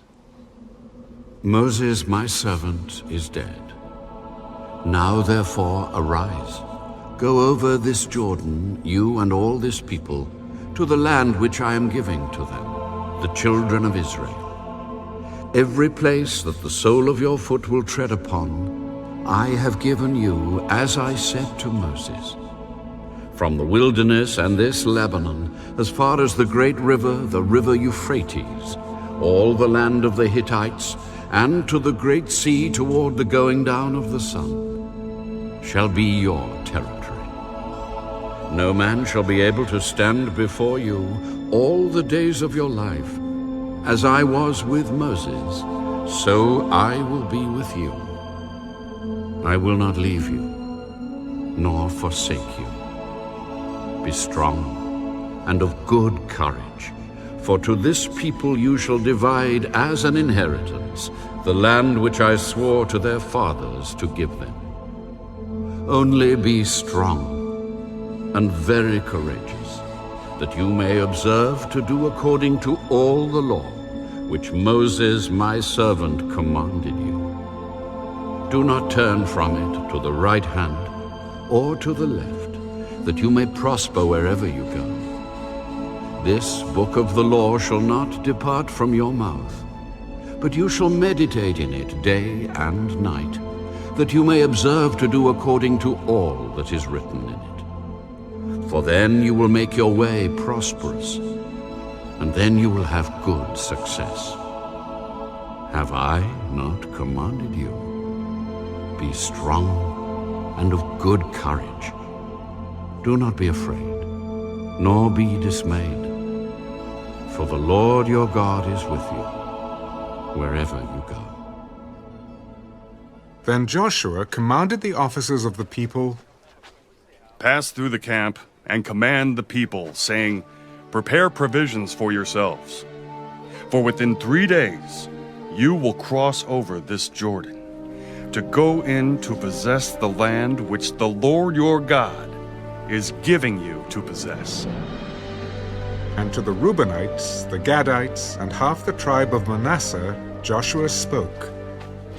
Remember the word which Moses, the servant of the Lord, commanded you, saying, The Lord your God is giving you rest, and is giving you this land.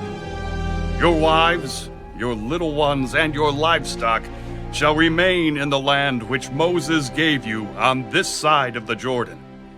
But you shall pass before your brethren armed, all your mighty men of valor, and help them, until the Lord has given your brethren rest, as he gave you, and they also have taken possession of the land which the Lord your God is giving them.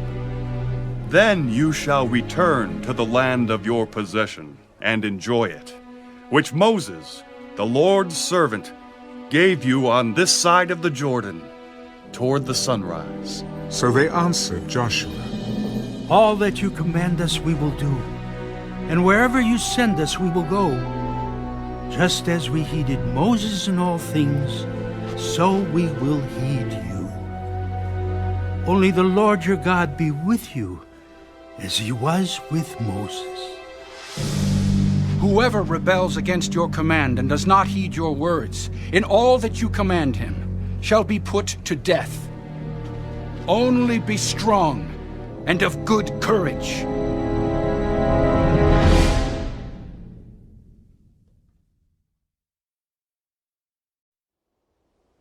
Now Joshua, the son of Nun, sent out 2 men from Acacia Grove to spy secretly.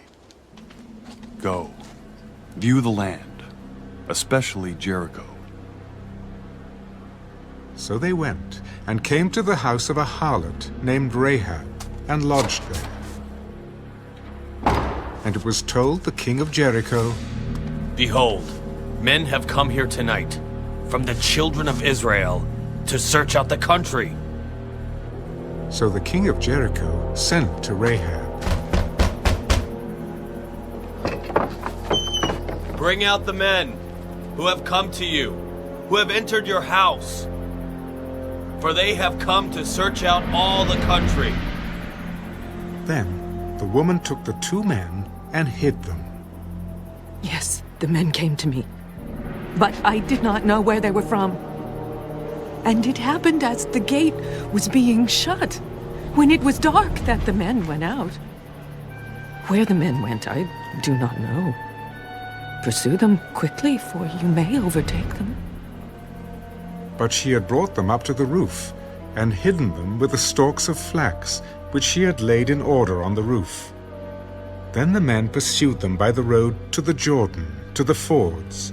And as soon as those who pursued them had gone out, they shut the gate. Now before they lay down, she came up to them on the roof, and said to the men, I know that the Lord has given you the land, that the terror of you has fallen on us, and that all the inhabitants of the land are faint-hearted because of you. For we have heard how the Lord dried up the water of the Red Sea for you when you came out of Egypt, and what you did to the 2 kings of the Amorites, who were on the other side of the Jordan, Sihon and Og, whom you utterly destroyed. And as soon as we heard these things, our hearts melted. Neither did there remain any more courage in anyone because of you. For the Lord your God, He is God in heaven above and on earth beneath. Now, therefore, I beg you, swear to me by the Lord, since I have shown you kindness, that you also will show kindness to my father's house, and give me a true token, and spare my father, my mother, my brothers, my sisters, and all that they have, and deliver our lives from death. Our lives for yours, if none of you tell this business of ours. And it shall be, when the Lord has given us the land, that we will deal kindly and truly with you.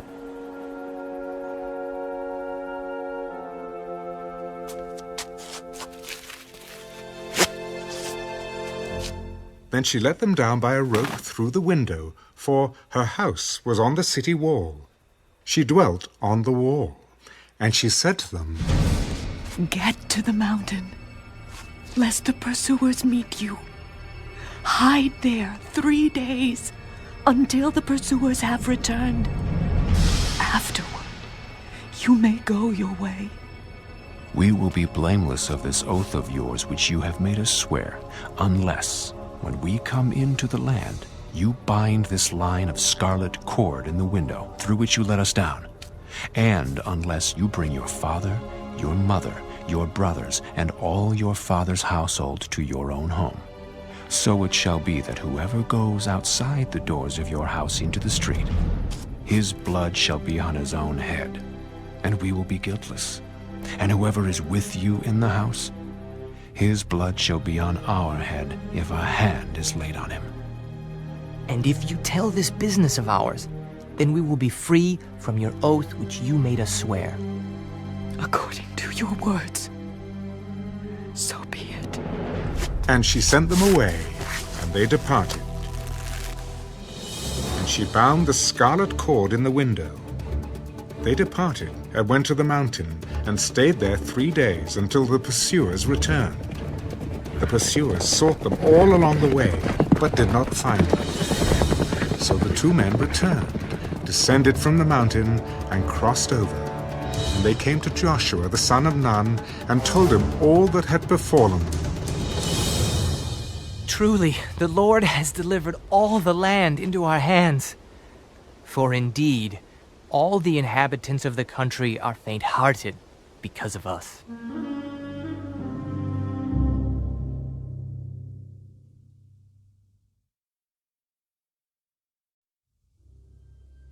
Then Joshua rose early in the morning, and they set out from Acacia Grove, and came to the Jordan, he and all the children of Israel, and lodged there before they crossed over. So it was, after 3 days, that the officers went through the camp, and they commanded the people, "When you see the ark of the covenant of the Lord your God, and the priests, the Levites, bearing it, then you shall set out from your place and go after it. Yet there shall be a space between you and it, about 2,000 cubits by measure.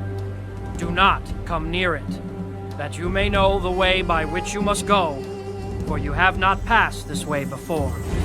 And Joshua said to the people, "Sanctify yourselves, for tomorrow the Lord will do wonders among you." Then Joshua spoke to the priests, "Take up the Ark of the Covenant and cross over before the people." So they took up the Ark of the Covenant and went before the people. And the Lord said to Joshua, "This day I will begin to exalt you in the sight of all Israel, that they may know that as I was with Moses, so I will be with you.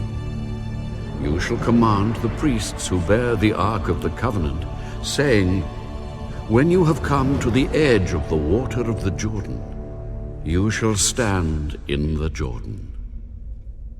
So Joshua said to the children of Israel, "Come here and hear the words of the Lord your God. By this you shall know that the living God is among you, and that he will without fail drive out from before you the Canaanites and the Hittites and the Hivites and the Perizzites and the Girgashites and the Amorites and the Jebusites.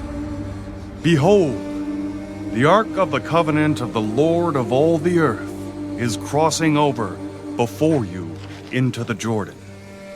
Now, therefore, take for yourselves 12 men from the tribes of Israel, 1 man from every tribe.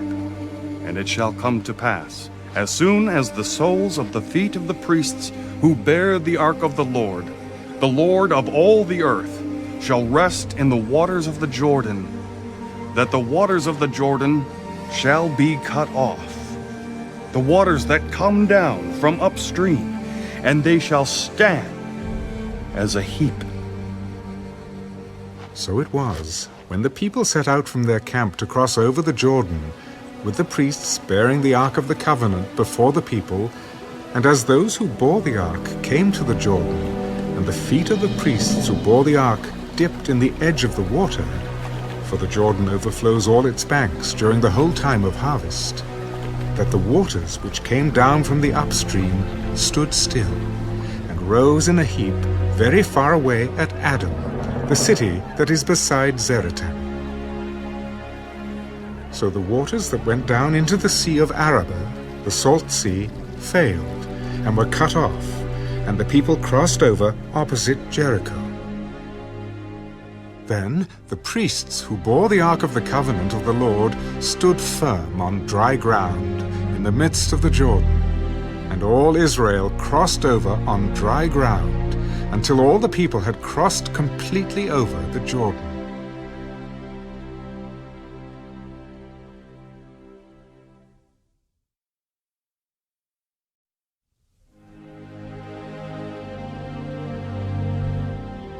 And it came to pass, when all the people had completely crossed over the Jordan, that the Lord spoke to Joshua. "Take for yourselves 12 men from the people, 1 man from every tribe, and command them, saying, Take for yourselves 12 stones from here, out of the midst of the Jordan, from the place where the priests' feet stood firm. You shall carry them over with you, and leave them in the lodging place where you lodge tonight." Then Joshua called the 12 men whom he had appointed from the children of Israel, 1 man from every tribe. And Joshua said to them, "Cross over before the ark of the Lord your God into the midst of the Jordan. And each one of you take up a stone on his shoulder, according to the number of the tribes of the children of Israel, that this may be a sign among you when your children ask in time to come, saying, What do these stones mean to you? Then you shall answer them, that the waters of the Jordan were cut off before the ark of the covenant of the Lord. When it crossed over the Jordan, the waters of the Jordan were cut off. And these stones shall be for a memorial to the children of Israel forever. And the children of Israel did so, just as Joshua commanded, and took up 12 stones from the midst of the Jordan, as the Lord had spoken to Joshua, according to the number of the tribes of the children of Israel, and carried them over with them to the place where they lodged, and laid them down there. Then Joshua set up 12 stones in the midst of the Jordan, in the place where the feet of the priests who bore the ark of the covenant stood. And they are there to this day. So the priests who bore the ark stood in the midst of the Jordan until everything was finished that the Lord had commanded Joshua to speak to the people, according to all that Moses had commanded Joshua. And the people hurried and crossed over. Then it came to pass, when all the people had completely crossed over, that the ark of the Lord and the priests crossed over in the presence of the people. And the men of Reuben, the men of Gad, and half the tribe of Manasseh crossed over armed before the children of Israel, as Moses had spoken to them. About 40,000, prepared for war, crossed over before the Lord for battle to the plains of Jericho. On that day the Lord exalted Joshua in the sight of all Israel, and they feared him, as they had feared Moses all the days of his life. Then the Lord spoke to Joshua, "Command the priests who bear the ark of the testimony to come up from the Jordan." Joshua therefore commanded the priests, "Come up from the Jordan." And it came to pass, when the priests who bore the ark of the covenant of the Lord had come from the midst of the Jordan, and the soles of the priests' feet touched the dry land, that the waters of the Jordan returned to their place, and overflowed all its banks as before.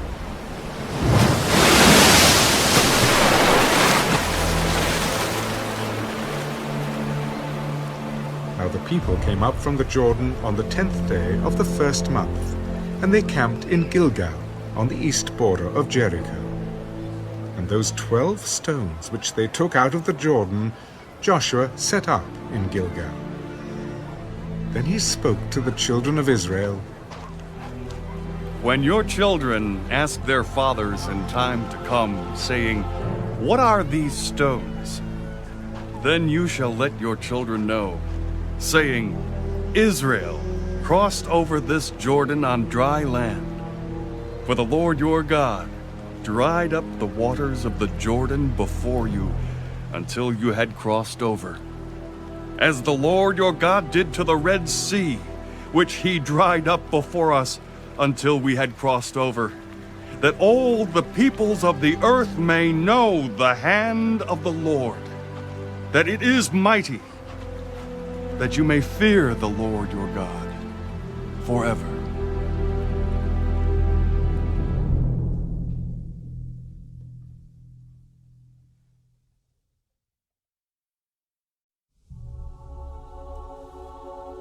So it was, when all the kings of the Amorites who were on the west side of the Jordan, and all the kings of the Canaanites who were by the sea, heard that the Lord had dried up the waters of the Jordan from before the children of Israel until we had crossed over, that their heart melted, and there was no spirit in them any longer because of the children of Israel. At that time the Lord said to Joshua, "Make flint knives for yourself, and circumcise the sons of Israel again the second time." So Joshua made flint knives for himself, and circumcised the sons of Israel at the hill of the foreskins. And this is the reason why Joshua circumcised them. All the people who came out of Egypt who were males, all the men of war, had died in the wilderness on the way after they had come out of Egypt, for all the people who came out had been circumcised. But all the people born in the wilderness, on the way as they came out of Egypt, had not been circumcised. For the children of Israel walked 40 years in the wilderness, till all the people who were men of war who came out of Egypt were consumed, because they did not obey the voice of the Lord, to whom the Lord swore that he would not show them the land which the Lord had sworn to their fathers that he would give us, a land flowing with milk and honey. Then Joshua circumcised their sons, whom he raised up in their place. For they were uncircumcised, because they had not been circumcised on the way. So it was, when they had finished circumcising all the people, that they stayed in their places in the camp till they were healed. Then the Lord said to Joshua, This day I have rolled away the reproach of Egypt from you. Therefore the name of the place is called Gilgal to this day. Now the children of Israel camped in Gilgal, and kept the Passover on the 14th day of the month at twilight, on the plains of Jericho. And they ate of the produce of the land on the day after the Passover, unleavened bread and parched grain on the very same day. Then the manna ceased on the day after they had eaten the produce of the land. And the children of Israel no longer had manna, but they ate the food of the land of Canaan that year. And it came to pass, when Joshua was by Jericho, that he lifted his eyes and looked, and behold, a man stood opposite him with his sword drawn in his hand. And Joshua went to him and said to him, Are you for us, or for our adversaries? No, but as commander of the army of the Lord, I have now come. And Joshua fell on his face to the earth and worshipped. What does my Lord say to his servant? Take your sandal off your foot, for the place where you stand is holy. And Joshua did so.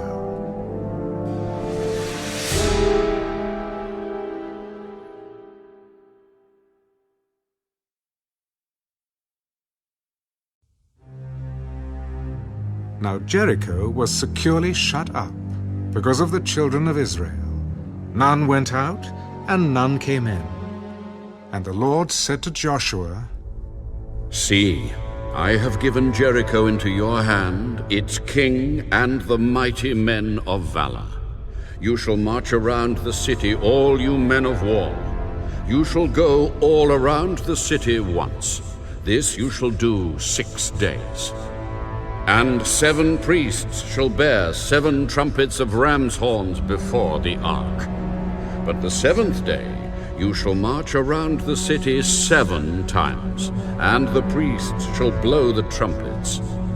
It shall come to pass, when they make a long blast with the ram's horn, and when you hear the sound of the trumpet, that all the people shall shout with a great shout.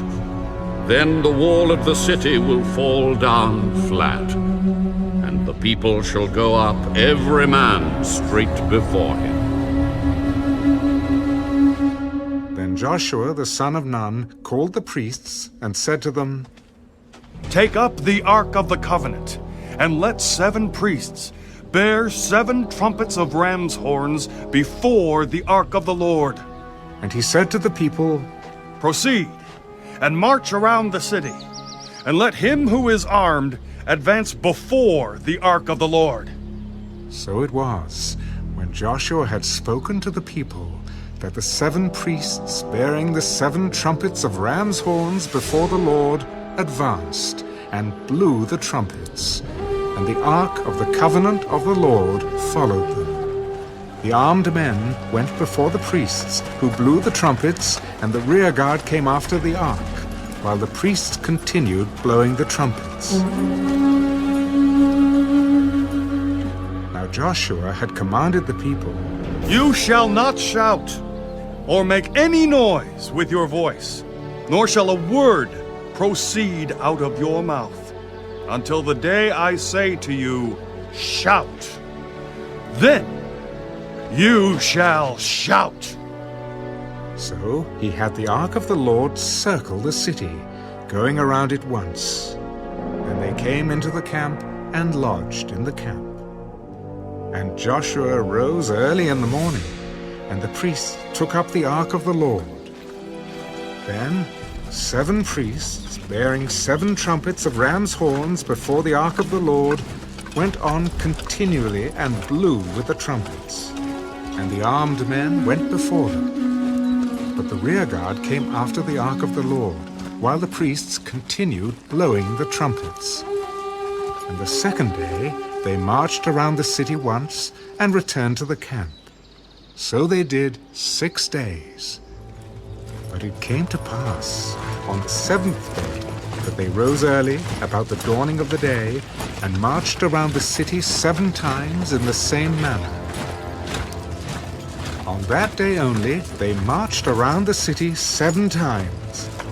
And the 7th time it happened, when the priests blew the trumpets, that Joshua said to the people, Shout, for the Lord has given you the city. Now the city shall be doomed by the Lord to destruction, it and all who are in it. Only Rahab the harlot shall live, she and all who are with her in the house, because she hid the messengers that we sent. And you, by all means, abstain from the accursed things, lest you become accursed when you take of the accursed things, and make the camp of Israel a curse, and trouble it. But all the silver and gold, and vessels of bronze and iron are consecrated to the Lord. They shall come into the treasury of the Lord. So the people shouted when the priests blew the trumpets. And it happened when the people heard the sound of the trumpet, and the people shouted with great shout, that the wall fell down flat. Then the people went up into the city, every man straight before him, and they took the city. And they utterly destroyed all that was in the city, both man and woman, young and old, ox and sheep and donkey, with the edge of the sword. But Joshua had said to the 2 men who had spied out the country, Go into the harlot's house, and from there bring out the woman and all that she has, as you swore to her. And the young men who had been spies went in and brought out Rahab, her father, her mother, her brothers, and all that she had. So they brought out all her relatives and left them outside the camp of Israel. But they burned the city and all that was in it with fire. Only the silver and gold and the vessels of bronze and iron they put into the treasury of the house of the Lord.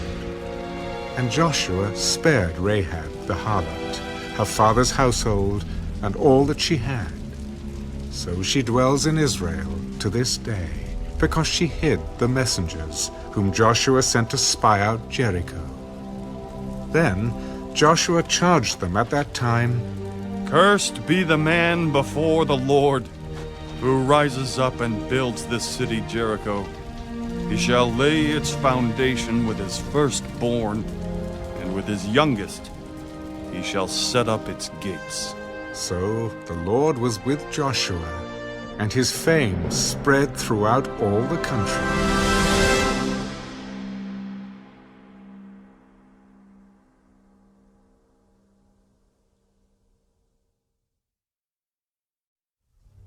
But the children of Israel committed a trespass regarding the accursed things. For Achan, the son of Carmi, the son of Zabdi, the son of Zerah, of the tribe of Judah, took of the accursed things. So the anger of the Lord burned against the children of Israel. Now Joshua sent men from Jericho to Ai, which is beside Beth-aven, on the east side of Bethel, and spoke to them. Go up and spy out the country. So the men went up and spied out Ai.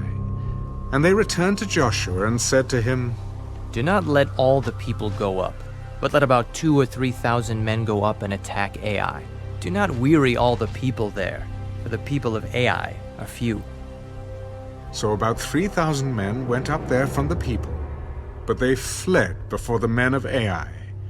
And the men of Ai struck down about 36 men, for they chased them from before the gate as far as Shebarim, and struck them down on the descent.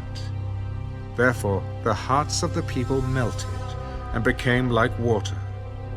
Then Joshua tore his clothes, and fell to the earth on his face before the ark of the Lord until evening, he and the elders of Israel, and they put dust on their heads. And Joshua said, Alas, Lord God, why have you brought this people over the Jordan at all? To deliver us into the hand of the Amorites? To destroy us? Oh, that we had been content and dwelt on the other side of the Jordan. Oh Lord, what shall I say when Israel turns its back before its enemies? For the Canaanites and all the inhabitants of the land will hear it, and surround us, and cut off our name from the earth. Then what will you do for your great name? Get up. Why do you lie thus on your face? Israel has sinned, and they have also transgressed my covenant which I commanded them. For they have even taken some of the accursed things, and have both stolen and deceived. And they have also put it among their own stuff. Therefore the children of Israel could not stand before their enemies, but turned their backs before their enemies, because they have become doomed to destruction. Neither will I be with you any more, unless you destroy the accursed from among you. Get up, sanctify the people, and say, Sanctify yourselves for tomorrow, because thus says the Lord God of Israel, There is an accursed thing in your midst, O Israel. You cannot stand before your enemies until you take away the accursed thing from among you. In the morning, therefore, you shall be brought according to your tribes, and it shall be that the tribe which the Lord takes shall come according to families, and the family which the Lord takes shall come by households, and the household which the Lord takes shall come man by man. Then it shall be that he who is taken with the accursed thing shall be burned with fire, he and all that he has, because he has transgressed the covenant of the Lord, and because he has done a disgraceful thing in Israel. So Joshua rose early in the morning, and brought Israel by their tribes, and the tribe of Judah was taken. He brought the clan of Judah, and he took the family of the Zarhites. And he brought the family of the Zarhites man by man, and Zabdi was taken. Then he brought his household man by man, and Achan the son of Carmi, the son of Zabdi, the son of Zerah, of the tribe of Judah, was taken. Now Joshua said to Achan, My son, I beg you, give glory to the Lord God of Israel, and make confession to him. And tell me now what you have done. Do not hide it from me.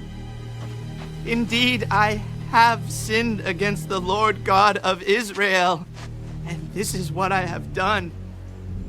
When I saw among the spoils a beautiful Babylonian garment, 200 shekels of silver, and a wedge of gold weighing 50 shekels, I coveted them and took them. And there they are, hidden in the earth in the midst of my tent, with the silver under it.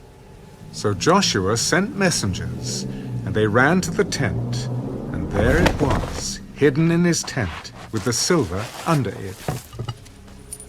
And they took them from the midst of the tent, brought them to Joshua and to all the children of Israel, and laid them out before the Lord.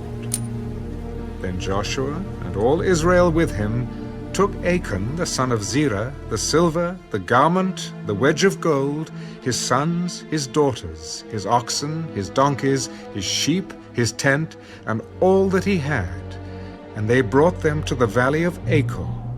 And Joshua said, Why have you troubled us? The Lord will trouble you this day.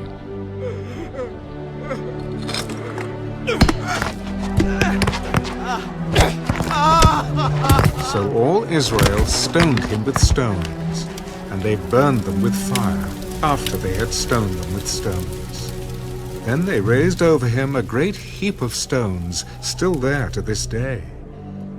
So the Lord turned from the fierceness of his anger. Therefore the name of that place has been called the Valley of Achor to this day.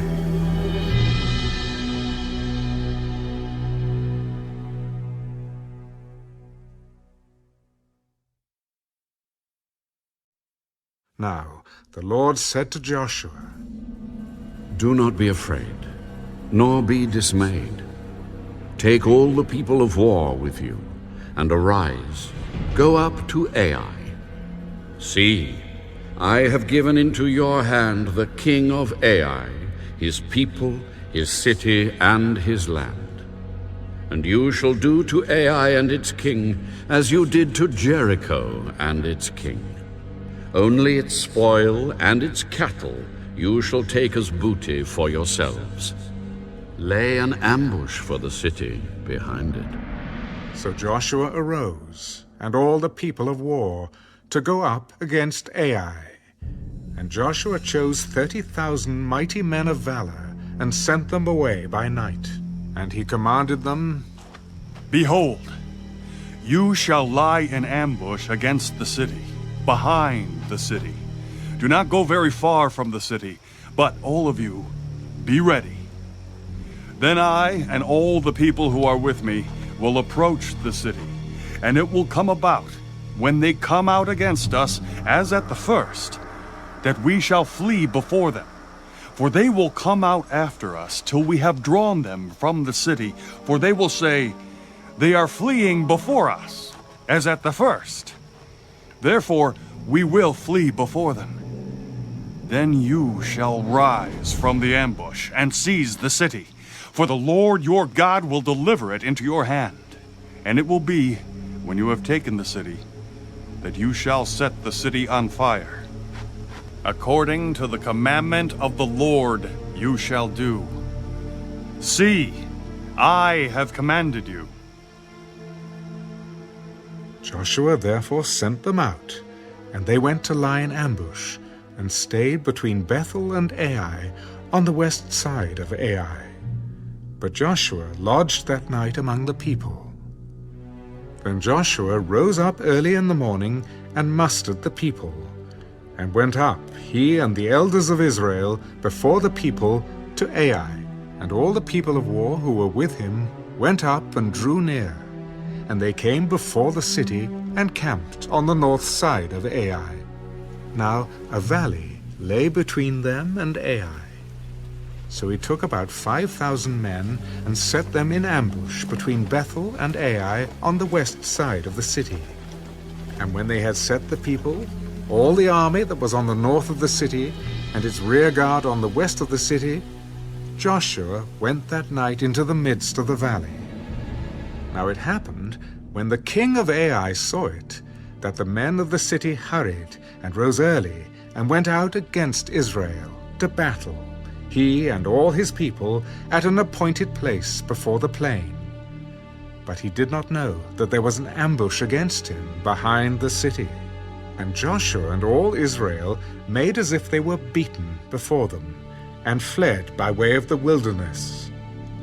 So all the people who were in Ai were called together to pursue them. And they pursued Joshua, and were drawn away from the city.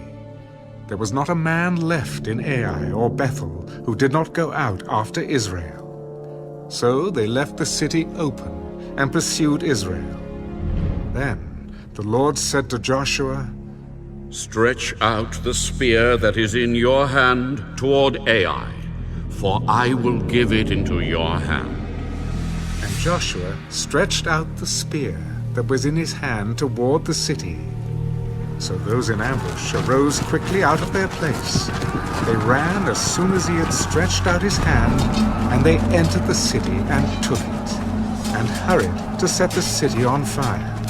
And when the men of Ai looked behind them, they saw, and behold, the smoke of the city ascended to heaven. So they had no power to flee this way or that way, and the people who had fled to the wilderness turned back on the pursuers.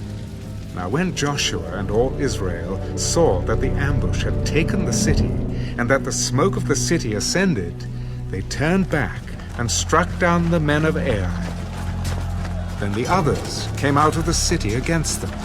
So they were caught in the midst of Israel, some on this side and some on that side. And they struck them down, so that they let none of them remain or escape. But the king of Ai they took alive, and brought him to Joshua.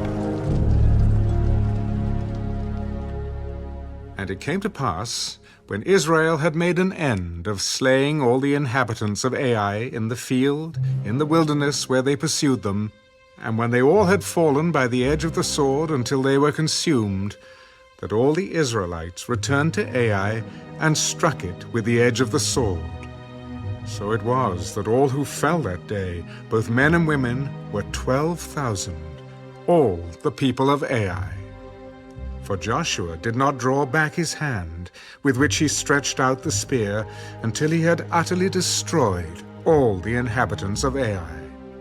Only the livestock and the spoil of that city Israel took as booty for themselves, according to the word of the Lord, which he had commanded Joshua.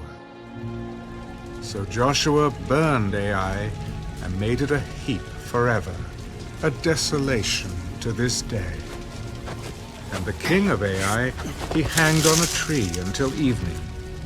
And as soon as the sun was down, Joshua commanded that they should take his corpse down from the tree, cast it at the entrance of the gate of the city, and raise over it a great heap of stones that remains to this day.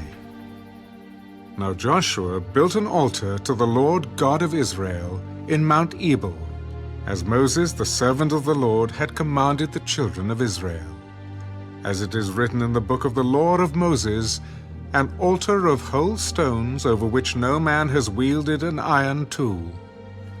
And they offered on it burnt offerings to the Lord, and sacrificed peace offerings.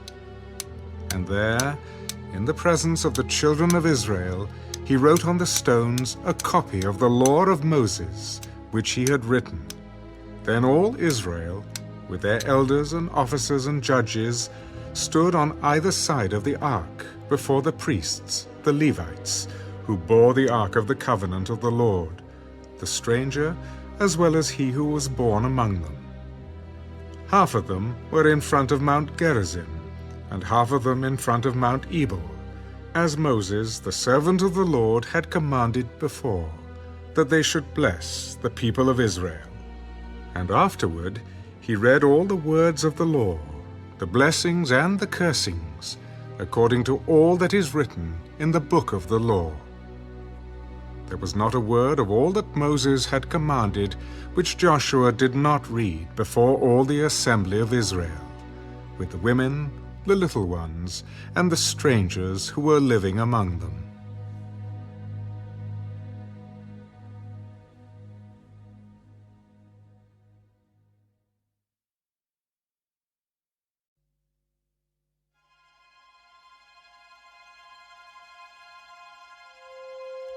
And it came to pass, when all the kings who were on this side of the Jordan, in the hills and in the lowland, and in all the coasts of the great sea toward Lebanon, the Hittite, the Amorite, the Canaanite, the Perizzite, the Hivite, and the Jebusite, heard about it, that they gathered together to fight with Joshua and Israel with one accord. But when the inhabitants of Gibeon heard what Joshua had done to Jericho and Ai, they worked craftily, and went and pretended to be ambassadors. And they took old sacks on their donkeys, old wineskins torn and mended, old and patched sandals on their feet, and old garments on themselves. And all the bread of their provision was dry and moldy. And they went to Joshua to the camp at Gilgal, and said to him and to the men of Israel, We have come from a far country. Now, therefore, make a covenant with us. Then the men of Israel said to the Hivites, Perhaps you dwell among us. So how can we make a covenant with you? But they said to Joshua, We are your servants. And Joshua said to them, Who are you, and where do you come from? From a very far country your servants have come, because of the name of the Lord your God.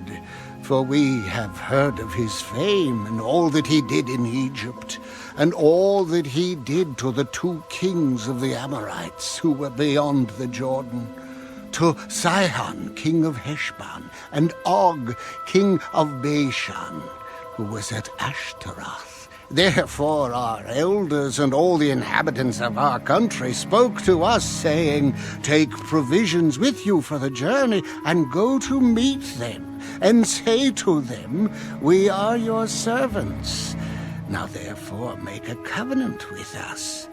This bread of ours we took hot for our provision from our houses on the day we departed to come to you. But now look, it is dry and moldy, and these wineskins which we filled were new, and see, they are torn. And these our garments and our sandals have become old because of the very long journey. Then the men of Israel took some of their provisions, but they did not ask counsel of the Lord. So Joshua made peace with them, and made a covenant with them to let them live. And the rulers of the congregation swore to them. And it happened at the end of 3 days, after they had made a covenant with them, that they heard that they were their neighbors who dwelt near them. Then the children of Israel journeyed and came to their cities on the 3rd day. Now their cities were Gibeon, Kephirah, Beeroth, and Kirjath-jearim. But the children of Israel did not attack them, because the rulers of the congregation had sworn to them by the Lord God of Israel. And all the congregation complained against the rulers. Then all the rulers said to all the congregation, We have sworn to them by the Lord God of Israel. Now therefore we may not touch them. This we will do to them. We will let them live, lest wrath be upon us because of the oath which we swore to them. Let them live, but let them be woodcutters and water carriers for all the congregation, as the rulers had promised them. Then Joshua called for them, and he spoke to them. Why have you deceived us, saying we are very far from you, when you dwell near us? Now therefore you are cursed, and none of you shall be freed from being slaves, woodcutters and water carriers for the house of my God. Because your servants were clearly told that the Lord your God commanded his servant Moses to give you all the land, and to destroy all the inhabitants of the land from before you. Therefore we were very much afraid for our lives because of you, and have done this thing. And now, here we are in your hands. Do with us as it seems good and right to do to us. So he did to them, and delivered them out of the hand of the children of Israel, so that they did not kill them. And that day Joshua made them woodcutters and water carriers for the congregation, and for the altar of the Lord, in the place which he would choose, even to this day.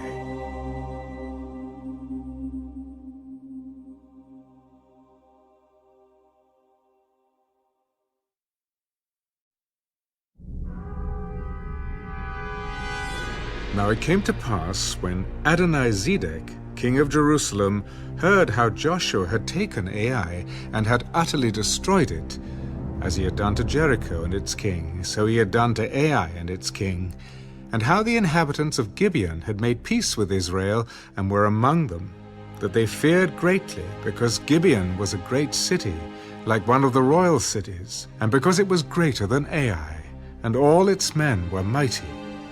Therefore Adonizedek, king of Jerusalem, sent to Hoham, king of Hebron, Piram, king of Jarmuth, Japhiah, king of Lachish, and Deber, king of Eglah, saying, Come up to me and help me, that we may attack Gibeon, for it has made peace with Joshua and with the children of Israel.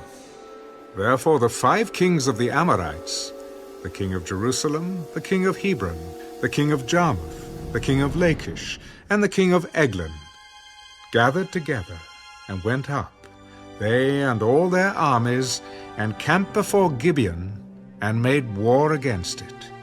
And the men of Gibeon sent to Joshua at the camp at Gilgal. Do not forsake your servants. Come up to us quickly. Save us and help us. For all the kings of the Amorites who dwell in the mountains have gathered together against us. So Joshua ascended from Gilgal, he and all the people of war with him, and all the mighty men of valor. And the Lord said to Joshua, Do not fear them, for I have delivered them into your hand. Not a man of them shall stand before you. Joshua therefore came upon them suddenly, having marched all night from Gilgal. So the Lord routed them before Israel, killed them with a great slaughter at Gibeon, chased them along the road that goes to Beth-horon, and struck them down as far as Azekah and Makkedah. And it happened, as they fled before Israel, and were on the descent of Beth-horon, that the Lord cast down large hailstones from heaven on them, as far as Azekah, and they died. There were more who died from the hailstones than the children of Israel killed with the sword. Then Joshua spoke to the Lord in the day when the Lord delivered up the Amorites before the children of Israel, and he said in the sight of Israel, Sun, stand still over Gibeon, and moon in the valley of Ajalon. So the sun stood still, and the moon stopped, till the people had revenge upon their enemies. Is this not written in the book of Jasher? So the sun stood still in the midst of heaven, and did not hasten to go down for about a whole day. And there has been no day like that, before it or after it, that the Lord heeded the voice of a man. For the Lord fought for Israel. Then Joshua returned, and all Israel with him, to the camp at Gilgal. But these 5 kings had fled, and hidden themselves in a cave at Makkedah. And it was told Joshua, The 5 kings have been found, hidden in the cave at Makkedah. Roll large stones against the mouth of the cave, and set men by it to guard them. And do not stay there yourselves, but pursue your enemies and attack their rear guard. Do not allow them to enter their cities, for the Lord your God has delivered them into your hand. Then it happened, while Joshua and the children of Israel made an end of slaying them with a very great slaughter, till they had finished, that those who escaped entered fortified cities. And all the people returned to the camp, to Joshua at Makkedah, in peace. No one moved his tongue against any of the children of Israel. Then Joshua said, Open the mouth of the cave, and bring out those 5 kings to me from the cave. And they did so, and brought out those 5 kings to him from the cave, the king of Jerusalem, the king of Hebron, the king of Jarmuth, the king of Lachish, and the king of Eglon. So it was, when they brought out those kings to Joshua, that Joshua called for all the men of Israel, and said to the captains of the men of war who went with him, Come near, put your feet on the necks of these kings. And they drew near, and put their feet on their necks. Do not be afraid, nor be dismayed. Be strong and of good courage, for thus the Lord will do to all your enemies against whom you fight. And afterward Joshua struck them and killed them, and hanged them on 5 trees. And they were hanging on the trees until evening. So it was at the time of the going down of the sun that Joshua commanded, and they took them down from the trees, cast them into the cave where they had been hidden, and laid large stones against the cave's mouth, which remain until this very day. On that day Joshua took Makkedah and struck it and its king with the edge of the sword. He utterly destroyed them, all the people who were in it. He let none remain. He also did to the king of Makkedah as he had done to the king of Jericho. Then Joshua passed from Makkedah, and all Israel with him, to Libnah, and they fought against Libnah. And the Lord also delivered it and its king into the hand of Israel. He struck it and all the people who were in it with the edge of the sword. He let none remain in it, but did to its king as he had done to the king of Jericho. Then Joshua passed from Libnah, and all Israel with him, to Lachish, and they encamped against it, and fought against it.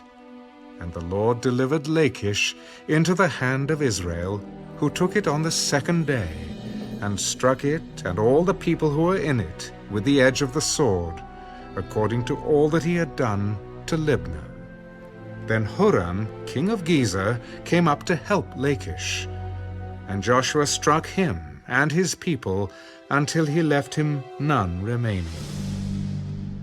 From Lachish Joshua passed to Eglon, and all Israel with him, and they encamped against it and fought against it. They took it on that day and struck it with the edge of the sword. All the people who were in it he utterly destroyed that day, according to all that he had done to Lachish. So Joshua went up from Eglon, and all Israel with him, to Hebron, and they fought against it. And they took it and struck it with the edge of the sword, its king, all its cities, and all the people who were in it. He left none remaining, according to all that he had done to Eglon, but utterly destroyed it and all the people who were in it. Then Joshua returned, and all Israel with him, to Debir, and they fought against it. And he took it and its king and all its cities. They struck them with the edge of the sword, and utterly destroyed all the people who were in it. He left none remaining. As he had done to Hebron, so he did to Debir and its king, as he had done also to Libnah and its king. So Joshua conquered all the land, the mountain country, and the south, and the lowland, and the wilderness slopes, and all their kings. He left none remaining, but utterly destroyed all that breathed, as the Lord God of Israel had commanded. And Joshua conquered them from Kadesh Barnea as far as Gaza, and all the country of Goshen, even as far as Gibeon. All these kings and their land Joshua took at one time, because the Lord God of Israel fought for Israel. Then Joshua returned, and all Israel with him, to the camp at Gilgal.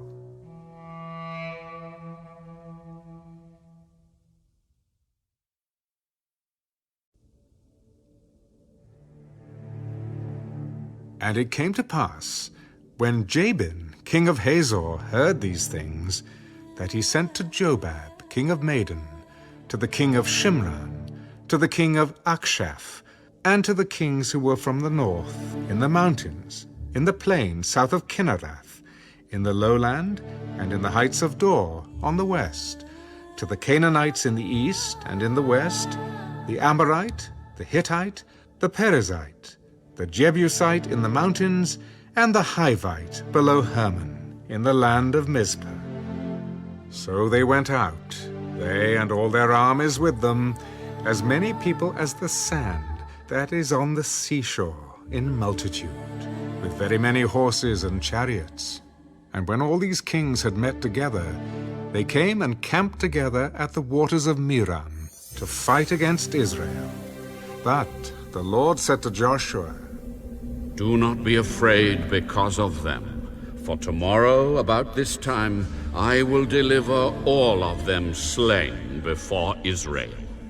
You shall hamstring their horses and burn their chariots with fire." So Joshua and all the people of war with him came against them suddenly by the waters of Merom, and they attacked them.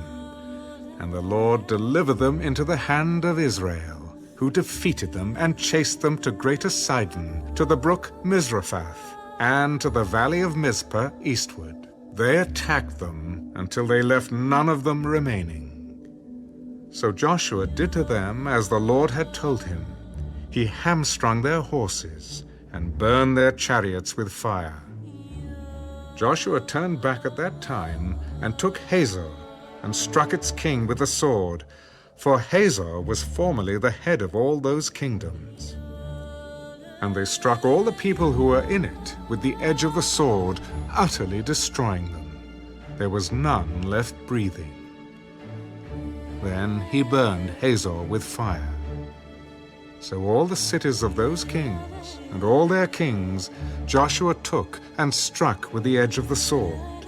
He utterly destroyed them, as Moses, the servant of the Lord, had commanded. But as for the cities that stood on their mounds, Israel burned none of them, except Hazor only, which Joshua burned.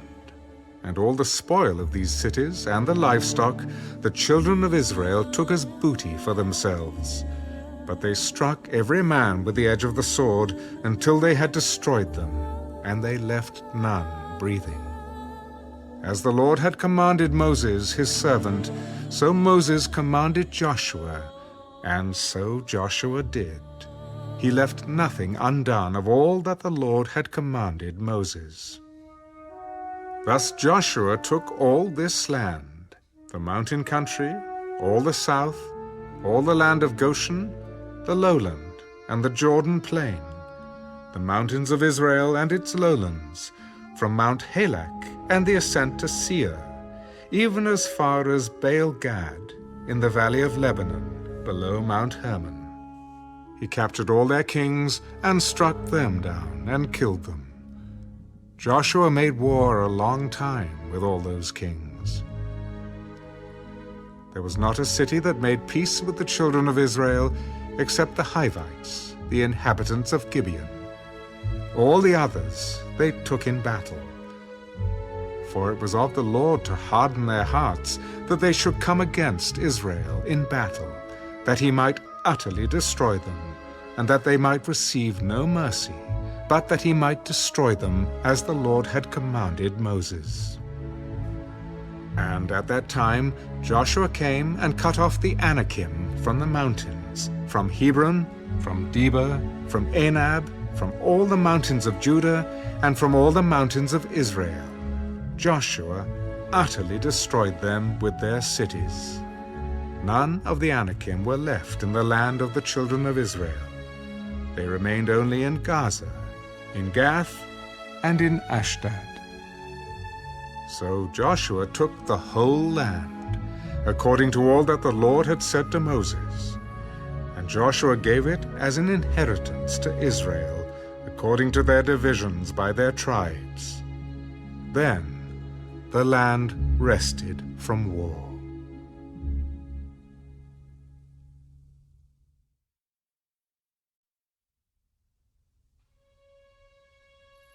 These are the kings of the land, whom the children of Israel defeated, and whose land they possessed on the other side of the Jordan toward the rising of the sun, from the river Arnon to Mount Hermon, and all the eastern Jordan plain.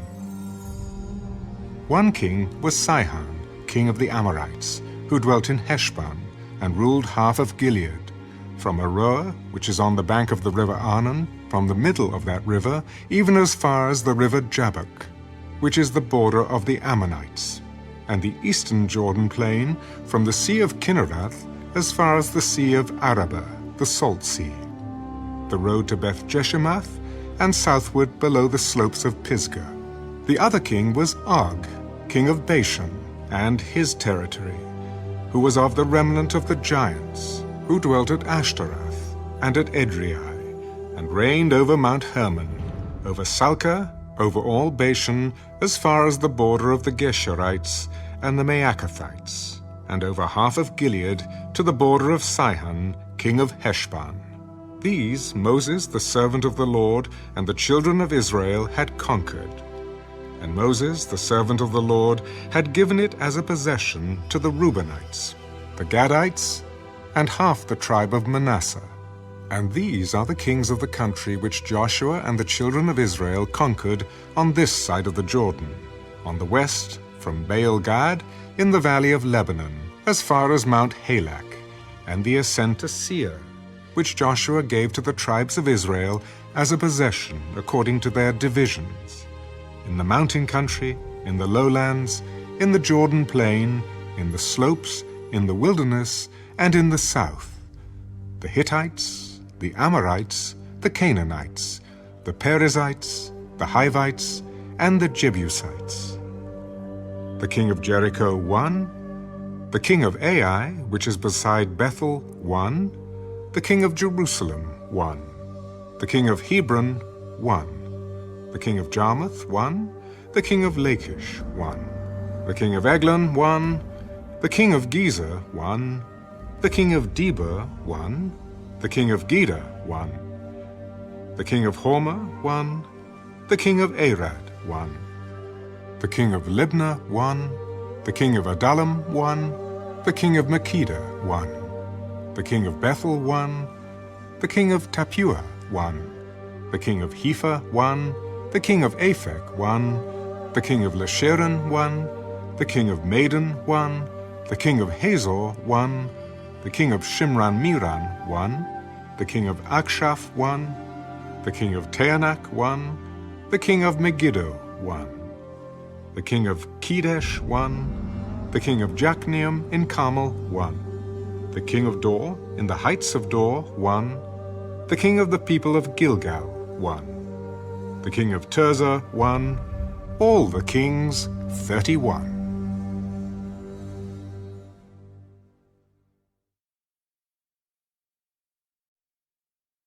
Now Joshua was old, advanced in years.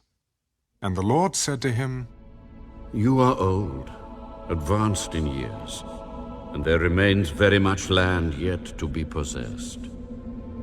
This is the land that yet remains, all the territory of the Philistines, and all that of the Geshurites, from Sihor, which is east of Egypt, as far as the border of Ekron, northward, which is counted as Canaanite.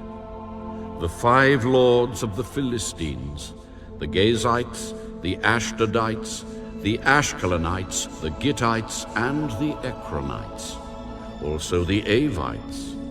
From the south, all the land of the Canaanites, and Me'era, that belongs to the Sidonians as far as Aphek, to the border of the Amorites. The land of the Gebalites, and all Lebanon toward the sunrise, from Baal-Gad below Mount Hermon, as far as the entrance to Hamath. All the inhabitants of the mountains, from Lebanon as far as the brook Misrephoth, and all the Sidonians. Them I will drive out from before the children of Israel. Only divide it by lot to Israel as an inheritance, as I have commanded you. Now, therefore, divide this land as an inheritance to the 9 tribes, and half the tribe of Manasseh. With the other half tribe, the Reubenites and the Gadites received their inheritance, which Moses had given them, beyond the Jordan eastward, as Moses, the servant of the Lord, had given them. From Aroer, which is on the bank of the river Arnon, and the town that is in the midst of the ravine, and all the plain of Medeba, as far as Dibon, all the cities of Sihon, king of the Amorites, who reigned in Heshbon, as far as the border of the children of Ammon, Gilead, and the border of the Geshurites and Maacathites, all Mount Hermon and all Bashan, as far as Salcah, all the kingdom of Og in Bashan, who reigned in Ashtaroth and Edrei, who remained of the remnant of the giants. For Moses had defeated and cast out these. Nevertheless, the children of Israel did not drive out the Geshurites or the Maacathites, but the Geshurites and the Maacathites dwell among the Israelites until this day. Only to the tribe of Levi he had given no inheritance. The sacrifices of the Lord God of Israel made by fire are their inheritance, as he said to them. And Moses had given to the tribe of the children of Reuben an inheritance according to their families. Their territory was from Aroer, which is on the bank of the river Arnon, and the city that is in the midst of the ravine, and all the plain by Medeba, Heshbon, and all its cities that are in the plain, Dibon, Bamoth Baal, Beth Baal Meon, Jehazer, Kedemoth, Mephaath, Kirjathaim, Sibmah, Zereth Sheha on the mountain of the valley, Beth Peor, the slopes of Pisgah, and Beth Jeshimoth, all the cities of the plain, and all the kingdom of Sihon, king of the Amorites, who reigned in Heshbon, whom Moses had struck with the princes of Midian, Evi, Rechem, Zur, Hur, and Reba, who were princes of Sihon, dwelling in the country. The children of Israel also killed with the sword Balaam, the son of Beor, the soothsayer, among those who were killed by them. And the border of the children of Reuben was the bank of the Jordan. This was the inheritance of the children of Reuben according to their families, the cities, and their villages. Moses also had given an inheritance to the tribe of Gad, to the children of Gad according to their families.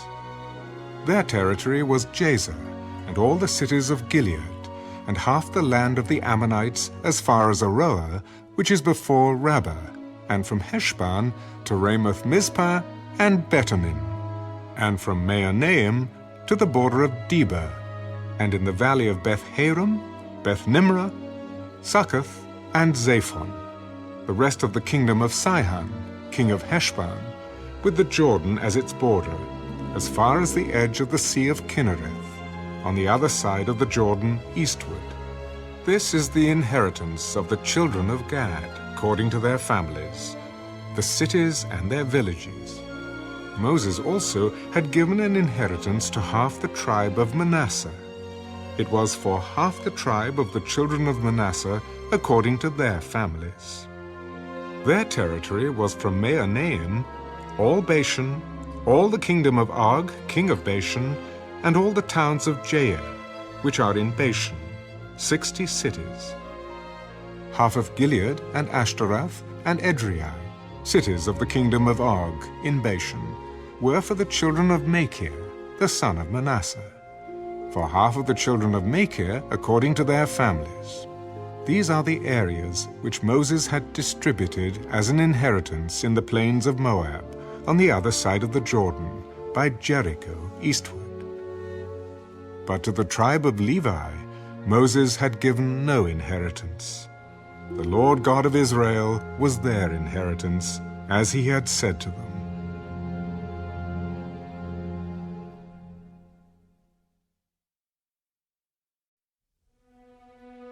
These are the areas which the children of Israel inherited in the land of Canaan, which Eleazar the priest, Joshua the son of Nun, and the heads of the fathers of the tribes of the children of Israel distributed as an inheritance to them.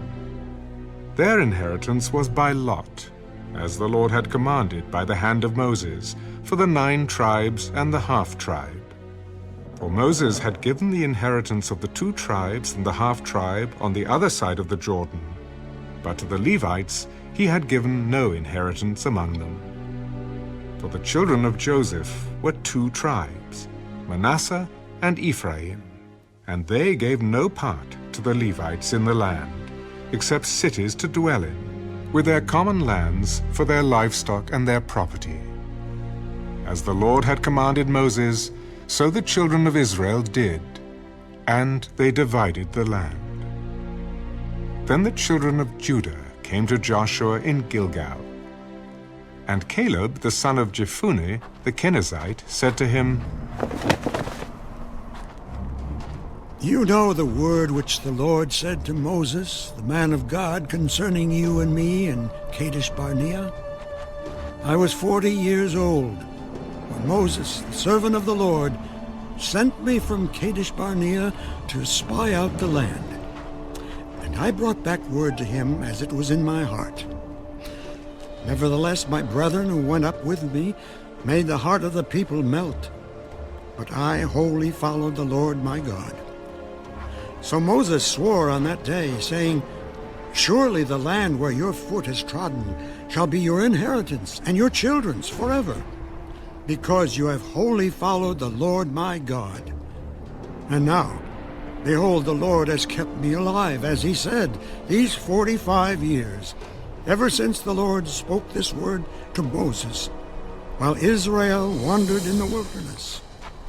And now, here I am this day, 85 years old. As yet I am as strong this day as on the day that Moses sent me.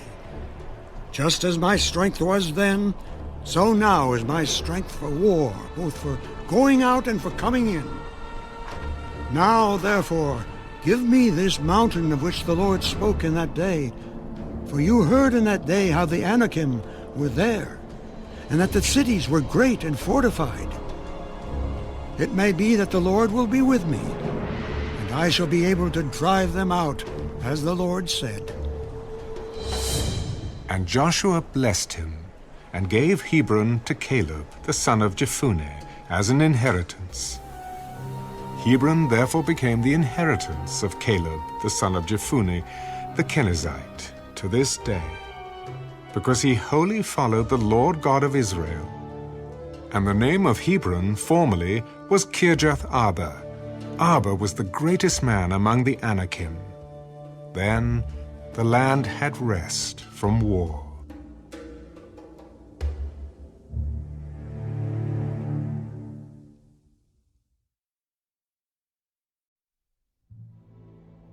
So this was the lot of the tribe of the children of Judah, according to their families. The border of Edom at the wilderness of Zin southward was the extreme southern boundary. And their southern border began at the shore of the Salt Sea, from the bay that faces southward. Then it went out to the southern side of the ascent of Akrabim, passed along to Zin, ascended on the south side of Kadesh Barnea, passed along to Hezron, went up to Ada, and went around to Karkea. From there it passed toward Asmon, and went out to the brook of Egypt, and the border ended at the sea. This shall be your southern border.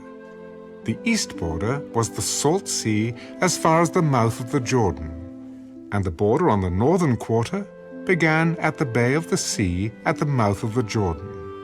The border went up to Beth Hagla, and passed north of Beth Araba, and the border went up to the stone of Bohan, the son of Reuben. Then the border went up toward Debir, from the valley of Achor, and it turned northward toward Gilgal, which is before the ascent of Adumim, which is on the south side of the valley. The border continued toward the waters of En-Shemesh, and ended at En-Rogel, and the border went up by the valley of the son of Hinnom, to the southern slope of the Jebusite city, which is Jerusalem. The border went up to the top of the mountain that lies before the valley of Hinnom, westward, which is at the end of the valley of Rephaim, northward. Then the border went around from the top of the hill to the fountain of the water of Nephtoah, and extended to the cities of Mount Ephraim. And the border went around to Baalah, which is Kirjath-Jearim.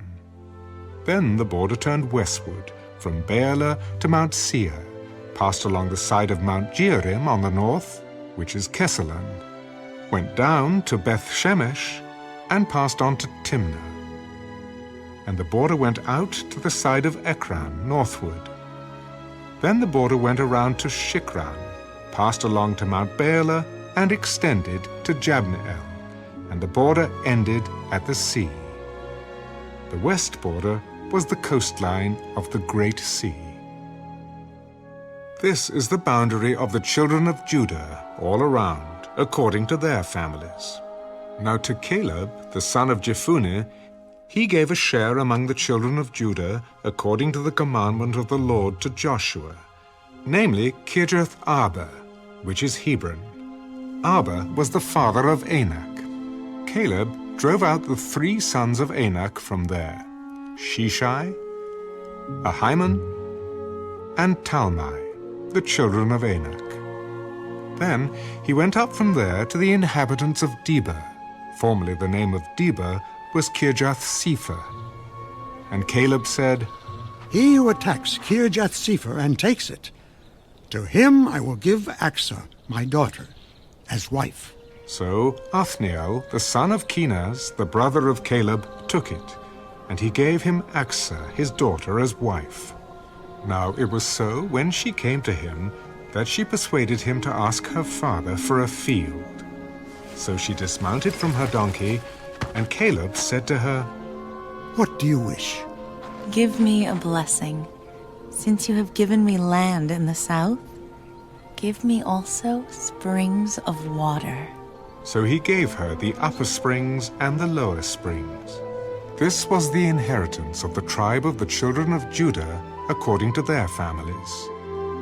The cities at the limits of the tribe of the children of Judah toward the border of Edom in the south were Kabzeel, Eder, Jagar, Kinah, Dimona, Adada, Kedesh, Hazor, Ithnan, Ziph, Telam, Bealath, Hazor, Hadattah, Kiriath, Hezron, which is Hazor, Amam, Shema, Baleda, Hazar-Gada, Heshman, Beth-Pelot, Hazar-Shual, Beersheba, Bizjathja, Baalah, Ijim, Ezem, Eltolad, Kisel, Hormah, Ziklag, Madmana, Sansana, Lebaoth, Shilhim, Ain, and Rimmon. All the cities are 29, with their villages. In the lowland, Eshtaol, Zorah, Ashna, Zanoah, Enganim, Tapua, Enam, Jarmuth, Adullam, Soko, Azekah, Shoraim, Adithaim, Gadira, and Gadirathaim, 14 cities with their villages. Zenon, Hadashah, Migdal-Gad, Dailean, Mizpah, Joktheel, Lachish, Bazkath, Eglon, Caban, Lamas, Kithlish, Gadirath, Beth-Dagon, Naamah, and Makkedah, 16 cities with their villages. Libnah, Ether, Ashan, Jiphtah, Ashna, Nezib, Keilah, Akzib, and Marisha, 9 cities with their villages. Ekron, with its towns and villages. From Ekron to the sea, all that lay near Ashdod with their villages. Ashdod, with its towns and villages. Gaza, with its towns and villages, as far as the brook of Egypt, and the great sea with its coastline. And in the mountain country, Shema, Jatta, Soko, Dana, Kirjath-Sana, which is Debir, Anab, Eshtemo, Anim, Goshen, Holon, and Gilo, 11 cities with their villages. Arab, Duma, Eshion, Janim, Beth-Tapua, Aphekah, Hamta, Kirjath-Arba, which is Hebron, and Zion, 9 cities with their villages. Maon, Carmel, Ziph, Jatta, Jezreel, Jokdeam, Zanoah, Cain, Gibeah, and Timnah. 10 cities with their villages: Hahel, Bethzur, Gedor, Meorath, Bethanath, and Eltekon. 6 cities with their villages: Kirjath-Baal, which is Kirjath-Jearim, and Rabbah, 2 cities with their villages. In the wilderness, Beth-Araba, Middin, Sekaka, Nibshan, the city of salt, and En-Gedi, 6 cities with their villages. As for the Jebusites, the inhabitants of Jerusalem, the children of Judah could not drive them out, but the Jebusites dwell with the children of Judah at Jerusalem to this day.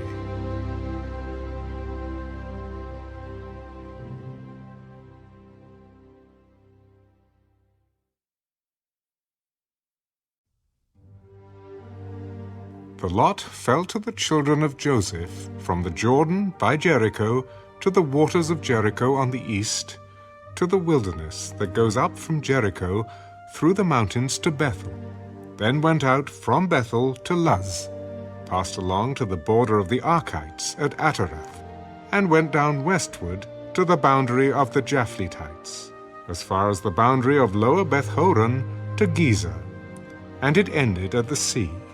So the children of Joseph, Manasseh, and Ephraim took their inheritance. The border of the children of Ephraim, according to their families, was thus. The border of their inheritance on the east side was Atarath-Adar, as far as Upper Beth-horon. And the border went out toward the sea on the north side of Mikmathath. Then the border went around eastward to Taanath-Shiloh, and passed by it on the east of Janohah. Then it went down from Janohah to Atarath and Nearah, reached to Jericho, and came out of the Jordan. The border went out from Tappuah westward to the brook of Cana, and it ended at the sea. This was the inheritance of the tribe of the children of Ephraim, according to their families. The separate cities for the children of Ephraim were among the inheritance of the children of Manasseh, all the cities with their villages. And they did not drive out the Canaanites who dwelt in Gezer. But the Canaanites dwell among the Ephraimites to this day, and have become forced laborers.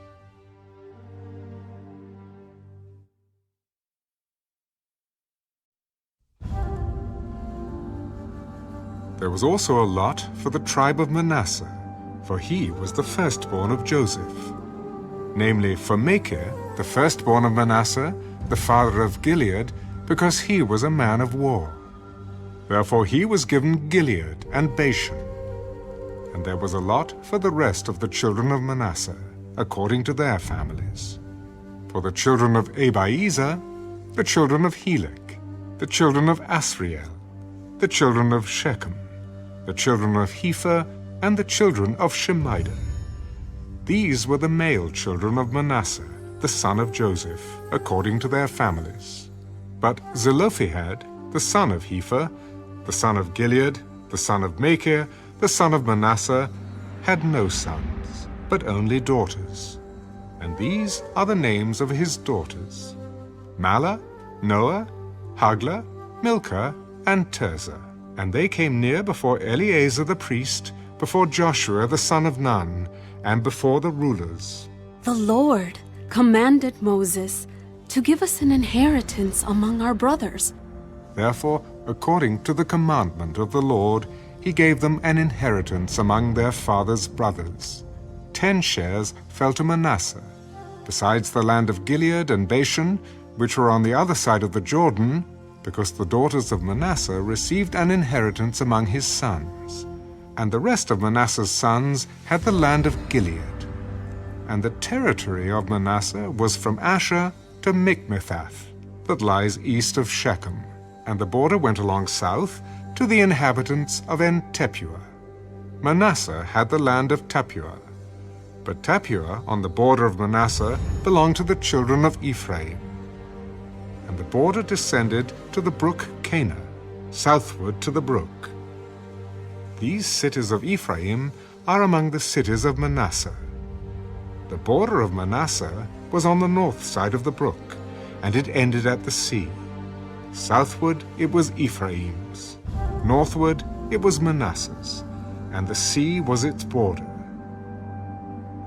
Manasseh's territory was adjoining Asher on the north and Issachar on the east. And in Issachar and in Asher, Manasseh had Beth-shean and its towns, Ibleam and its towns, the inhabitants of Dor and its towns, the inhabitants of Endor and its towns, the inhabitants of Taanach and its towns, and the inhabitants of Megiddo and its towns, 3 hilly regions. Yet the children of Manasseh could not drive out the inhabitants of those cities, but the Canaanites were determined to dwell in that land. And it happened, when the children of Israel grew strong, that they put the Canaanites to forced labor, but did not utterly drive them out. Then the children of Joseph spoke to Joshua. Why have you given us only one lot and one share to inherit? Since we are a great people, inasmuch as the Lord has blessed us, until now. If you are a great people, then go up to the forest country and clear a place for yourself there in the land of the Perizzites and the giants, since the mountains of Ephraim are too confined for you. The mountain country is not enough for us, and all the Canaanites who dwell in the land of the valley have chariots of iron, both those who are of Beth-shean and its towns, and those who are of the valley of Jezreel. And Joshua spoke to the house of Joseph, to Ephraim and Manasseh. You are a great people, and have great power. You shall not have only one lot, but the mountain country shall be yours.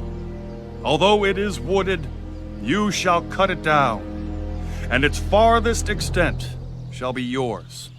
For you shall drive out the Canaanites, though they have iron chariots and are strong.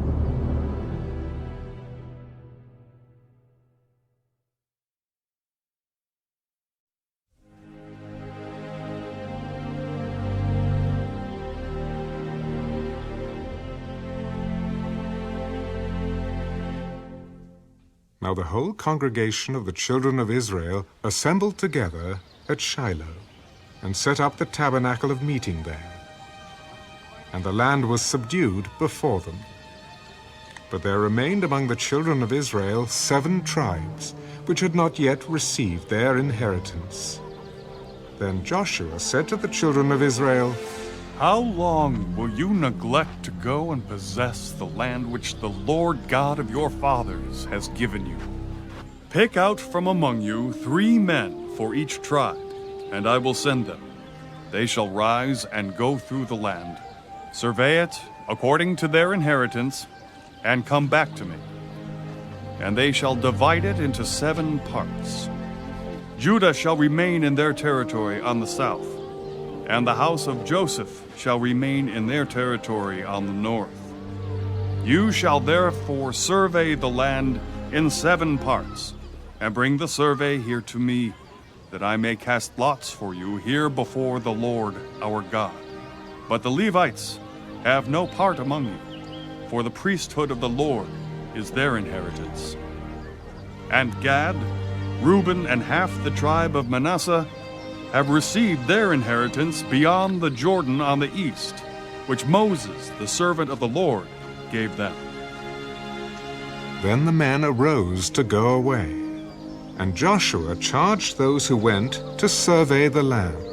Go, walk through the land, survey it, and come back to me, that I may cast lots for you here before the Lord in Shiloh. So the men went, passed through the land, and wrote the survey in a book in 7 parts by cities. And they came to Joshua at the camp in Shiloh. Then Joshua cast lots for them in Shiloh before the Lord. And there Joshua divided the land to the children of Israel according to their divisions. Now the lot of the tribe of the children of Benjamin came up according to their families. and the territory of their lot came out between the children of Judah and the children of Joseph. Their border on the north side began at the Jordan, and the border went up to the side of Jericho on the north, and went up through the mountains westward. It ended at the wilderness of Beth-aven. The border went over from there toward Luz, to the side of Luz, which is Bethel, southward, and the border descended to Atarath Adar, near the hill that lies on the south side of Lower Beth-horon. Then the border extended around the west side to the south, from the hill that lies before Beth-horon southward, and it ended at Kirjath-baal, which is Kirjath-jearim, a city of the children of Judah. This was the west side. The south side began at the end of Kirjath-jearim, and the border extended on the west and went out to the spring of the waters of Nephtoah. Then the border came down to the end of the mountain that lies before the valley of the son of Hinnom, which is in the valley of the Rephaim on the north, descended to the valley of Hinnom, to the side of the Jebusite city on the south, and descended to En-rogel. And it went around from the north, went out to En-shemesh, and extended toward Gililath, which is before the ascent of Adumim, and descended to the stone of Bohan, the son of Reuben. Then it passed along toward the north side of Arabah, and went down to Arabah. And the border passed along to the north side of Beth-haglah. Then the border ended at the north bay at the Salt Sea, at the south end of the Jordan. This was the southern boundary. The Jordan was its border on the east side. This was the inheritance of the children of Benjamin, according to its boundaries all around, according to their families. Now the cities of the tribe of the children of Benjamin, according to their families, were Jericho, Beth-haglah, Emek-keziz, Beth-arabah, Zemaraim, Bethel, Avim, Perah, Afra, Kepha ha-Ammonai, Afni, and Geba, 12 cities with their villages. Gibeon, Ramah, Beeroth, Mizpah, Kephirah, Moza, Rechem, Apale, Ta'ala, Zelah, Eleph, Jebus, which is Jerusalem, Gibeath, and Kirjath, 14 cities with their villages. This was the inheritance of the children of Benjamin according to their families.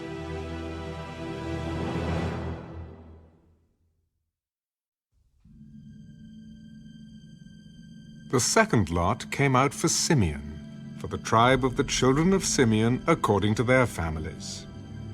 And their inheritance was within the inheritance of the children of Judah.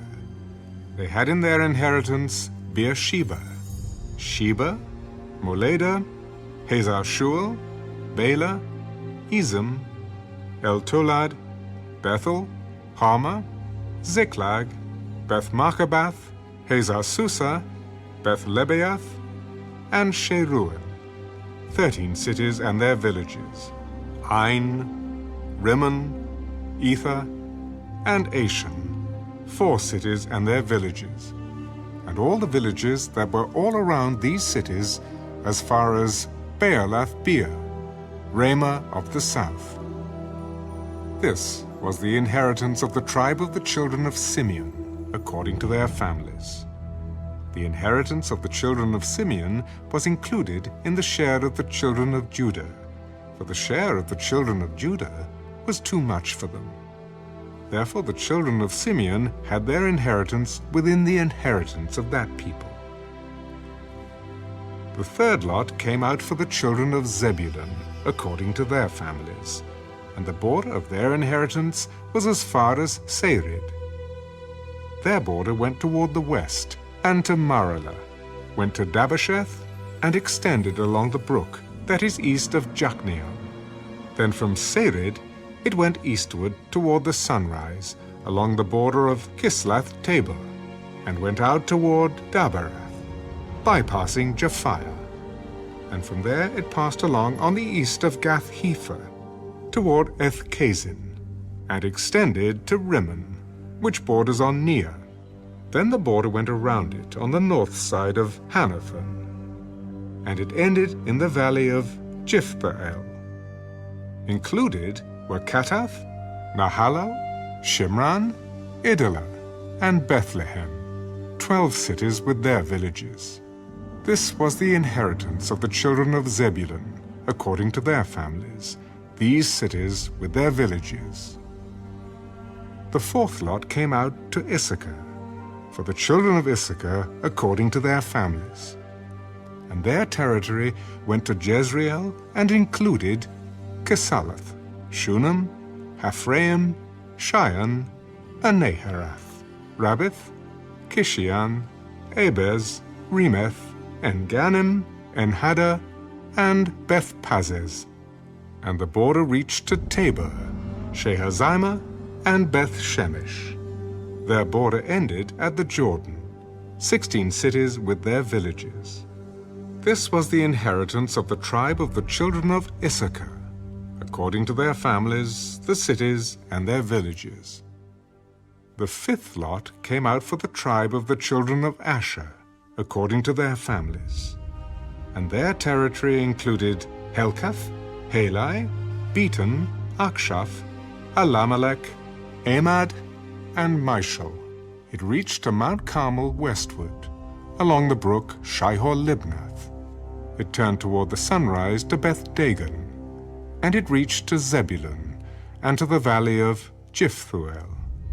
Then northward, beyond Beth-Emek and Neiel, bypassing Cable, which was on the left, including Ebron, Rehab, Hammon, and Cana, as far as Greater Sidon.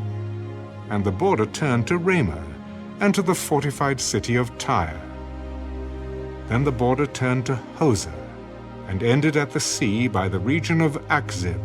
Also Ammah, Aphek, and Rehab were included, 22 cities with their villages. This was the inheritance of the tribe of the children of Asher, according to their families, these cities with their villages. The sixth lot came out to the children of Naphtali, for the children of Naphtali according to their families. And their border began at Heleph, enclosing the territory from the terebinth tree in Zaananim, Adami-Nekeb, and Jabneel, as far as Lakum. It ended at the Jordan. From Heleph, the border extended westward to Aznath-Tabor, and went out from there toward Hukkok. It adjoined Zebulun on the south side and Asher on the west side, and ended at Judah by the Jordan toward the sunrise.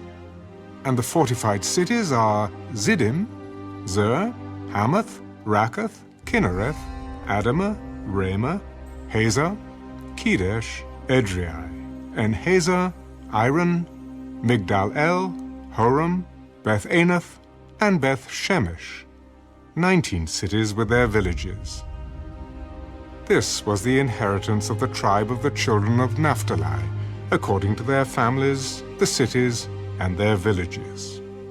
The seventh lot came out for the tribe of the children of Dan, according to their families.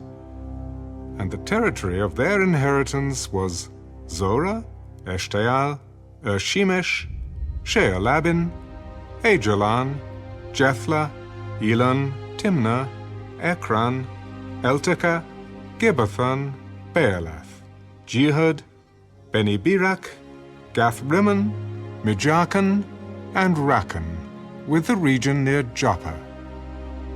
And the border of the children of Dan went beyond these, because the children of Dan went up to fight against Leshem, and took it. And they struck it with the edge of the sword, took possession of it, and dwelt in it. They called Leshem Dan, after the name of Dan their father. This is the inheritance of the tribe of the children of Dan, according to their families, these cities with their villages. When they had made an end of dividing the land as an inheritance according to their borders, the children of Israel gave an inheritance among them to Joshua, the son of Nun. According to the word of the Lord, they gave him the city which he asked for, Timnath-Serah, in the mountains of Ephraim. And he built the city and dwelt in it. These were the inheritances which Eleazar the priest, Joshua the son of Nun, and the heads of the fathers of the tribes of the children of Israel divided, as an inheritance by lot in Shiloh, before the Lord, at the door of the tabernacle of meeting. So they made an end of dividing the country.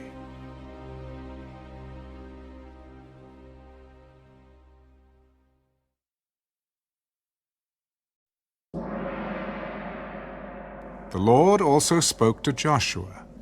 Speak to the children of Israel, saying, Appoint for yourselves cities of refuge, of which I spoke to you through Moses, that the slayer who kills a person accidentally or unintentionally may flee there.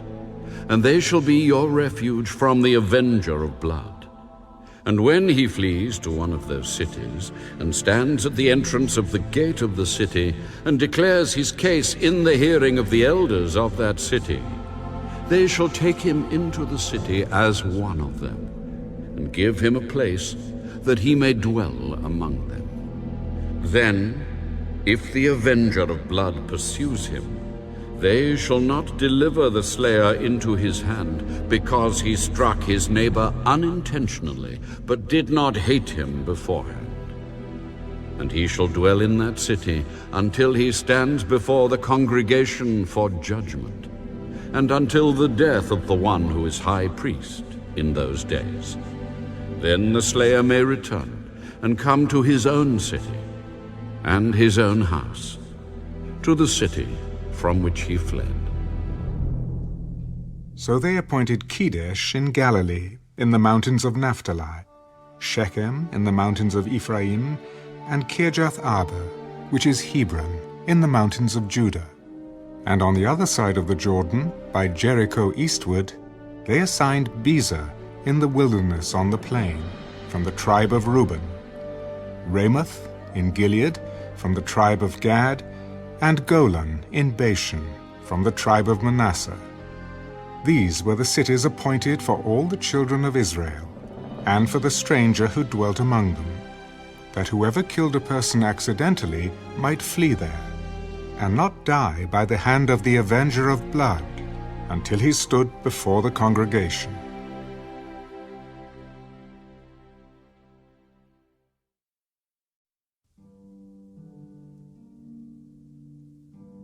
Then the heads of the fathers' houses of the Levites came near to Eleazar the priest, to Joshua the son of Nun, and to the heads of the fathers' houses of the tribes of the children of Israel. And they spoke to them at Shiloh, in the land of Canaan. The Lord commanded through Moses to give us cities to dwell in, with their common lands for our livestock. So the children of Israel gave to the Levites from their inheritance, at the commandment of the Lord, these cities and their common lands. Now the lot came out for the families of the Kohathites.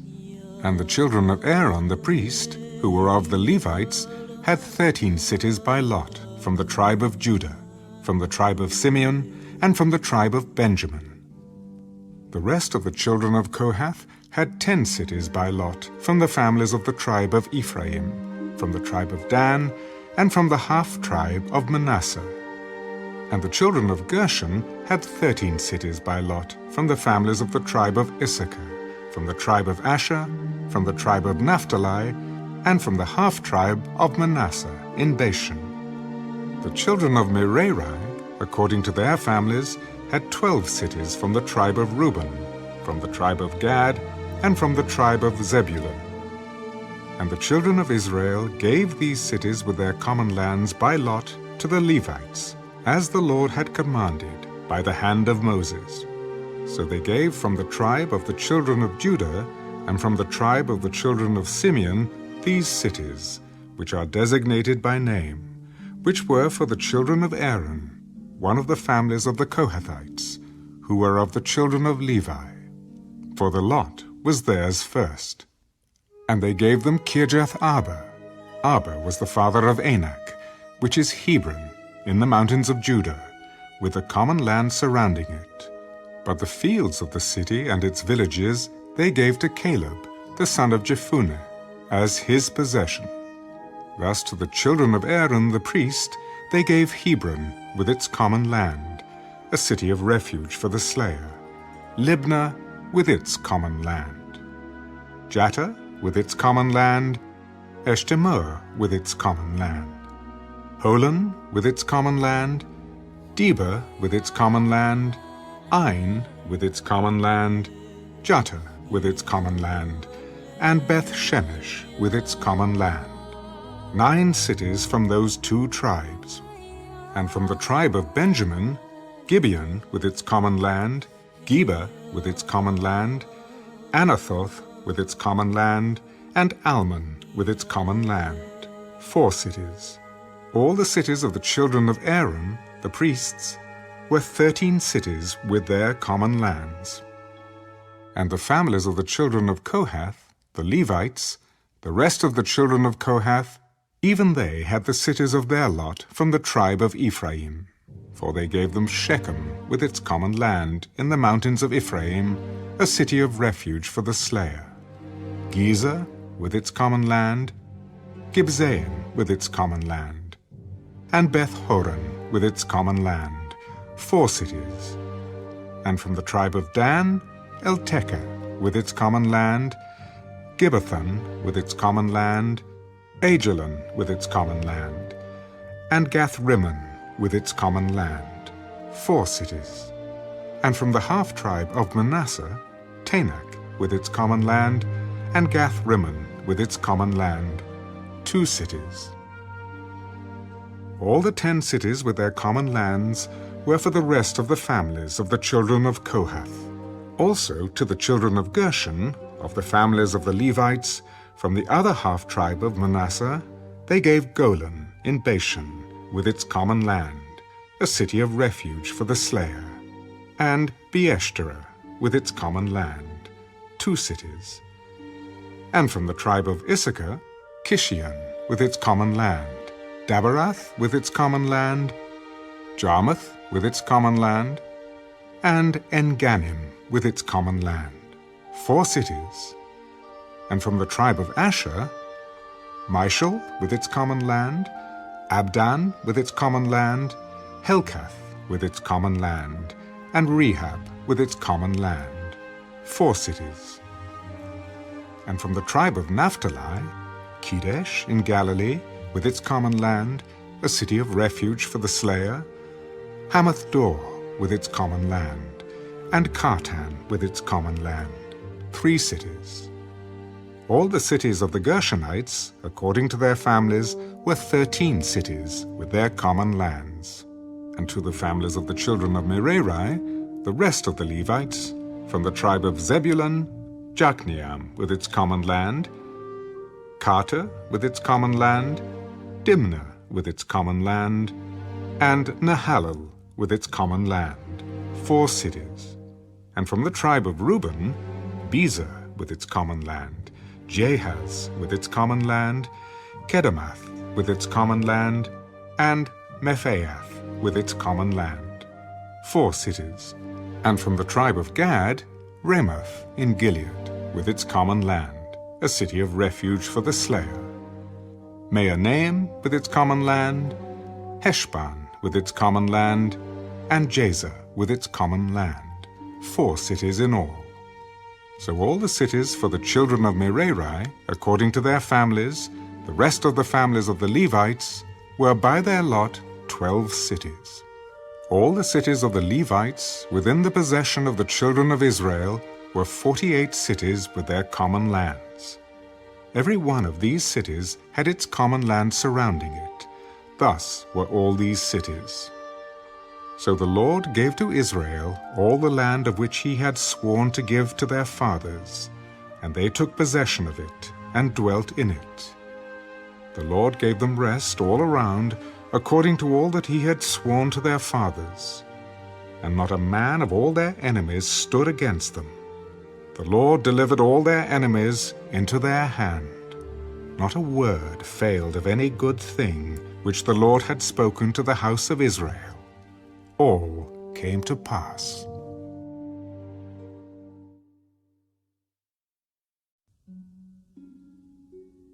Then Joshua called the Reubenites, the Gadites, and half the tribe of Manasseh, and said to them, You have kept all that Moses, the servant of the Lord, commanded you, and have obeyed my voice in all that I commanded you. You have not left your brethren these many days, up to this day, but have kept the charge of the commandment of the Lord your God. And now the Lord your God has given rest to your brethren, as he promised them. Now, therefore, return and go to your tents and to the land of your possession, which Moses, the servant of the Lord, gave you on the other side of the Jordan.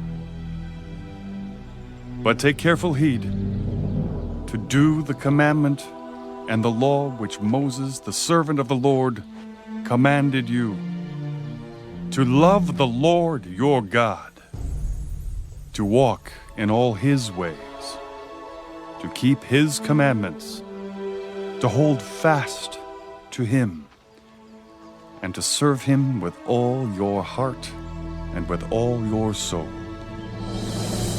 So Joshua blessed them and sent them away, and they went to their tents.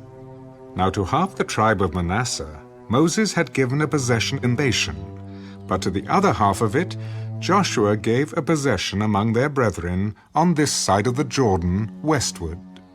And indeed, when Joshua sent them away to their tents, he blessed them and spoke to them. Return with much riches to your tents, with very much livestock, with silver, with gold, with bronze, with iron, and with very much clothing. Divide the spoil of your enemies with your brethren. So the children of Reuben, the children of Gad, and half the tribe of Manasseh returned, and departed from the children of Israel at Shiloh, which is in the land of Canaan, to go to the country of Gilead, to the land of their possession, which they had obtained according to the word of the Lord by the hand of Moses. And when they came to the region of the Jordan, which is in the land of Canaan, the children of Reuben, the children of Gad, and half the tribe of Manasseh built an altar there by the Jordan, a great, impressive altar. Now the children of Israel heard someone say, Behold, the children of Reuben, the children of Gad, and half the tribe of Manasseh have built an altar on the frontier of the land of Canaan, in the region of the Jordan, on the children of Israel's side. And when the children of Israel heard of it, the whole congregation of the children of Israel gathered together at Shiloh to go to war against them. Then the children of Israel sent Phinehas, the son of Eleazar the priest, to the children of Reuben, to the children of Gad, and to half the tribe of Manasseh, into the land of Gilead, and with him 10 rulers, 1 ruler each from the chief house of every tribe of Israel. And each one was the head of the house of his father among the divisions of Israel. Then they came to the children of Reuben, to the children of Gad, and to half the tribe of Manasseh, to the land of Gilead, and they spoke with them. Thus says the whole congregation of the Lord, What treachery is this that you have committed against the God of Israel, to turn away this day from following the Lord, in that you have built for yourselves an altar, that you might rebel this day against the Lord? Is the iniquity of Peor not enough for us, from which we are not cleansed till this day, although there was a plague in the congregation of the Lord, but that you must turn away this day from following the Lord? And it shall be, if you rebel today against the Lord, that tomorrow he will be angry with the whole congregation of Israel.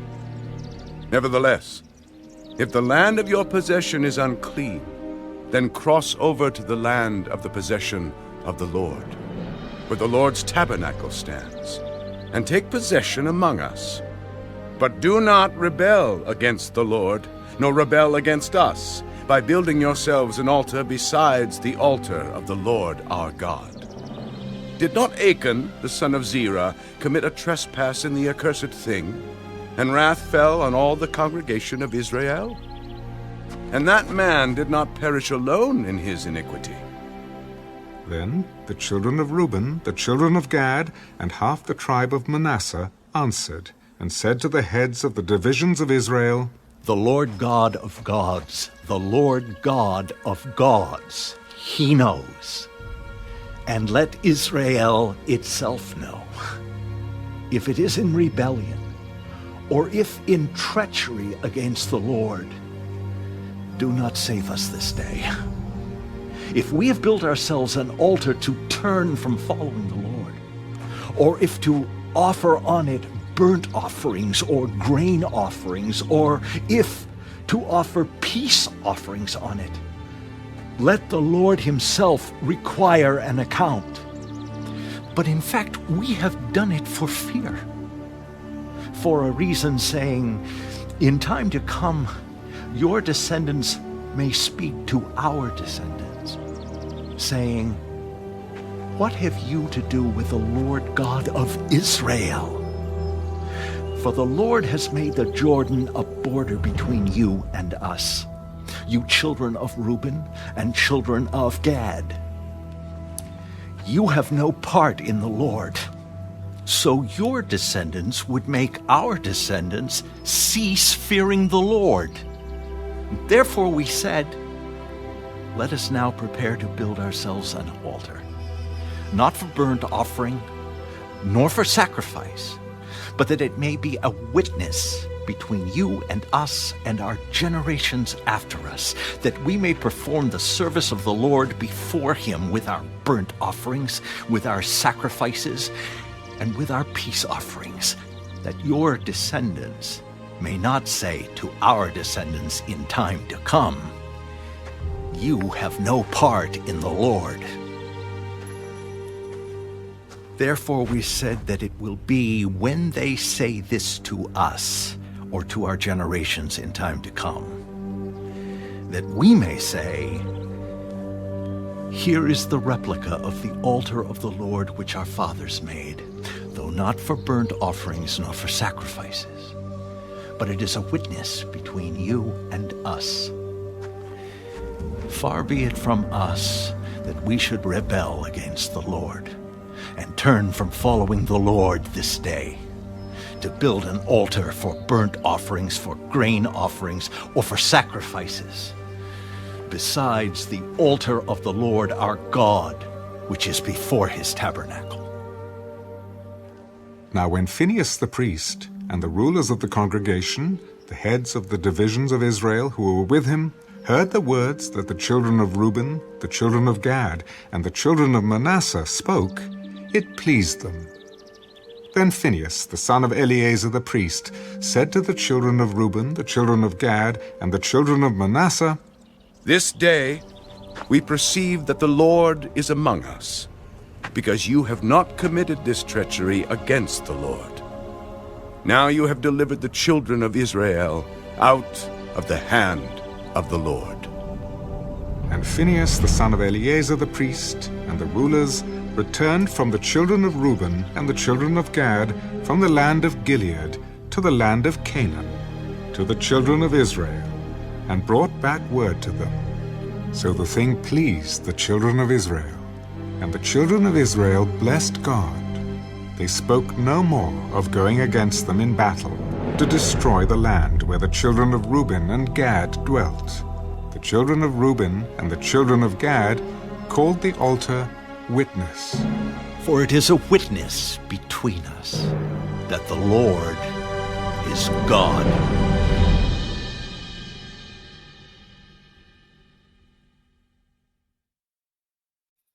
Now it came to pass, a long time after the Lord had given rest to Israel from all their enemies round about, that Joshua was old, advanced in age.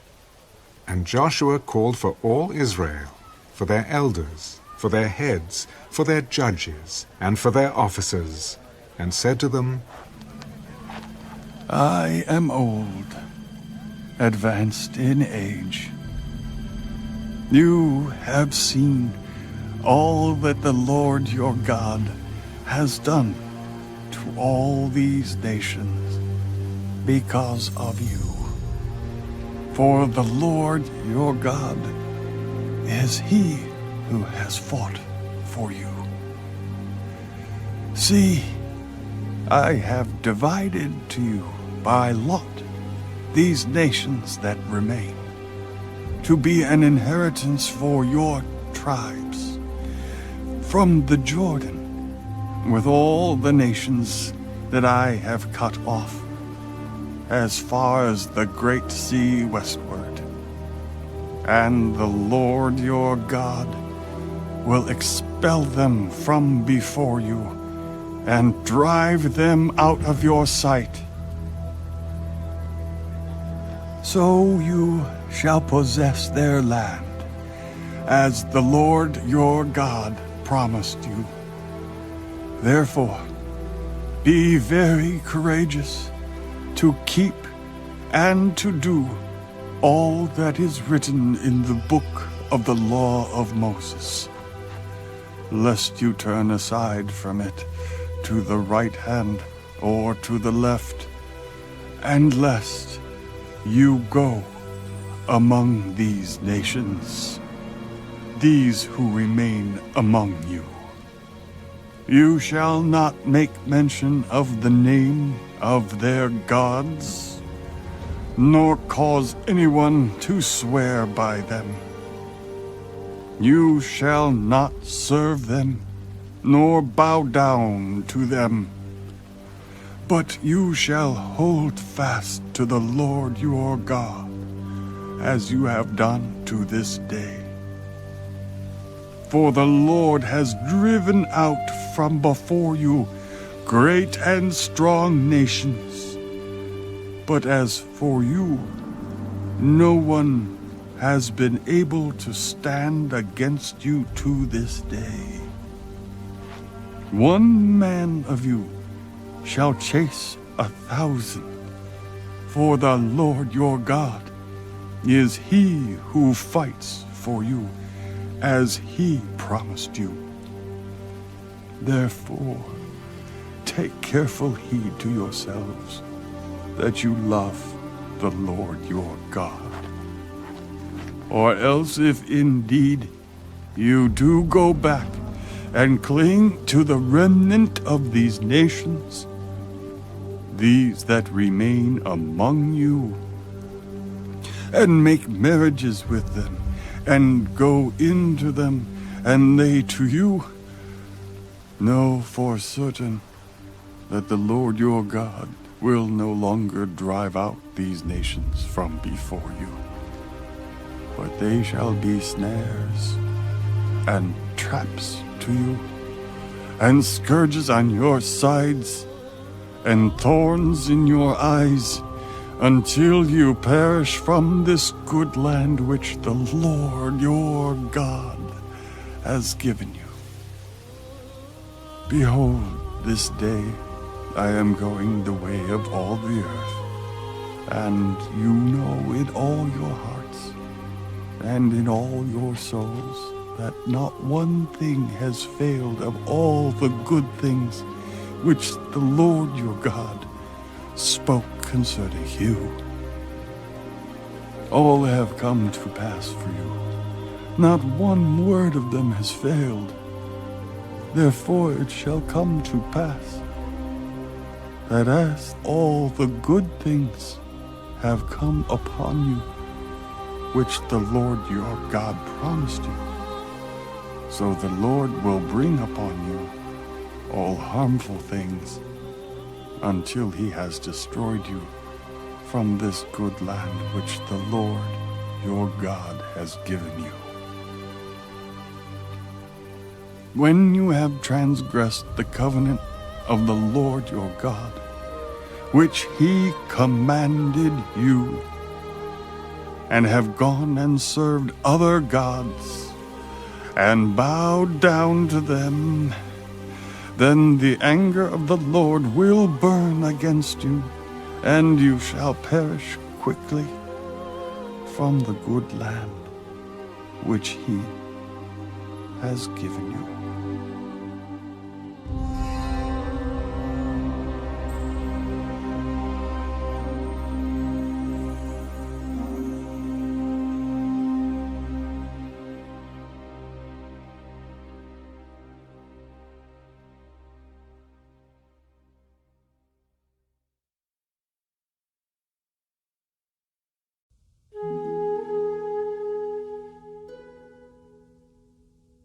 Then Joshua gathered all the tribes of Israel to Shechem, and called for the elders of Israel, for their heads, for their judges, and for their officers.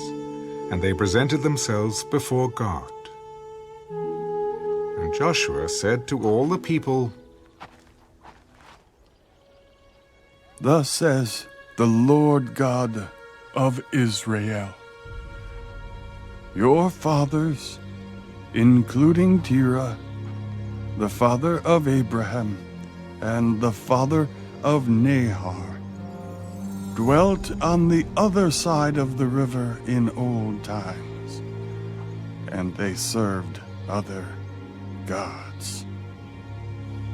Then I took your father Abraham from the other side of the river, led him throughout all the land of Canaan, and multiplied his descendants, and gave him Isaac. To Isaac I gave Jacob and Esau. To Esau I gave the mountains of Seir to possess. But Jacob and his children went down to Egypt.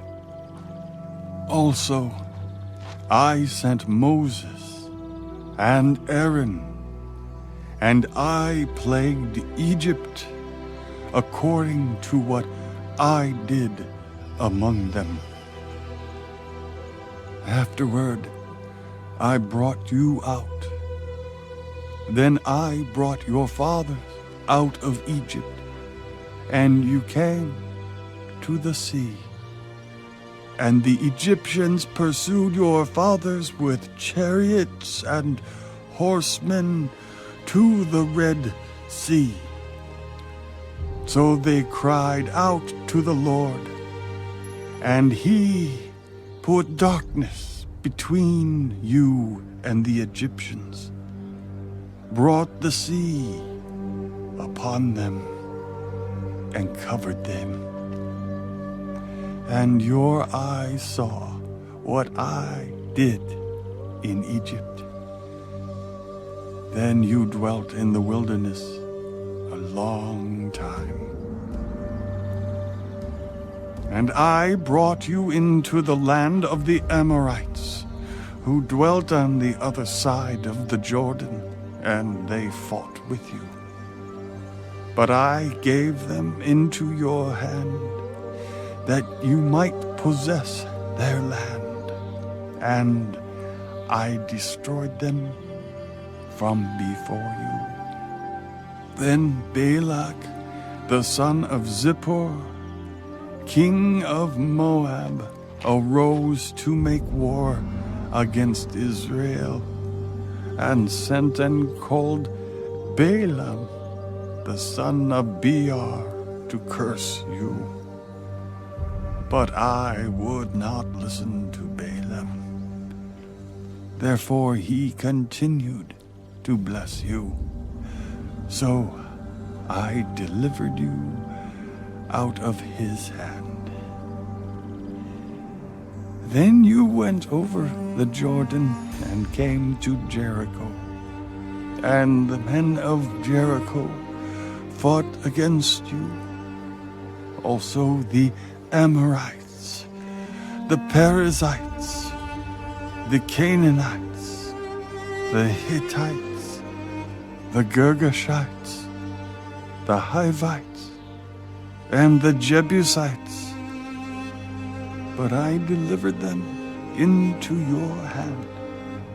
I sent the hornet before you, which drove them out from before you. Also the 2 kings of the Amorites, but not with your sword or with your bow. I have given you a land for which you did not labor, and cities which you did not build, and you dwell in them. You eat of the vineyards and olive groves which you did not plant. Now, therefore, fear the Lord. Serve him in sincerity and in truth, and put away the gods which your fathers served on the other side of the river and in Egypt. Serve the Lord. And if it seems evil to you to serve the Lord, choose for yourselves this day whom you will serve, whether the gods which your fathers served that were on the other side of the river, or the gods of the Amorites, in whose land you dwell. But as for me and my house, we will serve the Lord. So the people answered, Far be it from us that we should forsake the Lord to serve other gods. For the Lord our God is he who brought us and our fathers up out of the land of Egypt, from the house of bondage, who did those great signs in our sight, and preserved us in all the way that we went, and among all the people through whom we passed. And the Lord drove out from before us all the people, including the Amorites, who dwelt in the land. We also will serve the Lord, for he is our God. You cannot serve the Lord, for he is a holy God. He is a jealous God. He will not forgive your transgressions nor your sins. If you forsake the Lord and serve foreign gods, then he will turn and do you harm and consume you after he has done you good. No, but we will serve the Lord. You are witnesses against yourselves that you have chosen the Lord for yourselves to serve him. We are witnesses.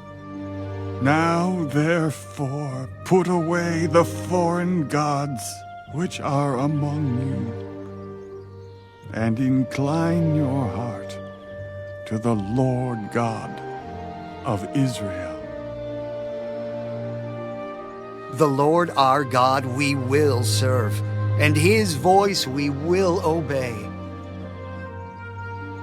So Joshua made a covenant with the people that day, and made for them a statute and an ordinance in Shechem. Then Joshua wrote these words in the book of the law of God. And he took a large stone and set it up there under the oak that was by the sanctuary of the Lord.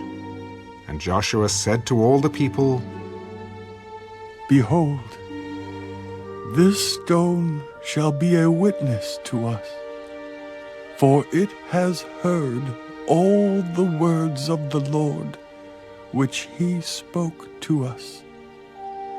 It shall therefore be a witness to you, lest you deny your God. So Joshua let the people depart, each to his own inheritance. Now it came to pass, after these things, that Joshua the son of Nun, the servant of the Lord, died, being 110 years old. And they buried him within the border of his inheritance at Timnath-Serah, which is in the mountains of Ephraim, on the north side of Mount Gaash. Israel served the Lord all the days of Joshua, and all the days of the elders who outlived Joshua, who had known all the works of the Lord, which he had done for Israel.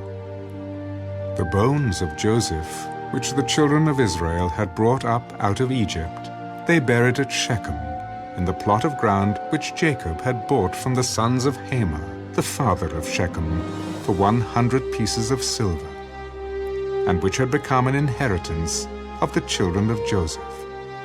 And Eleazar, the son of Aaron, died. They buried him in a hill belonging to Phinehas his son, which was given to him in the mountains of Ephraim.